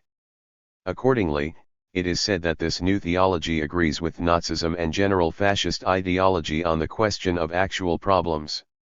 If that is true, then it would appear that Nishida somehow belongs to fascist ideology. But this assertion only works if one takes a lot of shortcuts. It cannot be made directly. First, it must be said that Nishida's philosophy is not a theological dialectic. Second, even if, for the sake of argument, the dialectic used in Nishida's philosophy is largely the same as a theological dialectic, as we shall see below, because Nishida's philosophical method is in no way any kind of dialectic at all, what we actually have here is some other kind of method that merely explicates the dialectic but is not a dialectic itself. In the same way that Nishida's philosophy may, in certain circumstances, have a feudal effect, it cannot be said that Nishida's philosophy can never be linked with fascist ideology or can never have a fascist effect, only that those effects are not found in its essence. Now, all that being said, objections likely remain. As a practical question, today's intelligentsia possessed of a progressive consciousness no longer have much of their previous enthusiasm for Nishida's philosophy, and we should wonder just how many progressive students are eagerly reading Nishida these days. In this sense, Nishida is no longer cutting-edge, modern philosophy, and Nishida philosophy is no longer popular among the new strata. It might then be asked, is this not proof of Nishida philosophy's feudal, and accordingly fascist, aspects. In fact, no, it is not. All this fall from grace shows is simply that Nishida's philosophy is an academic philosophy, not a journalistic one, or at least that it is losing its journalistic nature. Nishida philosophy once was journalistic, and it was then that it achieved its previous popularity. But recently, bourgeois philosophy has generally lost its progressive, journalistic appeal and retreated to the ivory tower. Bourgeois philosophy could only survive as a purely academic philosophy or as a secularization of the customs of the academy, and Nishida's philosophy is no exception. Thus, what appears to be Nishida's feudalistic or even fascistic aspects is nothing more than the philosophy of academia. In other words, Nishida philosophy's apparent links to feudal and fascist ideology is proof only that it is the perfectly proper philosophy of bourgeois society. So then where do we find the specific, positive reason for declaring Nishida's philosophy a truly bourgeois philosophy? The reason lies in Nishida's philosophical method. A philosophical method must be determined by means of the conscious goal for which it is used. Proceeding this way, our problem now becomes a question of method. Examining Nishida's method this way, by seeing method determined by its conscious aims, looking at its recent effects, and despite the whiff of all its mystical and religious metaphysics, it seems to me that Nishida's conscious aim is simply a romantic one. In this sense, it is a question of just how the fundamental concepts, the various categories, are actually organized and ordered within his thought by the conscious aims, and in what way the world is interpreted along these lines. This method, founded in interpreting the world as categorical organization, clearly begins with Fichte. Passing through Schelling, this line of thought culminates in Hegel. The whole process is simply the birth and rise of German Romantic philosophy. Nishida's philosophy is the completion of this conscious aim in its purest, most self-conscious form. This completion has in the present case some Nishidian particularities, but like another stage of completion in Hegel, what allows Nishida's philosophy to appear to be able to disassemble and reconfigure all philosophical systems naturally comes from its conscious aim within a systematic organization of the world as romantic categories. Thus, Nishida philosophy is the orthodox development of bourgeois philosophy, which is why it is giving form to orthodox academic philosophy today. Nishida philosophy's status as the natural endpoint of romantic philosophy is the reason it must become an issue for us. So, let us here try to simply make clear the particular character of Nishida's philosophical method. The first and last issue for Nishida's method is how to think about being. Here we must already be on guard, for the question is not what is being. For example, is it material, spiritual, or some synthesis of the two? Rather, the question is, if we think about being, how are we able to think about it? It is not a question of being itself, but a question of how to establish the categories and concepts of being. This is a fundamentally important point.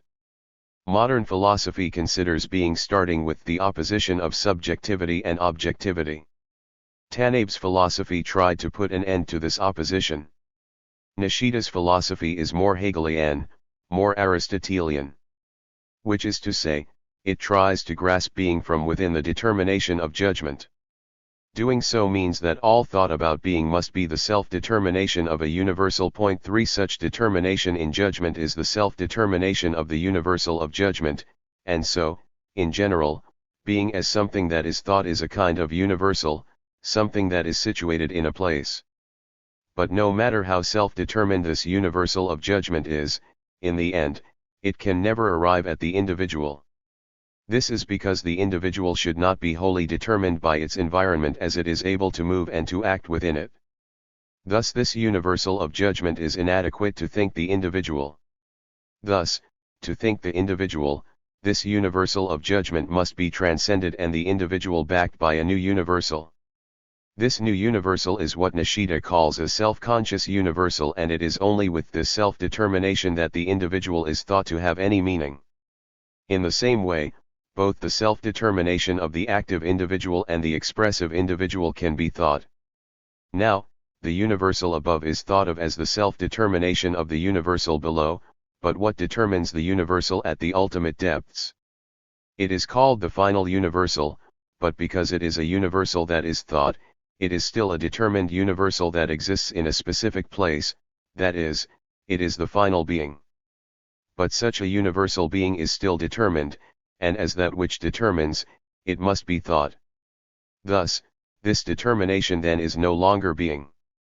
At base there is nothingness, but this nothingness must be determining, this determining nothing must be thought of as a self-determination of nothingness. Basho is the place of nothingness. Being nothing while still determining is in fact the meaning of self-consciousness, of consciousness. Here we approach the problem of subjectivity and objectivity. Self-consciousness and consciousness are on the one hand determined by nothingness. But on the other, it is because they are determined by nothingness that they can be said to be, which means that both planes lie directly on top of each other. Nishida calls the former noesis and the latter noema. But we must not forget that using these terms borrowed from Husserl's phenomenology means that if self-consciousness the concept is not placed squarely within the horizon of phenomenology, it is entirely meaningless. Accordingly, all of the various categories of being had to be organized into a system, the self-determination of nothingness. This is why Nishida's philosophy had to become a system.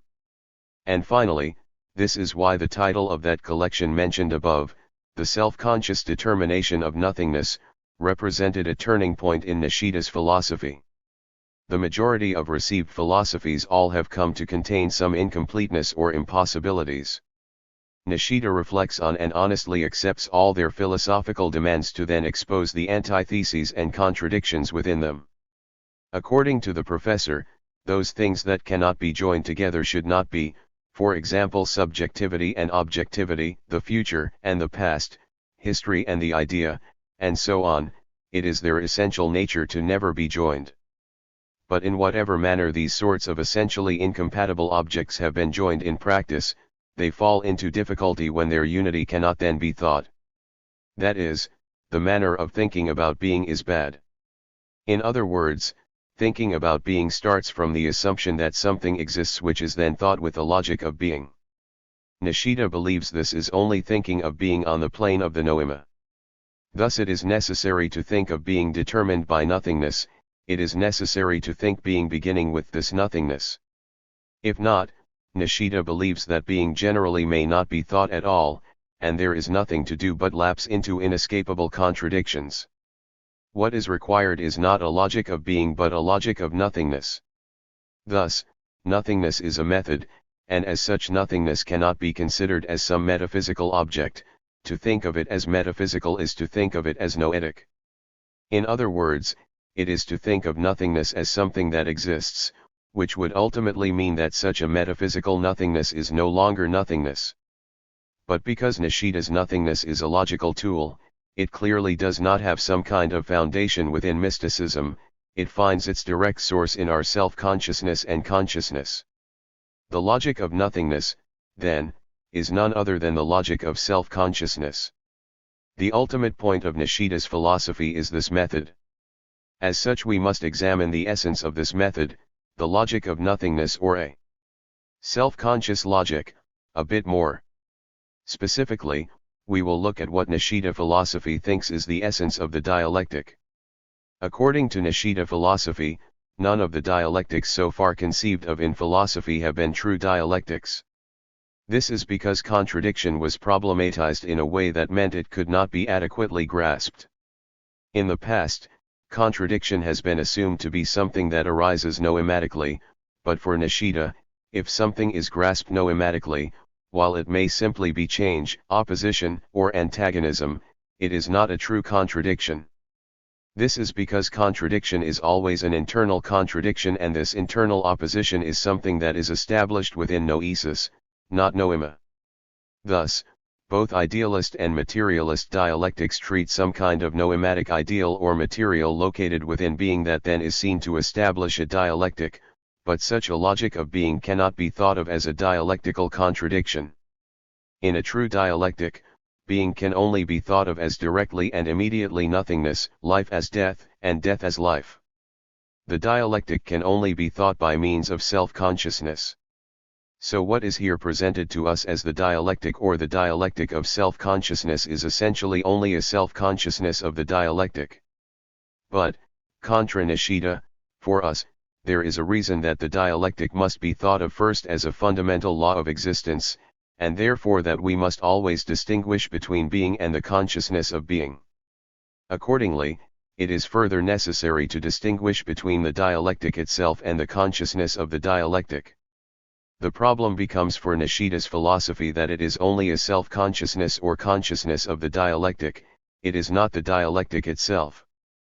Thus for Nishida, the issue is only how one achieves consciousness of the dialectic, how the dialectic is thought, which is only the meaning of the dialectic. The dialectic itself never becomes the issue. Indeed, the place where the meaning of the dialectic is established is consciousness or self-consciousness. Essentially then it is established through nothingness. But must it necessarily be true that the place where the dialectic itself is established is within consciousness and self-consciousness? Because the dialectic is first understood in the logic of nothingness, it would appear that this logic is a dialectical one. But what is elucidated here is not the dialectic itself, but only the meaning and the significance of the dialectic, so that the dialectic is absolutely not something that is used. The effect of the logic of nothingness's problematization of the dialectic is the meaning and significance of the dialectic. The logic of nothingness is itself not a dialectical logic, it is not treated dialectically. The logic of nothingness is not a logic that thinks dialectically, but rather a logic that interprets how one might contemplate the meaning of the dialectic. Thus, in practice, the continuity of discontinuity or the rationality of the irrational and the like do not demonstrate Nishida thinking these things dialectically. In fact, these expressions show that there is some sort of transdialectical mystical method at work here. As Nishida thinks the dialectic as a function of noesis, and by using the logic of nothingness, meaning using a dialectic of nothingness, it is inevitable that it rejects the dialectic of actual existence. Accordingly, in order to treat being or existence, a dialectical logic is believed to be unhelpful. Is it then not the case that only the logic of nothingness remains? Because it says so much about the dialectic, the logic of nothingness appears at first glance to be a dialectical, logical method. But in fact, it is an outright rejection of dialectical logic itself. Nishida's philosophy accomplishes this corrupt interpretation of the dialectic by means of the logic of nothingness. Already here we find the logic of nothingness's predestined relationship to the dialectic, namely, that instead of treating actual objects themselves, the logic of nothingness concerns itself with the meaning of those objects. But to the extent that without dealing with an object itself, it is impossible to adequately deal with that object's meaning, here the issue has become only a pure meaning, a meaning independent of the object. So, the issue is always only how is an object to be thought. It is not a question of what, practically, is this object or thing, but rather inquiry takes place only with the aim of asking what sort of meaning does this thing have?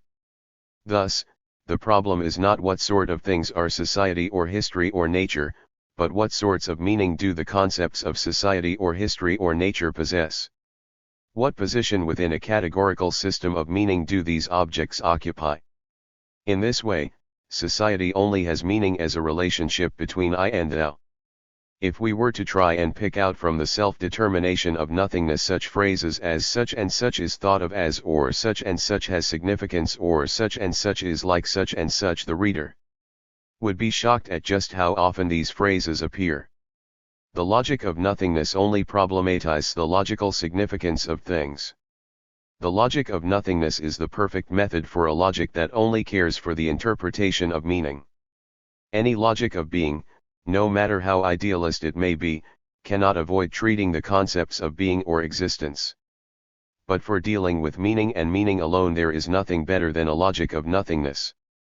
Strictly speaking, as it wishes to stop at the mere interpretation of the world, the logic of nothingness is, to the bone, a pure metaphysics and a pure idealism. Indeed, precisely because it is neither metaphysics nor idealism, it is the perfect form of both. In the same way that Tanabe's philosophy itself states, Nishida's philosophy is an idealism and identitarian thought, and thus it is a metaphysics. But rather because of this, it completely lacks idealist and metaphysical points. This is because Tanabe's philosophy is built on a logic of being. What deepened this philosophy of being was Nishida's logic of nothingness. But for us, logic must be a logic of existence. Hegel and Tanabe's philosophies are both logics of existence, though necessarily immaterialist ones. But Nishida's philosophy goes further and runs against this thinking, rendering existence a logic of nothingness. But the logic of materialist dialectics is truly a singular, unified logic of existence, and accordingly it is a true logic. Thus the logic of nothingness is not a logic. This is because it cannot think existence itself, it can only think the logical significance of existence. So, finally, existence, if thought of as the self-determination of a universal within the place of nothingness, as is done in this logic of nothingness, we must note with some surprise that Nishida philosophy, which is constantly touting its speculative, religious, and moral depth, in fact reveals itself to be an extremely aesthetic, artistic, humanistic, indeed, hedonistic philosophy. Indeed, wasn't this originally the world's image of Professor Nishida?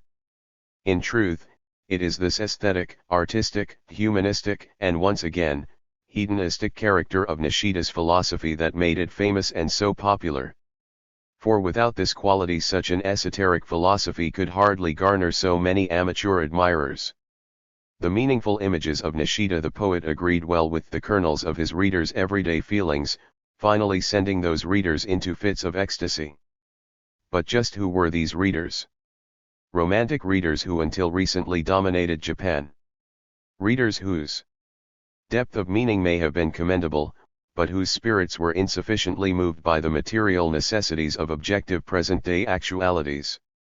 Thus, the audience conjured into existence by Nishida's philosophy can be said to be romantics.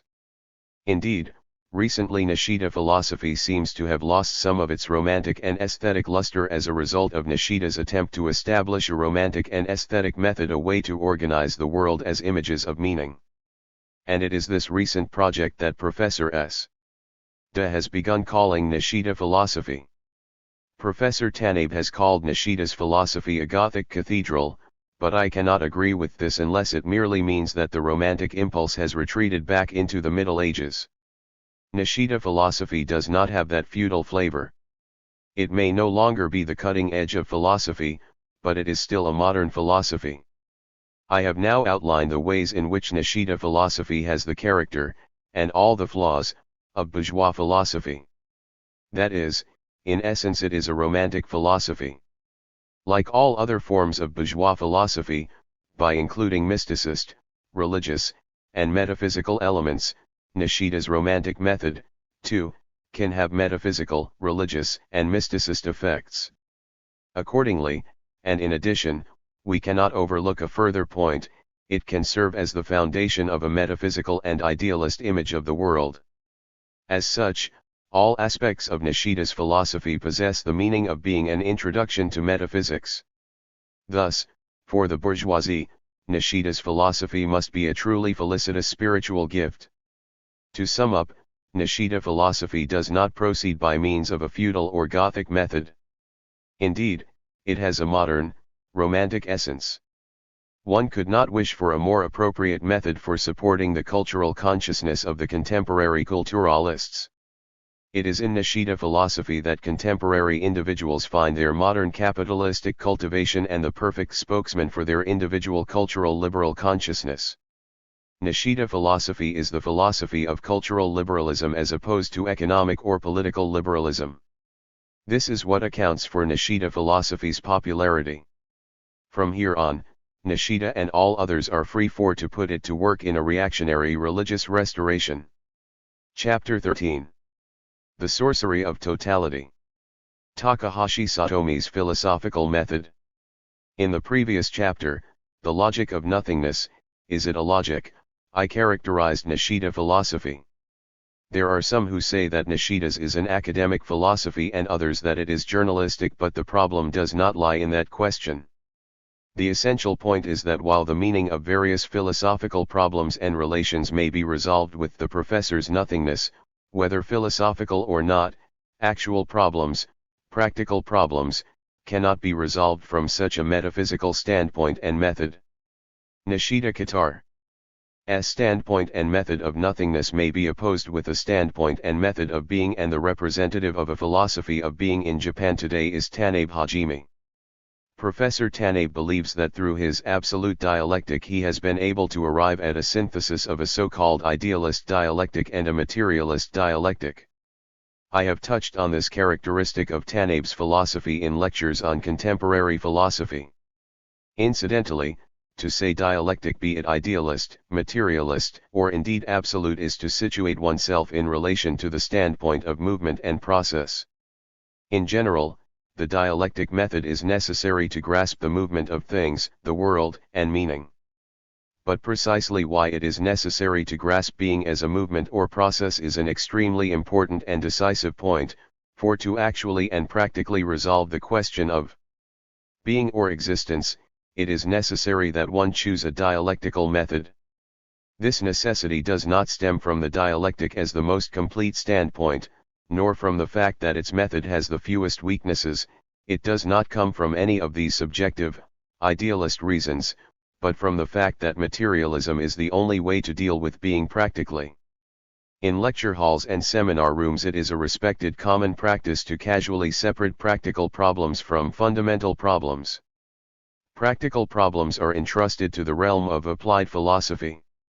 And as applied philosophy is nothing more than the mere application of some principle provided by pure philosophy, if one first studies the fundamental principle, this principle may be applied to some practical problem whenever necessary, or so philosophers believe.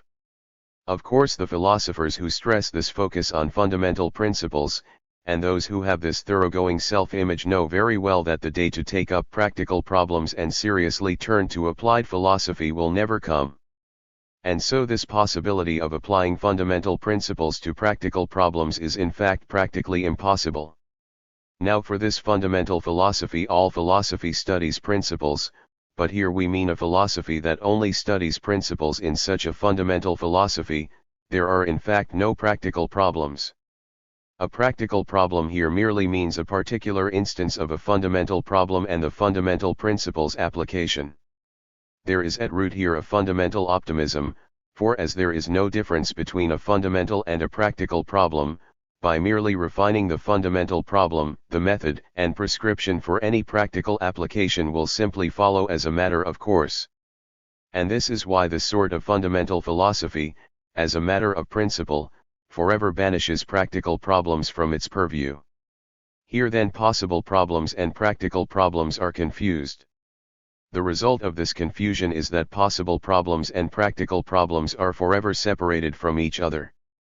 Thus, when one considers the manner of grasping existence, in place of the standards of actual realities, this philosophy employs some arbitrary standpoint and method from the realm of the philosophy of possibility. Is there anywhere from within the merely possible that requires taking up the standpoint of the movement and process of existence? Furthermore, according to the sense of possibility, it is easily possible for a stilled, static whole to subsume both movement and process themselves, thus transcending all movement and all processes. And so in this method, from this standpoint of the possible, and accordingly from within the method of the possible, from the standpoint of the philosophy of the possible, it is in fact able to arrive at a complete and untroubled position. The representative of this kind of bourgeois philosophical world that stresses the philosophy of the merely possible is the Tohoku University professor Takahashi Satomi. Professor Takahashi's philosophy is hardly well known, and thus his name does not ring out. His published output is too small when compared with Professors Nishida and Tanabe. But I believe we must note that Takahashi is a philosopher who belongs alongside both Nishida and Tanabe. The most striking aspect of the professor is the relentlessness and sharpness of his analysis, his fidelity to what phenomenology calls the thing, his fastidiousness and thoroughness with respect to compromise, in not cheating or distorting the thing. Formally, his philosophy displays a reliance on a credible scienticity. Yet even from such a foundation, we are tempted to criticize the professor. That said, in a sense, a criticism of the professor's philosophy is at present impossible. By this I mean that the characteristics of Professor Takahashi's philosophy are largely found in his collection The Standpoint of Totality 2, and according to the preface of that work, it would seem that the standpoint of a systematic whole that emerges in the collection is no longer the current standpoint of the professor. As he himself explains in the preface, he now stands in a position of absolute nothingness, or that his totality is a whole that, as a pure whole, includes systemicity itself. As the contents of the book are from a position between the standpoint of ordinary, finite mortals and the standpoint of absolute nothingness, his new standpoint of absolute nothingness is impossible for us to clearly understand. The professor does not give any detailed explanation of his current standpoint, nor does he present any resolutions to any problems from this new standpoint. Thus, beyond this collection, the professor's writings include on epistemology, on temporality, and Husserl's phenomenology, none of which is appropriate for learning of his final standpoint of absolute nothingness mentioned above. Thus we have no choice but to criticize the mode of thought that appears in the standpoint of totality, and through this criticism also critique the professor's current way of thinking. As the title states, the concept of totality is the most important and indispensable thing here. Takahashi elevates it to a singular principle, the principle of totality. In any philosophy, when a concept has been elevated to a principle, that principle has the quality of a logic. Nishida philosophy's nothingness was developed into the logic of nothingness, and so, here, too, we can see totality as the development of a logic of whole part. In other words, in dealing with things philosophically possible versus actual, contradiction versus synthesis, nothingness versus being, philosophy employs various logical and intellectual mechanisms. In place of these mechanisms, Takahashi's philosophy has chosen as its fundamental relation, the relation of whole versus part. According to Takahashi, this choice is what makes his the first concrete, total method. Indeed, there is likely no one who believes that when they think a thing, that they are thinking in an especially partial manner. And there is hardly anyone who in thinking does not think they are thinking from the standpoint of the whole. In that sense, for anyone at all to say, concrete standpoint or pure standpoint is meaningless, and in the same way, the standpoint of totality, too, has no meaning.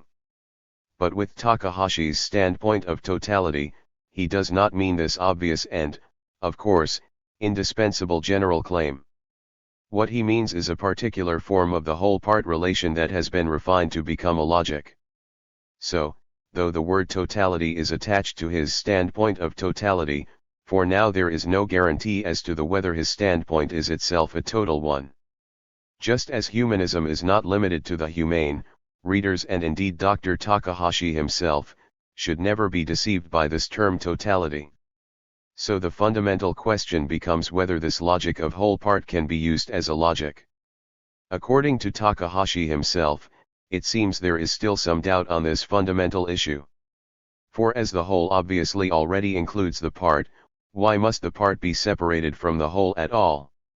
Indeed, if this whole includes the part and is also completely separate from it, then the whole is enough on its own, and so dealing with the separate part is logically a little odd. On this question, Takahashi states that it does not come from some strange motive, but that this is an extremely fundamental, terrifying, awesome question. That said, the question remains unanswered. For example, a room is included in the totality of the interior of a house. Spatially this is no problem. But when this whole part relation that is only guaranteed spatially becomes a logic, is it not natural that some doubts may arise? Even if one uses the category Nebuchadnezzar, the situation is not promising. Is not the fundamental excitement around his logic of whole part in some way coming from the awesome question or again awesome doubt that variously excited philosophical youths and Meiji philosophers who wished to grasp the philosophy of human nature, or, again, to how his word totality is also associated with the excitement in German literature for the word Hankaipan, 3 in truth, In order to be a true totality we are required to think anything and everything. But in the relations of things, even if there are contradictions and exclusions, if looked at truthfully, the mutually contradictory object and the mutual excluded object both must enter into an intimate relation with each other. Which is to say that holism, totalitarianism, itself must also include partialism. If Takahashiism does not also include anti-Takahashiism, then it cannot be Takahashiism. So it follows that the singular standpoint of his so-called standpoint of totality cannot be Takahashi's philosophy. In reality, because a person's position and standpoint always ceases at a relative totality, a relative whole, the standpoint of totality cannot be said to be a true absolute, complete totality. Thus it must be said that the total standpoint only emerges from the progress and development of a relative standpoint. If we remove this process, then we can never truly say anything about totality or wholeness. The category and principle of totality are themselves things of the dialectical method. In other words, we must understand that when it comes to dialectical logic, it is only active when it is used, and that it itself cannot be made the partner of some other part or achieve any independence as a logic. If we lose sight of this inevitable relationship, the relation between the whole and the part appears in the form of Takahashi's terrifying question of whole-part logic. But the relation between the part and the whole is actually one of the uses of dialectical logic. Takahashi's thought has been refined by Hermann Cohen's method, and further, in confronting Cohen, Takahashi's thought has gone beyond Cohen's. According to Professor Takahashi, Cohen's foundation is not a true principle. The foundation of Cohen's thought has it that according to Cohen's transcendental method, that method is the origin, the beginning of all. 4 According to Takahashi's own principle, Anfang, Prinzip, Principia, Anfangsgrund, totality is not just begun from the beginning but must be present in its totality at the beginning. Thus the development from A. Rightward arrow. B is not independent of B. Rightward arrow. A, and so all processes are in that sense reversible. So it is necessary that the whole contain both A. Rightward arrow. B and B. Rightward arrow. A, and thus naturally the whole's essence must be one of silent stasis. 5. The whole is stasis. Of course, this stasis does not mean that movement has been banished from it. Movement and stasis bustle up against each other, and only in this way, that is, partially, is movement related to a more foundational stasis, making stasis the true whole. Fair enough, let's go with it. But what in reality becomes of the movement and stasis of existence when it is sought by means of this magnanimous standpoint of stasis in liberalism? It is, of course, as stated, motion and stasis together. But to what end? Was it necessary to put it into Pandora's box in order to view it? Is this necessary for a philosophy of principles?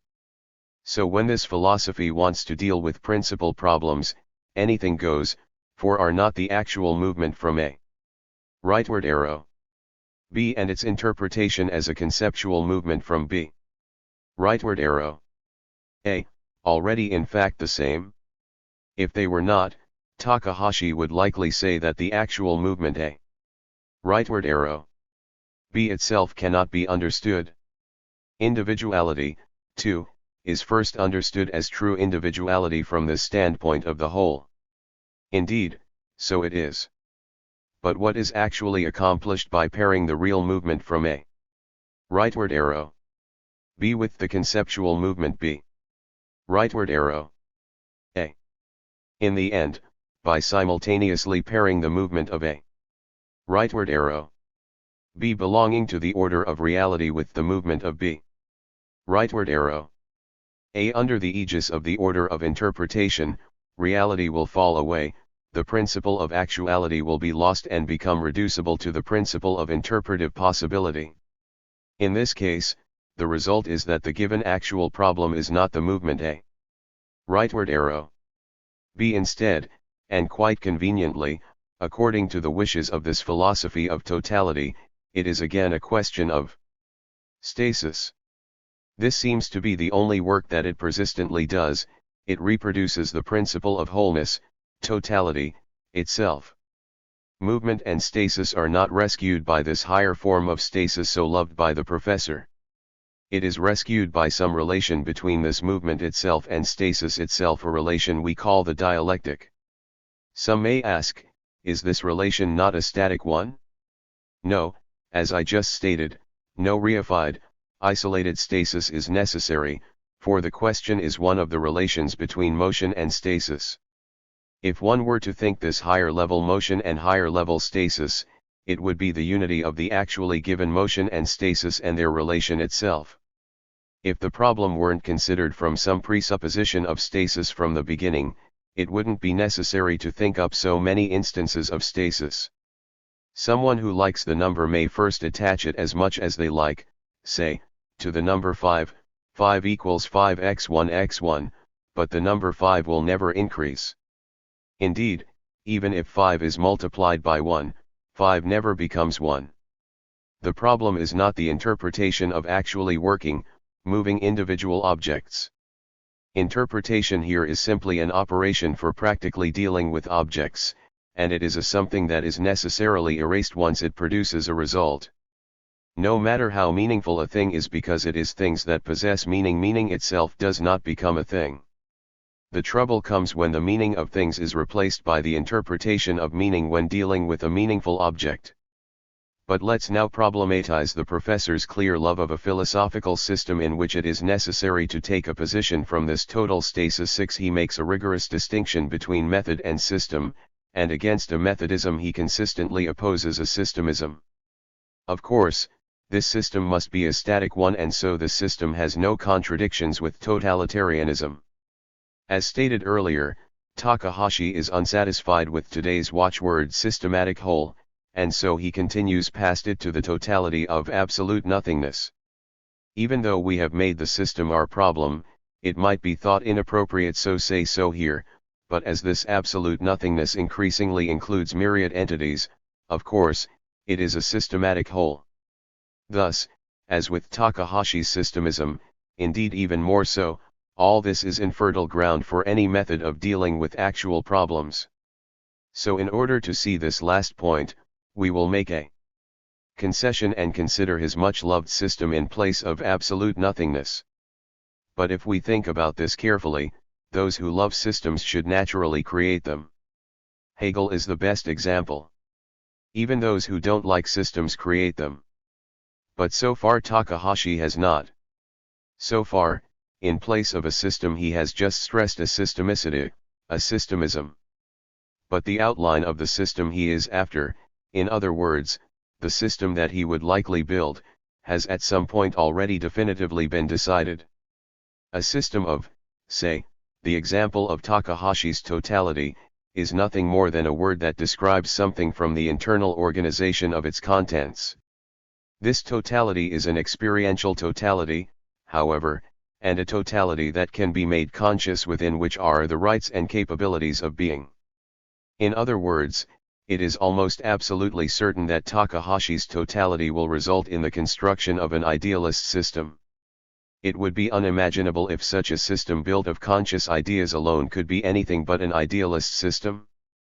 But Takahashi's system is never built, it remains a standpoint.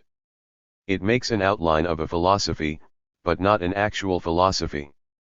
Thus we cannot say what form this idealism will take, but we at least may be sure that by means of the sorcery of the above stasis that this standpoint will place any and all actual things into this Pandora's box and seal them with the curse of pure possibility. So as a system it might best be called a metaphysics of stasis. And whether we agree or disagree, it is the fate of all to be swallowed whole by this standpoint of totality. This Leviathan is every bit as powerful and gluttonous as today's state power. If Takahashi were to bring this logic of the standpoint of totality to bear on social problems, it would likely give birth to a truly terrifying social philosophy such as the philosophical foundation of absolutism. A concept of the totality of experience would have no trouble linking itself to the concept of national citizenship or the folk. Well-intentioned and academically conscious as he is, Professor Takahashi has no plan to attempt such a rash project. Takahashi's philosophical interests are the above problems of a standpoint: consciousness, time, mathematics, physics, and the like, and he seems to think that social problems have hardly any value for philosophy. In my view of the problem of continuity, the theory of discontinuity is said to lead to the revolutionary theory of the extremist faction, and against this a theory of continuity is said to correspond to milder social theories. These are the only two options. The philosophical system of totality is not then a system of existence, but rather a system of consciousness. Because Takahashi's totality is a system of static consciousness, the dialectic must naturally be deeply problematic. And so it is not difficult to imagine his response to it. But unlike Nishida and Tanabe, who struggled mightily to overcome materialist dialectics, Takahashi is only interested in the dialectic found in Hegel. Perhaps he felt that neither Hegel nor Marx escaped the dialectic process itself, so the only choice for him was to focus on the philosopher Hegel. With regard to the fundamental problem of Hegel's dialectic, Takahashi gives an ingenious and very suggestive analysis. Normally the fundamental problem of the dialectic is the identification of the beginning with the origin. But Takahashi takes up the issue by distinguishing between Hegel's dialectic of the origin from a dialectic of contents, and examining the relation between the two. Thus for Takahashi, when Hegel asserts that pure being is immediate and abstract, the two dialectics are confused. In other words, Takahashi states that though a truly immediate object should have an unmediated immediacy, by thinking of this immediacy as abstract, it becomes a mediated immediacy. This is because something may only be called abstract by means of having been mediated by the action of abstraction. Normally, the true meaning of Hegel's dialectic is thought to be the fleeing from the original dialectic of the philosophical origin and adopt the dialectic of the contents. But according to Takahashi, by means of this dialectic of content, it cannot be understood in any unified way why the opposition between being and nothingness must be made one again. In order to understand this, both pure being and nothingness must be thought of as the same sort of abstractions placed within the same action of abstraction itself. Takahashi stresses that this action, abstraction, is itself the true first origin, and the second origin is the self-limitation of the first. In other words, it is none other than the origin chosen by pure being itself. Accordingly, pure being is decidedly a category which is the product of the action of abstraction of consciousness and the idea. For Takahashi, Hegel had thought, however incompletely, that there was some sort of prior immediacy that underwrote all this, and so his dialectic appeared from the outside to be mystical and paradoxical. Thus, Takahashi believes that Hegel should have grounded the dialectic of content in the true dialectic of origin, that is, in the dialectic of abstraction itself. Of course, as the result of being mediated by abstraction, the abstract and immediate origin of pure being is already not the origin. The corresponding category of abstraction must then instead be becoming. Because becoming is thus the true origin, being and nothingness is now merely a mediated differentiation. Thus, this becoming corresponds to the previous totality. If we think this way, we can understand Hegel's dialectics of being as a dialectics of becoming in a unified way. In fact, just as before, though totality includes both stasis and movement, the result is a priority for stasis. Here though, while becoming includes both being and nothingness, there is a priority for nothingness. And this nothingness is not merely nothingness, it is an originary nothingness, so in this case it is called the dialectics of nothingness. Here the professor hopes to show that the totality of this dialectics of being and the dialectics of nothingness is the true meaning of the dialectical method. And thus everything is subsumed under the dialectics of totality and everything is systematized by the dialectic of the system. But what is the result of all this? It is not merely that contradictions are unified all on their own within this systematic totality, but because of the originary nothingness, being continuously and gradually comes to be becoming and development. Thus, contradiction is no longer the essence of the dialectic, but rather Takahashi holds that infinite difference is the essence. Indeed, it is thought that if the system is not eternally continuous it cannot be total. But according to the professor, to the very last, his dialectic of the system is not one of dialectical movement. This is because without transcending the viewpoint of process nothing may be called a totality or a system at all. Thus, all motion and movement results in being completely sublated. But with Takahashi, this sublation, which is normally merely one process of the dialectical method, here achieves a unique form of absolute and total sublation. In other words, stowing away something in Pandora's box is true sublation. So here, by the hand of Professor Takahashi, the dialectic method becomes completely and totally undialectic. His dialectics of nothingness is in truth the nothingness of dialectics. It is thought that dialectical movement is necessary for the practical resolution of actual problems, but if we were to ask the professor about this practical application of dialectic, he would respond by saying that the very act of asking the question of practical problems is itself already an error. The important point is found in Takahashi's answer to the following questions: how can Hegel's pure being be immediate? Accordingly, why is it in an unmediated opposition with nothingness? Further, how is it mediated? Takahashi unified the contents of thought by means of the conceptual tool of abstraction. As the unity of two concepts, this is fine, as far as it goes. But what demands attention here is that being or existence, when divorced from all sense of objectivity, these concepts lose perhaps their most important instances of being useful. Being's origin, or put another way, being as the origin, is not something that comes from the operation of the concept of the totality of experience or abstraction as in Takahashi's philosophy. It clearly comes from our everyday experience, from the world in which we actually live. The origin of being is not due to some concept, the origin is founded in materiality 7. Indeed, in this case, even if it is called an idealist dialectic, as for the relationship between the concept and materiality, that is, matter transcends the concept in the physical world, we must grasp this transcended, non-idealist materiality. As we are now caught within this idealist tragedy, the relationship is simply tidied up by abstraction, but this is not a solution. Is there any better falsification of the real problem than this? And if anyone says this problem is actually the beauty of the concept, then there is really no way out.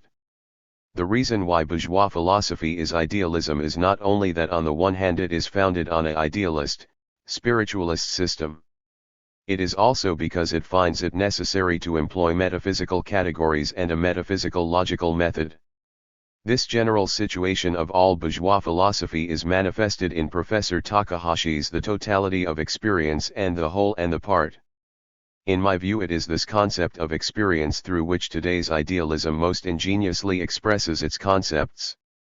Further, the relation of part to whole in today's metaphysics, all various formalisms, is a new focus for idealism. Which is to say that Professor Takahashi currently can be seen as insisting on the logic of the whole-part totality of experience to combat the widespread dialectic that has been baptized in Marxism. Still, the professor has been thinking on this a long time. His standpoint was not developed in a single day, but it appears to have been on his mind for his entire working life. That said, the desire for this totality is not only direct but must be said to also be rather primitive and undeveloped. Normally, if not swapped with another form, such a primitive demand cannot be fulfilled all on its own, yet the professor, from the beginning, does all his work under the aegis of this same, original totality and appears to develop it completely unmodified. Because this is, as it were, a civilization developed from an unreconstructed primitive base, it is not too much to say the professor appears to secretly love Eastern thought. Finally, it doesn't appear that the details in our professor's mind are an especially rich vein of thought. When it comes to display his intellectual perspective, it appears to be no more than that of some fan of old-time philosophers, or perhaps that of a young theology student. But to harp on the class nature of such an undistinguished liberal professor risks making a mountain of a molehill. The philosophical method of the professor's totality is like Pandora's box, a liberalism which accepts anything and everything. But we must be careful, For this vague inclusivity does not mean Takahashi's standpoint of totality is useless for today's global fascist social theory or social philosophy. For even more so than its own world of philosophical abstraction, the essence of this philosophy is clearly more objective when it is applied to and deployed against actual social problems. Chapter 14. Literature and Philosophy in an Age of Reaction. On the Delusions of Literaturism. Is making rhymes in meter enough to call something poetry? Or again, is the defining characteristic of poetry simply the use of special words and deviations from standard syntax or line length? Surely even if the resulting lines rhyme, such a construction definitely would not be what is essentially meant by poetry.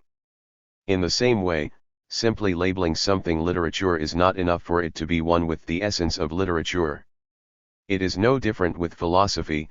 Simply calling something philosophy is not enough to actually make it philosophy. Furthermore, in the same way that for those who think merely labeling something as philosophy is enough to make it philosophy, meaning, in fact, those who feel not the slightest necessity of philosophy, those who think something is literature through mere fidelity to a particular traditional or customary literary form is sufficient, they too have no sense of the necessity of literature itself. Accordingly, such types approach this literature from what lies behind it or at its base, that is from a lifestyle or desire, which are then taken as the original sources of literature. Pushing this line of thinking a step further, and despite the fact that literature is usually a concrete work with a particular form and an actual literary object, this actually produced work is not what is being called literary here, but rather it is the background, the context of the just stated lifestyle and desire that is considered the truly literary. It is all the more for philosophy.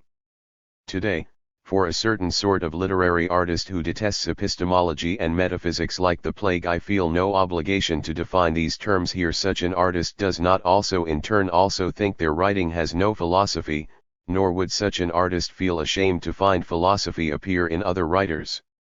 Thus, as used here, philosophy is not a logic, but a worldview.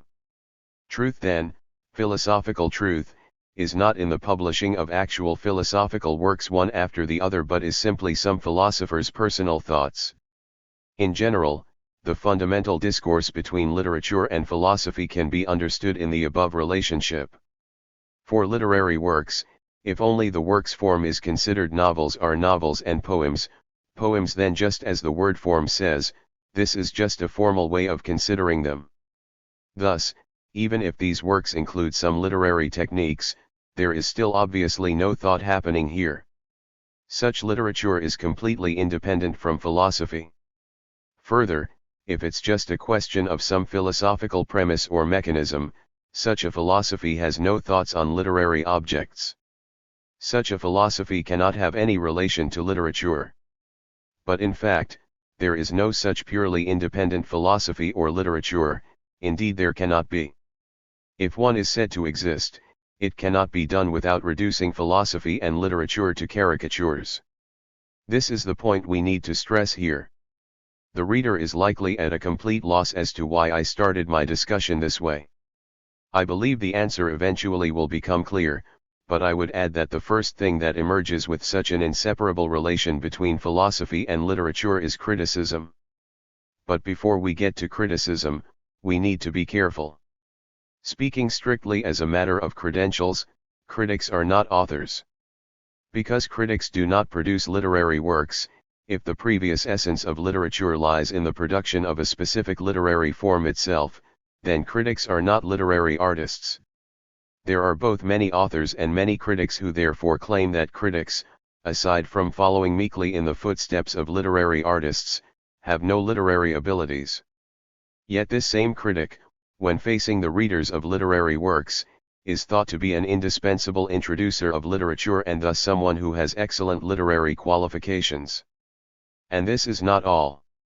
Critics also must give guidance, support, and make demands on literary works, all aimed at the artists themselves.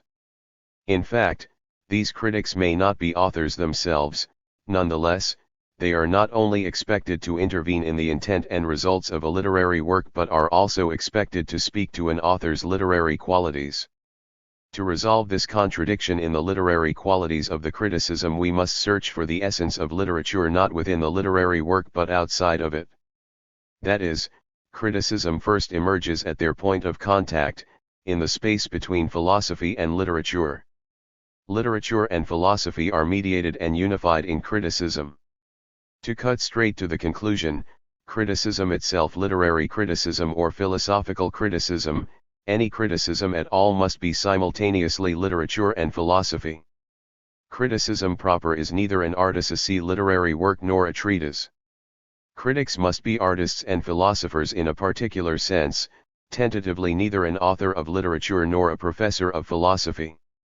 But because criticism must subsume the whole of literature and the whole of philosophy, the essence of criticism is a doubling of disciplinary wholes. Though just what exactly deserves the name criticism cannot be decided from this general theory alone.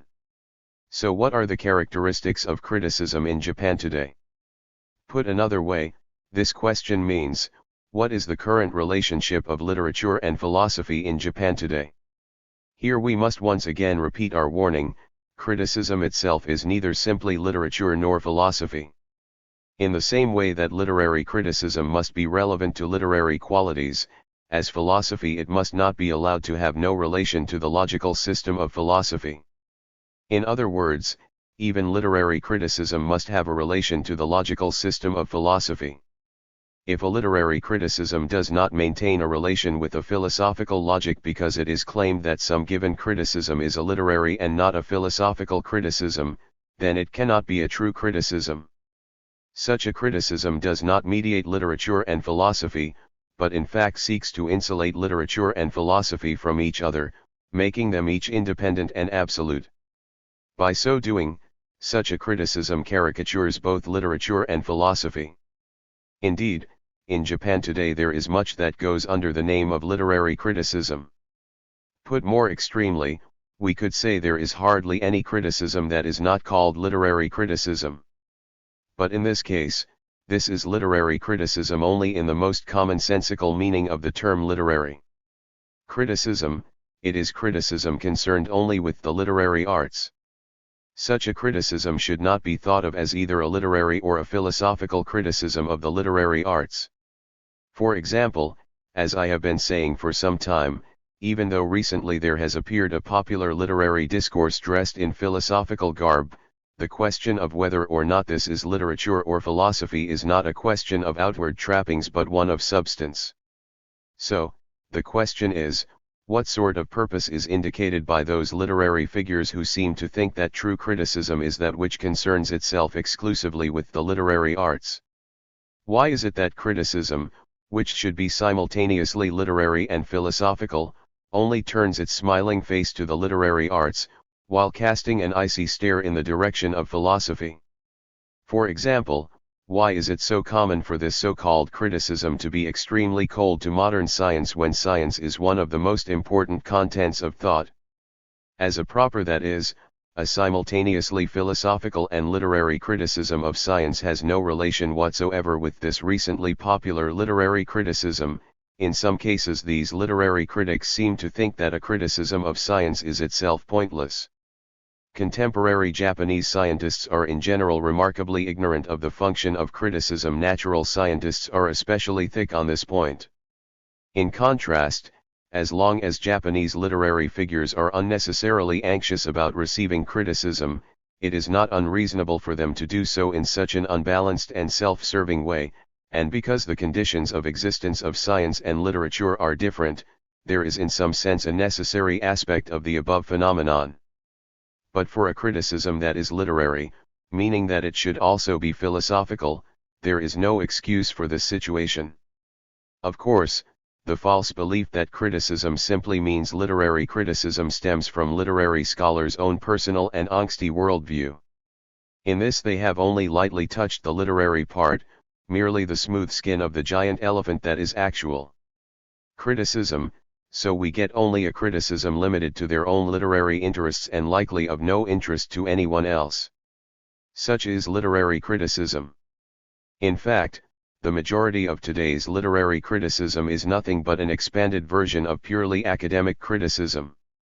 More than this sort of criticism, if it is at its base a criticism that does not treat topical events, and in that sense, if it is not a criticism of the times, such a criticism would definitely not have the characteristics of actual criticism.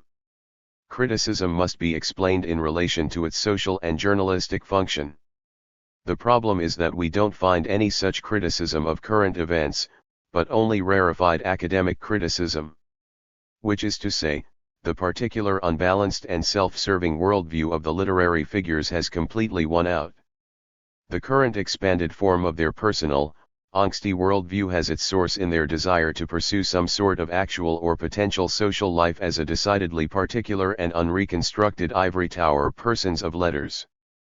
Thus, even if it perhaps includes a bit of other things, literature is invariably criticized from within and largely in terms of this private, academic literature. In the end, this expansion results in not just literature but everything being criticized literaturistically. And thus, for example, any criticism of literature from outside this literaturistical worldview is blasphemy, a sin against literature. In this case, the majority of these bellelettrists, that is, today's Japanese literary figures, all seem to have the self-delusion that literary criticism is the form of criticism. This delusion holds that criticism, and according to them then, literary criticism, finds its reason for being in the service of the activities of the writer. And in conjunction with, and like the literary authors, the delusion also holds that literary critics exist in the service of the literary artist as deserving respect and deference. The fact that this same delusion may be seen in so many natural scientists can be counted as an interesting phenomenon in the contemporary cultural landscape. A famous physicist has stated that philosophers have made various demands of science, but that because scientists are so busy, they don't have time for such chattering. The literary types at least had to consider the issue of whether the critic had any capacity vis the writer as an open question, but according to this natural scientist, it is natural that the critic does not have this ability, and there is no time to even ask the question. We must notice how literature, natural science, and of course philosophy may appear as mere caricatures if we don't properly grasp criticism. According to natural scientists, critics should not intrude on the work of specialists. According to the literaturists, even though critics should speak to an author's works, it is ultimately futile, because in this understanding the critic is not a literary artist. So then just what becomes of the critic? And so, not only literary scholars and natural scientists, but critics, too, are now fodder for caricature. Many literary figures believe that literary criticism exists for the benefit of the artist, and all criticism is in the service of literary criticism, so at times it appears that in order not to fall into perversion, life itself must exist for the benefit of literature. The utterance of the relatively useless slogan "One literature equals life" is thus obviously terrifying in its awesome implications. As said before, the problem is that because literature is its own sort of unity, then in the present case the question is just what is its connection, or not, with philosophy and science. If the above sloganeering, "literature equals life," is true, then just what sort of thing is this life for this literature? If life here means literary life, then it's obvious that there is nothing to life beyond the literary, and so literature becomes life itself. In contemporary Japan, this literaturism largely differs from an idolatry of art for art's sake and aestheticism. We must be wary of this difference. With art for art's sake, the arts and literature were explicitly independent of life and reigned above it. In today's literaturism, on the contrary, the whole of life itself is explicitly unified with an unmodified literature. Aestheticism said no more than that emotions had precedence over intelligence and will, meaning its claims alone are not enough to become today's literaturism. Indeed, in the orthodox tradition of artistic criticism, art for art's sake previously occupied an important position. But today's literaturism does not come from this orthodox line of artistic criticism. More importantly, literaturism's content is not merely profound but simply true, which means that at first glance it can appear to be unesthetic and even seem to deny an artistic form. This already goes beyond some basic devilry to become, quite honestly, a gangsterism. Literaturism's form of appearance is no longer literature but a caricatured philosophy or, indeed, a theology. But today's literaturism did not come into the world as some useless fad. Herein lurks a deep plan of the hidden hand. The problem is related to the history of criticism, especially the recent history of criticism. Readers may wish to recall the recent so-called artistic restoration. Of course, art must always be restored, if art's ultimate oppressive fetter is politics. Then, contemporary politics must be toppled and the arts must imitate ancient Greece. It is unclear just what authority today's literary restoration is toppling, to what classics it is returning, and from where it intends to rebuild. But it is clear that what must be restored does not include science or productive technologies, only literature, now called the arts. This is interesting in light of our storyline here. Accordingly, literature must be reborn as the arts. Hardly anyone would have any reason to oppose these terms. But why then, in the same way and at the same time, is it unnecessary to also restore science? The usual answer is that the mechanistic worldview of modern natural science that is the basis of the bourgeoisie's particular thought has at every important point reached an impasse. This isn't a relative problem of Japanese literature, however, but rather a major issue globally. Point 2. Thus what is reborn out of the crisis of natural science is not science but religion, theology, metaphysics, and mysticism. So, as for those critics who appear under the banner of artistic restoration, which of course includes the restoration of literature, we don't forget to number among them, most of all, those who earlier restored religion, theology, metaphysics, and the like. With the apparent sudden movement of an arts restoration, why was it that only science appeared to be left behind? Indeed, more than this, science was not merely left behind by this movement. Indeed, science was the old authority against which the restoration of literature, religion, theology, and so on rebelled. Here we can offer no comfort to Leonardo da Vinci, whose own self-reflections, such as "in knowing how to dig canals I am also learning to build castles," were all too non-literary. The problem is, why has this sort of literaturism appeared today? Why have literary arts been reborn as the arts and literature as literature? For a large portion of recent criticism, though it may don the guise of the philosophical or the literary, the result of this movement is, in fact, unphilosophical and thus also unliterary.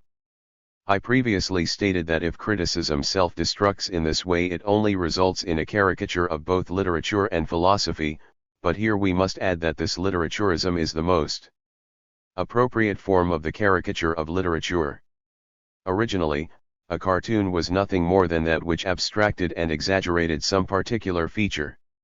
In Japan, the function of philosophical and literary criticism was only firmly established when post-Great War Marxist philosophy began to dominate the strata of intellectuals.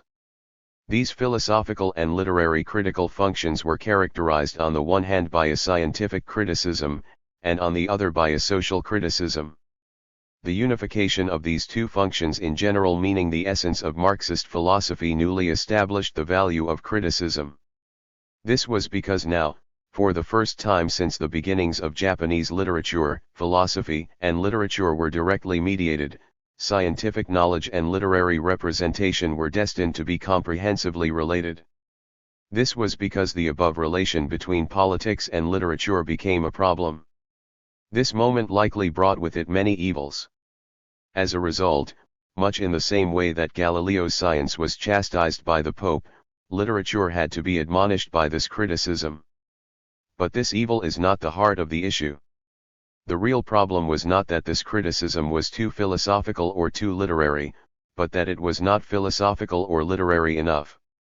Thus, this situation was likely not the reason that this sort of criticism must be self-destruct. Though now, from the outside, it does in fact appear that this criticism noisily collapsed. And here is our exemplary literaturism.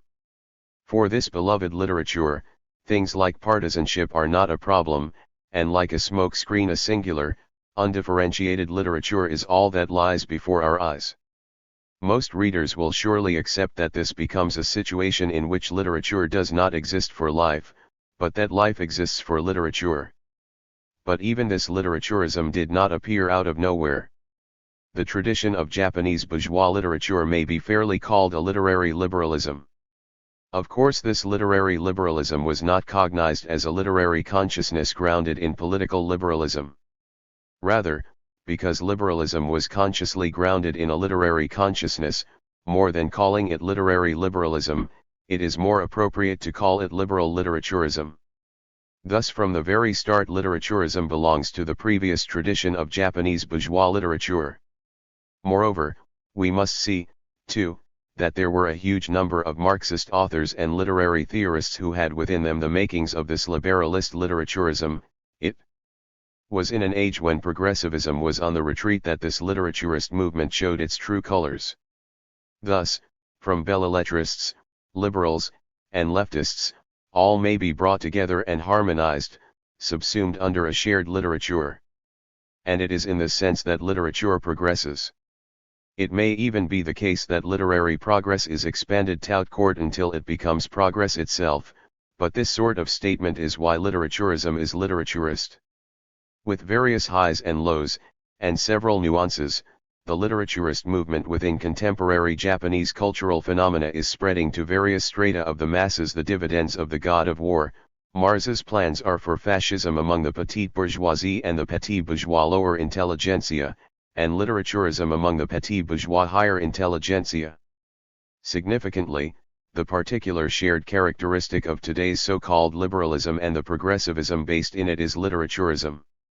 As for the false belief that this literaturism and the particular form of Japanese fascism are objectively coming from completely different places, well, that is the defining delusion of the literaturists. Finally, let's consider one of the most characteristic forms of this literaturism. This is none other than the literaturist delusion that our period, a period in which criticism is self-destructing, is in fact the golden age of criticism.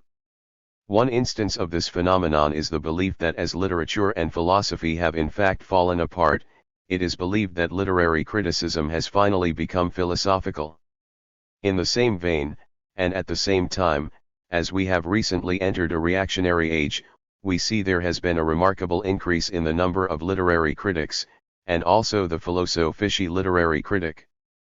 But we can see just how troubled this sort of philosophy is by noting that it is in fact merely the pedantic and academic extension of literaturism's literature. Together with the call for an unreconstructed literature to be quickly extended until it is philosophy itself, there is on the other hand, the corresponding phenomenon that allows philosophy to be literaturized.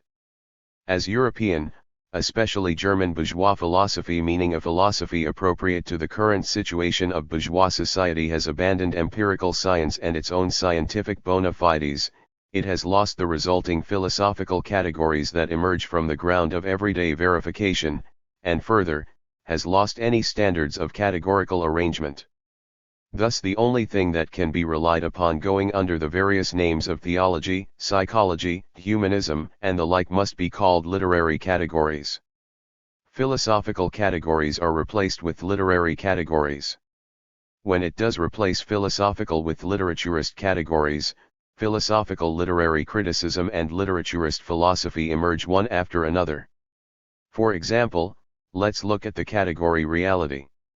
This category, as an original philosophical category, has a historical, social, and socio-economic, political, conceptual, and cultural existence. But as a literary category, it is obvious that this merely endlessly intoned yet empty word reality is nothing more than some rarefied Dostoevskian reality. Similarly, with the strange category of anxiety, social anxiety and concretely grounded anxiety end up becoming Shestov's rootless, free-floating anxiety. Today metaphysics has realized that all other paths have been closed off and so plots its final escape into these literaturist categories. This is why metaphysics must make an ally of literaturism. I think that readers must take careful note that the confluence of the giddiness and the philosophical-sounding nature of today's literary criticism is a reactionary plan for literature to pillage philosophy. And yet all of it took place under the banner of that particular consciousness, literary liberalism. Chapter 15. The essence of literary liberalism. The progressive and reactionary nature of liberals. A literal interpretation of the word liberalism would be an extremely foolish one, yet shockingly, given liberalism's current popularity, it seems just such a literal definition of liberalism is the unspoken understanding for many of today's liberals.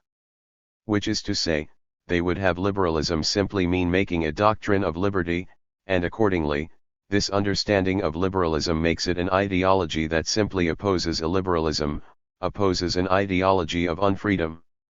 Such types would thus hold that whatever else may be said of liberalism, by definition, liberalism cannot be a bad thing. Of course, while likely no one would state it so baldly, I would wager that there are many whose definition of liberalism would, in fact, be based on no other, deeper understanding. In particular, given idealist philosophers' unconditional reverence for the central problem of freedom in German idealism, and literary figures' love of a transcendental, free-floating, and escapist freedom, it is easy for those with the above simplistic definition of liberalism to believe that those other groups' fidelity to these other concepts alone are enough for both of these groups to be allies of liberalism. But here we come to an important point: the concept of freedom was not born from within philosophy, nor does it come from literature. In the same way that to say practice immediately conjures thoughts of human ethical activity, say freedom to a philosopher and they will immediately think of freedom of will. Both are mistaken beliefs coming from within the philosopher's own subjective thoughts. And while it is unclear whether the majority of literary figures have thought seriously about just what freedom is, I have my doubts. In essence, for them, freedom is a decidedly natural phenomenon, and though they know, feel, and think about the knowledge of freedom, they do not feel any practical necessity for freedom at all, because all they ever do is talk about it.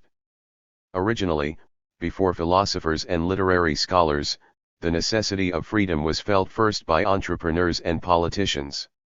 Thus the philosophers and literary scholars' concept of freedom comes from this so-called economic and political concept of freedom. It is a historical fact that liberalism was born of economic liberalism and then, similarly, became political liberalism. If we exempt for now socialism or other examples of political philosophy, I do not know exactly when this philosophical or literary liberalism began. Even today, the idea that a complete liberal philosophy has yet to be formed is not a strongly held opinion. But as we shall see, even now, a complete philosophy of liberalism is likely something that can never be established.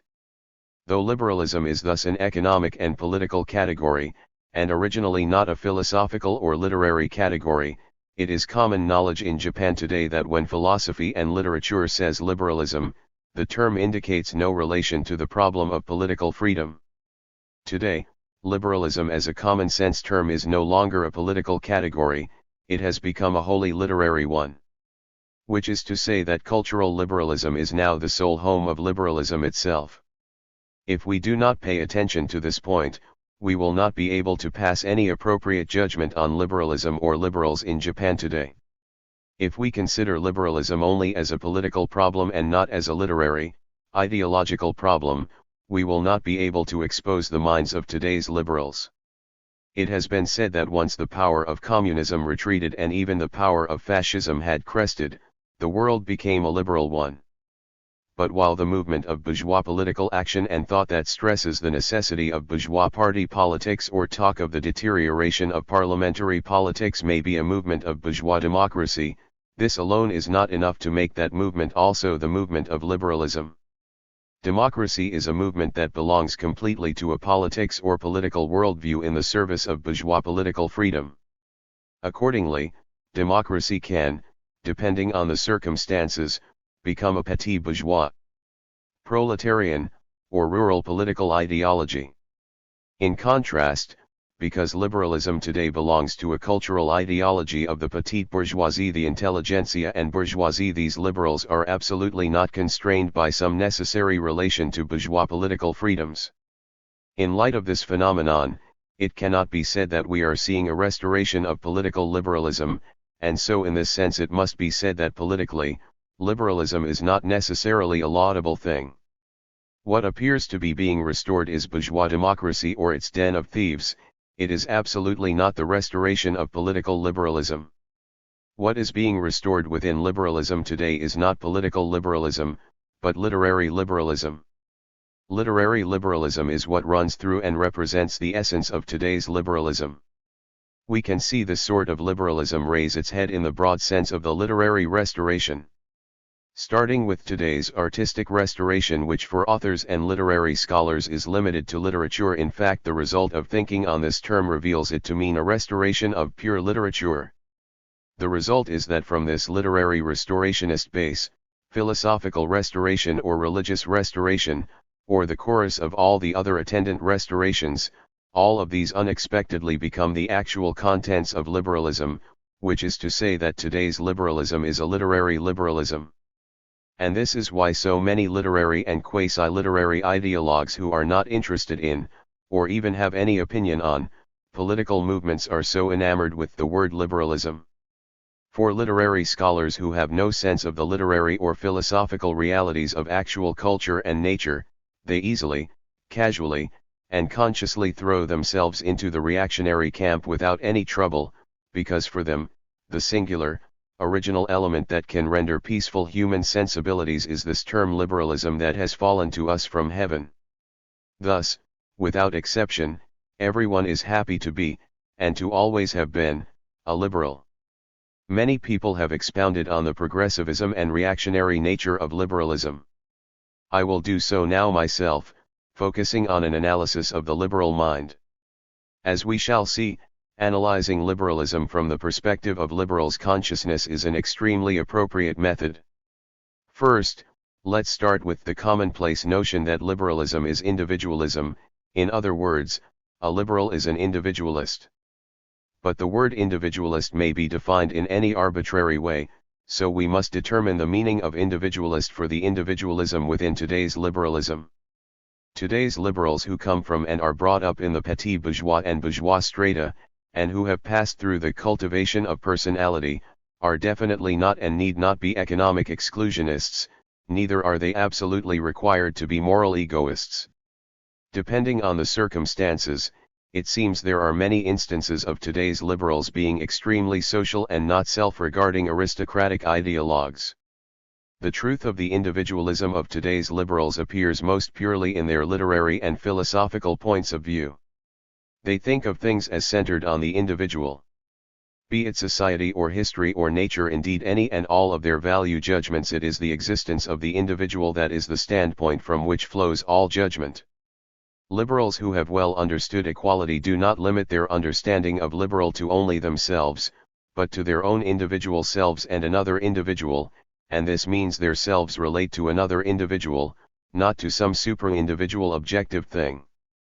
But this notion is extremely hackneyed and stale. For the problem must progress to asking what is the actual content of the standpoint that takes the individual as the standard of judgment. It is common practice for liberals to grasp their individuality as their personality. Though the term is personality, because we are told by liberals that it is not an ethical, moral concept, it is the individual that ties together everything from the logos to pathos, from ideology to pathology, and physiognomy to characterology, one, so that personality as a humanist category becomes the problem at hand. This humanist human is, however, not explained in terms of nature, history, or society. The opposite is true. Nature, history, or society themselves must be explained starting with the individual human. Liberals believe that the latter method has more literary fidelity and philosophical depth. We would do well to note that nearly all of today's liberalism is in truth humanism. According to the champions of the literary restoration, apparently planting one's feet solidly in humanism is the restoration of literature. Is it not a vulgar, comical assumption that research on humans must begin with humanism in the same way that a study of freedom must be based in liberalism? So these literary liberals who have appointed themselves the guardians of all things human love the very word human, and so also love the word anthropology, which all seems to conclude in an ideology of anthropology. Logically speaking, this sort of assumption is exceedingly humanistic. Here we encounter one example of the humanistic, self-congratulatory nature of liberals' logic. But it is necessary to recall that this ideological anthropology was none other than individualism. From this individualist perspective, the liberal must here stoop to an anthropological observation and start to speak of an atomistic synthesis between individuals when dealing with practical problems. Because this liberal, as an enlightened centrist, is beyond all partisanship and factionalism, this alone also means a liberal is an individualist, and cannot allow any internal connection or union between individuals. Here an individual is a complete interiority, so that any connection or combination can only be considered as something exterior to the individual. Thus, as all factions are necessarily and absolutely external things, they must be of secondary importance for the individual. Liberals judge all humans individually, for to do otherwise would be a partisan or factional judgment that is by definition an artificial and external judgment. This is what liberals call equality. On the other hand, as literary liberals have hardly any relation to economic or political liberalism, their equality must be different from the interests of equal opportunity or human equality. So, because their individualism cannot terminate in a completely atomistic individual, it naturally requires some particular form of connection between individuals. Once again, this individualism feels the same needs as the anthropology above, and so the form of connection between individuals it adopts is a humanistic one. Here arises pathos as a connection between individuals. Thus, according to the liberal, particular human individuals only enter into a particular connection with particular other human individuals.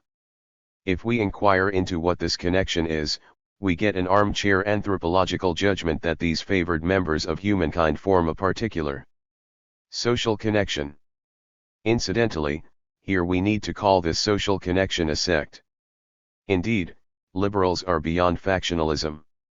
This is because for them, there exists no external, objective standard linking individuals. But because they are post-partisan, they are sectarian. Why? Because, as they tell us, there is nothing but subjective, internal bonds between individuals. But when there are no objective criteria linking individual to individual, then in any true sense there is no politics. This is the source of the general dislike of and disinterest in politics for today's literary liberals qua individualists. But we must investigate the deeper, fundamental reasons why these liberals do or do not disdain politics. According to liberals, a political connection between individuals can only have a subjective foundation. This is because any objective relations between individuals are not fundamental actualities of human existence. Thus, according to them, politics means nothing more than human haggling and machinations of the mind. For their part, these liberals hate objectifying or targeting this human mind, so they naturally detest politics. In fact, they come to feel it is their duty to despise politics. But these literary liberals, with their fundamental sectarian tendencies, of necessity, feel the need to tie politics in a subjective sense to their own sectarianism. It turns out that this is, in fact, extremely easy to do. At that moment, it is also extremely easy for this literary liberal to then emerge as the ultimate, ideal, and authentic sectarian. A sectarian's politics is always opportunism, and other than opportunism, a literary liberal knows nothing of politics. These inevitably sectarian literary liberals are post-partisan in the sense that they have no partisanship, but it is necessary to get a better grip on the essence of partisanship itself. The inescapable opportunism of the liberal is first a result of liberalism's theoretical incoherence. In fact, when it comes to theoretical partisanship and factionalism, these must at least in part come from theoretical coherence. A theory having coherence, a logic, is one of the important causes of the partisan nature of theory. Even so, as theory and logic are not limited to problems of thought and language, but rather also govern actions, to say the partisanship of theory immediately implies the problem of the partisanship of actions. As for liberals as opportunists, because they are opportunist in their actions, their theory must be illogical. Their post-partisanship then in fact means their illogic. Because liberals cannot have any partisanship, they then also cannot have any logic, and so no matter how much philosophical wordplay they try, they cannot have any philosophy in any fundamental, meaningful sense. And it is doubtful literature is even possible absent any fundamental philosophy. Point 2. Anyone who expects some sort of liberal philosophy from these liberals, is someone who is merely confessing to everyone that he feels no actual, personal need for philosophy at all. A socialist without philosophy, or without a real, felt need of philosophy, easily. Defects. Becoming none other than the unceasing believer of expediency. The opportunistic liberal, where even if one wanted to have a philosophy, one cannot. When it comes to the question of liberalism's progressive or reactionary nature, if we take the so-called literary restoration as a litmus test and don't forget the existence of the wide range of literary liberals in Japan today, it's clear there is nothing so disingenuous as liberals' progressivism. It is all but meaningless to argue that this position or that person is progressive. Such questions must be considered under some sort of critical conditions. For the cultural situation in Japan at precisely this moment, we must ask what is the real interest of the literary liberals that goes under the banner of literary revival? For these liberals, literature is something to be revived, meaning to be restored. They never say it is something to be developed or created. That literary liberals may appear progressive, if we ignore their cultural restorationism, comes from nothing more than their personal, subjective antipathy to fascism and feudalism. But even this antipathy comes first and foremost from their general dislike of the partisan thing called politics. What they actually need to do is reflect on the countless instances when they have been much more progressive in oppressing the proletariat than in fighting fascism. This is all clearly the result of the liberals' literary or philosophical illogic. Chapter 16. The Consciousness and Class Theory of the Intelligentsia. Against the so-called class theory of intelligence, Japanese literary and academic circles have once again raised the problem of the intelligentsia. The intelligentsia problem once again has reared its head, and not simply because for the intelligentsia themselves they must be endlessly problematized as fundamental, which is to say that the intelligentsia are fated to be eternally self-problematized. Rather, however fundamental or fated this problem may be, mere repetition of the problem or simple rehashing of the problem is meaningless, and we do not think there is much possibility that such a meaningless phenomenon actually occurs. Without determining the reason why the intelligentsia is, once again, being problematized, there would not be much that we could say about the problem of the intelligentsia at all. When the intelligentsia was problematized in the past, it was under conditions suited to intellectuals themselves as a rather pessimistic matter. With respect to themselves, it seems that the problem of the intelligentsia and all its self-doubt, anxiety, and even self-deprecation were all psychologically motivated. Because intellectuals have a natural tendency to take pride in the superiority of knowledge or intelligence. Knowledge and intelligence are not the same thing. Their natural, spontaneous intuition is to believe that society is first categorized by means of the distinction between intellectuals and non-intellectuals. In that case, when the superiority of knowledge or intelligence is tied to the ruling relations of society so that knowledge and intelligence come to share the same interests as the ruling class, the superiority of knowledge or intelligence almost immediately implies a special social position. Further, as both knowledge and intelligence have value in overcoming opposition with universal applicability and the ability to recognize universality, this special ability of the intelligentsia itself easily, and all on its own, indicates a transcendental and privileged social class. If we are speaking as social science, the intellectual class is an unscientific, vulgar concept, but because it is nonetheless often deployed to explain this special class position, here it is a particular form of self-delusion, which believes that the knowledge or intelligence of the intellectual class imparts some form of the special right to govern society.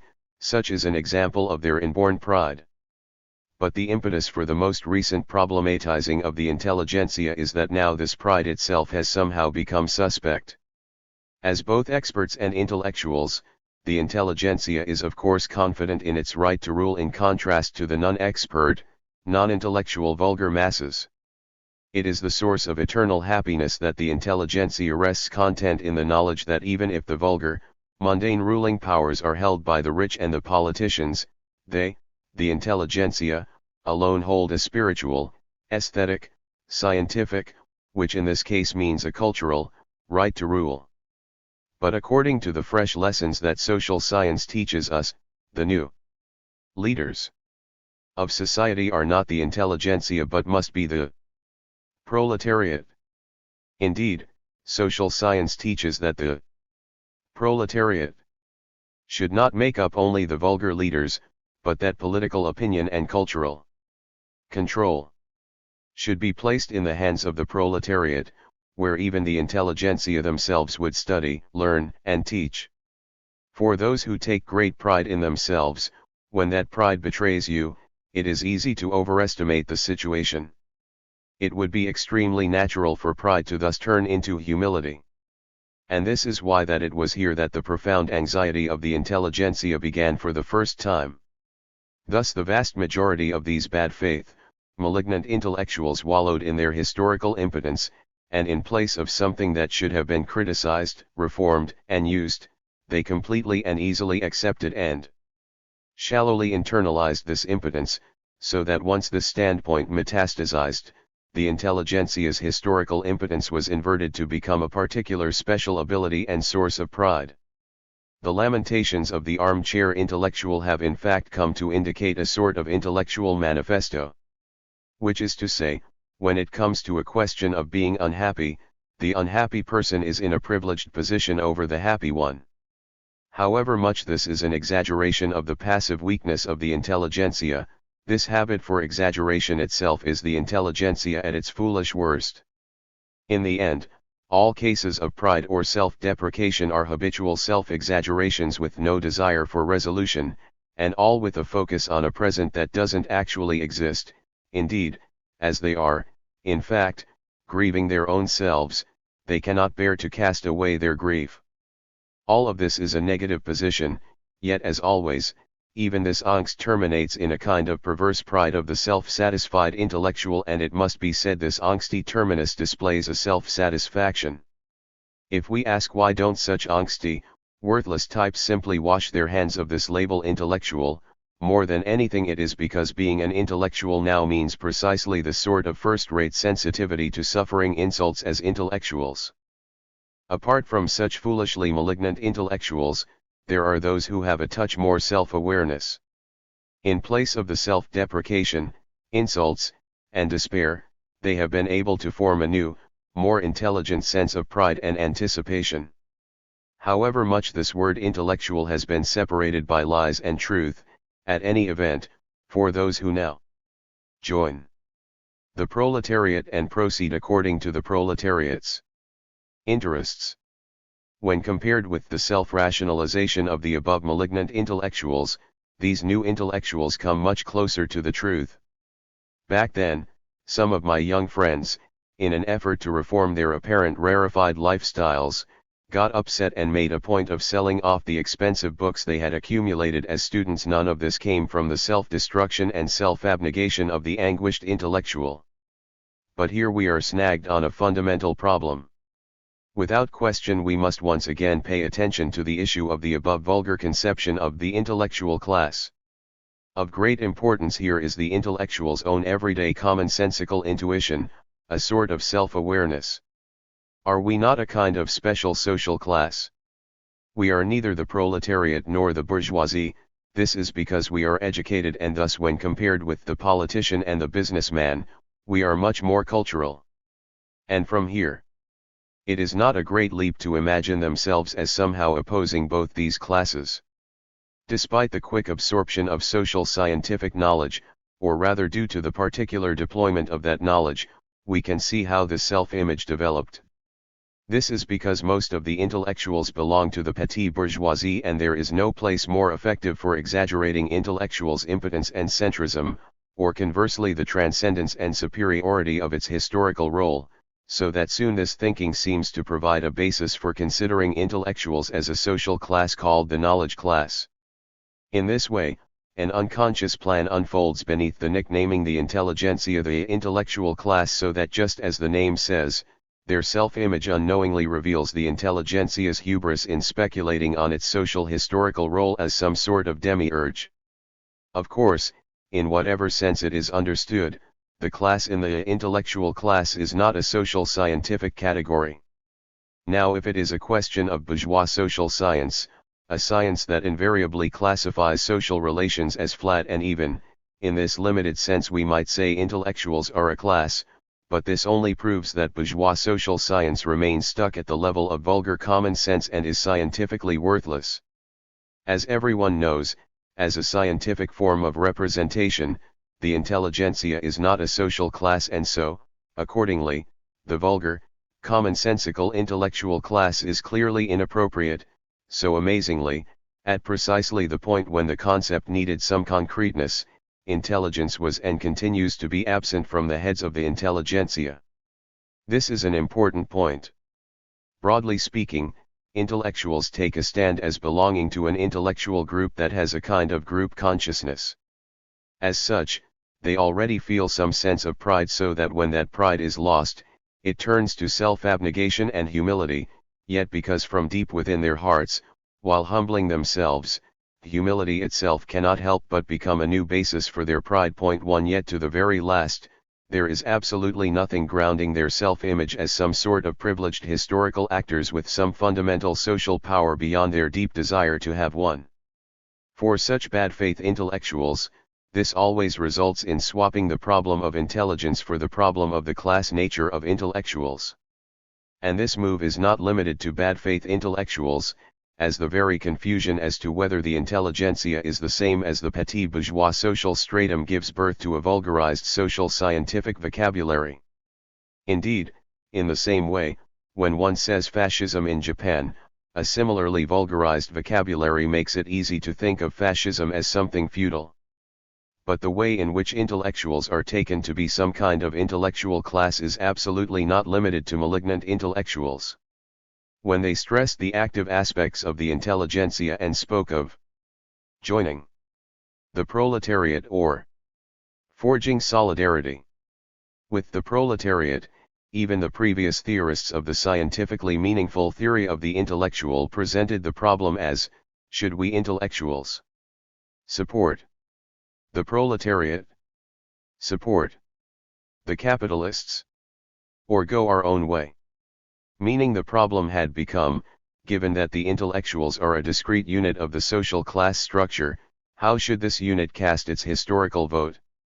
In this way, the intellectuals naturally are assumed to be holding some sort of deciding vote.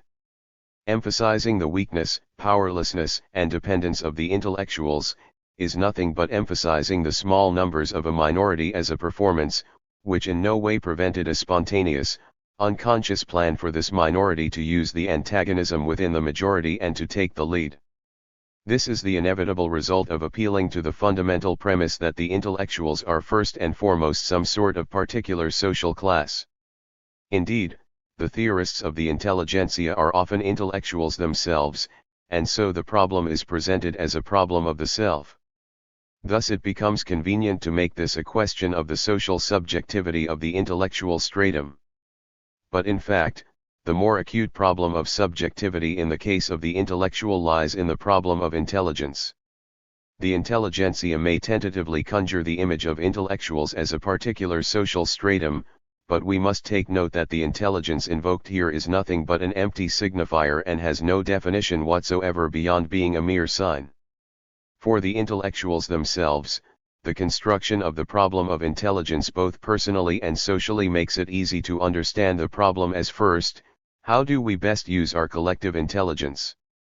Malignant intellectuals who have never tried thinking about how their intelligence can be improved or used from a social point of view, which is to say for them intelligence itself is actually malignant, and leaving aside a discussion of how intellectuals' constant despairing over the pallid nature of intellectuals has invited a dramatic debasing and dumbing down of their intelligence itself. Such intellectuals are thus intellectuals who consciously ignored the special capabilities of Intelligence itself.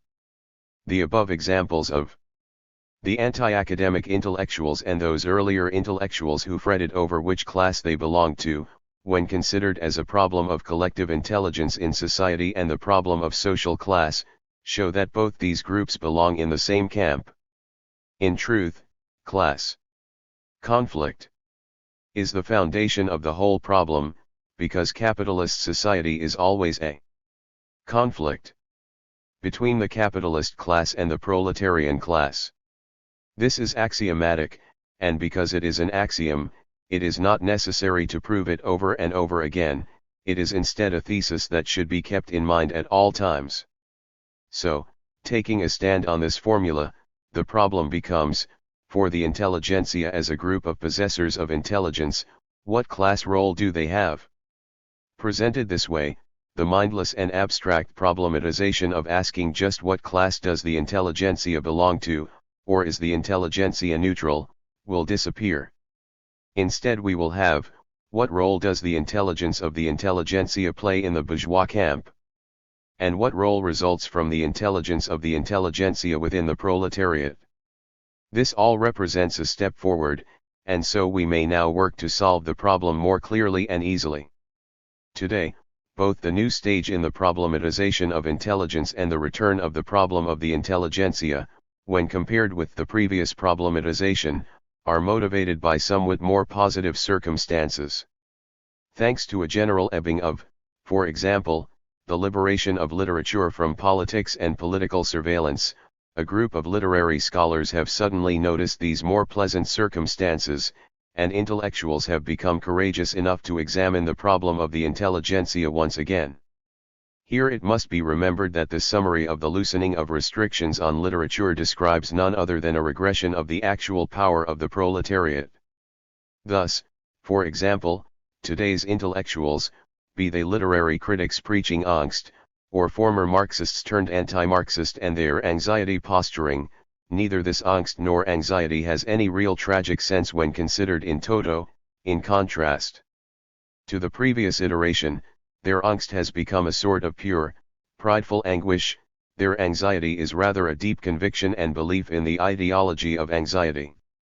Whether advocating for the self-confidence of intellectuals, or the older intellectual self-doubt, in both cases what is being problematized is the active subjectivity of the intelligentsia, which is a development or at least new feature of this latest era of the problem of the intellectual.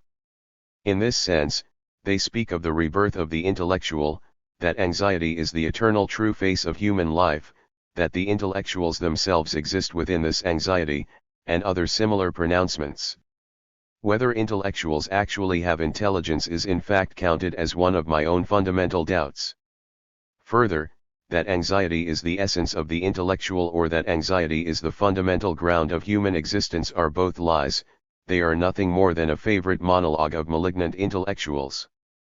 But all that aside, even if the problem is a question of the positivity of the intellectual's subjectivity, it is not permitted to make it a problem of the intellectual's egotistical jabbering within society. As for the source of intellectual subjectivity, it always had to come from their intelligence as viewed collectively. Furthermore, even if intelligence is the issue, this may not become an ideology of the supremacy of the intellectual class or the supremacy of the skills based on that class, or again, a transcendental academicism. In pursuit of the problem of the assertive positivity of intellectual subjectivity, if we fall into some kind of class explanation of intellectuals' intellectual supremacism literaturism or, mobilizing the intellectual class with say a rebirth of the intellectual or anxiety or expertise in essence the result of this new theory of the intellectual is merely a rehashing of the old theory, and not just a rehashing, but it is the intellectual's version of intellectualism, one that emphasizes and even develops its malignancy and stupidity. I think I would like to generally define this phenomenon, these sellouts abandoning actual social problems in favor of idealist musings, as Tankshuji 2. The subjective and positive problem of the intelligentsia must be first theorized starting from the role of intelligence within the proletarian class. This must become the intellectual consciousness of all progressive intellectuals today. All other theories of the intellectual are reactionary deviations. Chapter 17. Doubts on the theory of the intelligentsia. Is the current problematization of the intelligentsia mistaken? Recently a great number of social and literary critics have debated the problem of the intelligentsia, so much so that at first glance it seems as if there is no room for anything new. But in fact, this is not true. We need to raise serious doubts about how the intelligentsia problem has been problematized. As everyone knows, broadly speaking, during the heyday of Marxist thought, the main theory of the intelligentsia was viewed from a largely negative perspective, in a capitalist society ruled by class antagonism. How powerless are intellectuals, or to what extent are intellectuals aware of their powerlessness? And this negative perspective seemed to become Marxist common sense and spread to the mainstream. From the intellectual's perspective, such a pessimistic theory of the intelligentsia, such a problematization of the intelligentsia, was of course motivated by specific circumstances. Which is to say, for Japan and other late developing capitalist societies, intelligence is the cellular form, the intellectual element, a decent translation of the intelligentsia of the first and main subject of any progressive social consciousness or social movement.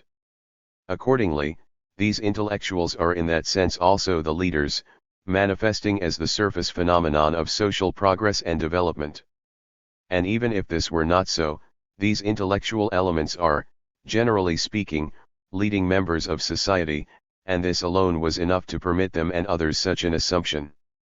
And so now, the intelligentsia is Marxist. Progressivism, largely linked to this ideology of intellectual leadership itself, unwittingly, comes to diminish the original and fundamental perspective of Marxism, namely the proletarian perspective. In order to prepare the ground for this tendency to diminish the role of the proletariat, it was natural at that time for a negative theory of the intellectual to rise to the surface and become a point of emphasis. On the other hand, warning of the anti-progressive nature of this negative theory of the intellectual is not simple scaremongering when we note that the various intellectuals' theories of despotism and dictatorship were derived from theses of anti-proletarian thought and anti-proletarian politics. But emphasizing such danger, would, of course, not be to admit the unconditional and complete powerlessness of the intellectual. For the intellectuals, all this was merely to indicate the inherent social impotence of the intellectual. Thus, lurking behind this negative theory of the intellectual is a hidden assertion of the positive activity of the intellectual. But common sense is a vulgar thing that never knows the underside of things, and in that sense never gets the joke.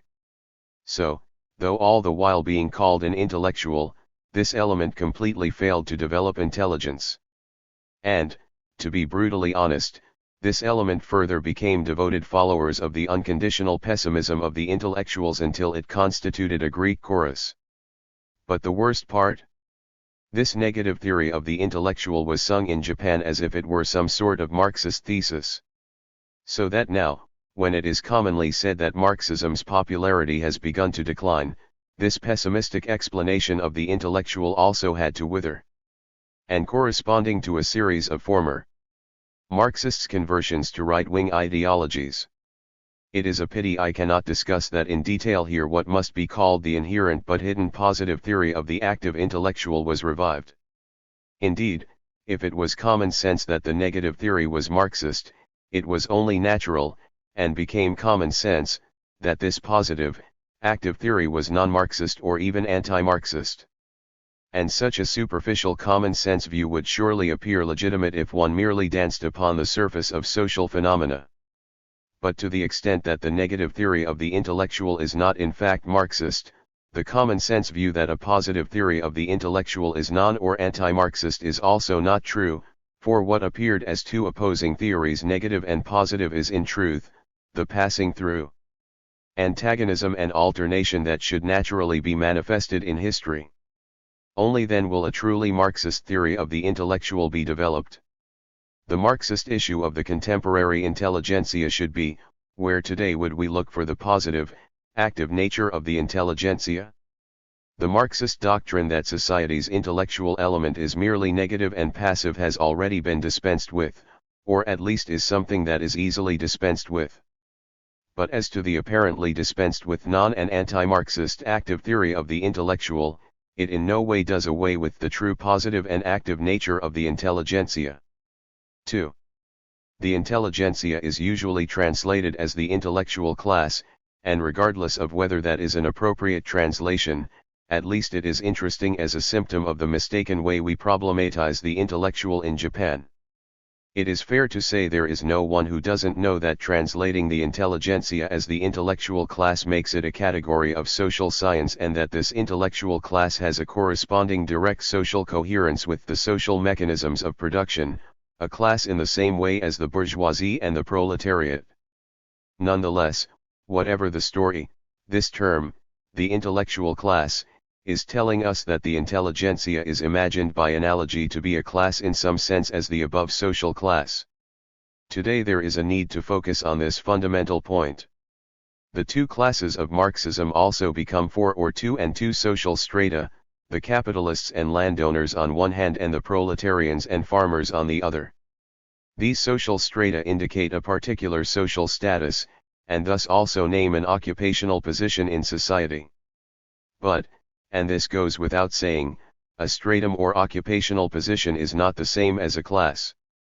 So then, there is also the category of petite bourgeoisie as a middle stratum between the two social strata, because people usually say this petite bourgeoisie is limited to the small producers. This category of the middle stratum is a term meant to express a stratum between the bourgeoisie, as a social stratum, and also proletariat, also as a social stratum. Others also contend that the intelligentsia belongs to the same petite bourgeoisie as a middle stratum. Indeed, a social stratum is not a social class. But nonetheless, sociology holds that social strata is, in fact, the same as social class. This sociological perspective, which proceeds not from the fundamental relations of production but arbitrarily from the given social phenomena, easily and without hesitation, renders these phenomenal class strata on the surface of society as bona fide social classes. In so doing, the problem of intellectual class is not merely a question of semantics but touches on the essence of the sociological perspective. Even if the intelligentsia is a middle social stratum, calling it the intellectual class is a symptom of sociology's errors. But the language used doesn't really matter. More important than the name is whether the intelligentsia actually belongs to the middle stratum of the social strata. According to some, the intelligentsia is a wonderful, newly discovered middle stratum. Is there any group seen as a more mass middle strata than the salaryman?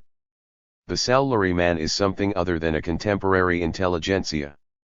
As a social phenomenological category, it is unclear to what extent the salaryman is actually a question of a social stratum. Most likely, this newly discovered middle stratum could be explained with a term like knowledge workers. But saying knowledge workers doesn't actually tell us anything new, and we are still unclear on the meaning. If the monthly salaried bank employee who handles cash at the teller window is a knowledge worker, then is not the bus driver who has to constantly repair the engine to drive the bus also a knowledge worker? It would seem that salaryman translates to paid monthly, and as the driver is paid daily he is neither a salaryman nor a knowledge worker. Wouldn't this strictly mean that those officials who are paid a yearly salary are also not salarymen? Speaking analytically, as an actual social stratum, these common sense terms like knowledge worker or salaryman are absolute nonsense. Can we say that there is any basis at all for calling them representatives of the contemporary intelligentsia? For someone graduating from technical school or university, just why do the knowledge class employment agencies find work for so few unemployed graduates or actually end up finding them jobs as day laborers? The strange tale that the salaryman is the representative of the intelligentsia probably comes from the view that the intelligentsia stratum, assuming such a stratum exists, is a particular occupational position in society, and if so, unemployed intellectuals do not have the credentials to enter the intellectual social stratum. My guess is that this myth came from the readership of the criticism journals, a readership understood as a social stratum. But this readership stratum has a very different meaning than it does for the social stratum of salaryman or knowledge worker. It was the sociologist THIRD-2 who discovered this readership as a social stratum. Here, at least, we are not ashamed of counting this discovery of the salaryman within the intelligentsia as an achievement of the sociologists. In other words, because the common sense category of the salaryman is insufficiently analytical to express or indicate a social stratum, the salaryman is simply the salaryman. It's probably some sort of social occupational position or social status. As such, the intelligentsia belongs to some other basic and particular tradition of social determination, and so its story is a very different one.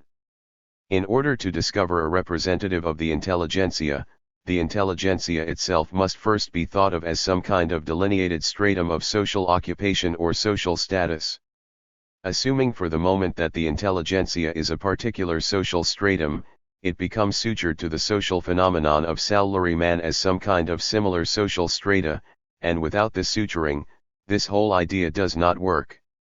That is why the thesis that the intelligentsia is a social stratum is not proven at all but shows that it is nothing but a self-repetition. But why go so far as to deliberately misidentify the problem and posit the intellectual as a particular, fundamental social stratum? The answer is simply that because if one starts from the perspective of sociological phenomenology, the intelligentsia had to be an intellectual class as a matter of course. But from this same perspective you could just as easily deduce a delinquent class as the sociological summation of juvenile delinquents, or a suicide class from the group of suicides, and so on, and so on. Thus, the important point is that this thesis of the intellectual social strata itself becomes a kind of thesis of the intellectual class. Today, sociological phenomenology exists to completely overwhelm the essential perspective of social science. With sociological phenomenology things are not taken up from the perspective of the social relations of production, but rather in relation to the bosom of the occupational status of high society. In place of historical materialism is born the pocketbook view of history. This could be called the salaryman ideology. So, of course, both this salaryman ideology theory of the intellectual and the sociological phenomenology theory of the intellectual are incapable of understanding the true social positivity of the intelligentsia. Indeed, who today would expect any intellectual positivity from the salaryman?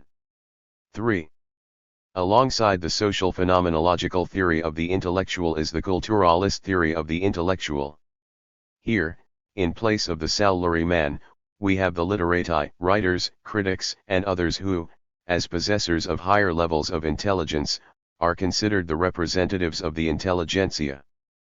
Because for these types, confidence in their intelligence has grown recently, and has even taken a formal shape, it may now be seen expressed in behavior, and the resolution of the problem of the positivity and activity of the intelligentsia must be sought within this intellectual element. From this perspective, the intelligentsia is definitely not thought of as the intellectual stratum or the intellectual class. It is more individual, more individualistic in that sense it is an internal perspective and so the intelligentsia is thought of as a single intellectual.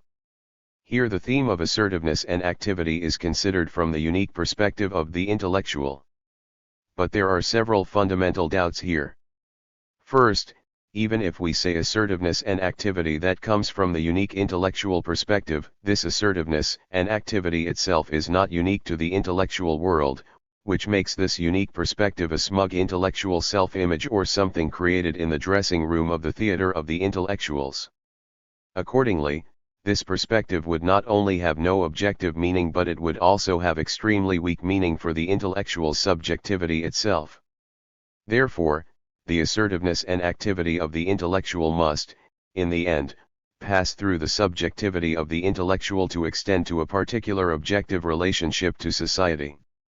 Thus, the intellectual's assertiveness and activity must be in their relation to society. So, it is now possible to see how this relation gave birth to the misleading statement that the assertiveness and activity toward society is something unique to the intellectual. As such, there are no restrictions on what concrete form the intellectual's assertiveness or activity should take toward society, and so the social stance of this intellectual stops at some carefree, general, Abstract result. The uniqueness of the intellectual's assertiveness and activity is now also unfettered by anything. Accordingly, as a function of the uniqueness of the intellectual's general and abstract attitude toward society, this perspective brings with it the above-mentioned right to rule as passed through the intellectual's supremacy of the intellectual. In this sense, then, what was the uniqueness of the intellectual becomes the social independence of the intellectual.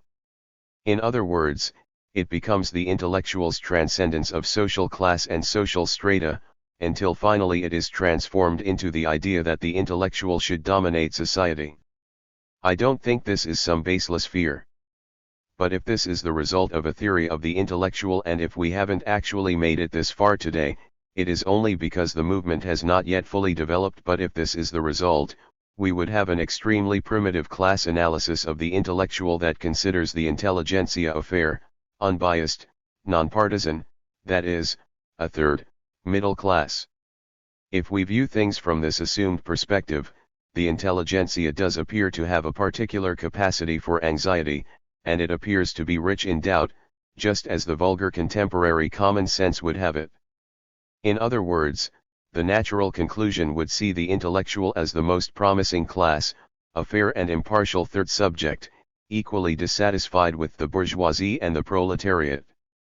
Discovering an objectively average social phenomenon within the intelligentsia like the salaryman theory not only results in a social class theory of the intelligentsia, but, even if the intelligentsia is seen as a collective concept that subjectively and oligarchically gathers together a group of individuals, we would still fall into all the evils of a class theory of the intelligentsia.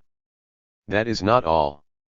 The second fundamental problem is that to look for the representatives of the intelligentsia among the literati, writers, and literary critics is to assume that the literary arts are the highest standard of human intelligence.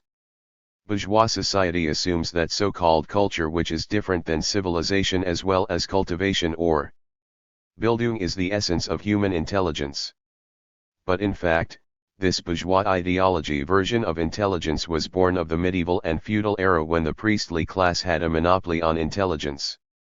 The belief that literary labor is a higher form of intelligence than the labor in material production means literature is merely a modern form of this medieval monasticism.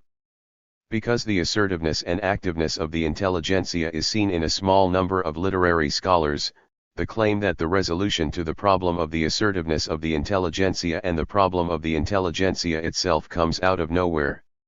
This culturalist or literaturist theory of the intellectual has the same essence as the above sociological theory. This is important to notice. One of the fundamental flaws of culturalism or literaturism is that it fails to pay attention to the significance to the actuality of the form, that if they are not suddenly born sui generis, or if cultural and literary forms are not just there, behind all social phenomena and literary beliefs lie the material productive mechanisms of society. Seen from the material production perspective, culturalism and literaturism are a particular social phenomenology. Compared with the phenomenology of the sociological theory of the intellectual, we see that it shares exactly the same essence as a phenomenological view of social phenomena. 4.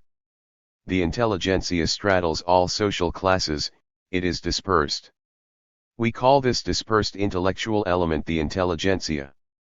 Thus, in fact, the intelligentsia is a collective concept expressed in terms of the myriad intellectual elements and the corresponding quality and standard of the intelligence they possess. Thus, in order to analyze this collective concept of the intelligentsia, deciding which group to focus on and begin the analysis is more important with this problem than any other.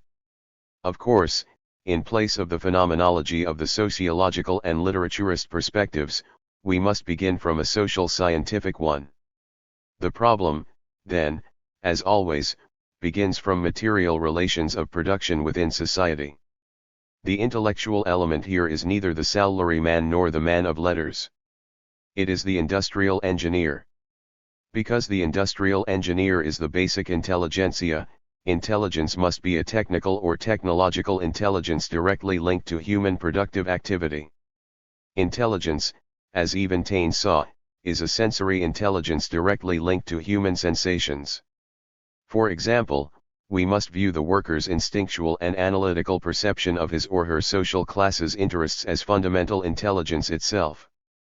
In the same way that the mere knowledge and erudition of academic education are not identical with intelligence, the non-realist consciousness of the literary scholar, and the free-floating sensations of the salaryman, are not particularly intelligence. We should say that intelligence is the instinctive competence within human practical consciousness. That is, the meaning and content of mental faculties are lost when separated from human productive life. Beneath social group, social stratum, social class, and further, family, individual, and social conditions, the one who has laid the groundwork for all this intellectual activity, what we should call the intellectual element here, must first and foremost be the industrial engineer. Starting from this industrial engineer, our concept of the intelligentsia can be gradually expanded to an organizational order including the general scientist, artists, politicians, educated persons, and so on. We should note here that this intelligentsia must be grasped as an order of things different from social status, lifestyle, occupation, social stratum, social class, and the like. After establishing this particular status of this intelligentsia and connecting it to social status or stratum or class or any other discretionary groupings, then we must, and only then are we able to, analyze the chosen grouping. Here it will likely be asked just where these technical intellectuals who represent the contemporary Japanese intelligentsia display their positivity and assertiveness. But first let us at least acknowledge that when compared with authors and literary scholars, the engineers have much more self-confidence in their intelligence. A cult of intelligence has been the main object of worship for engineers and scientists since long ago. Confronting the contradictions of bourgeois productive technologies as one outcome of the contradictions of capitalist society on the one hand, and more recently the artificial fomenting of the munitions industry on the other, they seem to be increasingly awakening to their sense of their intellectual competence. But they have very little unified ideology, and if they do, because there are few plans or occasions to announce one, this only means they don't explicitly talk about the assertive and active nature of their intelligence. Certainly today, under the capitalist system, is the first time that the active and assertive nature of intelligence is guaranteed. Accordingly, as a result, such a consciousness is even supported by capitalist ideology. But on this point at least, this confidence is hardly different from the self-confidence of the literary intellectual. The problem is, how does the assertiveness and activeness of intelligence under capitalism become independent of the capitalist system? The problem of the assertiveness and active nature of the intelligence of the literary scholars was likely here as well. So, the problem is first and foremost, how to make the abilities of the engineers and technicians under capitalism independent of the capitalist system. 3.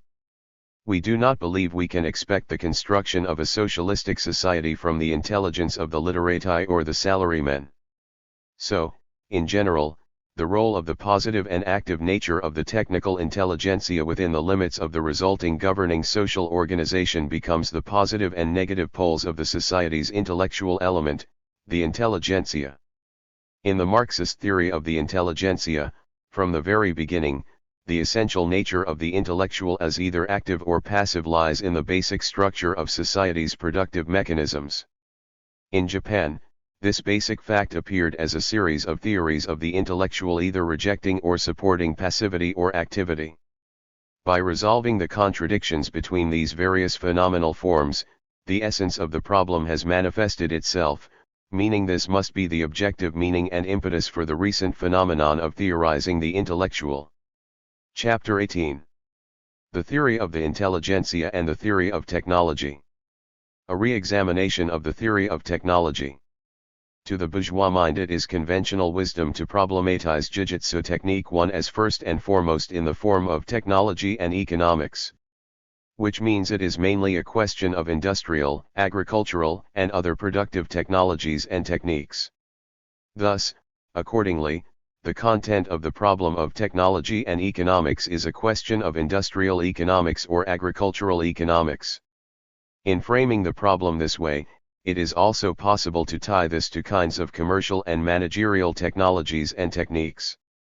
If one expands the concept of technology this way, it may be extended all the way to legal technique, administrative technique, and we could likely also make it all the way to things like literary technique.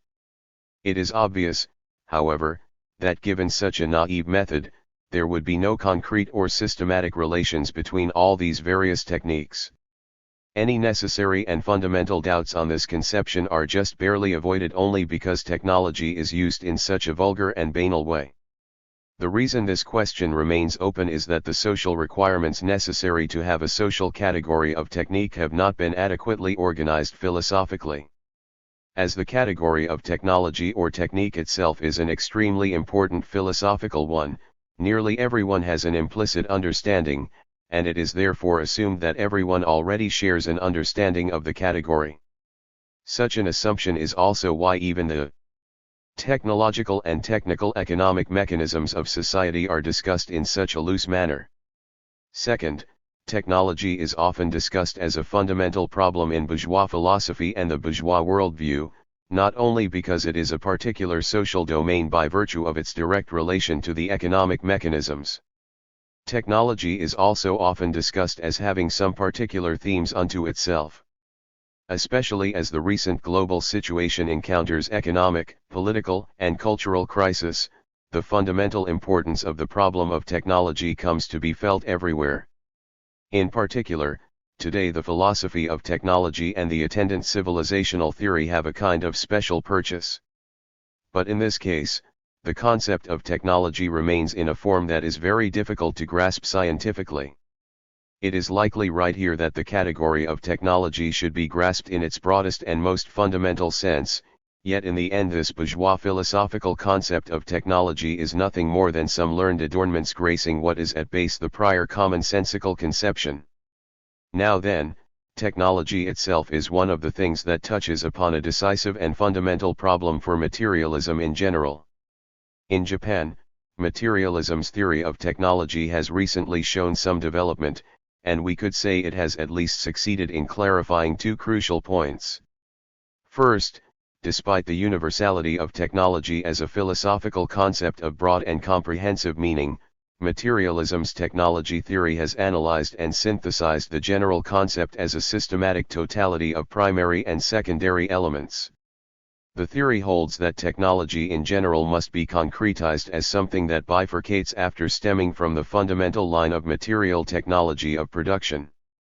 Clarifying this bifurcated relationship, which at first glance was self-evident, but whose meaning was in fact hardly noticed by bourgeois conventional wisdom, is the first big achievement of materialism's technology theory. The second achievement lies in distinguishing between technology on the one hand and technical skill, techniques, and technical methods on the other. Technology in its proper sense, that is, the material technology of production, means the objective, material base of society that from the very first must be strictly distinguished as one aspect of, but different from, the specificity of the skills of the laboring subject who deals with this technology and the techniques and methods that may be seen as extensions of these skills. But none of this is yet a sufficient materialist clarification of the nature of this primary technology in the strictly proper sense. On this second point we would do well to recall Ikawa Haruki's key points in the recent debate on technology. Point 2 here, Ikawa summarizes and discusses his views on the theory of technology as well as the debates among materialists. In this piece, we could say he offers a consistent and fundamental criticism of one of my own earlier articles on this subject, My Philosophy of Technology 3. As for my idealist deficiencies and any errors in the piece, I agree with his criticism. On these points, I myself hold his essay in high regard.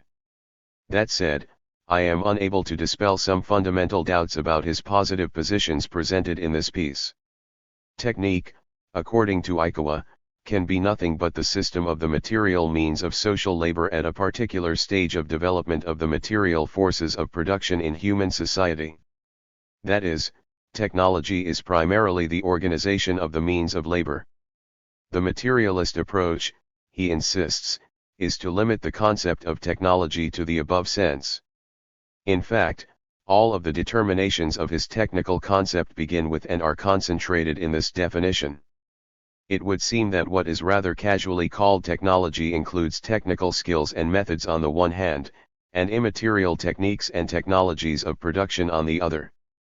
In the common sense usage, technology is definitely not thought of as only referring to an organization of the means of labor.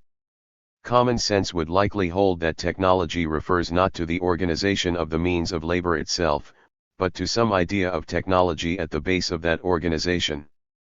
Thus Ikawa must explain for what reason he chose the everyday word technology to express the organization of the means of labor instead of using some other term. On the one hand, he would need to explain why the common sense usage of the term is unscientific, and on the other, how his understanding of technology is able to force a critical reflection on the current everyday usage of technology. Without doing so, in place of the determinations of technology, his usage would terminate in a simple definition so loved by bourgeois science, and the organization of the means of labor would mean technology or technique as a mere arbitrary definition and academic jargon. In which case, as always in this bourgeois method, technology is mere terminology, it is mechanical and arbitrary, and so we can expect no true development of the concept. We can speculate that Ikawa is taking his definition of technology from Marx's writings, but I have yet to find the specific place and cannot recall anyone else quoting the passages, so Ikawa's textual basis in Marx must remain mere speculation. To the extent that Ikawa is citing Marx, he gives no specific passage where Marx used any similar definition of technique. The main source of Ikawa's argument is Marx's explanation of technology. He states, "Any who doubt whether or not technology is the organization of the means of labor should re-examine Marx's thesis." This statement by Ikawa is placed between two quotations of Marx's thesis. The first, appearing before the above passage, states technology reveals the active relation of man to nature, the direct process of the production of his life, and thereby it also lays bare the process of the production of the social relations of his life, and of the mental conceptions that flow from those relations. 5. The second quotation of Marx comes after Ikawa's passage, A Critical History of Technology. The productive organs of man in society, of organs that are the material basis of every particular organization of society. 6. These are the passages Ikawa says Lenin pushed to the fore. Here Ikawa concludes, as the object of the study of technologies and techniques are none other than the particular, which is to say particular to the material basis of society at a specific level of historical development, productive organs which are in turn the means of production, and especially the means of labor. Ikawa further claims that what Marx elsewhere called the technical basis of society is identical to the above material basis of society.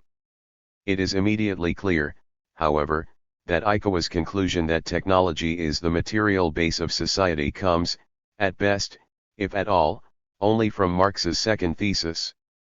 In contrast, the first of Marx's thesis would likely produce the opposite conclusion, for there Marx states that technology is the active relation of man to nature, and consequently the process of the production of the social relations of his life, and the mental conceptions that flow from those relations, meaning that the technology that Ikawa has so far been searching for must be found within these quotations. So then why must not only the formation of relations of production, but also the mental conceptions based on the active relation of man to nature be thought of as the organization of the means of labor? It would seem, quite contrary to Ikawa's conclusion, that Marx here is explicating technology as something explicitly not limited to the organization of the means of labor. And we must note that Marx continues, even a history of religion that is written in abstraction from this material basis is uncritical, and further, that to develop from the actual, given relations of life the forms in which they have been apatheicized is the only materialist, and therefore the only scientific method. In other words, what Marx refers to here as material basis or material means nothing like Ikawa's means of labor, but simply indicates the general starting point of a materialist view of history. We must also say that Ikawa's reasoning concerning Marx's second thesis is rather weak. For although Marx does equate the productive organs of man with the material basis of every particular organization of society, deriving the means of labor from a combination of these two statements is a rather dangerous reading. In Marx's original, the expression "the productive organs of man" is simply analogous to the organs of plants and animals, which serve as the instruments of production for sustaining their life. If this analogy is read as based on the external similarities, it merely implies the active relation of man to nature as a function of the material organs. While Ikawa wishes to insist that the organs as instruments of production imply the means of labor, Marx simply wishes to say that the organs of production are not passive, but active.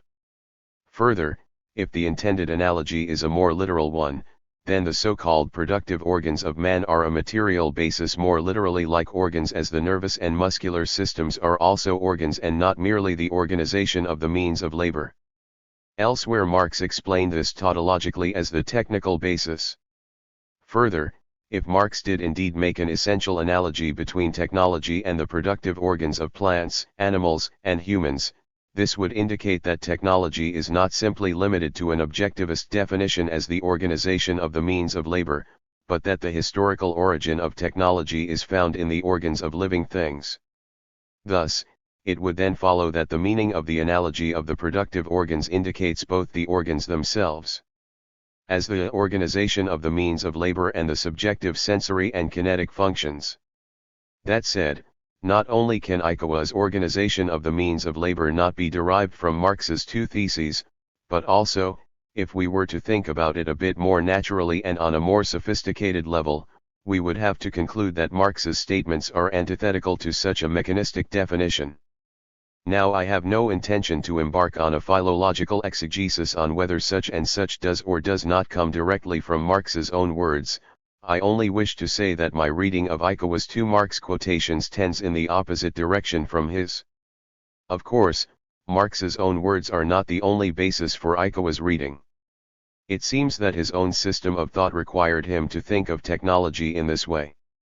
But it goes without saying that a thinker's own systematic necessity is not always an objective necessity.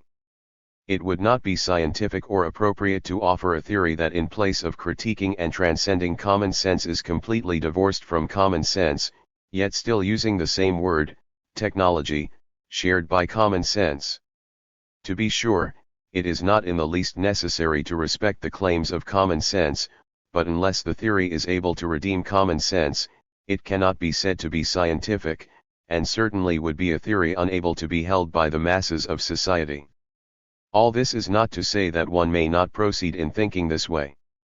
But as it is inconvenient to take a colloquial word like technology and make it scientific, one needs a completely new and independent scientific concept, and only then may tentatively call the new scientific concept technology. But in that case, one should call the new concept something like technicity or the technical basis. Regardless, there would still remain just too much of a gap between this new term and the means of labor to understand why the new word was chosen. In other words, the means of labor is already clear and does not need to be rendered as technology or some other term. Indeed, as no one, including Ikawa, would feel the need to identify the means of labor with technology if they were absolutely two unrelated things, it is clear that there is a necessary something linking the two. But no matter how intimate that connection may be, the two can never be unified as one and the same. This is especially true as there are times when equating these two concepts is itself problematic for more substantive reasons. Strictly speaking, the unmodified colloquial term technology likely cannot become a scientific category. But an analysis of this everyday term would have to be derived from various categories of theories of technology.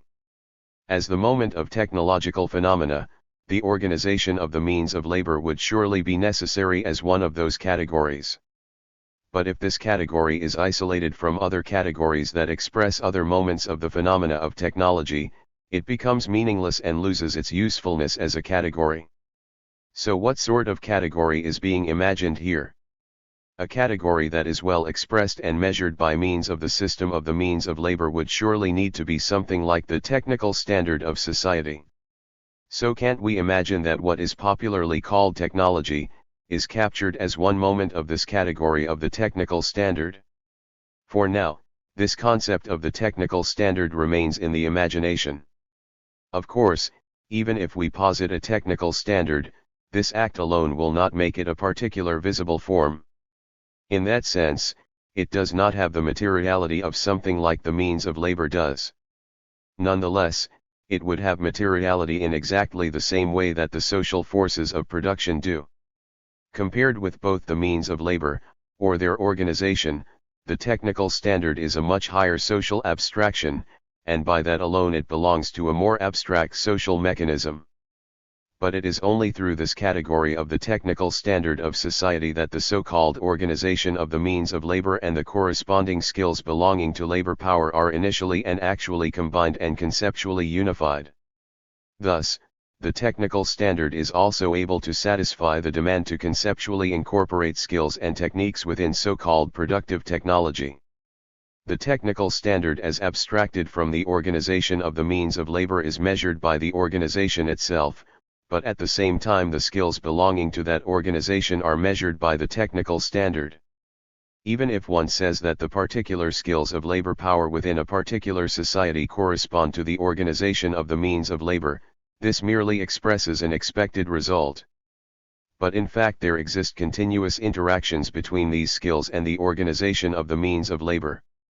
For example, if there is no standard, no socially average level, there could be no design for the driver's seat of a tractor. The scale by which this socially average level of skill is objectively measured is the technical standard of society. The practical interaction between the means of labor and the actual skills of labor power first occurs when they are converted into a technical standard that serves as a sort of technical equivalent. Although at times Marx appears to use technique and the science of technology interchangeably, the two must be distinguished scientifically. Indeed, as a science of techniques is definitely not identical with the science of technology as such, we should also not say that the object of a science of technology is directly and solely technique. The study concerning technique is absolutely not the same as technology and could, for example, likely be economics or sociology or the like. Further, in the introduction to his A Contribution to the Critique of Political Economy, Marx called the study of the particular branches of production technology, and he distinguished it from the study of general production or generalized production. If one differentiates the science of technology from so-called technique, what sort of thing is the science of technology? Here is where the category of the technical standard is useful. As I have already said, the science of technique is not simply the study of technology. The science of technology is in fact a technical organization of assumed techniques. It must therefore mainly be the means of labor and its system of organization. So, what is meant by the development of the science of technology? It means, as an ideology, a rise in the standard of subjective skills of engineers in general on the one hand, and, on the other, a rise in the objective technical standard of society. If the objective technical standard of a society may be seen in the level of engineers, there would be some reason for why popular usage would rather loosely use both technology and techniques to mean the same thing. And here we can also see a further reason why common sense would expect to find the main moment of so-called technique within the technical standard. So, the social technological equivalent that mediates the organization of the means of labor and the skills of labor power is something like this technical standard, upon which we may now for the first time construct a broad, unified, and hierarchical totality of techniques. If we do not use the sort of social abstraction expressed by this technical category, any philosophical or worldview or cultural theory concerning technology would be complete nonsense. Marx's insistence that even a critique of religion must begin from the standpoint of technology would also become impossible. The relationship between the problem of technology and cultural theory is mainly a problem of the relation between technological development and human progress. In the primitive age, before the means of labor and the skills of labor power were not yet physically separate, in Marx's metaphorical expression above, the technical standard was represented by the function of the organs as productive instruments. Here the technical standard was simply the degree of development of humanity's biological intelligence. We can consider the category of the technological standard as one descended from the primitive, undeveloped stage to today's developed social organization as a standard moment of technique as such, and say that it remains a category to measure the fundamental development of human society. If this understanding of technology is the basis of material society, the content of technology may be grasped by assuming the standardness of the technological standard. If this is not done, one would have to appeal to a system of the means of labor, machines, instruments, and the like. This is literally the first step toward a mechanistic philosophy. Of course, Ikawa is not the only one who assumes that technology is the organization of the means of labor. Indeed, there are today many materialists who rely on this assumption. But I believe that this reliance is worthy of a ruthless materialist re-examination. This essay is one attempt at such a re-examination. While my personal views on the technical standard remain a hypothesis, nonetheless, there is no escaping a materialist interrogation of the current materialist definition of technology. Readers, what say you? Finally, I must touch on my immediate motives for raising these doubts on the current theory of technology. I believe that the recently much discussed theory of the intelligentsia seen in literal and academic circles has, in fact, something to do with the doubts I have raised here. The present debate on the intelligentsia appears to have two flaws. First, the debate has a tendency to ignore the subjectivity of the problem of the intelligentsia, that is, as a question of the intelligence of the intelligentsia, in favor of grasping the intelligentsia simply as a particular stratum of society. But the progressive task for the intelligentsia today must lie in the question: how will the intelligentsia use its subjective intelligence in a progressive manner? The second flaw is that the problem of the intelligentsia lies in the tendency to arbitrarily begin the examination with the analysis of the literary and philosophical problem of intellectuals, completely severing the intelligence of the intelligentsia from the question of technology. As human intellect and intelligence is born of, and conditioned by, the active practices of social humans vis nature, generally treating intelligence as severed from technology is none other than completely ignoring the original and fundamental principle of materialism. This is an extremely careless and idealist conception of intelligence. Amazingly, such self-evident points do not appear to be in the field of vision of today's progressive intellectuals.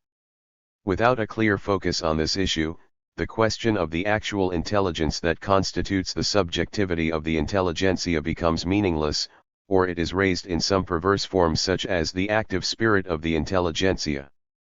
And asking the question this way condemns it to a dark and dire destiny. Of course, intelligence is simply one of the skills of labor power. This is why the problem of the intelligentsia is presented as a question of the relationship between intelligence as the skill of labor power and technology as such. But the problem is unsolvable unless one knows what technology itself is, and what practical and technical relationship it has with skills. If one considers technology as the organization of the means of labor, the question of intelligence and thus also the question of the intelligentsia is overlooked or even destroyed. This is the reason I ventured to designate technology as the technical standard of society. From this, it can be concluded that the problem of the intelligentsia can never be solved outside a materialist standpoint. Which is to say, it can never be answered in a simplistic way as a liberal question for liberals. Chapter 19. Liberal Philosophy and Materialism. Against two types of liberal philosophy. In a recent newspaper, Dr. Gore Sosin says that the true enemy of Japanism is materialism. It is not immediately clear just what is meant here by Japanism, and still less by materialism. Whatever its status as a behavioral phenomenon in contemporary society, from a theoretical standpoint, Japanism cannot be said to have any true theoretical independence whatsoever. There is simply no way it can be seen as a theory that can stand on its own. As proof, if one tried to endow it with any sort of adequacy to make it relevant to society in general, Japanism would have to be backed up with any number of foreign philosophies. There are very few instances of such a manufactured and finicky philosophy developing into anything more than some sort of vulgar philosophy. In contrast, materialism has traditionally been seen as a system possessing a singular, independent, and comprehensive theoretical organization. Thus, theoretically speaking, such laziness as aligning materialism and Japanism on an equal footing and calling one the true enemy of the other must inevitably invite ridicule. I could not help but laugh when perusing a certain journal of criticism attempting to introduce various factions of contemporary thought only to see that materialism sat alongside all sorts of confused and bogus thought such as that of Heidegger, Skeeler, and Jaspers. Of course, when one ignores relative historical significance and arbitrarily compares whatever recent phenomena happen to appear before one's eyes, the results are often laughable. The stupidity of such judgments is due to their total lack of equitable objectivity, and there is nothing as ugly as these sorts of lazy, impressionistic, and subjective opinions. Compared to the simple juxtaposition of contemporary materialism with the ethereal philosophies of Skeeler and Jaspers, it is much more fruitful and important to juxtapose it with contemporary Japanism. Though as I stated above, while Japanism cannot stand on its own as a question of theory, of course, in a way, a non-theoretical theory may always stand on its own from the perspective of an actual social force. It is probably true that materialism is a powerful opponent of Japanist philosophy. And from materialism's perspective as well, Japanist philosophy is an irreconcilable opponent. Whatever else it may say about itself, Japanist philosophy is the philosophy of Japanese fascism, and materialism takes fascist philosophy in general as its ultimate antagonist. Now it would seem that the recent social situation in Japan has momentarily focused the public's attention on the problem of liberalism. The editorial pages are all proclaiming that liberalism has fallen, but just where had this now fallen liberalism been all this time? The simple truth is that up to now there had only been small amounts of freedom, and all that has happened is that already limited freedom is once again being repressed. Consequently, we could say that liberal consciousness, that is, an interest in liberalism, has in fact recently been stimulated, and in some aspects has even risen to the occasion, or such was the actual power of recent or so-called liberalism following post-peak Marxism. Whether liberalism has fallen or been reignited, the recent events are neither a fall nor a quickening of liberalism. In any event, what must be made clear is that whereas materialism had been the original antagonist of Japanist philosophy, what is happening now is that liberalism is forced to awaken to the reality of what it means to find oneself in an antagonistic relationship with Japanist philosophy. While this appears as obvious to everyone, this perspective has not yet been pursued by liberals to the extent it should. As it does not share the same theoretical interests of materialism, liberalism has no footing in a fight against Japanese fascism. The current situation demands a choice between materialism and Japanism. Further, liberalism must seek to find its own footing within materialism. Of course, both habitually and emotionally, liberals are loath to agree with this recommendation. Liberals are constantly assuming and stressing that liberalism is a unique, autonomous philosophy. We therefore feel a necessity to criticize and overcome this liberal philosophy, for if we did not, we would not be able to make the most of liberalism itself. If liberalism does not rid itself of this liberal philosophy, it has no chance of critiquing or overcoming Japanism. And this is the issue we must turn to now. We say liberalism or liberal philosophy, but today these words are used to denote an enormous number of very different meanings. They might simply mean a doctrine of loving freedom or anti-fascist sentiments. They are also code words for anti-Marx, and the examples of such vulgar concepts go on and on. But it is necessary here to recognize that liberalism has at least three parts or aspects. First, liberalism first emerged as economic liberalism. This economic liberalism began with the physiocrats and later classical economics' rejection of the state intervention of the mercantilist state. Second, as a theory of economic policy of free trade and free competition, economic liberalism eventually gave birth to a corresponding political liberalism. Liberty and equality as the social status of citizens, and the political idea of democracy built upon it, make up the content of this political liberalism. From within, or perhaps based on, or corresponding to, this political and economic liberalism emerges a third aspect of liberalism. For the sake of convenience, let us call it cultural liberalism. In place of economic and political consciousness, we can think of a more general, higher-level consciousness called cultural consciousness. Cultural liberalism is liberalism within this cultural consciousness. It is cultural behavior as a social activity built upon this particular cultural consciousness. Many have noted this cultural aspect of liberalism, like Ono Swikiki S1 liberalism in literature or Mori Guitar S2 spiritual liberalism.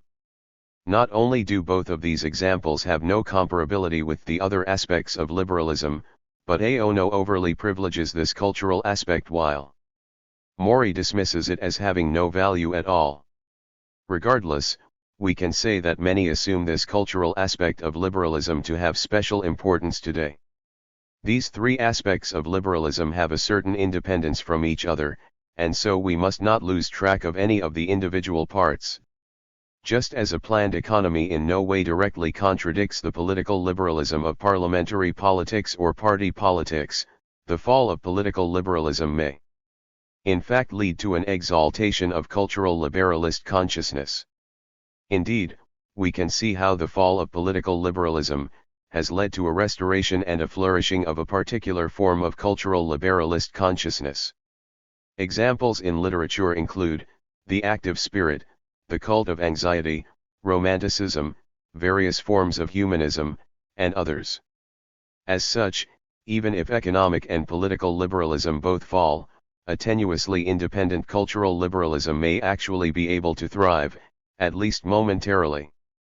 Thus, in general, if it is axiomatic that anything labeled liberal is something to be protected, then in those cases when economic and political liberalism are in a largely unfavorable situation, cultural liberalism naturally must become the last resort of liberalism in general. A great many of today's cultural liberals, Ono Swikiki included, are searching for the positivity of liberalism exclusively within the confines of this cultural liberalism. It is safe to say that many of these generic liberals are liberal in only the most vague and sentimental ways, and while they may have no liberal economic opinions or democratic intentions in politics, they all privately believe in cultural liberalism. We can then say that it is precisely this cultural liberalism that today is the newly active and influential form of liberalism. From within this cultural liberalism has emerged a particular liberal philosophy.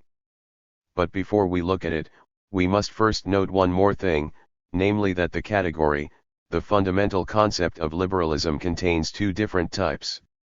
Generally speaking, any category that indicates a social phenomenon uses the same word to indicate both the particular historical form and the trans-historical general form of the phenomenon. For example, the word Romanticism indicates a particular period in German cultural history that followed classicism and more generally also indicates anti-realist movements of any age. We could say the same about the Enlightenment.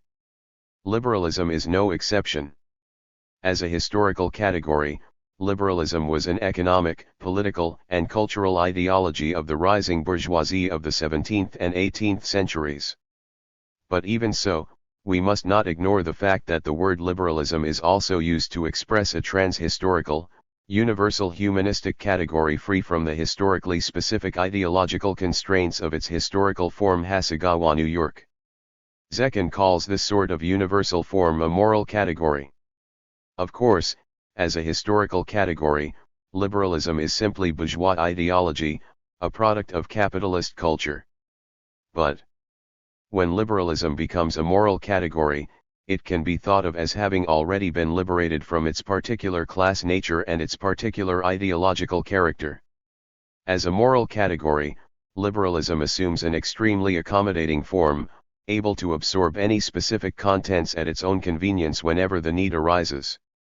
It must be said that for those generic, unremarkable liberals who will worship anything liberal, liberalism as a moral category, as the latest, the final stage of liberalism, will present itself as the only place to go. What matters here is that this liberalism as a moral category is cited as direct validation for the above cultural liberalism. Put another way, liberals who place their ultimate trust in cultural liberalism base that trust in thinking that their liberalism is one founded in liberalism as a moral category. In other words, they argue that it is this moral liberalism that gives cultural liberalism its authority. If this argument were correct, then cultural liberalism would necessarily be the last and highest stage of liberalism. But there is a subtle mistake lurking here, one that gives rise to great errors.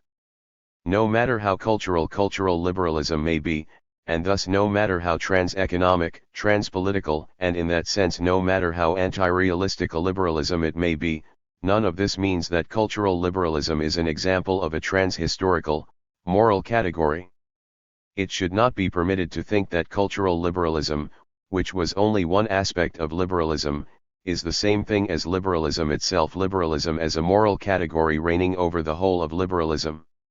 If forced to think in this way, one would have to change what is called liberalism as a moral category into something more like moral liberalism. Such a moral liberalism would be the same as cultural liberalism. But if we make this move, then both the freedom from the historical fetters within liberalism as a historical category, and the freedom that the moral category had, are no longer guaranteed to moral liberalism.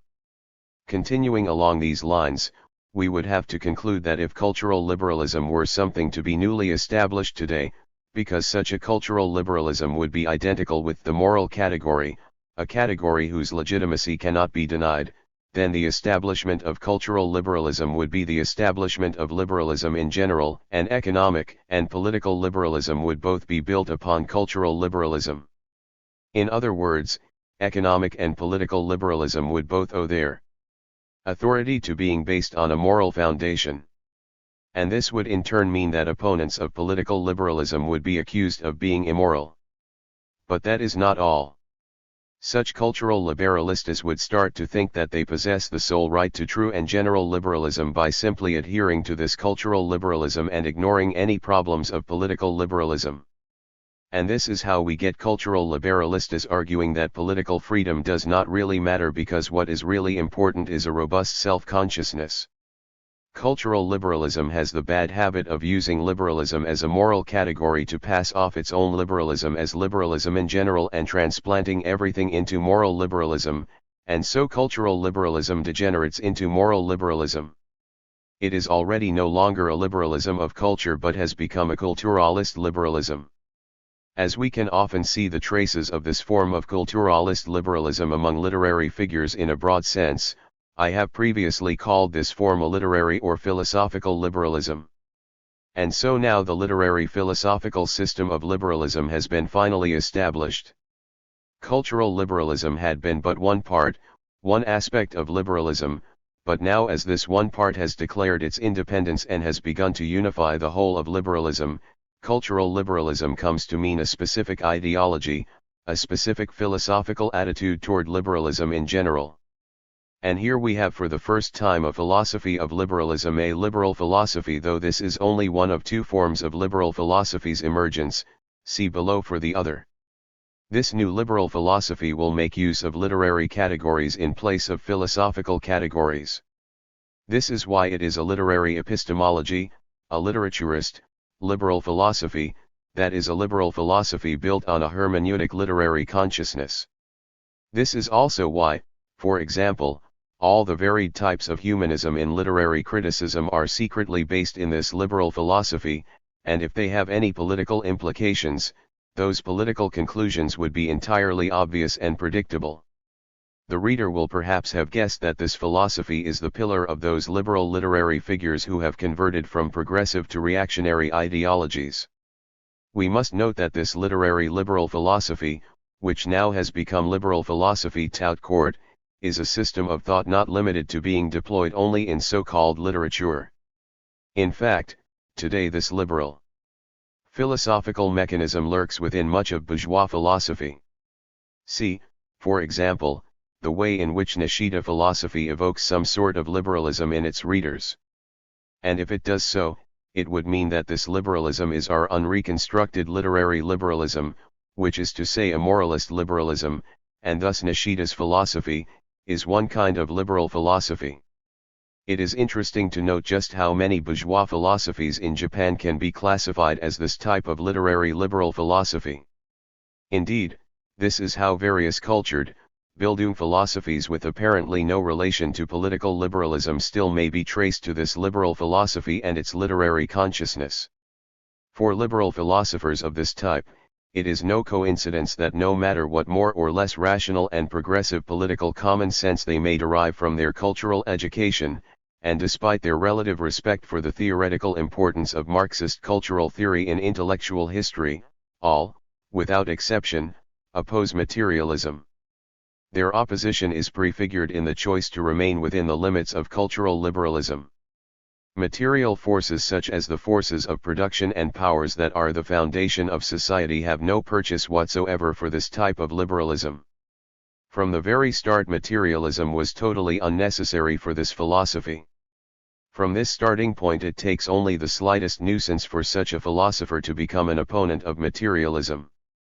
The above remains true even for those literary types with their literary consciousness who are the representatives of the cultural intelligentsia. So far, we have considered the birth of a type of liberal philosophy grounded in cultural liberalism. Now we will examine the emergence of a different type rooted in political and economic liberalism. Generally speaking, literary liberalist philosophy appears not to speak of liberalism in any way at all. This is explained by literary liberal philosophy having never been a liberal philosophy in any adequate sense. It is likely inevitable that a liberalism that resulted from fleeing the original economic and political liberalism to suddenly rise up as a cultural liberalism would not produce an adequate liberal philosophy. A genuine liberalism worthy of the name must begin from an economic and politically grounded liberalism. From this base, a cultural liberalism may be automatically incorporated into this field. This second type of liberalism is in no way common in Japan today. Its most remarkable form appears in the efforts of Professor Kawai Ajair. I say efforts because according to the professor himself, a philosophy of liberalism has yet to be adequately established, and it is those academics like Kawai who are working to bring it about. According to Professor Kawai, liberalism is an ideology that arises from the birth of capitalism. But just because this was the case in the beginning, it does not mean it will remain true forever. Further, for Kawai, most people, and especially Marxists, rashly assume that because of its capitalist limitations, liberalism can never escape social reformism, but Kawai believes this is a premature conclusion. As he cautions us, the current stage of liberalism has deviated from social reformism and developed itself into socialism. Of course, socialism indicates the antagonist of capitalism, but Kawai continues to say that given the special circumstances of countries like Japan and Germany, the principles of their contemporary social order are not a pure capitalism and its corresponding bourgeois liberalism, because Japan and Germany are both characterized by the large number of feudal remnants within their social order. Thus, according to the professor, the current stage of Japanese liberalism simultaneously has two enemies, capitalism and feudalism. Against feudalism it must become an antagonistic liberalism, against capitalism it must become a socialism. So Kawai's current Japanese liberalism is an organic unity of liberalism and socialism.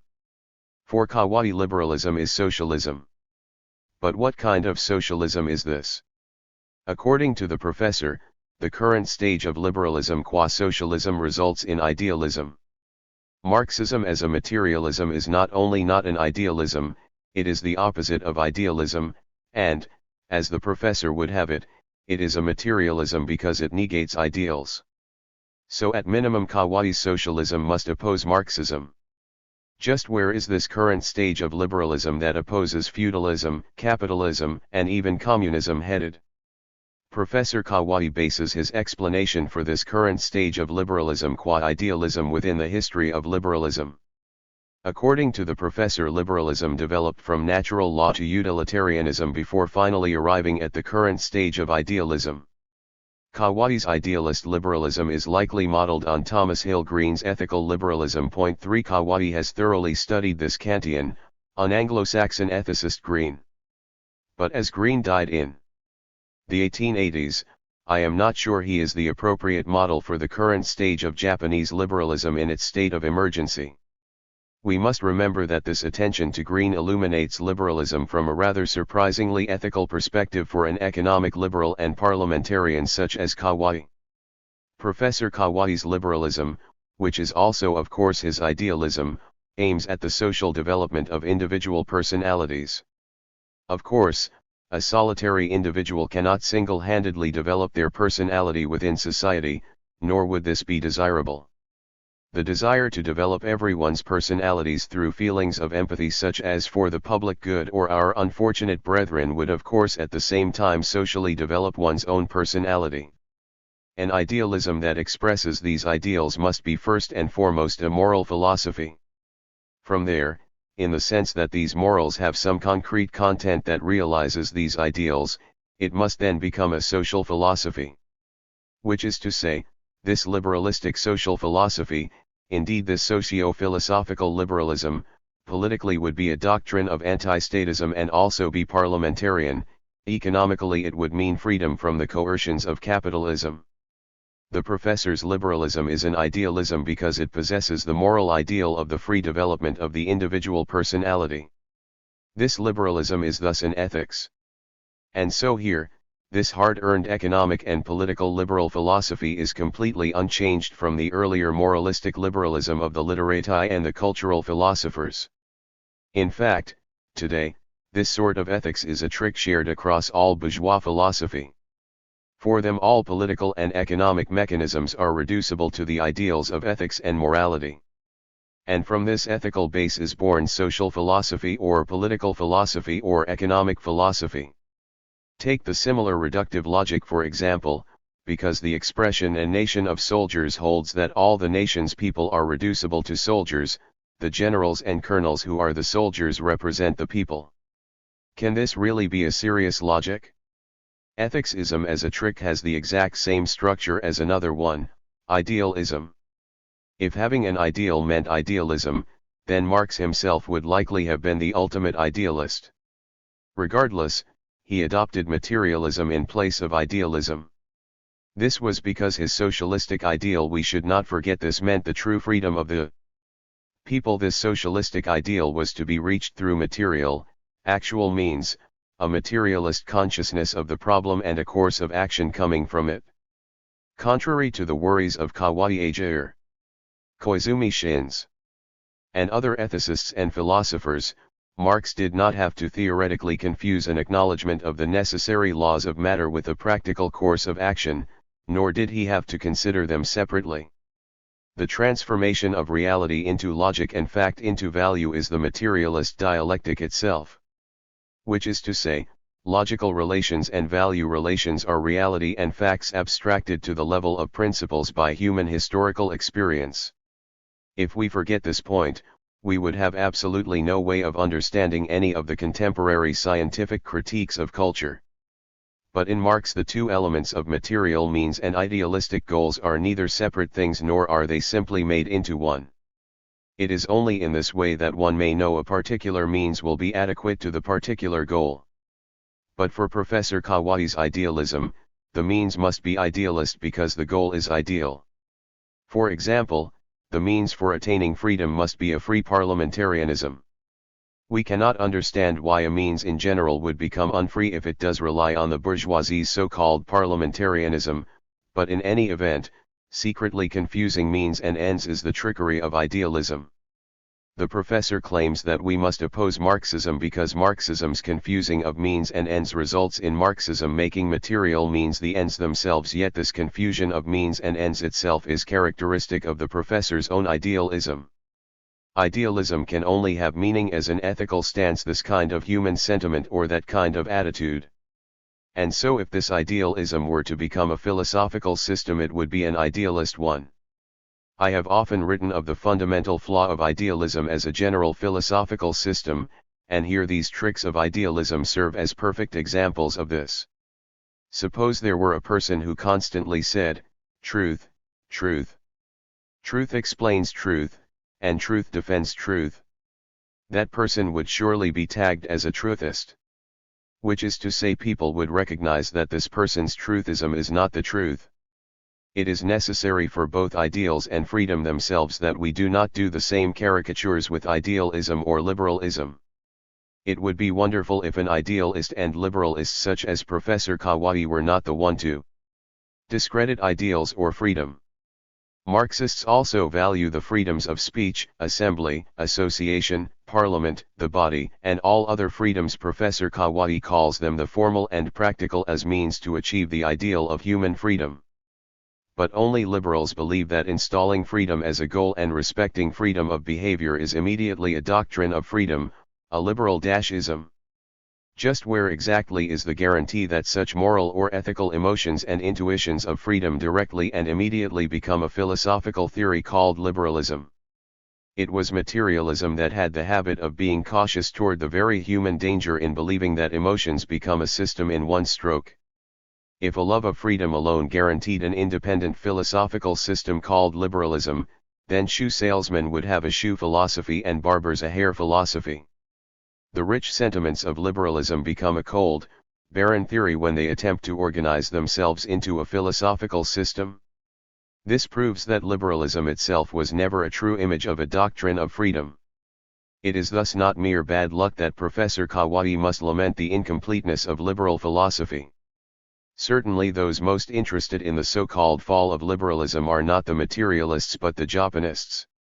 That said, up to now any sort of theoretical criticism of liberalism by the Japanists has been quite rare. Fujisawa Shikeo's on liberalism is probably the most noteworthy. But as a political scientist, Fujisawa is only concerned with political liberalism. According to Fujisawa, today political liberalism has completed its task. Further, the liberal theory of the state is constitutionalist, the rule of law, and as much as possible it separates the state from society and subtracts from the state as much social and ethical meaning as it can in a consistent attempt to leave the state with nothing but legalistic and administrative functions. As such, for Japanists a liberal state knows nothing of the ethical authority of society. Even the Japanists are ethical. But, Fujisawa warns, even in Europe this constitutionalist liberalism has played out its role and has been subsumed under a new manifestation, the idea of the total state, in which the whole of society is the state, and every member of society is only human once qualified as a member of the state. The state function infiltrates every aspect of society. It seems that this means the private affairs of individuals in this society are not allowed. Thus, the total state recovers its original social authority. Here authority means more than mere power. Liberals generally only know power, so they think that any lack of power is freedom. But according to Fujisawa, such freedom is only passive, negative freedom. True, positive freedom, far from being incompatible with power, is unified with it. This authority is the unity of an active, positive freedom and power. Fujisawa is introducing and parroting Nazi theorists of the state, so it is enough to recall the phrase RFU. Hreier Hitler to know the true nature of authority, power, and positive freedom. But Hitler is not a sufficient concept of authority for the Japanese Fujisawa Shikeo. The true authority of the state requires the necessity that comes from tradition and bloodlines. Which means that the Empire of Japan becomes the very model of the authoritative, total state. From here, Fujisawa descends into the etymological and philological punning common to nearly all Japanists. The only thing worthy of our attention here is that the organ theory 4 is a liberal and leftist theory of the state, and against this, the theory of imperial monarchical sovereignty is a rightist theory of the state, whereas only Japanism is a state theory that unwaveringly walks the middle road. Because this means that liberalism is becoming of the same nature as materialism, materialism finds that it has fallen into the breach and is forced at great pains to mount a defense of liberalism. Materialism must do so through a scientific study of the history of the folk, that is, through a materialist and historical materialist study of Japanese history. I suspect that materialism is much better qualified than liberalism for such a materialist analysis of history. In other words, the most radical defender of liberalism is not liberalism but materialism. Now, As to how the liberals with their subjective sentimentality will react to this conclusion, there are no guarantees. Chapter 20. Contemporary Japanese Thought. The superiority of materialism for the question of thought. It is common knowledge today that the world of thought is divided into right-wing, centrist, and left-wing. These are in turn popularly divided into various instances of fascist, liberal, and Marxist thought. But this common sense is built upon an extremely superficial conventional wisdom, even among examples called Marxist. If the essence of the thought is considered, there are a huge number that may be counted as social fascist, and not a few that are very close to liberalism. Similarly, among liberals one may find those without any real liberal qualifications, the majority of whom are nothing more than warmed over social fascists and fascists. Thus it would seem that while these popular labels Marxist or liberal or fascist may be convenient, they have little fundamental meaning. At the very least, it would be the height of foolish common sense to be a liberal because one believes that liberalism opposes both fascism and Marxism. Of course, the classifications of fascism, liberalism, and Marxism as separate ideologies are derived from their relation to the current state of class struggle. At the end of the day, the class nature of the ideologies should not be ignored, for without this ultimate standard we would be unable to say anything at all about today's intellectual universe. But when it comes to questions of what is fascism, liberalism, or Marxism, not only is there no consensus within conventional wisdom or in the ideologue's own understanding, but it is also plainly true that there are many fundamentally distorted self-understandings. For example, contemporary Japanese fascists are constantly explaining that their own thought is in fact anti-fascist, and liberals understand liberalism as nothing more than the pursuit of freedom, which in fact results in liberalism opposing liberalism. And self-proclaimed Marxists believe they can be moderately Marxist by attacking Marxism. These complications and perversions are not resolved by distinguishing them as ideologies of particular cases of socially objective phenomena, which indicates that we must not take up these issues under the subjective conditions of the fascist, liberal, and Marxist ideologues. Such a method would result in a world of thought being built on an unbreakable relation to the personal thoughts of thinkers. The above complications and perversions are born of the discrepancy between a thinker's own subjective embrace of their thought and that thought's objective meaning. Thus, as the above popular common sense classifications are sometimes coming from the side of the subjective self-worth of a thinker, and other times from the side of the objective meaning of that thinker's thought, common sense can't help but be unstable and confused. To the extent that common sense simply states, that is Marxist or that is fascist, it is like saying, that is the CEU Kai and that is Minsiat. 1. It is like sticking a stamp on a letter, and as it is simply stamped on the exterior surface, these common sense labels are not to be taken seriously. But the meaningful point here is the attempt to clearly understand the particular characteristics of a social phenomenon by classifying the ideology by means of its politics. In grasping thought as an ideology under specific social conditions, it is absolutely not allowed to separate that thought from its political ideology. That said, ultimately, we should not forget that an ideology's political nature itself is merely a striking and more direct and immediate feature of any given thought. Which is merely to say that all ideologies' fundamental characteristics lie deeper, and their various political ideologies may be directly or indirectly attributed to their more fundamental natures. Thus, if one only looks at a thought's resulting political ideology, it is not uncommon for the ideological character of that ideology to fail to come to the surface. Good examples of this are certain philosophical ideologies and natural scientific ideologies. Simply looking at fascist physics or liberal mathematics would result in almost nonsensical characterizations. This is why the sociological common sense whereby thought is an ideology of the left, right, or center, does nothing to resolve our issues. Thus, it is not possible to draw a map of the intellectual world in this way. This is because when one tries to place any thinker on the map in any concrete way, it not only will be wrought with difficulties and go poorly, but the resulting sketch would resemble a haywire, a confused thicket. So, in place of a sociological map of the intellectual field using left, right, and center or fascism, liberalism, and Marxism, I must construct a map built on more rational contents. That is, we need a more philosophical map. Thought is the unification of a worldview and an intellectual method. Since ancient times, thought in this sense has been classified as idealism or materialism. In fact, this time-honored classification is the best and most useful standard for a social mapping of today's intellectual world. In speaking of the antagonism of idealism and materialism, it can appear that slick common sense once again has this covered.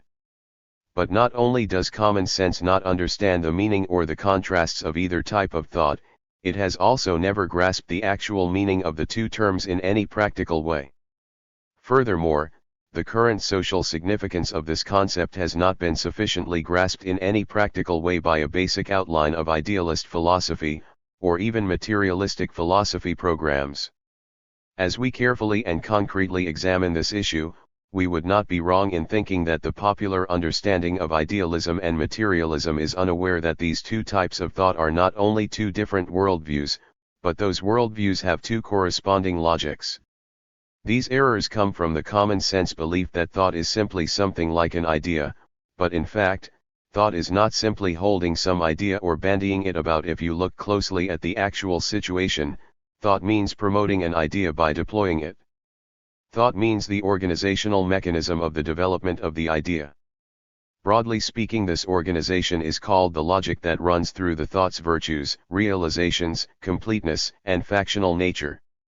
Hegel and others express this with the term inference. The categorical organization is therefore the tools of logic. Thus it is the case that there is no thought without the incorporation of everything from the worldview to the categorical organization. Thus a proper thinker is one who has taken on this entire construction.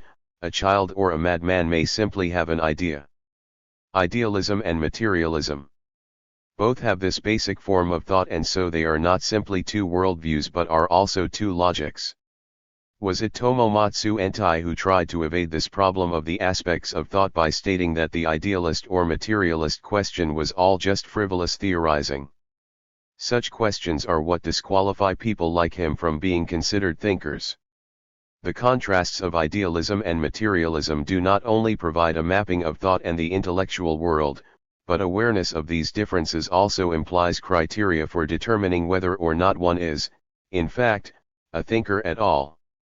Of course, as we shall see, even those who lack these qualifications of actually being a thinker may exist socially as thinkers. Especially when it comes to a popular understanding of materialism, recently there are many who hold particularly bizarre ideas. People will often say this is a materialist thing or that is materialist thought, but just what that means seems to be totally unclear to the person saying it. Though such non-theoretical, intellectual gangster-like understandings cannot become a serious interlocutor, it nonetheless surprisingly agrees with a part of the general public. In Japan today, such a commendable understanding is bandied about in the House of Peers and the House of Representatives, so splendid is this idea. In Japan, current materialism is called dialectical materialism. This thought, according to a fair historical consideration of philosophy, is in fact, a current outline of world philosophical history. The various problems of so-called idealism should be critically resolved by means of dialectical materialism, but today dialectical materialism itself is understood in all sorts of distorted forms. The first distortion is one where materialism is understood as objectivism. Here it is thought that the problem of the subject is not taken up as a problem of the subject. Those like Mori Guitar do not take up the problem of the intelligentsia from the subjective conditions, the intelligence, of the intelligentsia, but only as a question of the intelligentsia's objective social stratum and social class. This is only one example of such an objectivism, but even this materialism hardly differs from the vulgar popular understanding of materialism as a form of thought in which even the human spirit is an object like a stone or water. Originally today's materialism was social. It was the thought that belonged to the proletariat and the farmers. But in the present example, materialism could probably be seen as traceable to the salaryman or students in a broad sense, or even to the bureaucrats. This is close to the understanding of those like Saki Itzer. Point 2. When materialism is conceived this way, it is already less thought than the social tastes and preferences of the salaryman. Point 3. There are countless cases like this when materialism becomes objectivism. That said, the opposite is also the case. It is a very common intellectual phenomenon whereby materialism becomes subjectivized. Among these there is the specific case where dialectical materialism is thought of as historical materialism, in which Marxism is converted into another philosophy of history. The most accomplished of these thinkers is Miki Kiyoshi, for it was through his materialist philosophy of history that not a few among the many students and scholars he influenced tried to make compromises between materialism and their own idealist tendencies. I was one of them. As was Okakuniya. Today both of us have abandoned our youthful philosophical convictions. Funayama Shinichi has just recently rid himself of this philosophical hobby, and the comprehensiveness, elasticity, and practicality of his thought has made him an honor student of materialism. Today the few remaining literature students who are close to Miki's position do not pose a problem. Nonetheless, from then to now Miki's influence appears in various forms and in unexpected places.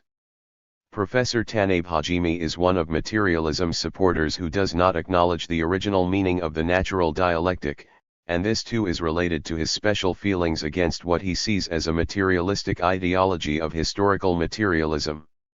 Of course, Tanabe has never been a materialist in any way.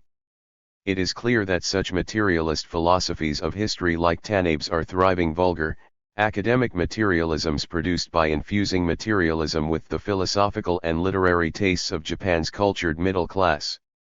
The eternal falsifier of materialism is of course idealism. As such, we must transition to a section on idealism. But first we must take note of an unexpected case. Dialectical materialism is, so to speak, proletarian materialism. Yet in one sense it must be considered as a development of French bourgeois materialism. There is basically only one representative of this bourgeois materialism in Japan today, but it is the extremely famous Hasegawa Nyozukan. In Japan, bourgeois materialism was once represented by Fukuzawa Yukichi as Enlightenment philosophy, as French materialism by Nakai Ch. Min, and as German materialism by Katahiro Yuki. The first has been reduced to the daily practices of the Japanese bourgeoisie, the second passed into the anarchism of K. Toku Sh. U. Sui 5 and Asuji Soxi, and has lost its intellectual power, and the third tradition seems to have ended with the recent death of Ishikawa Chiyomatsu. Today only Nyozukan remains as a relatively comprehensive and familiar example of English bourgeois materialism. Hasegawa claims his intellectual attitude is extremely materialistic because he acknowledges no other philosophy beyond positivist common sense. He does not like to abstract out his thoughts' organizational structure, as his type of philosophy seems to hate theory.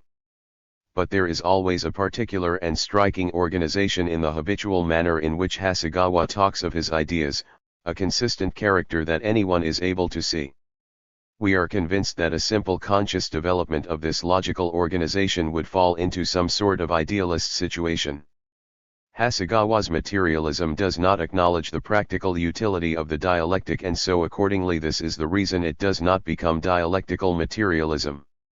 Nyozukan's materialism is in no way a perversion of materialism, it is simply an incomplete materialism that has been put to work as is. But this incomplete materialism results in various idealist deviations. As for the fate of bourgeois liberalist thought, today there seems to be no other path. But Nyozukan is the only thinker to have given us an organized intellectual foundation for such a fate. Or take the example of Professor Kawai Ajair's advocacy of liberalism.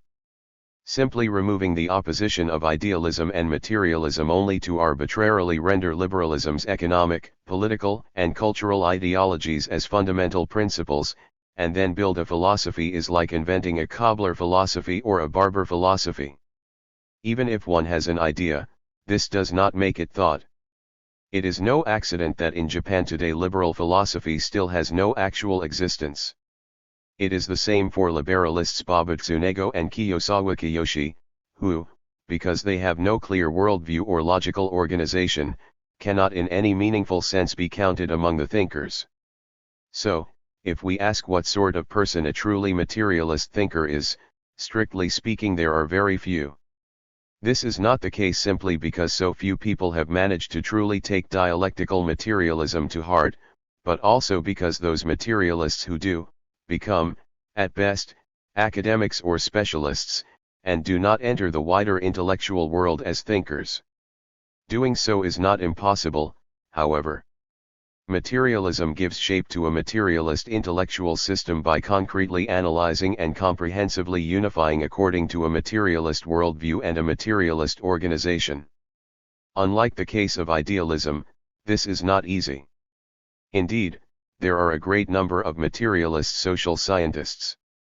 For example, Hirano Yoshitaro, Yamada Moritar, Kobayashi Yoshimasa, Yamada Katsugure, Tsuka Kinosuke, Hattori Shiz, Hanigor, Inayata Tsuneo, Tsuchiya Takao, Saki Saka Itzer, Arisawa Hiromi, Ishihama Tomoyuki, Sasahir, Mori Yoshitaro. And we could include others. There are noticeably fewer materialists among philosophers and literary theorists. In top-level philosophy there are Saigasa Hirito, Oka Kunio, Funayama Shinichi, Nagata Hiroshi, Akizawa Sh. U. G. Honda Kens, and others. In literature there are Kurahara Korahito, Miyamoto Kenji, Moriyama Kei, Kubokawa Tsurajur, Miyamoto Yuriko and Aono Swikike, among others. Materialists are extremely rare among natural scientists and mathematicians. At most we could number Ogura Kinosuke and once again, Oka Kunio, among the ranks of materialist natural scientists. Surely among the above names there may be several for whom it is a problem as to how deserving they may be of the materialist label. And not only that, but as they are all academics and specialists, much as we said of journalists and critics, they cannot yet be said to become proper thinkers. The more materialistic, the higher the qualifications are to become a thinker. That said, we must not forget that today materialism is the most comprehensive, unified, and objective worldview, and the most practical organized logic. In fact, contemporary materialism is the thought most well suited to the fundamental characteristics of basic thought. Currently, without relying on this materialism we cannot have an actual, unified, organized thought with any scientific critical abilities. As for the names given above, nearly without exception, by virtue of all being critics, journalists, or encyclopedists, and if we dispense with the standards of general thinkers we can tentatively call them thinkers. As materialism itself can be thought of as more advanced when compared to other philosophies, the requirement that to be a thinker is to be a scientific critic can be made very strict. If one ignores even the vulgar common sense of the public, I think it is not too much to say that materialism will be the only basis of proper thought going forward. As proof of the superiority of materialism, let's examine the various types of so-called idealism and test its qualifications as thought. The reader will surely see that like a kaleidoscope, there is nothing within the colorful scene that would merit the status of thought. We dare say the majority would agree that the most creative and excellent thinker in Japan today is Professor Nishida Kitare. Indeed, if it is a question of the greatest mind and the deepest contemplative powers, we must rank the professor at the top. But we are engaged in neither a heroic narrative nor questions of psychological genius. Our problem is the question of Nishida's thought, and philosophy and mind and thought are not the same thing. Nishida philosophy is extremely original and likely forms an epoch in the history of philosophy, but none of that indicates the excellence of Nishida philosophy as thought. We will quickly understand this if we first ask just what understanding of society is in Nishida philosophy. The ultimate clue to Nishida philosophy's social theory is found in the I-thou relationship. In general, any thought that explains historical society with such an individualistic, ethical, and humanistic shibboleth, rightly or wrongly, is definitely not an excellent form of thought. Further, it is a thought that absolutely cannot explain the character, contradictions, or tendencies of contemporary society. In that sense, it must be said that Nishida philosophy almost completely lacks any social thought at all. The many fans who praise the excellence of Nishida philosophy are merely enamored with the commonsensical humanistic truths that regularly appear in the professor's writings. They hardly touch the fundamental points of Nishida philosophy at all. The same is true for those readers who dabble in Zen, as there is also a fair bit of Eastern mysticism in Nishida. The essence of Nishida philosophy is in fact the so-called logic of nothingness. Therefore, the Nishida school should first try to use this logic of nothingness to judge whether Nishida's logic is effective in the formation of thought. I think Professor Tanabe Hajime is the first person to try this. Tanabe uses the logic of nothingness to form a hypothesis of the ideal of the state behind the current class rule of the class state. 6. In other words, by grasping the state, the actually existing state of being, as underwritten by the state of nothingness, Tanabe is able to rationally interpret the ideal meaning of state and society without contradiction. Indeed, because actually existing society is interpreted through the colorless, transparent medium of nothingness as a social ideal, actual reality will be reproduced as is, without any trouble. But realistically that is where it ends. Reality is in no way realistically changed by any of this. All that has happened is that present reality has been interpreted to be backed by an ideal. This is all hermeneutic philosophy, the mere interpretation of the world. 7 The logic of nothingness is probably the unrivaled and most thorough, organized logic for such a hermeneutic philosophical interpretation of the world. By discarding the crucial actuality of thought capable of actually changing the real world, and simply constructing the meaning and order of the idea that envelopes reality is the telltale sign of metaphysics. Today, idealism is generally called metaphysics, which is shown in the concrete contents stated above. In other words, because it is an intellectual mechanism that aligns not with earthly order but a heavenly order, it may be fairly deemed generally theological. It is no accident that Nishida philosophy is linked to dialectical theology or that Tanabe philosophy attempts to match a bodhisattva. 8 Generally, interpretive philosophies like Nishida's are for the most part supported by liberals. But should this general philosophy become a theological ideology, speaking from the standpoint of objective social value, it is then already no longer a philosophy of liberalism. The hermeneutic philosophy built on the logic of nothingness, just as the word nothingness says, includes no special mechanism in its logic. But merely interpretive, hermeneutic philosophy can accommodate various mechanisms within itself. I think we can call one case of these supplemental contents a literary consciousness or our previous literaturism. This means the phenomenon in which philosophy is rendered literary at its base. Accordingly, in general, this indicates that thought itself is no longer a scientific critical capability but devolves into a literary monologue. Of course, this thought is not merely so-called philosophy or some logical framework. It is also not simply a collection of scientific knowledge. In this sense, thought always appears in the form of literary expressions and literary representations. And precisely because this is so, we think that there is a concrete form to thought not only in science and philosophy, but also within literature and the arts. But it must be stated once more that thought is not merely an idea. A literature that expresses an idea does not directly make literature the expression of thought. As thought requires an intellectual mechanism, a literature that lacks such a mechanism would be nothing but a thoughtless literature. Incidentally, literature always expresses the contents of thought with a combination of concrete literary representations. This is obvious, and whether this is good or bad, the point to notice here is that a representation is not the same as a concept. In other words, just because one borrows a literary representation does not mean that the concept expressed is a literary one. Concepts are ultimately scientific, philosophical, that is, practically objective. But at least in the case of literature, only the representation of the concept is allowed to become literary. Yet today's idealism, metaphysics, and the various schools of hermeneutic philosophy replace the mechanism of a scientific and philosophical organization of fundamental concepts materialism and then make a logic out of a literary organization of fundamental concepts mediated by literary representations. Only then can one imagine that one has rescued one's thought from materialism. A good example of this is Lev Shestov. Through Miki Kiyoshi's recent position as editor of Shestov Translations, the philosophy of despair is a model of the literaturification of thought. This comes out in Nietzsche translations, too. But whether it is Nietzsche or Kierkegaard, the key thing to notice is how the special character of their thought is located in the contrivances of literaturistic philosophy. The problem is clearly not only that the literary expressions and styles of the thought are literarily sophisticated, but rather that the more the thought is rendered literary, the more the public's vulgar common sense comes to view literary representation as thought itself.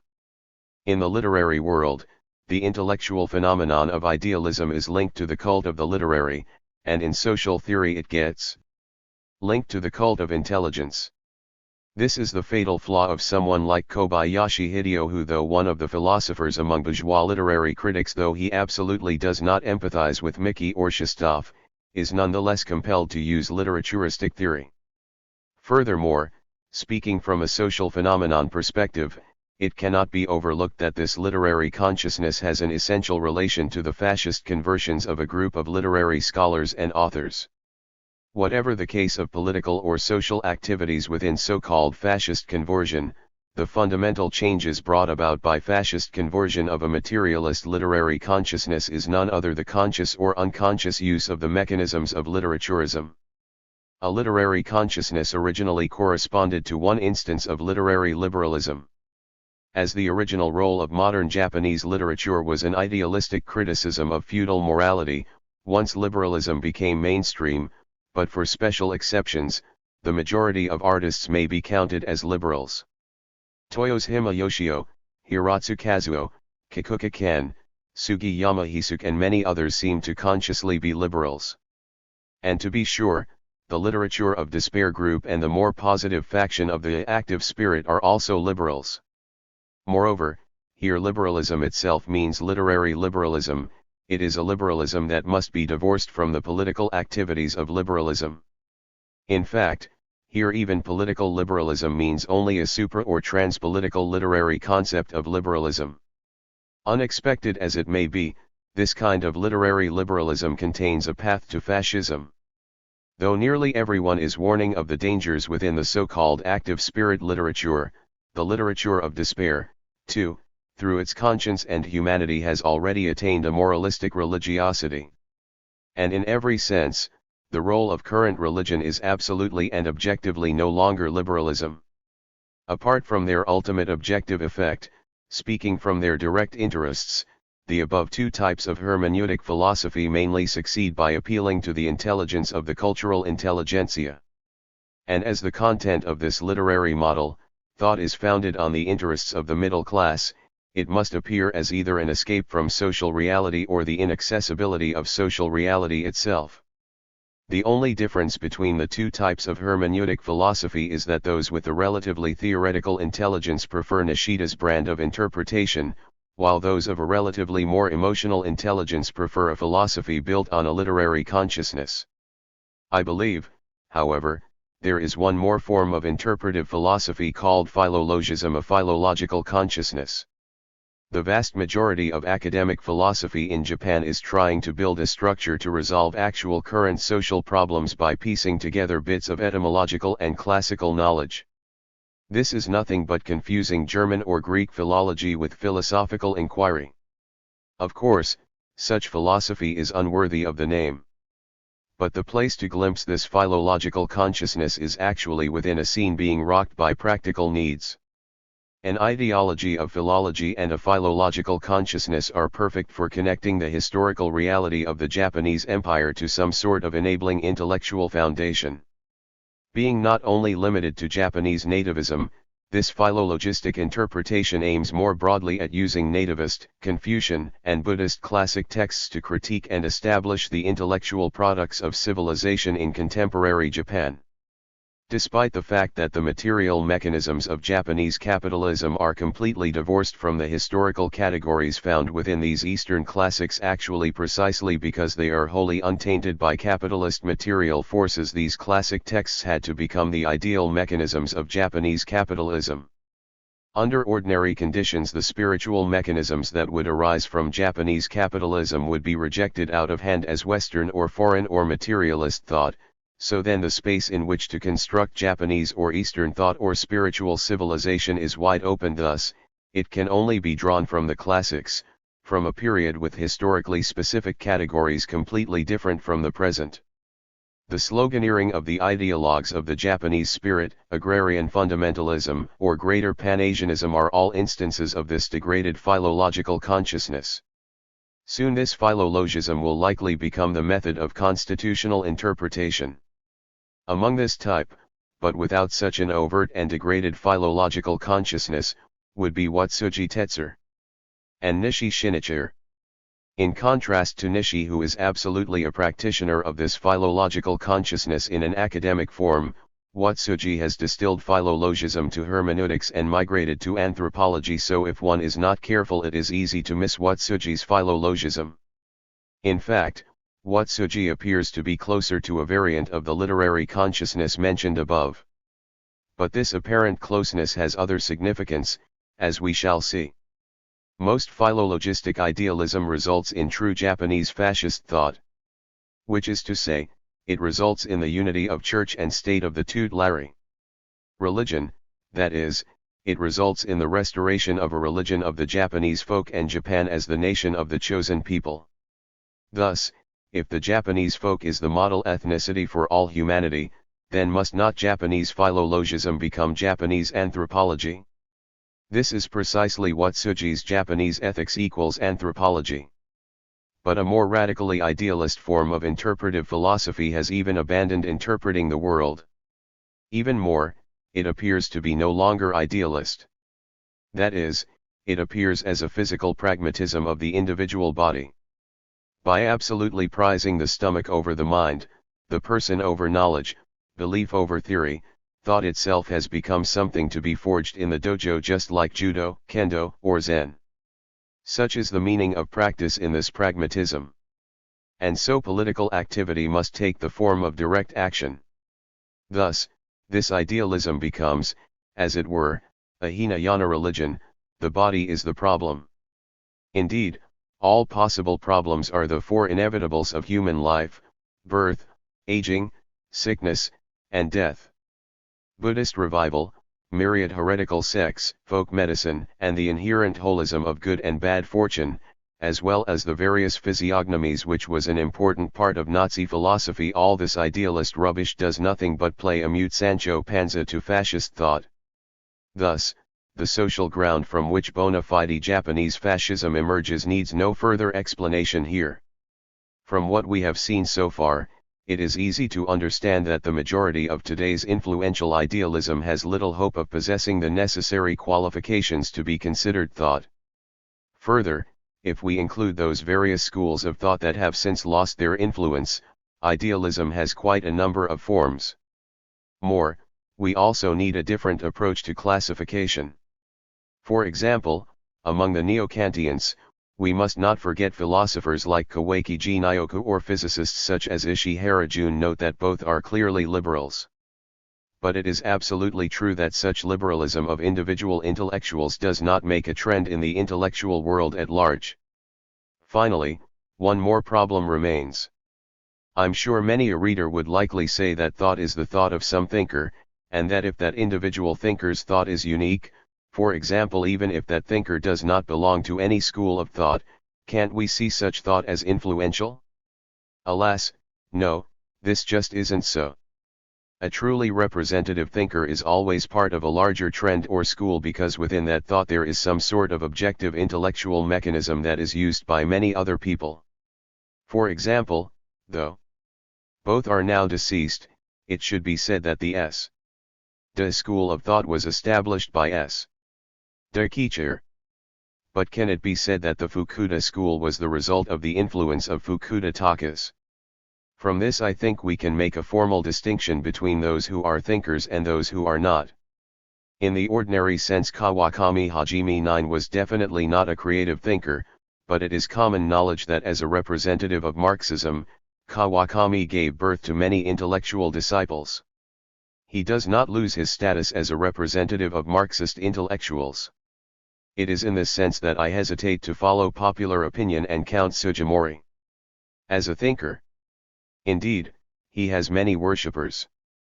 But if it is a question of worshippers, Takutomi S. probably has more.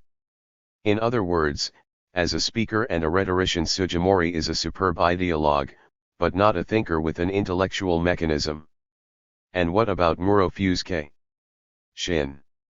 He is, as a so-called journalist, a critic of civilization, or alternatively an introducer of civilization, but he is not a thinker. This is because his charm is absolutely not in the coherence of his thought, but is constantly renewed by various thought from the outside. The late Tsukida K.Y. Sun was also not a thinker in this sense. The meaning of the word thinker may be freely decided. But the question is, what sort of thinkers can be expected speaking from the assumptions of various thought? In this sense, a thinker is not a mere scholar or expert, a debater or a hobbyist, a writer or an artist, a journalist or an essayist. A thinker is also not a thought broker or a possessor of stereotypes. A thinker is a scientific critic of the world. And in that sense, hardly one single thinker may be found in the idealist camp. Common sense will likely find this statement doubtful, but it is really not so strange. Originally, materialism was the weapon of scientific critique, that is, materialism was the weapon of thought. But it must be said that today, even within materialism, there are few thinkers, meaning thinkers who take the initiative as an original, critical, materialist thinkers. But this current situation shows only that the path of materialism is steep, not that the qualifications of materialist thought have been shaken. In fact, if it is to be actual and practical, there is no royal road to science. Point 10. Part 3. The Masses and Socialism in an Age of Reaction. Chapter 21. The current meaning of progressive and reactionary. Civilization and Enlightenment was the slogan that symbolized the new thought of the first year of the Meiji period, 1868.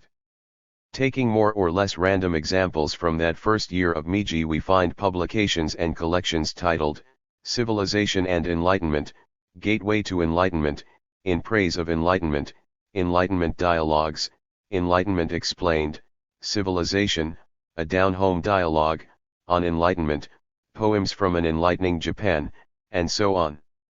These all already appeared in the Discourse on Civilization and Enlightenment in the Meiji Culture Collected Works, and can also be found in Miyake Kaikotsu Civilization and Enlightenment.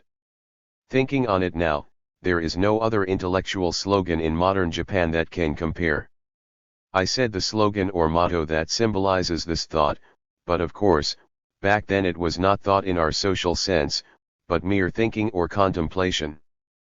So-called thinking or contemplation are themselves already the result of the abstraction of a more concrete, material thing in the past.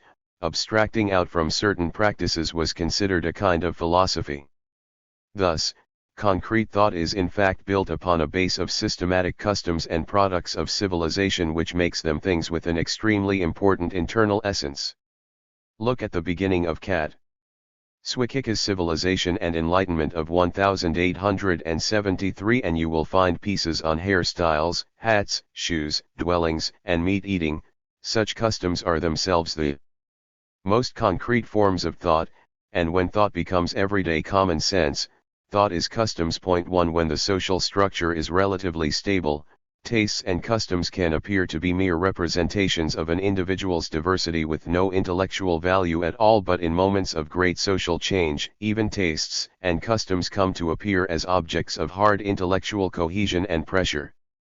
In general, if something called thought does not reach this level of common sense and customary practice, then it really cannot be called living thought.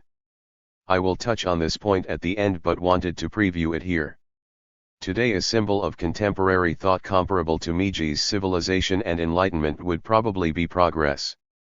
Of course, it is not that there was no word in the so-called civilization and enlightenment era for progress, but it was not as prevalent as it is today, nor was it as necessary to understand it as it is understood today. As the phrase civilization and enlightenment was abbreviated to culture, this motto of 1868 was later diverted to express the cultural consciousness that emerged after World War I in Europe. As one could already see in people like Abe Jur. This modern concept of culture was already founded on a theory of individual character. Further, culture was a function of 1920s post-war socialization, and it took on a more or less social viewpoint. From there, finally, the concept of culture was generalized to the historical activities of society that we use it to mean today. But in Japan this word culture has not completely rid itself of the odor of High German idealism's philosophy of culture. Be that as it may, this culture, the one that originally corresponded to civilization and enlightenment, was, as that slogan says, absolutely a concept of the Age of Enlightenment. Which is to say, this case of the word enlightenment itself means not simply civilization and enlightenment, because the determinations within the concept civilization and enlightenment that illuminate and clarify humanity are decidedly not carefully woven into the concept in a historical sense. But when it comes to progress, this is a concept that originally and clearly stands as a historical concept. Civilization and enlightenment was a motto of irrationalism of the Age of Enlightenment, but with progress, though we definitely do not call it historicism, it is a motto that is built upon grasping historical movement. Enlightenment as Aufklärung is the thought of the overthrow of feudalism and the various changes characteristic of a ruling bourgeoisie. In contrast, Enlightenment as progress is the thought of the overthrow of capitalism and the various changes characteristic of emerging forces. In terms of the meaning of the words themselves, it is not the case that civilization and enlightenment, or progress, cannot be used for the intellectual movement of 1868 or the intellectual movements of post-war Japan, but for both, the necessity of the contemporary intellectual and historical transformations, and especially for a proper awareness of them, a decidedly historical concept of progress is necessary. Like all slogans, however, progress as a slogan contains myriad uses, but that does not mean it is emptied of all content. Though perhaps at first a slogan may not straightforwardly impose a clear consciousness of the contours and contents of the concept at its base, its freshness alone is enough to make it accepted by people. But as time passes and it is used for absolutely everything, a slogan's original truthfulness is lost. This is the case today with the earlier example of culture. Cultural life and cultural housing may be fine, but when it comes to cultural underwear and culture, the word has lost all meaning. Today the concept of progress has not been caricatured to that extent, but while the social existence of progress is not locked down, there will likely be many who constantly intone progress and describe themselves as progressive. So worldly minds will have to start reflecting on just what progress means. Also, in parallel with this constant preaching of progress, I feel that recent movements in Japan are not, in fact, progressive, but are indeed reactionary. This is just a feeling and not yet true acknowledgement, so today is precisely the time to embark on an interrogation of the concept of progress. Furthermore, slogans are extremely dangerous. For example, national unity is a slogan used by both friend and foe alike. A competition to determine just which national unity is the true one has begun. Within such a structure, fascists themselves have begun describing themselves as progressive. A Japan destined to develop the Asian continent in accord with its enterprising national essence would thus likely be called progressive, as would cutting out the bourgeoisie and partisan politicians who injure the beauty of the capitalist system. In this sense, Marxism would clearly not be progressive, and worse, clearly must be reactionary. Such a civilizational perspective in the villages and cities, which holds that both the age of Marxism and liberalism is over, necessarily terminates in this sort of understanding. If it is a simple battle cry, then such a slogan is perfect for friend and foe alike. Progress as an empty signifier is becoming a concept that anybody may use. We are currently facing this danger. 2. Indeed, the concept of progress is not without its own problems as a philosophy of history. As a philosophy of history, progress is assumed to be in the service of some purpose or goal, and it is normally thought of as necessarily moving closer and closer to that goal, but to see progress this way means only that the concept is teleologically posited. Further, if the telos of history is for some reason theoretically elusive or impossible to achieve, then this concept of progress can never become scientific. Seeing history as the march of progress is an unscientific historical consciousness. It is a prescientific school of history that forces theological assumptions or ethical valuations into the movement of history. Indeed, in this sense, the concept of progress is ultimately ethical. Hegelian's progress can be thought of as primarily moral, and placing such an ethical value into the historical record clearly and completely loses any objective consciousness. In contrast, for Marxist theory, history is not explained ethically. Indeed, ethics must be explained historically. There is nothing as scandalous as a prescientific, ethical concept of progress. It is often mistakenly said by lazy critics of Marxism that Marxist critique cannot theoretically derive personal freedom or ideals ethics from its materialism. Yet what do utopians or idealists have that could explain the actual origins of freedom or ideals or ethical value? They merely interpret some of the facts with rarefied conceptual methods using words that match their own personal tastes, merely positing the existence of their assumptions and never once offering proof or explanation for them. I know of no proof or explanation in the philosophy of history beyond the recognition of these sorts of ethical objects. Therefore, it is absolutely disingenuous and designed to fool the layperson that only materialism has the responsibility to prove and justify its ideals. But materialism excels in explaining how particular ethical value relations emerge in a causal fashion from the socio-historical structures of existence. Like idealism, materialism merely needs the honesty not to make empty promises such as promising a proof for how freedom is possible. Now, in the manner of such a critic of Marxism, to the extent that it is an ethical valuation, the concept of progress can never be Marxist. For if by chance such a thing existed within Marxism, however incomplete, it would be a Marxism that permitted idealism, and thus materialism's worldview would lack any unity, which is another way of saying that for this sort of Marxist critic today, idealism alone may speak of progress. This sort of idealism calls itself either liberalism or Japanism. From their perspectives, both liberalism and Japanism, respectively, are progressive. To avoid these idealistic difficulties in the concept of progress, today philosophers of history push the concept of development. According to Dilthey and others, history has development but does not speak of progress. Here one might think the above difficulties have been avoided. But, in fact, they have merely added another layer of difficulties. This is because the concept of development, just like a spooled thread that is gradually being unspooled, is like progress in that it had its goal right from the start with development. 2. The end point is there from the beginning. There can be no development of the situation unless one has already started toward the goal. If progress must not be teleological, we should not forget that the organicist concept of development is already teleological. The only difference is whether the telos is internal or external. Even if history is said to be immanent, if it is not teleological, then even an internal telos is external to history. It is the concept of progress in Marxism that saves the concepts of progress and development in bourgeois philosophical common sense. Of course, although this word progress, which is used so casually today, is a mash-up of a fragment of the above bourgeois philosophical common sense and a piece of this new Marxist concept, only the latter element of this everyday word is scientific. Fundamentally, the concepts of progress and development in bourgeois philosophies of history are essentially metaphors.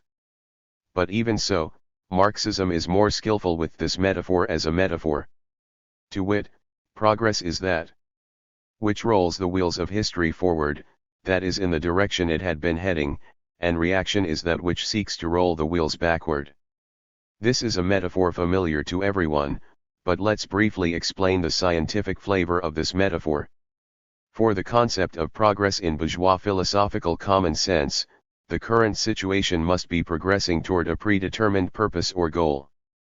Like the pull of two magnets or the way the Earth's gravity pulls things toward it, walking toward a goal is an expression that posits some kind of action at a distance. Although the possibility of action at a distance has been sufficiently and rationally explained for physical objects, in historical and social theory, action at a distance is nothing more than the ignorance of a historical causal necessity operating in the gap between the current situation and the circumstances of the future goal or end state. In other words, here action at a distance is nothing more than filling in the gaps with idealism. In contrast, in the case of the turning of the wheel of history, one should not consider the gravitational pull of some goal, but only the push and pressures acting on the wheel while it is touching the ground and in its current track at any given historical moment. A wheel is from the very start turning, and in turning successive parts of the wheel come in contact with the earth. Ideals and goals are not givens, but rather, like the successive parts of the wheel coming into contact with the earth, their possibility and integration into history is only promised through the development of the actual circumstances. The trajectory of history is so drawn, wheels rolling on the ground. In contrast, free-falling objects fly through a void.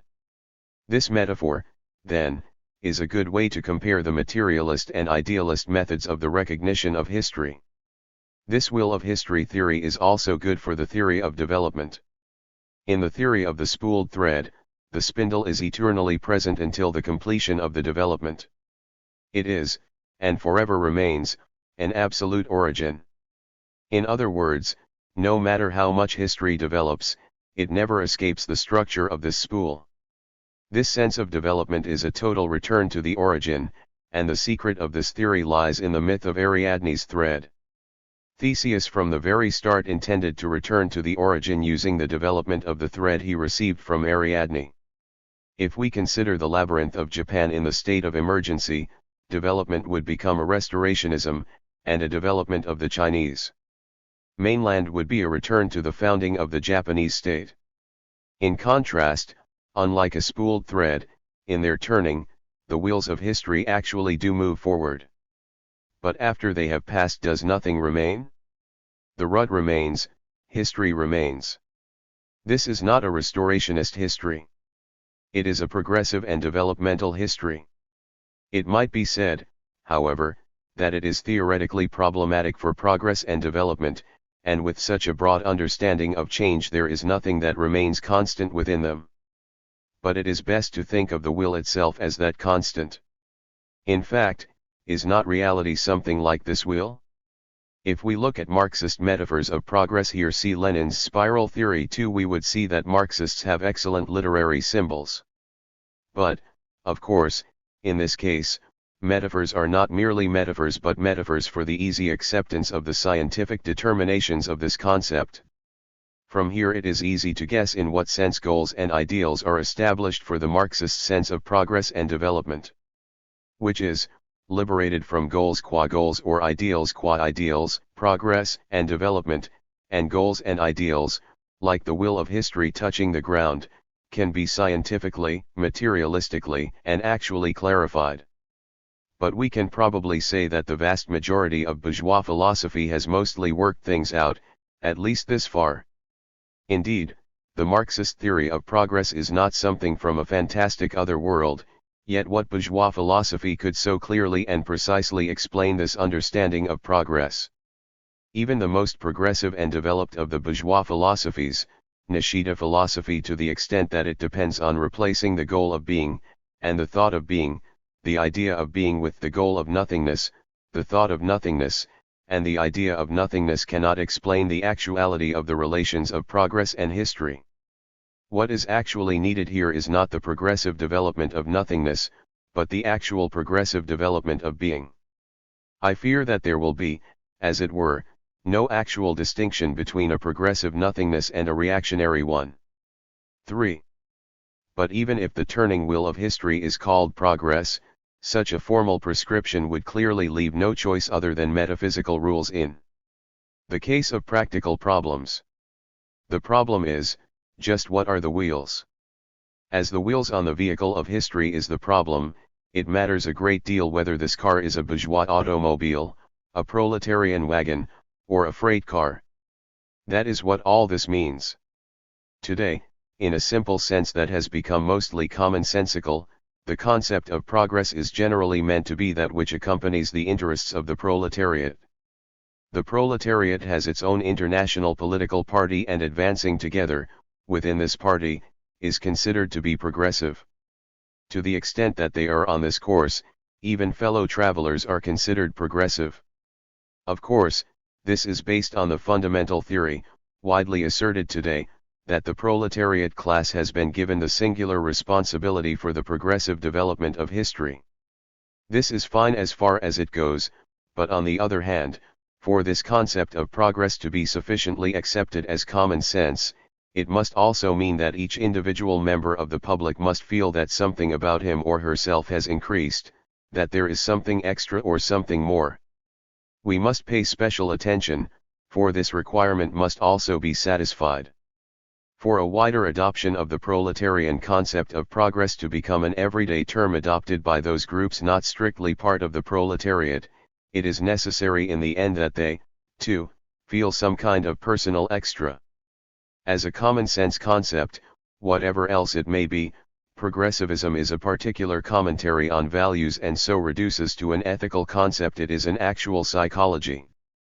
From here various splits and agitations emerge within this concept of progress, so that public common sense must once again ask, just what is progress? Here we first encounter the concept of the masses. The relationship between the masses and the proletariat should not be wedded to some mechanistic relation such as, the proletariat itself is the masses or the general public is not quite yet the masses, because the proletariat and the masses must be truly unified in a systematic way. But ordinary mass common sense generally lacks such systematic understanding, and so the masses are simply thought of as the average of some set of the majority. Thus the question naturally arises whether the above proletarian progressiveness is the progressiveness of the masses, as masses who exist here in our everyday world. Even if this question is ultimately unreasonable, the raw fact that this question is asked needs to be taken into account.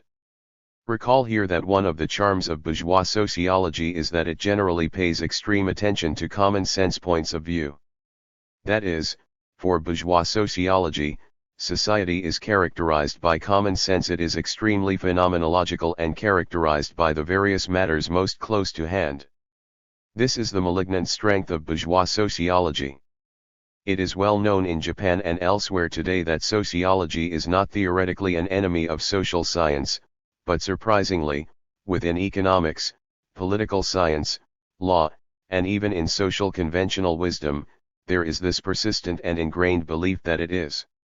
Indeed, the concept of the masses as social common sense clearly reduces to this sociological perspective, and so this sociological common sense, too, is the concept of the masses.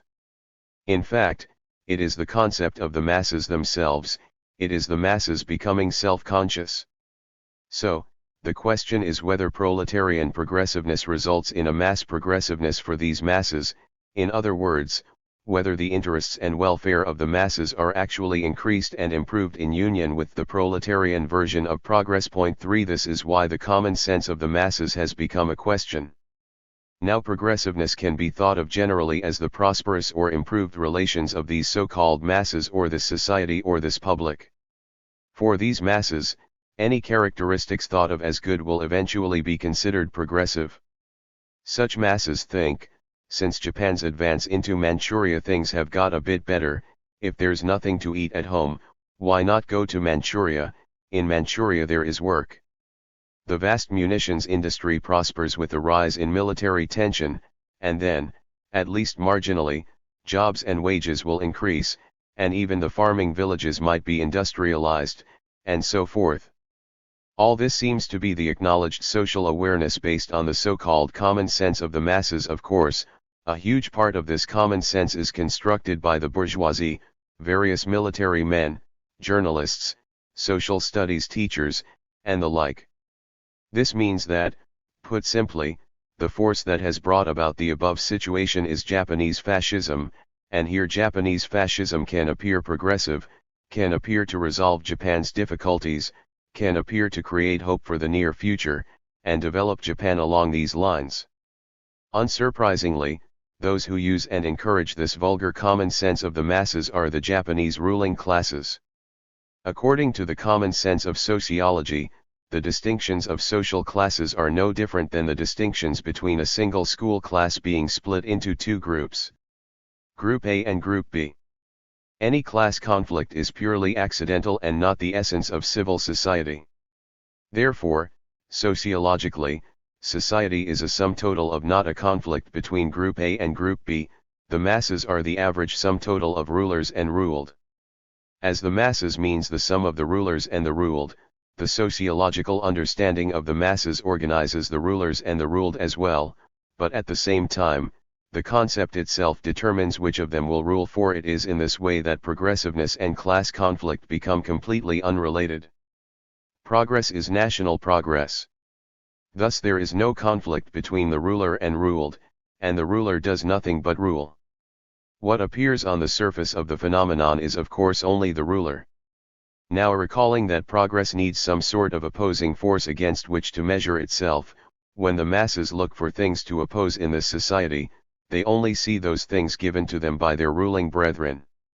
The fall of the established parties, the rise of the new bureaucrats, the decline of parliamentary politics, the impasse of liberalism, the denunciation of the senior statesmen, attacks on a government based on organ theory, the control faction's actions against bourgeoisification, all this will come to be seen as one big opposition.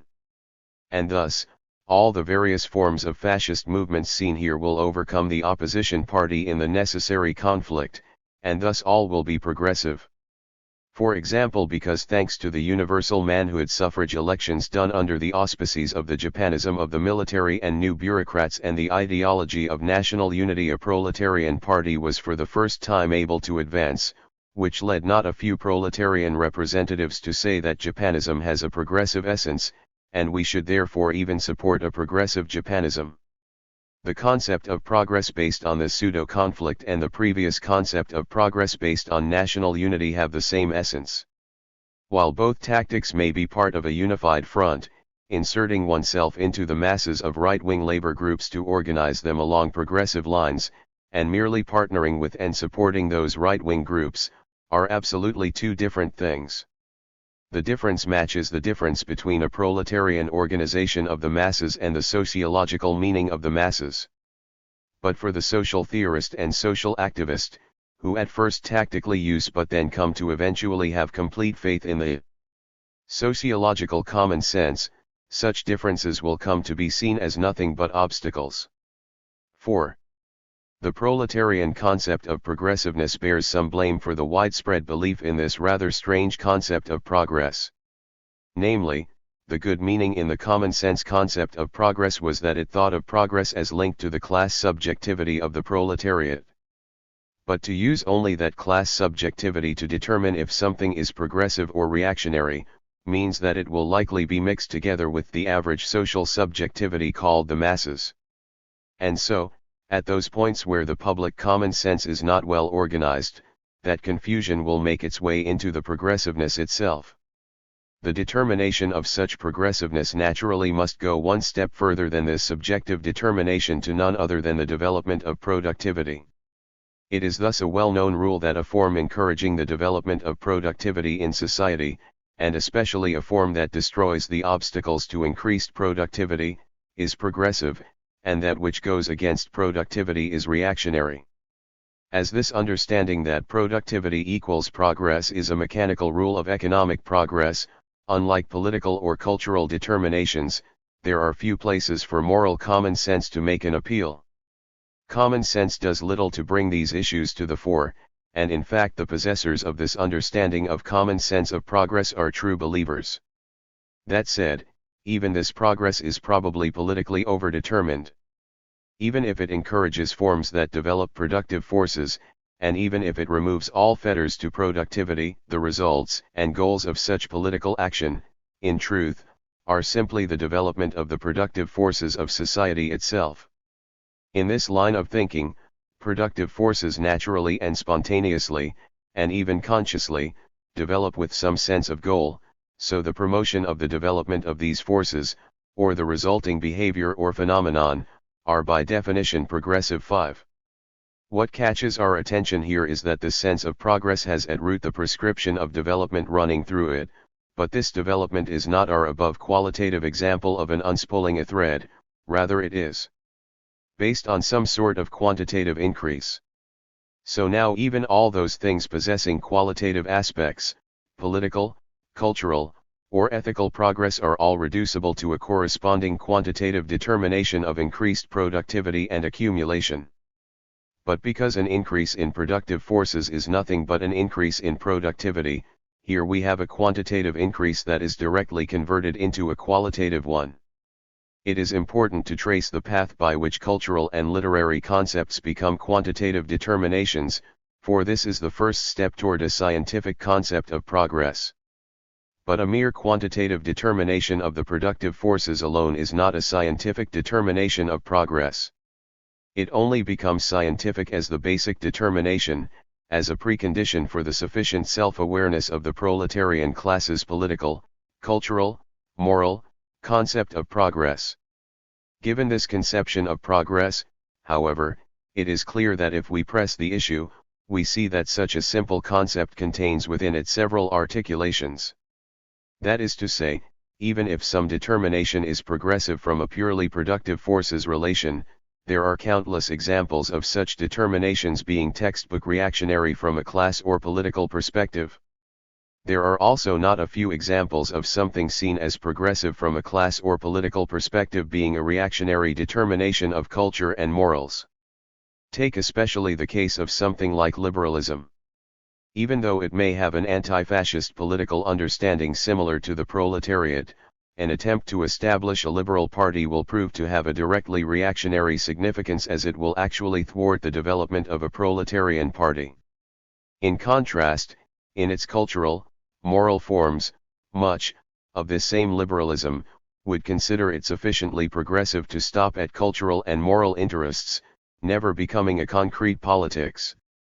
These facts may only be explained because the concept of progress is not an unchanging single thing, but has multiple, flexible articulations. If we think about what we have just seen, progress is not unconditionally and absolutely progress, but itself may have living within it the possibility of turning reactionary, which was all based in reality.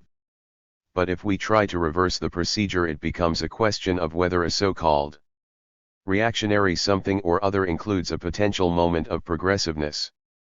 But that question is merely scholasticist speculation.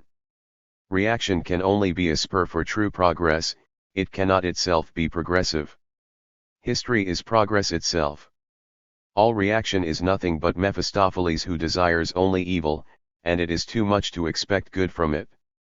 The difficulty is that for Mephistopheles and all reaction, the problem is solved not through more reaction but only through actual progress. The very concept of progress itself always demands such optimism. I have to leave to another occasion a discussion of the form of reaction that is not a question of progressive or reactionary, but a form of reaction that claims the concept of progress itself is dubious. 6. 5. So far we have focused on what progress itself is, socially. But now it remains to pose the question in reverse: what is contemporary society's progressiveness? It is said that the current period in Japan is the waning of Marxism and the rise of fascism, and in that sense, Japanese society is in a reactionary period. In a certain sense, that is absolutely correct. Even if it is the case that the current reactionary period has not exterminated progress but only waylaid it, it is impossible to deny that the total characteristics of the current period are reactionary. But what does it actually mean to say that Marxism has waned? While the original meaning would be that Marxist political parties, labor unions, and their associated cultural and political organizational have been destroyed, In addition to this, or rather more intimately than this, from the perspective of the public's actual feelings, generally, the popularity of Marxist trends has withered. Leftist thought criminals no longer appear as heroes on the pages of bourgeois newspapers and have begun being treated as thieves and gangsters. This is because newspapers reflect the day-to-day common sense of society as well as instruct the public in the current common sense, and thanks to this dual role, they have reduced the number of Marxist sympathizers, and even reduced the number of casual observers. Marxism has entered a period of reflection, and this is the meaning of the so-called reactionary period. This reflection did not take the form of "Is Marxism mistaken?" The reflection was on how to refine Marxist theory through basic education and give it more practical flexibility. The moment of political progress had ebbed, but based on this regression, it is an important point that it strengthened progressiveness as a cultural and moral task. Indeed, precisely today, Marxist theory is daily becoming common sense, meaning it is becoming a morality and a temperament, and that process is happening even in this reactionary period. In that sense, this is a period where for the first time one could say Marxism is becoming thought. Now is the time for Marxism and materialism to use this opportunity to infiltrate the morals and attitudes, and eventually the customs, of the masses. The current situation is in fact indispensable to make progress in active, lived thought. This is the invisible force for the future. And therefore, today is precisely the moment when Marxist theory should be rigorously studied and developed as theory. And indeed, as the reader likely is aware, Japan has thrown itself into the theoretical issues and troubles just as Russia did in the reactionary period after 1905. Now is the age of Marxist literature and philosophy. Of course, no period is exclusively reactionary. Historical progress does not just happen. I cannot here write on labor unions and political movements. There is one necessary conclusion to draw on the task of the intelligentsia. The progressiveness of today's cultural and moral forms is nothing less than the progressiveness of the intelligentsia. Progressive activities are waiting on the activities of intelligence to a large degree. We have already seen this, but here is the unmistakable general point on the role of the intelligentsia in today's reactionary age. We should not discuss the age of reaction or retreat in vain. It is not only meaningless to observe the turmoil, bewilderment, and despair of the intellectuals, it is also a mistake. Those intellectuals who in this age despair or prevaricate are those who have no social awareness of the particular function of their own intelligence. Which is to say that even if they belong to groups of salarymen or students, they categorically do not belong to the intelligentsia. As long as they hold on to this intelligence, I do not believe a concept of progressive intelligentsia may ever be built. A reactionary age, for better or worse, is an age when the particular progressiveness of intellectuals must be, and can be, mobilized.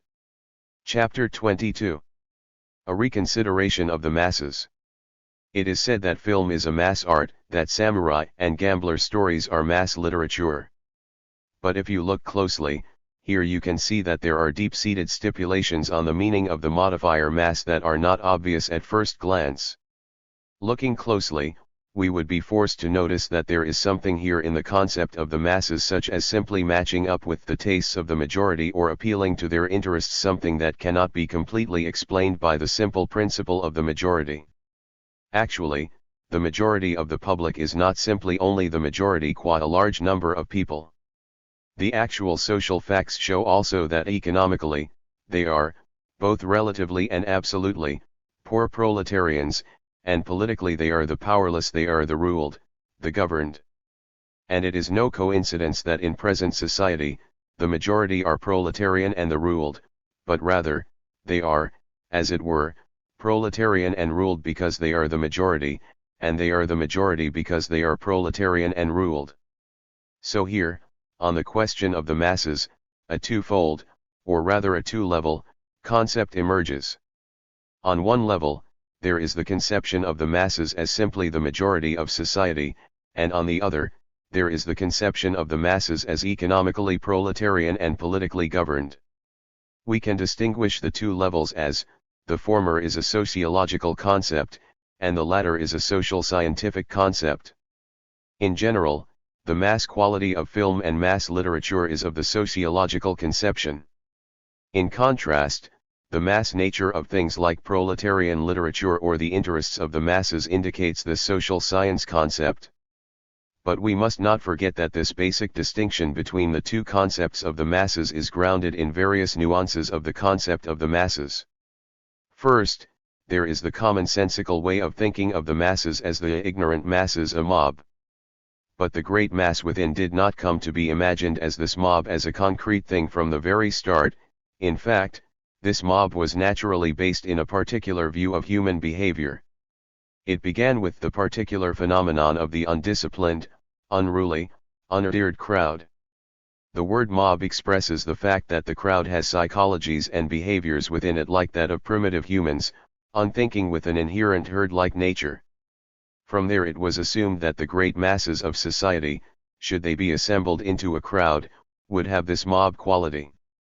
And so this conception of human behavior induces an assumption of the masses as the ignorant masses.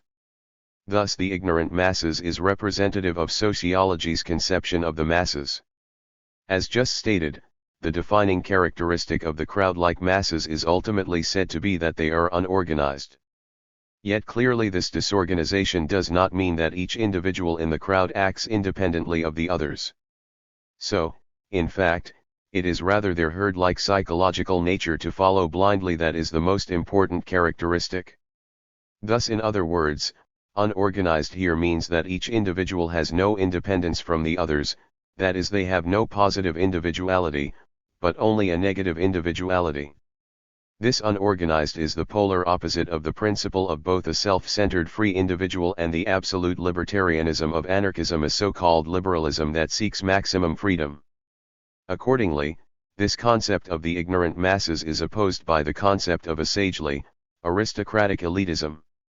There are various forms of elitism, from oligarchic political elitism to those that come from class objectives and even others that come from elite, aristocratic tastes, the most important of which is the lauding of those with excellent skill and willpower, a spiritual elitism. Thus all aristocratic elitism seek a rational basis in this spiritual elitism. This aristocratic elitism often appears in numerous economic, political, social, literary, and ethical guises without its explicitly aristocratic garb, but rather as an aristocratic appraisal of the hoi polloi. In the past this was seen in ethics like that of the Stoics, and later in Schopenhauer and Nietzsche's philosophy, the Roman writers, and every sort of egoism and egotism. There are countless cases of literary heroes based on the model of the aristocrat, see Turgenev's Bazarov 1 or Stendhal's Julian Sorel 2 for basically modern examples of this type. But the ultimate source of all these literary, ethical, or spiritual aristocratic elitisms, that is this particular appraisal of the masses as the hoi polloi or the ignorant masses, and eventually all the other economic, political, and cultural conception of the ignorant masses have their origins in spirit. For example, this weak, limp form of a so-called brain trust is not in fact merely a brain trust of skills, as other examples would include financier economic elites, elder statesmen political elites, and socially, imperial subjects holding court ranks. And there also exists the cultural elite, the managing directors of national education.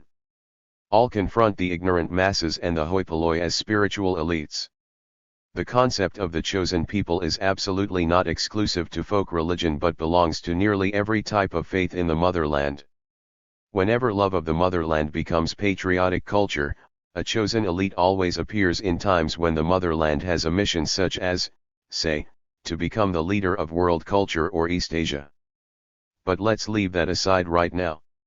What is most important here are the concepts of the elites and the leader. Point 3 Elites and duce mean spiritual aristocrats for on the one hand, and at the same time, cultural, social, political, and economic aristocrats on the other.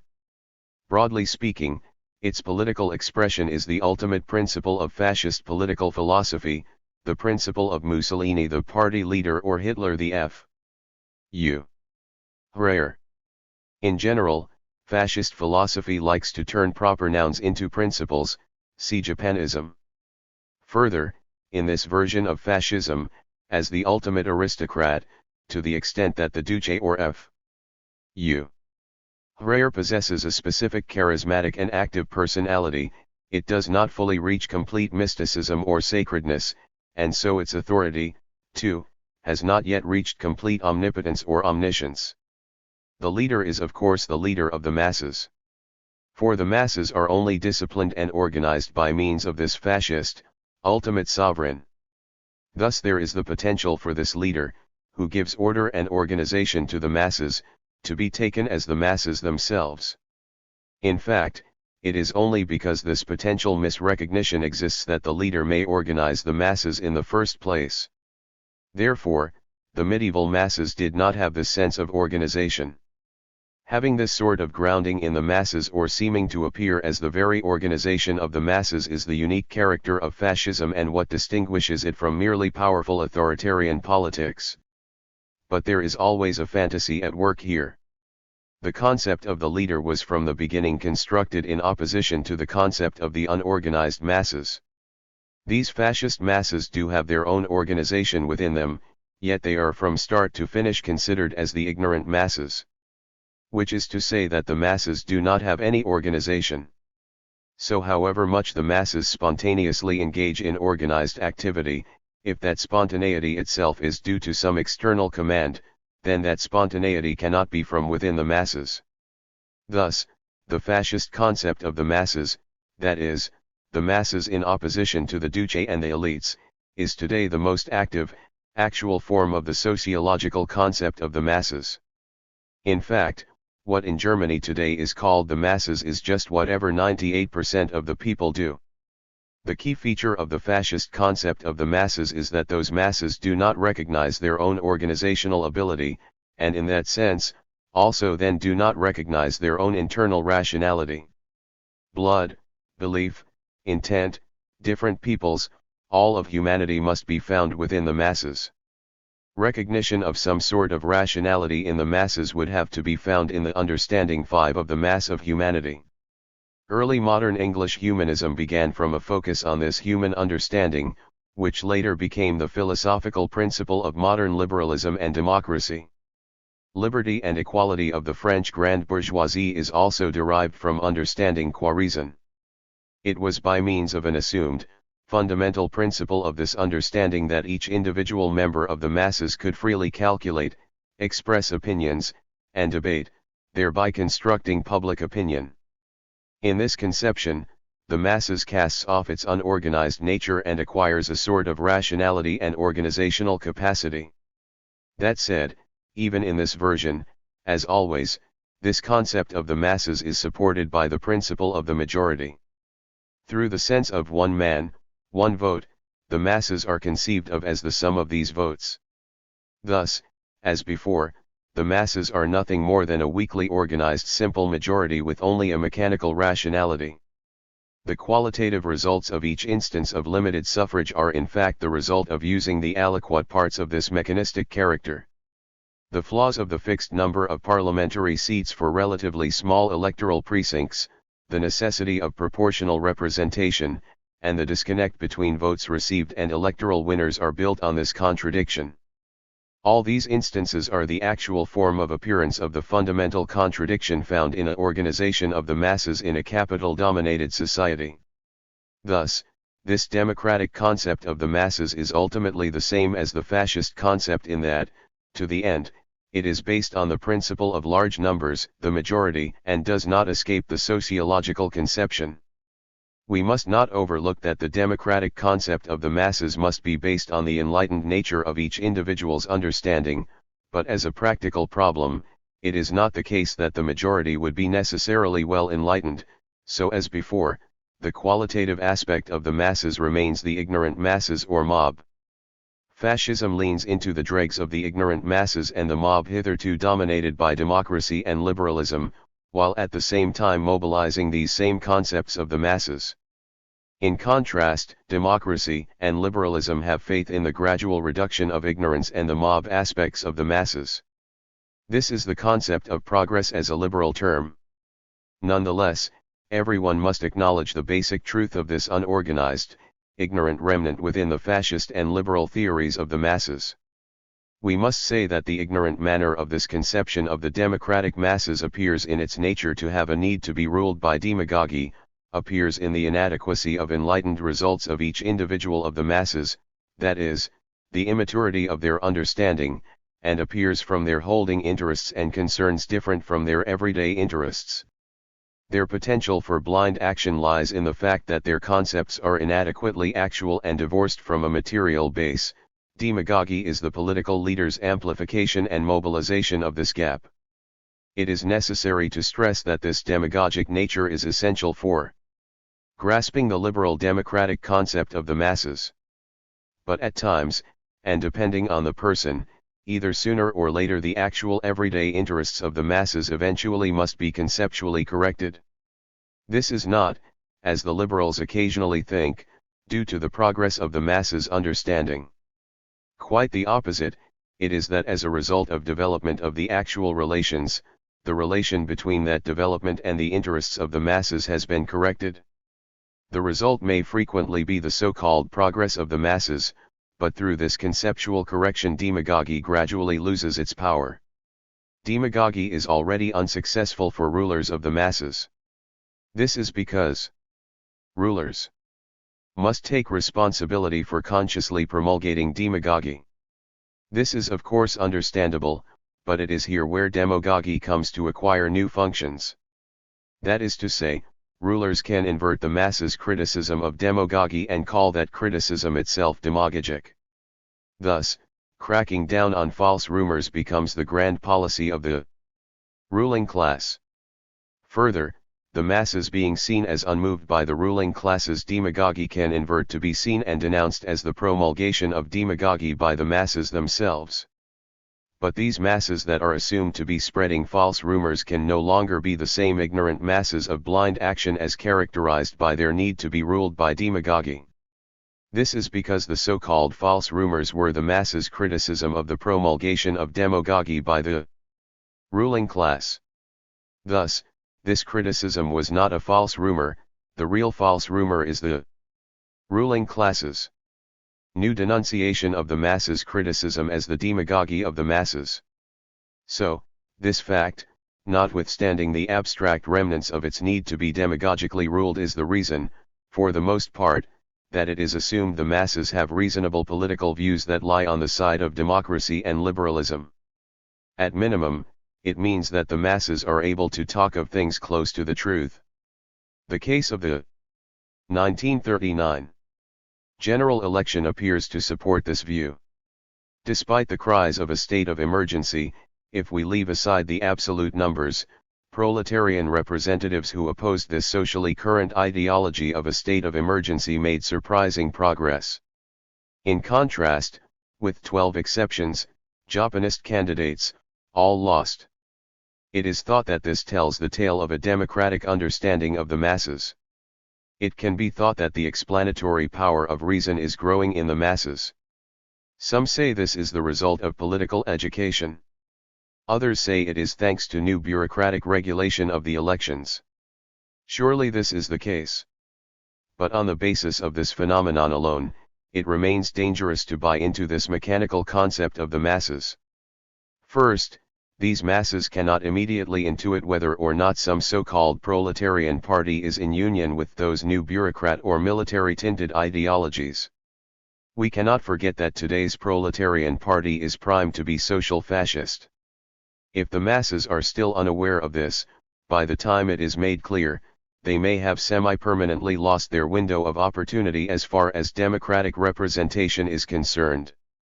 In other words, ultimately, we may have to say that at the decisive moment, the masses are captured by fascist demagogy. Thus, as long as the proletarian party is truly and exclusively a proletarian party, the democratic masses will never give assent to the endless advance of the proletarian faction. These masses simply no longer believe in either the past demagogy of the CEU, Kai and Minsiat parties or the too novel demagogy of Japanist parties.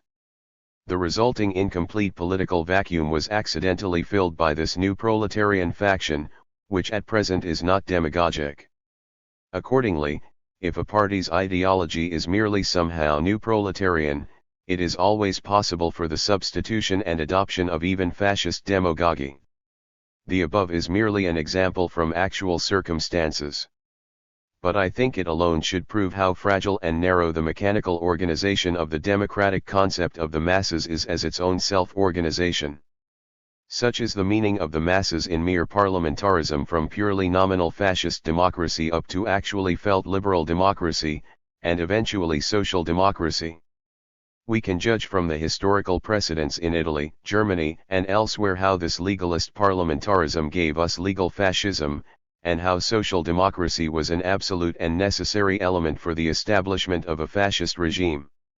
The actual significance of the inadequacy of the sociological concept of the masses as founded on a simple principle of the majority, is here laid bare. So then, we come to the question of the social scientific concept of the masses. This is not a question of the majority. Here the masses are not the majority because they are proletarians and the ruled. Quite the contrary, they are proletarians and the ruled because they are the majority.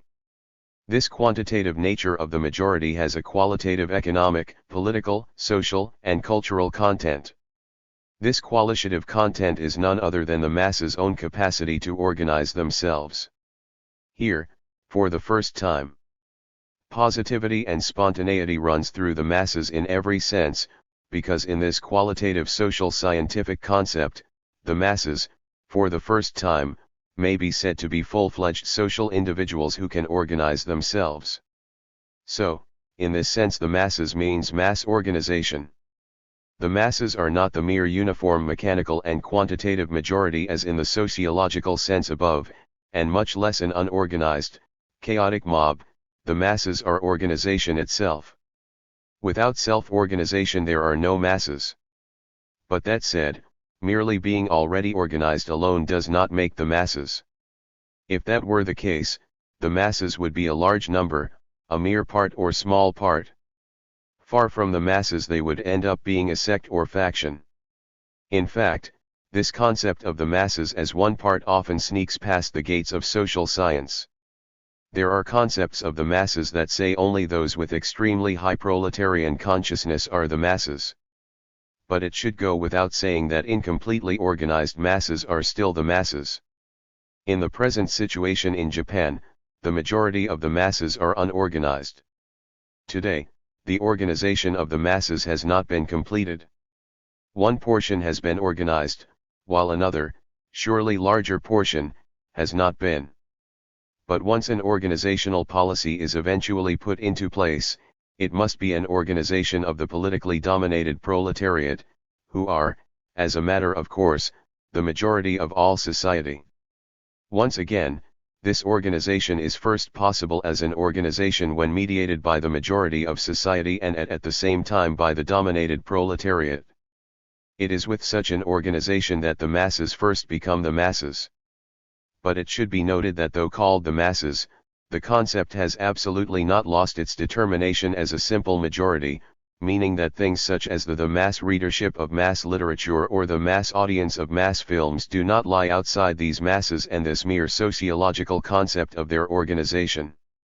We should therefore not forget that though it is clearly inappropriate to our last social scientific concept, the fascist organization of the masses, or a fascistic massification is an actual and grave possibility.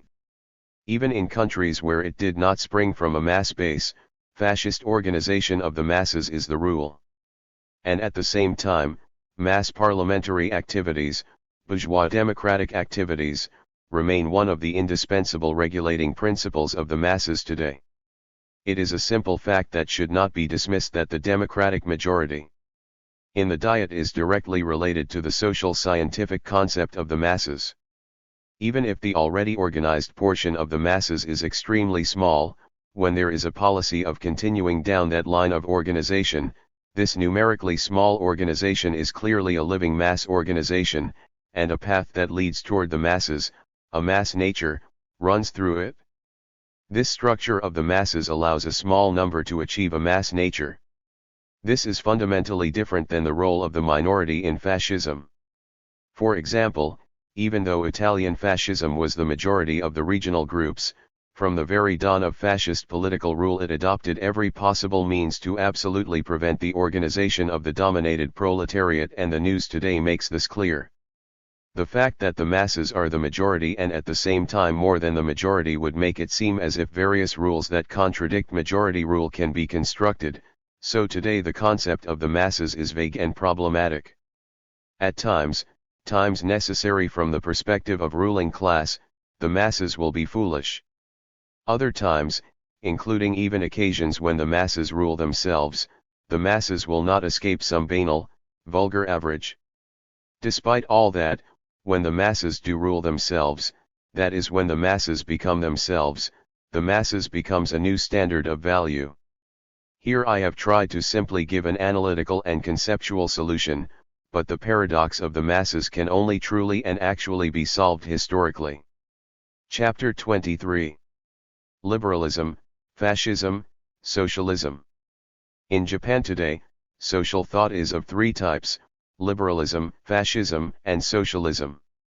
As simple schools of thought, these three may be said to be liberalism, Japanism, and materialism. Of course, none of these is merely an intellectual phenomenon. They each also have a social existence and a social expression.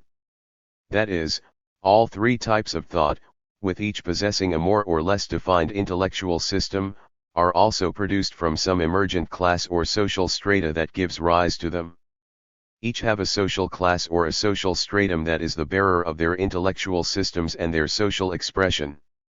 So, each of these types of social thought must be considered from four main points: the intellectual system, the form of its movement, its social basis, and its subjectivity. 1. For convenience, let us begin by classifying the various sources that motivate liberalism's system of thought. As a system of thought in the strict sense, and especially in Japan, there are very few cases of systematic liberalism. Still, there is no thought that does not have at least the possibility of becoming a system. Liberalism is motivated by three theoretical sources. Historically, the oldest theoretical motivation is the economic doctrine of laissez-faire. As is widely known, although liberalism shares a basis of support with the concept of the free individual that also lay behind early modern capitalist society, this is not the only feature liberalism shares with capitalism. In this case, free individual was an understanding of human freedom centered around being a capitalist, free industry, free trade, and free investment. So, let's borrow general language to describe this and call it economic liberalism. This economic liberalism was a general feature of the period of ascendant capitalism, and although it lives on as the fundamental spirit of capitalism, under the original conditions of rule by the semi-feudal bureaucracy that gave rise to Japanese society, this economic liberalism was never fully ascendant. But this incompleteness is not, of course, limited to Japan.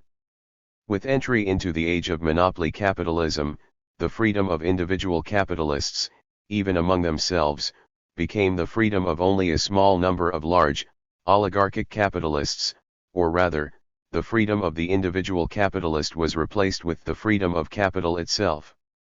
Now, in introducing a controlled economy while preserving that spirit of economic freedom, capitalism has itself become a social limit on actual freedom. As everyone knows, this point has become especially notable in Japan today. This is neither the destruction of capitalism nor its improvement, it is simply the highlighting of what is the essence of capitalism. Regardless, it is a simple fact that in today's capitalism, economic liberalism no longer operates in its original form. In Japan today, the original freedoms of economic liberalism have become all but completely impotent. As the contradiction between the controlled economy and economic liberalism grows ever more noticeable, economic liberalism appears in movements to protect the commercial rights of shopkeepers, in attacks on unions and large department stores, and the like. However, because this movement ultimately cannot fight the objective circumstances, it has no future prospects. Outside the unsystematic sentiments of a small number of petty bourgeois and Ministry of Commerce policies, it possesses no form of thought, no system of thought. As thought, economic liberalism is a thing of the past.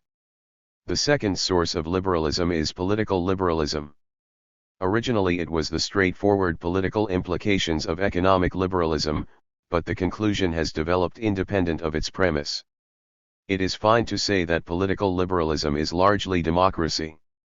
Generally speaking, if democracy is the political ideal of the age of bourgeois leadership, in times of capitalist decline or when capitalism meets large opposition, liberalism often means a passive political liberalism, a negative freedom. In Japan today, what is thought of as so-called liberalism is thus clearly not democracy. In general it is nothing more than this passive political liberalism. Both the original bourgeois and the current negative forms are political liberalisms, but because political liberalism has this passive and active dual nature, it also means that it is inherently problematic to think of liberalism as something necessarily progressive. Indeed, one of the most striking features of current political liberalism is that it is guided by its negative, passive side. That is, we should take note of the fact that the majority of today's liberals do not themselves belong to the bourgeois political parties who traditionally practiced a positive, aggressive course of liberalism, but are now instead merely relatively independent pundits. This is the case for liberals such as Babatsu Nego, Kiyosawa Kiyoshi, Hasegawa Nyozakan, and even Ozaki Yukio. Thus, one more feature of this political liberalism is that it hardly appears as a system of thought, but only as a liberal attitude or sentiment. A thinker like Nyozakan has a system, it is not a liberal system, but something else. Nyozakan has been called a liberal, but that label liberal was always merely a function of some sort of liberal feelings his readers got from him. Kawai Ajair is probably the most conspicuous liberal here. He is likely the only systematic liberal in Japan today. Kawai's theoretical motivations spring forth from idealism and ethics, and in that respect belong to the third instance of liberalism below, but because of this idealist and ethical base, Kawai's is the rare political liberalism with a system of thought. He does not make use of the above economic liberalism, but rather advocates for the socialistic control of freedom. Here, he says that socialism is third-period liberalism. But this liberalistic socialism is linked to absolutely no political activity in Japan. In truth, liberalistic socialism is likely close to right-wing social democracy, though this university professor's intellectual system has no actual connection to these right-wing movements or subjectivities. In its social existence, Kawai's system hardly differs from the sentimental liberalism mentioned above, though that sentimental liberalism is more extreme than Kawai's in that in being free of partisan politics as an enlightened centrism, sentimental liberalism appears as a freedom from all political activity itself. Yet the greatest strength of sentimental liberalism is that it represents the common sense of a particular social group. In this sense, it has a certain sort of mass quality to it. It is a merely sentimental liberalism because it most faithfully reflects this particular mass-like common sense, that is, it corresponds to the political common sense of the middle class with their capacity for free opinion. Once, back in the popular rights and liberty movement of the 1870s, journalists had made up a large portion of those who risked their lives fighting the remnants of feudal rule. Yet in a wider understanding of political common sense, in today's era of universal manhood suffrage, the corresponding common sense of nearly every owner of average political consciousness appears to center on this purely discursive, free speech liberalism. Yet ironically, this discursive liberalism has no essential connection to the current system of representative democracy. It absolutely is not a political liberalism.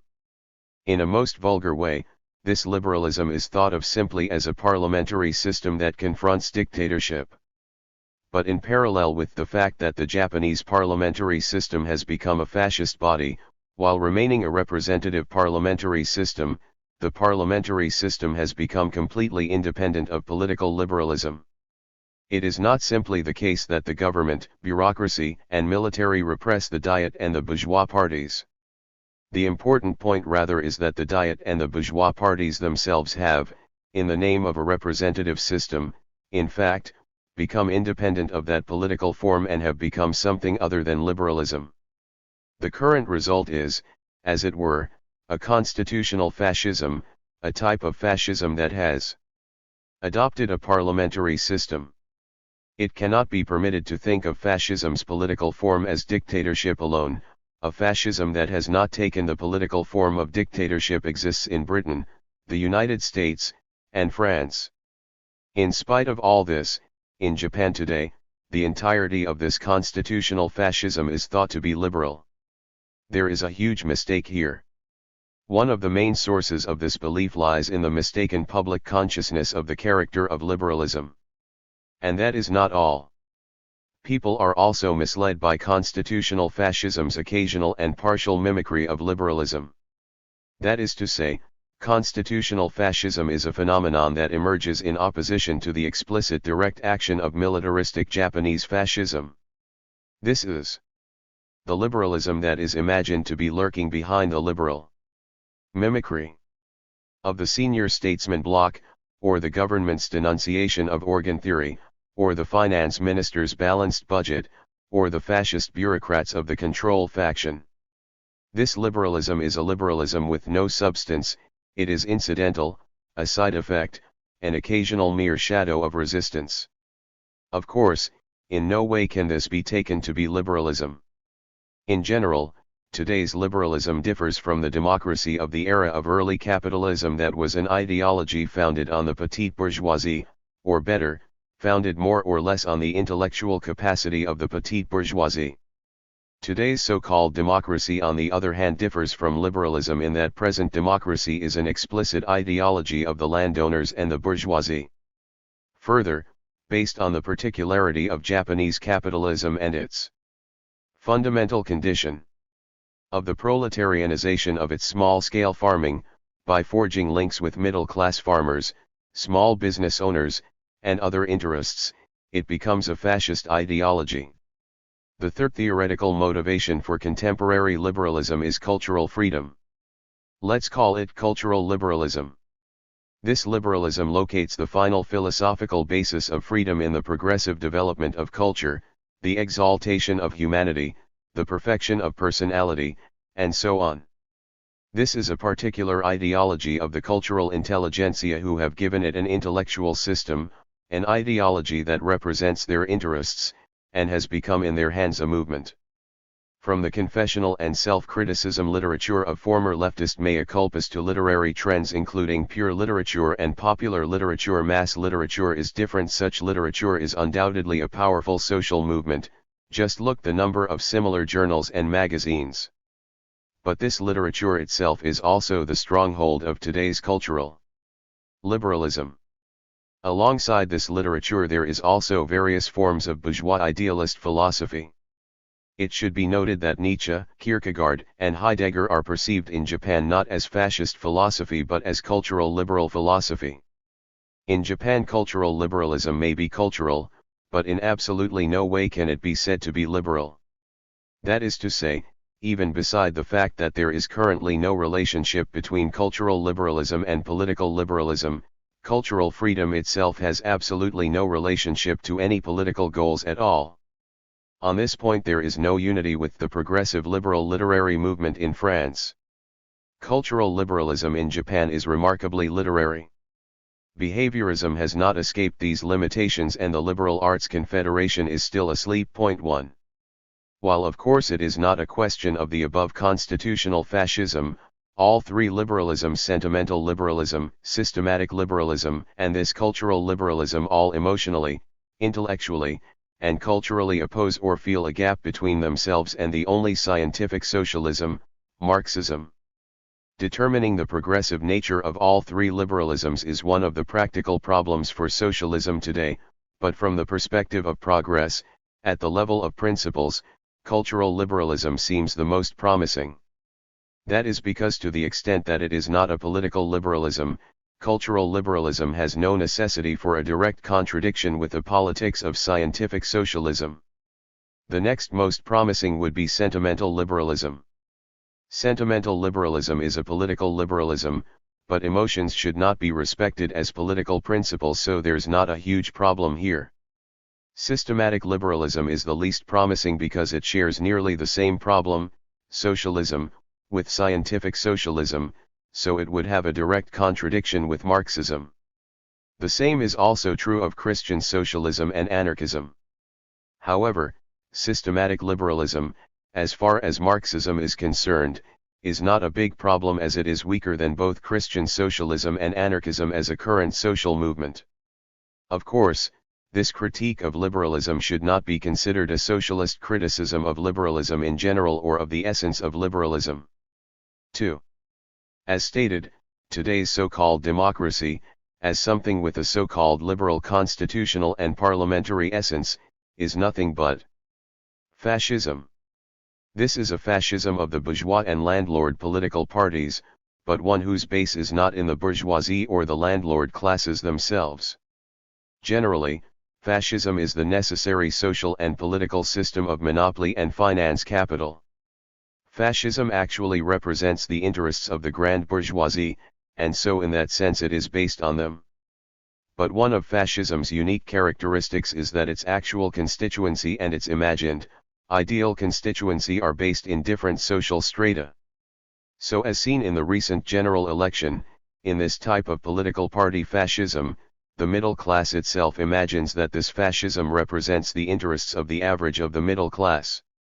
Yet to the extent that the middle class does not think of its political and economic interests as totally separate, it does not in fact completely trust the political consequences as in its political interest, and thus a certain passive attitude on general elections takes hold through which the middle class becomes unconscious supporters and even fans of these parties and this party fascism.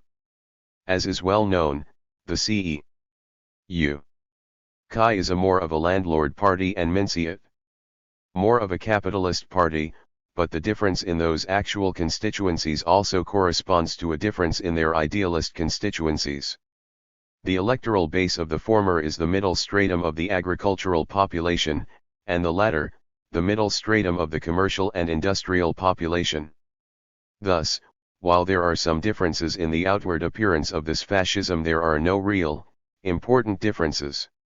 For example, one side wants the clarification of the national essence and an expansionary fiscal policy, the other side wants the doctrine of the three alls, national security, economy, and industry.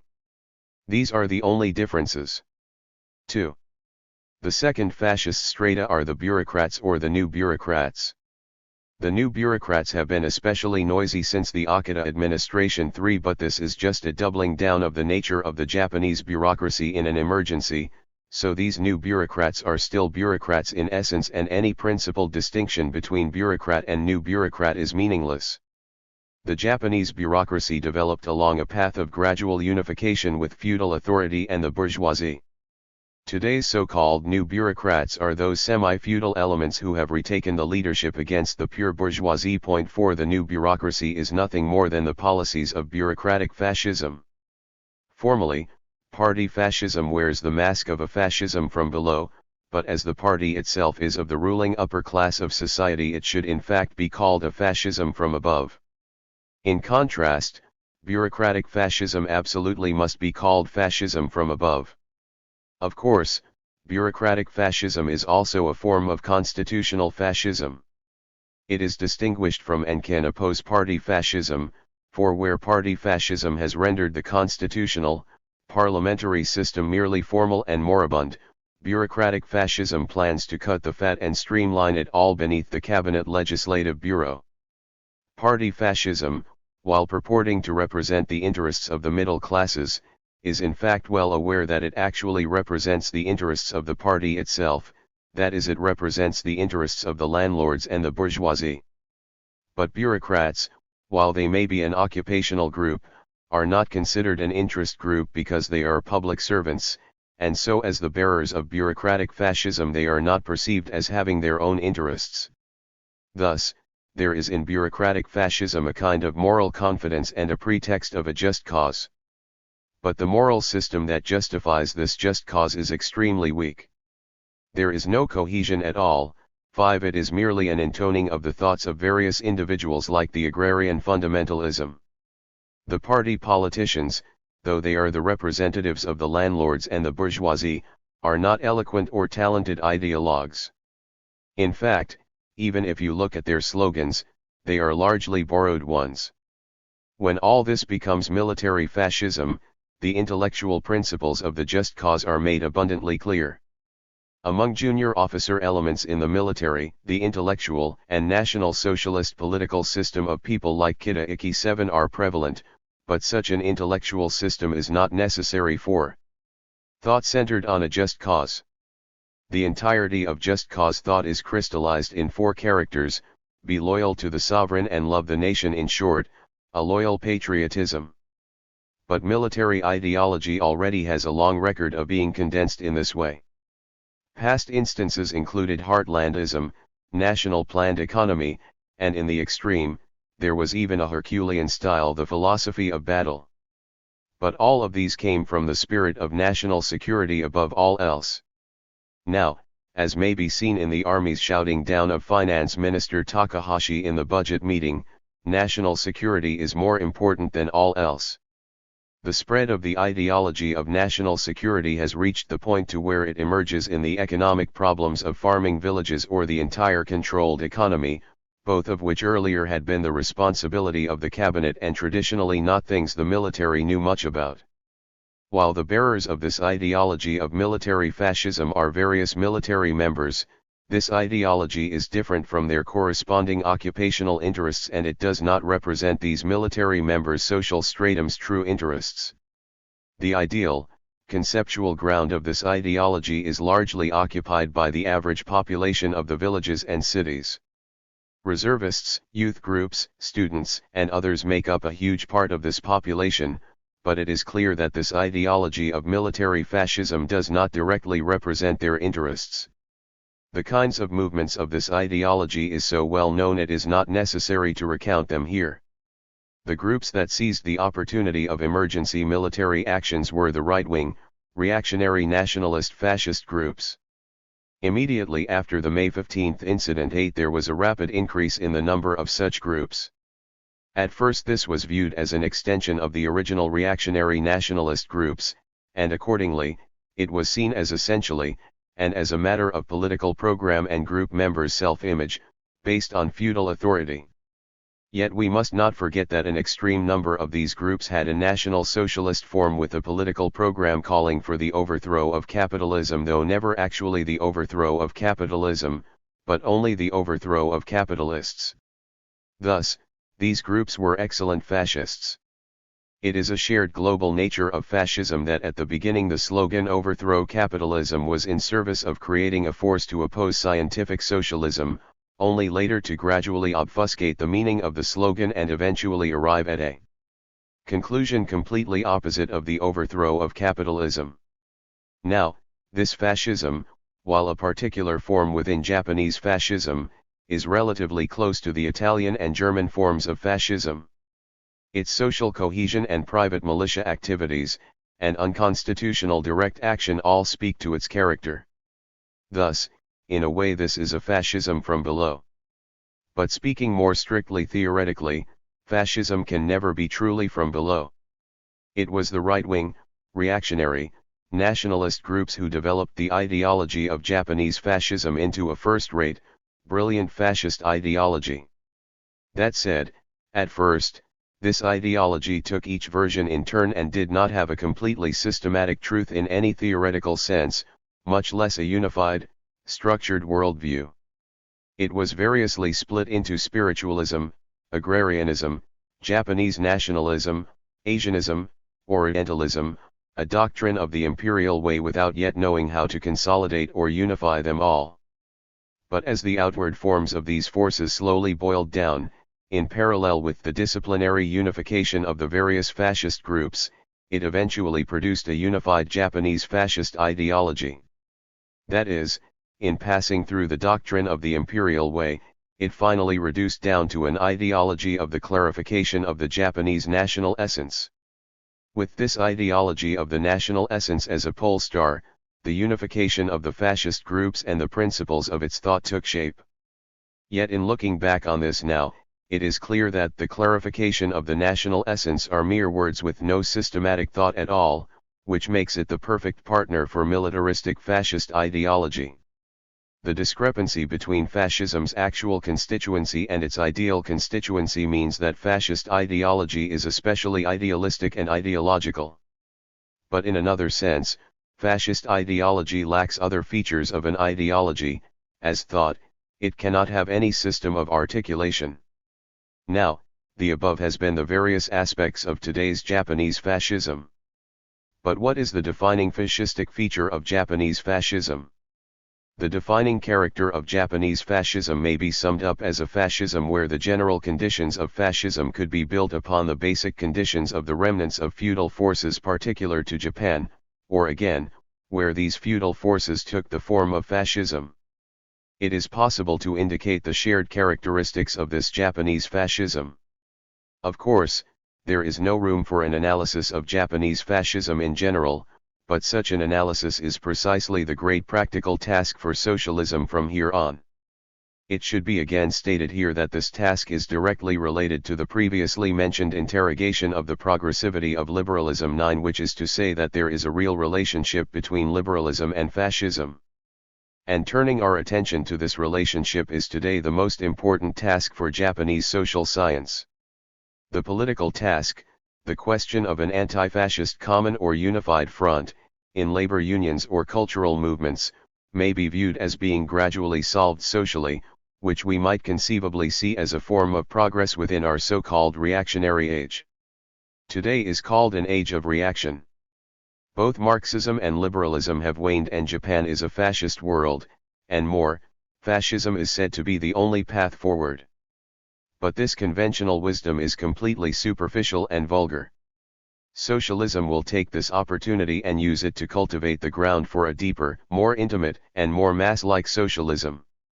Upon such ground, the political path of socialism may be renewed. Afterward. A. Japanese ideology. For our time. Back in 2015, when I was considering a full translation of the Japanese ideology, a response I heard more than once was, "Is there really anything new to say about fascism?" More than anything I may have said on those occasions, history itself offered its own terrifying rejoinder a year later with the re-emergence of the question of fascism in the US election of 2016. Trumpism fit neatly into other contemporary examples of such resurgence: Britain's Brexit, Hungary's Jobbik, Greece's Golden Dawn, India's Bharatiya Janata, Russian Putinism, Israel's Likud, Brazil's Bolsonarismo, not to mention the increasing use of archaist references by Japan's ruling LDP, and many others. And then, just 1 year later, actually existing, violent, fascist riots erupted here in Charlottesville in August 2017, a preview of the sacking of the U.S. Capitol by would-be putschists in January 2021. Suddenly, it seemed fascism was everywhere on the march. I am writing this afterward not 20 yards from the intersection of 4th and Water Streets, where Heather Heyer was killed by a fascist rioter. The media immediately filled with moments of angsty, liberal hand-wringing over images of physical violence. This common liberal condemnation reduces fascism to a mere tactic, evacuating it of any ideological content and thereby forestalling any meaningful understanding or critique of fascism in favor of a sentimental liberalism of empty pieties, lamenting and mourning the absence of a reasonable, peaceful, yet embarrassingly exposed and impotent center one. Despite its violence and immediate threat, it would nonetheless be a mistake to focus exclusively on the spectacular aspect of Charlottesville. It was not only embedded in a larger set of Gramsci's morbid symptoms that augur a gathering fascism: trad wives, incels, superhero films, endless gun blog discussions on stopping power, black rifle coffee sipped out of Punisher mugs, all the way to even the restorationist doctrine of legal originalism that seeks to drag our present back into Jefferson's 18th century. But in denouncing only these explicitly fascist social expressions, it must be recognized that Charlottesville also took place against a social backdrop that merely reproduces the faux resistance of Tosaka's sentimental liberalism, a politically impotent cultural liberalism that with the rise of monopoly capitalism and imperialism had abandoned politics and economics and confined itself to aesthetic and cultural realms. Both fascism and liberalism had rejected the concreteness of the historical conjuncture and fled to the spiritual, and thus were, at minimum, open to the cultural essentialism of the eternal and the archaic. In this cultural consciousnesses, the retreat of liberal thought from the economy and society settles into the angst of a liberal identity politics that only allows a purely personal distaste of the more spectacular forms of fascism while leaving the equally ahistorical spiritualisms and archaism of normal capitalist ideology intact. In the immediate aftermath of Charlottesville's 2017 Unite the Right riot, there were countless teach-ins, think pieces, and op-eds. On those occasions when the form of historical critique of Charlottesville did occur, it was to point out that the Robert E. Lee statue at ground zero of the riot was not put up during, or in the immediate aftermath of, the Civil War, but was erected in the 1920s, making things better or worse, no one would say, and thereby reducing historical criticism to nothing more than assigning each event its proper place in a linear timeline. Others looked for analogies, aligning 2017 Charlottesville with 1933 Germany or the like. Differently, but with similar results, analogy and allegory also erased history in the name of a static image of an ahistorical and idealist synchronic displacement. To all of these approaches, linear time, allegory, angst, prevent our ability to understand the contemporary historicity of the event that was Charlottesville, as all ignore history's temporal unevenness, what Bloch termed the contemporaneity of the non-contemporaneous and Tosaka called the three-dimensional nature of historical time. Charlottesville, and the question of fascism today, needs to be placed within Tosaka's three-dimensional everydayness, into a present moment configured by three and taking its meaning from its relationship to the myriad other pasts that make up the whole of historical time. In taking temporal unevenness seriously, by historicizing the present while contemporizing the past, the historical question should have been, what is the ideological content of rallying around a statue of Robert E. Lee while donning historical fascism swastikas, tiki torches, Norse runes, and Confederate flags in Charlottesville, Virginia, in August 2017 after the Civil War, Hitler, Jim Crow, the Civil Rights Movement, decades of neoliberalism, the 2008 crash, the 2016 election, and within the contemporary political and economic conjuncture. It is not possible to take up each of these present pasts here, but the two biggest differences between fascism of the 1930s and today would surely be the role of the state and the intervening decades of neoliberalism. These two are linked in more ways than one.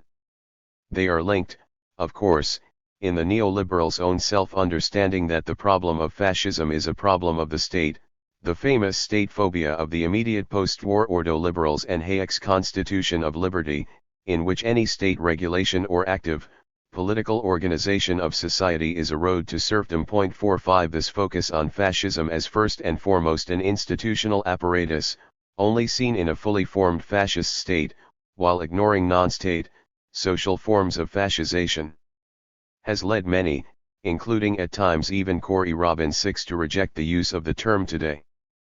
But as seen throughout the Japanese ideology, and indeed in the whole of Tosaka's work, fascism is from the beginning a question of not simply of the state, the party, or institutions, but of ideology and thought, fascism as a political mechanism, that takes advantage of the domestic and international anxieties of the petite bourgeoisie, the middle classes in the broad sense, and creates the fantasy that it shares the middle class's own interests, yet all the while, extending the rule of finance capital.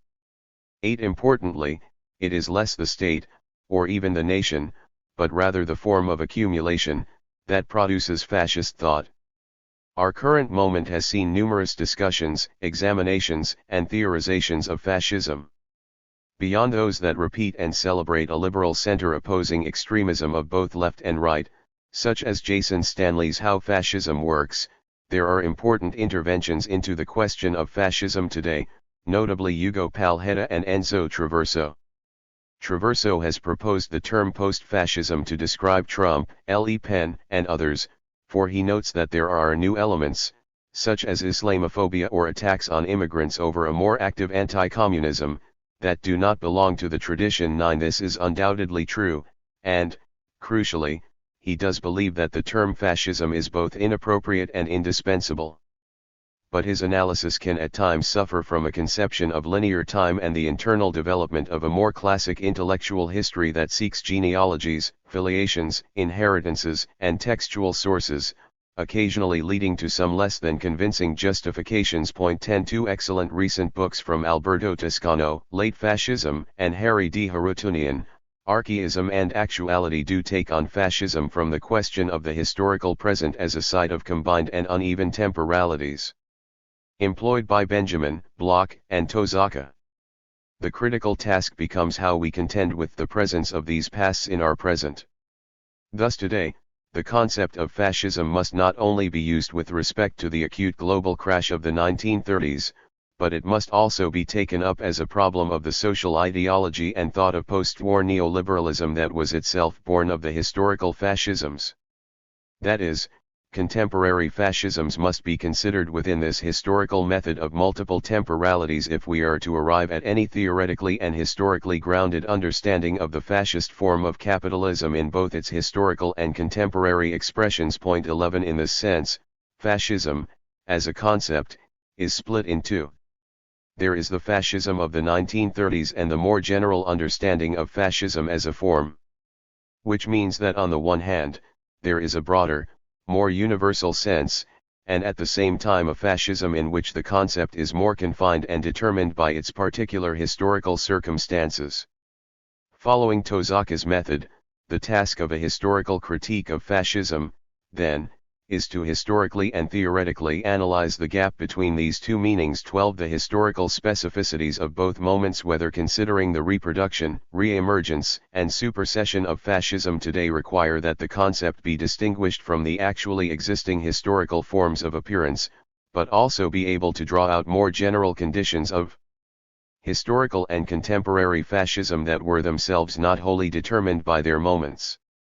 This historical dynamic resonates with Karatani's argument in History and Repetition that fascism repeats as form, not content, how the crisis of representation resulting from the failure to answer the national question appears in the state as a morbid symptom of the crisis of accumulation. 13 Whether we adopt Traverso's term post-fascism or not, paraphrasing Tosaka, what is required is a concept of fascism that is at once more general and also more particular. 14 In the wake of the 2016 U.S. election, countless think pieces identified the revenge of the forgotten or left behind white working class as the key category by which to grasp the meaning of the apparent rupture with the near past. 15 But, like Tosaka's rejection of the salaryman as a class for not proceeding from the material relations of production as the two classes, bourgeois and proletariat, do 16 The white working class is, in Toscano's words, sociologically spectral.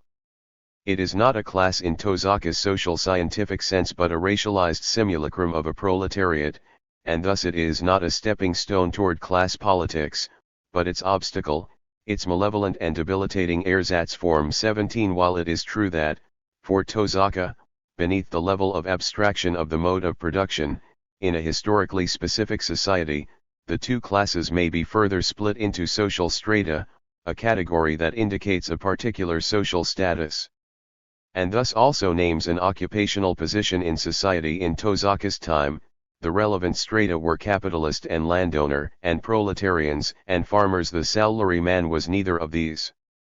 The salaryman was rather a category of superficial phenomenological sociology conjured as an imagined sociological object, not from the actuality of the current conjuncture, but a myth produced from superficial sociological discourse, from the readership of journalism, bourgeois sociology, and criticism journals. In our day, the white working class exists nowhere more than online and in the media. As such, like the white working class, in his actuality the salaryman is simply a salaryman and was only able to take his place as a representative of contemporary society by being sutured to a properly delineated social stratum within class society. In this sense, despite his actual social position, in a pre-Marxist, prescientific understanding of ideology, Trump's language and aesthetic, could in fact, appear to be working class president. It is also here that this imagined white, Working pseudo-class can appear to have some social actuality with a mass basis.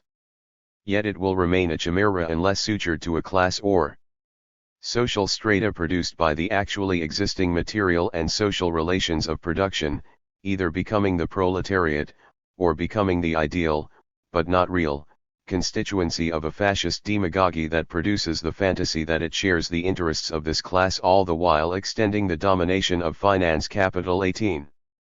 In Tosaka's moment of the 1930s, he identified the ways in which the hermeneutic and philological method of liberalism and Japanism formed the metaphysical ground of the Japanese ideology to become a metaphysics that accompanied, and ideologically veiled, a Japanese imperialism driven by monopoly and finance capital. 19 Tosaka's critique alerts us that we should always be looking for the fascization of an accumulation regime, a concept that also forms a key part of Ugo Palhetta's theory of fascism. 20 Without a robust, theoretical understanding of fascization, there is danger that fascism can only be defined, and condemned, retroactively, but never in its actual moment of emergence.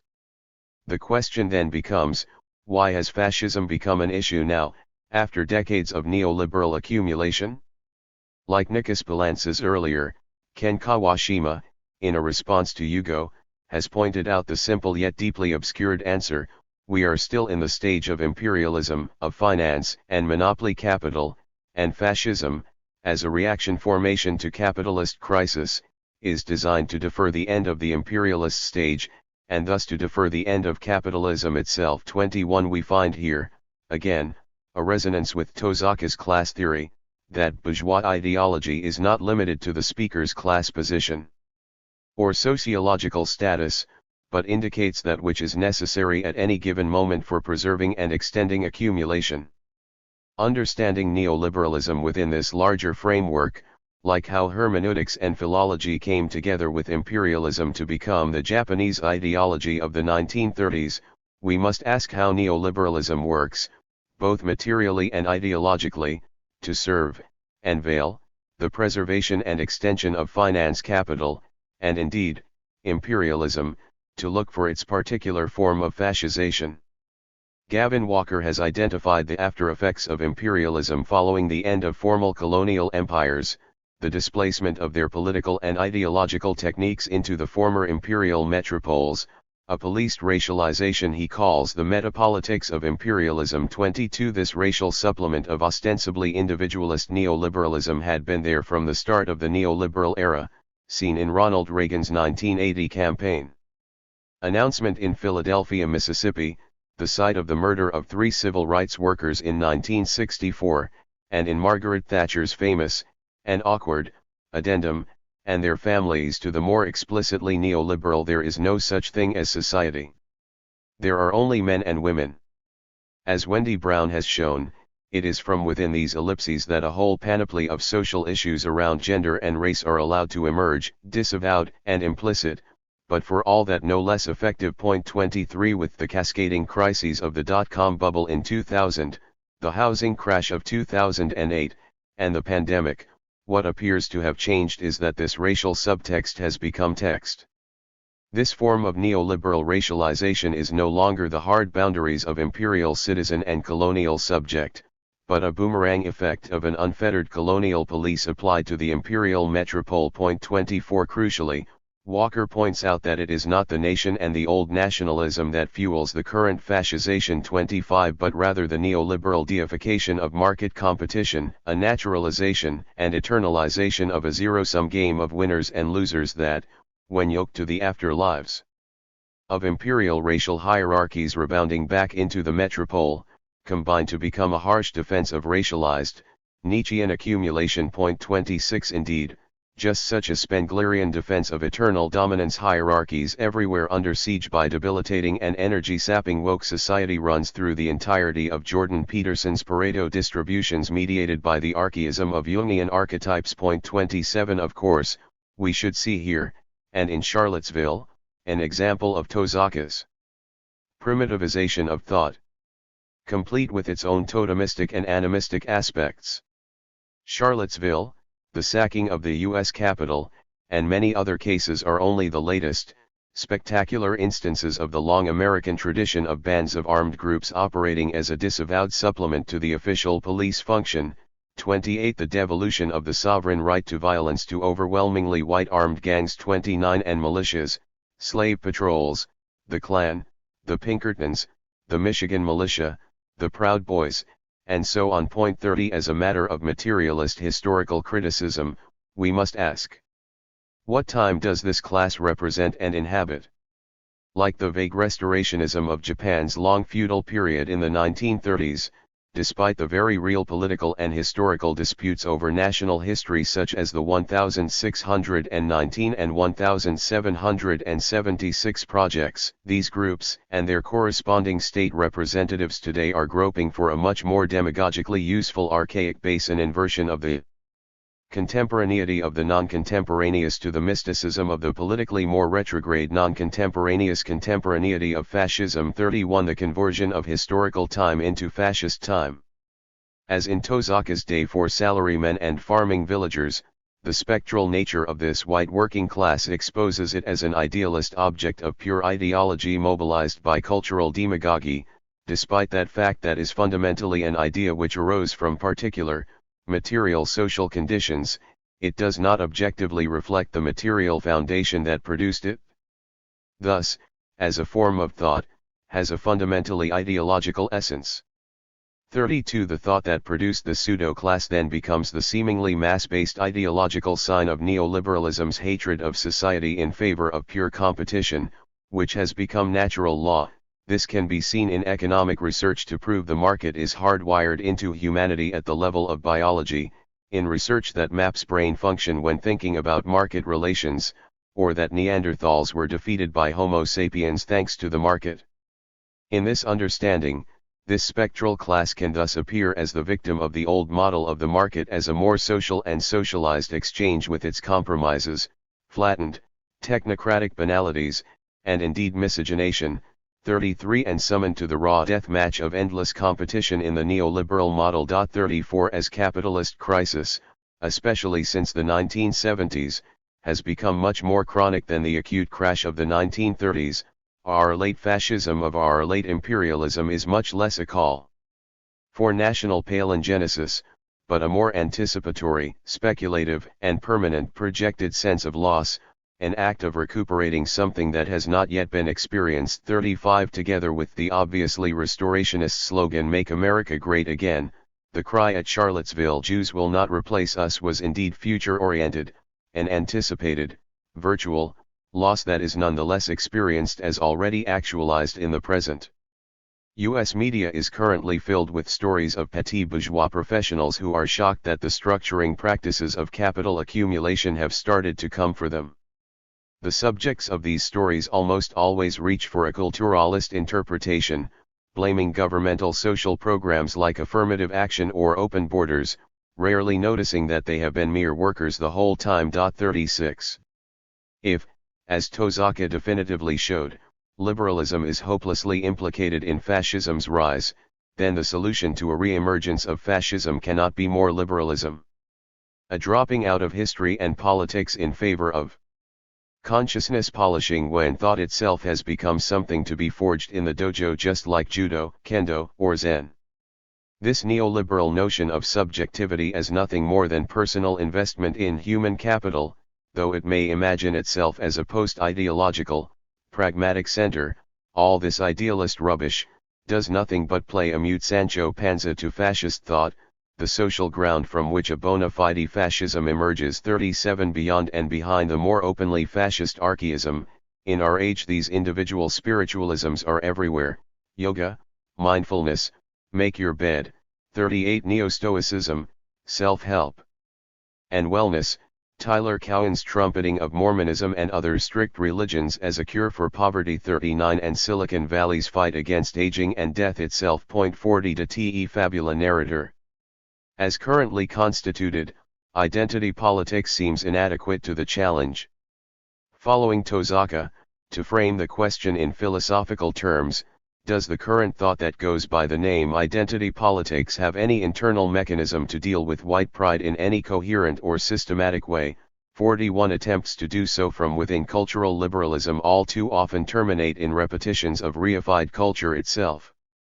To proceed along these lines invariably abandons an actually existing global history in favor of interminable, competing philological projects. Point 42. What is once again required is Tosaka and the Yukon's project, to build an anti-fascist thought able to critique not just the cultural but the social, political, scientific, and economic expressions of reactionary thought within a consistent, organized system of logic and method. The most promising avenue of recent thought is centered on the development of the theory and practice of the conditions of capitalism itself, its production, and importantly its reproduction, so-called primitive accumulation, for it is here that the apparent closed loop of capitalist domination that sidelined much of Western Marxism remains open to history, to politics, and to social revolution. In place of the flat spaces of real subsumption, formal subsumption that focuses on the found historical materials marshaled for capitalist accumulation offers ways of contending with the material and historical base that gives rise to the forms of society that produce both liberalism and fascism. 43. The latter can now be thought of as the ideologically veiled, disavowed repetition of the violence of primitive accumulation in our present. Point 44. It is in the embracing of Tosaka's inescapable material now of everydayness as the historically specific site where primitive accumulation and the daily repetition of the commodification of labor power are lived. The site of the spectacular Unite the Right riot in Lee Park in Charlottesville was also the site of a previous expropriation of the African American neighborhood of Vinegar Hill. And thus also here where, just as Tosaka said, history is theory. The production of an emancipatory politics must start from this base as a way to recapture the political and economic freedoms abandoned by cultural liberalism, to reconnect a cultural freedom to a materialist base. At its best, this is what both Marxism and post-colonialism's interrogation of the national question and the refusal to take the nation as a stable unit of analysis offers. Indeed, only by becoming practical materialists not reducible to an eternal cultural essence may the liberals' cultural freedoms have any chance of survival. In short, it should no longer be a question as to whether or not fascism remains an imminent possibility in capitalism, the ghost in the machine, a ghost whose silhouette may always be glimpsed through social, cultural, and above all, historical critique. As we are still within Tosaka's moment and late imperialism, that method remains Marxist. Far from invoking a fantastic supplement to materialist critique, this fascist specter within capitalism is grounded in theory, theory as the actual, historical development of the laws of motion of capitalist accumulation themselves. It is as simple as dropping the assumption Marx used in Capital that all commodities will be paid at their value in order for him to show that the particular form of the exchange of equivalents dialectically inverts to become exploitative in a society characterized by the commodification of labor power in the production of absolute surplus value. But the potential, and the material incentive to reduce the value of labor power below the level necessary for the reproduction of the worker even down to zero was and is always there, hiding in the light. The historical/theoretical form, the absolutizing of absolute surplus value, goes by many names: necropolitics 45, the return of colonialism to the metropole 46, to formal subsumption. 47, and the name of the ideology that through demagogy enables the disavowed repetition of the violence of primitive accumulation inherent in the production of absolute surplus value in a modern form is fascism.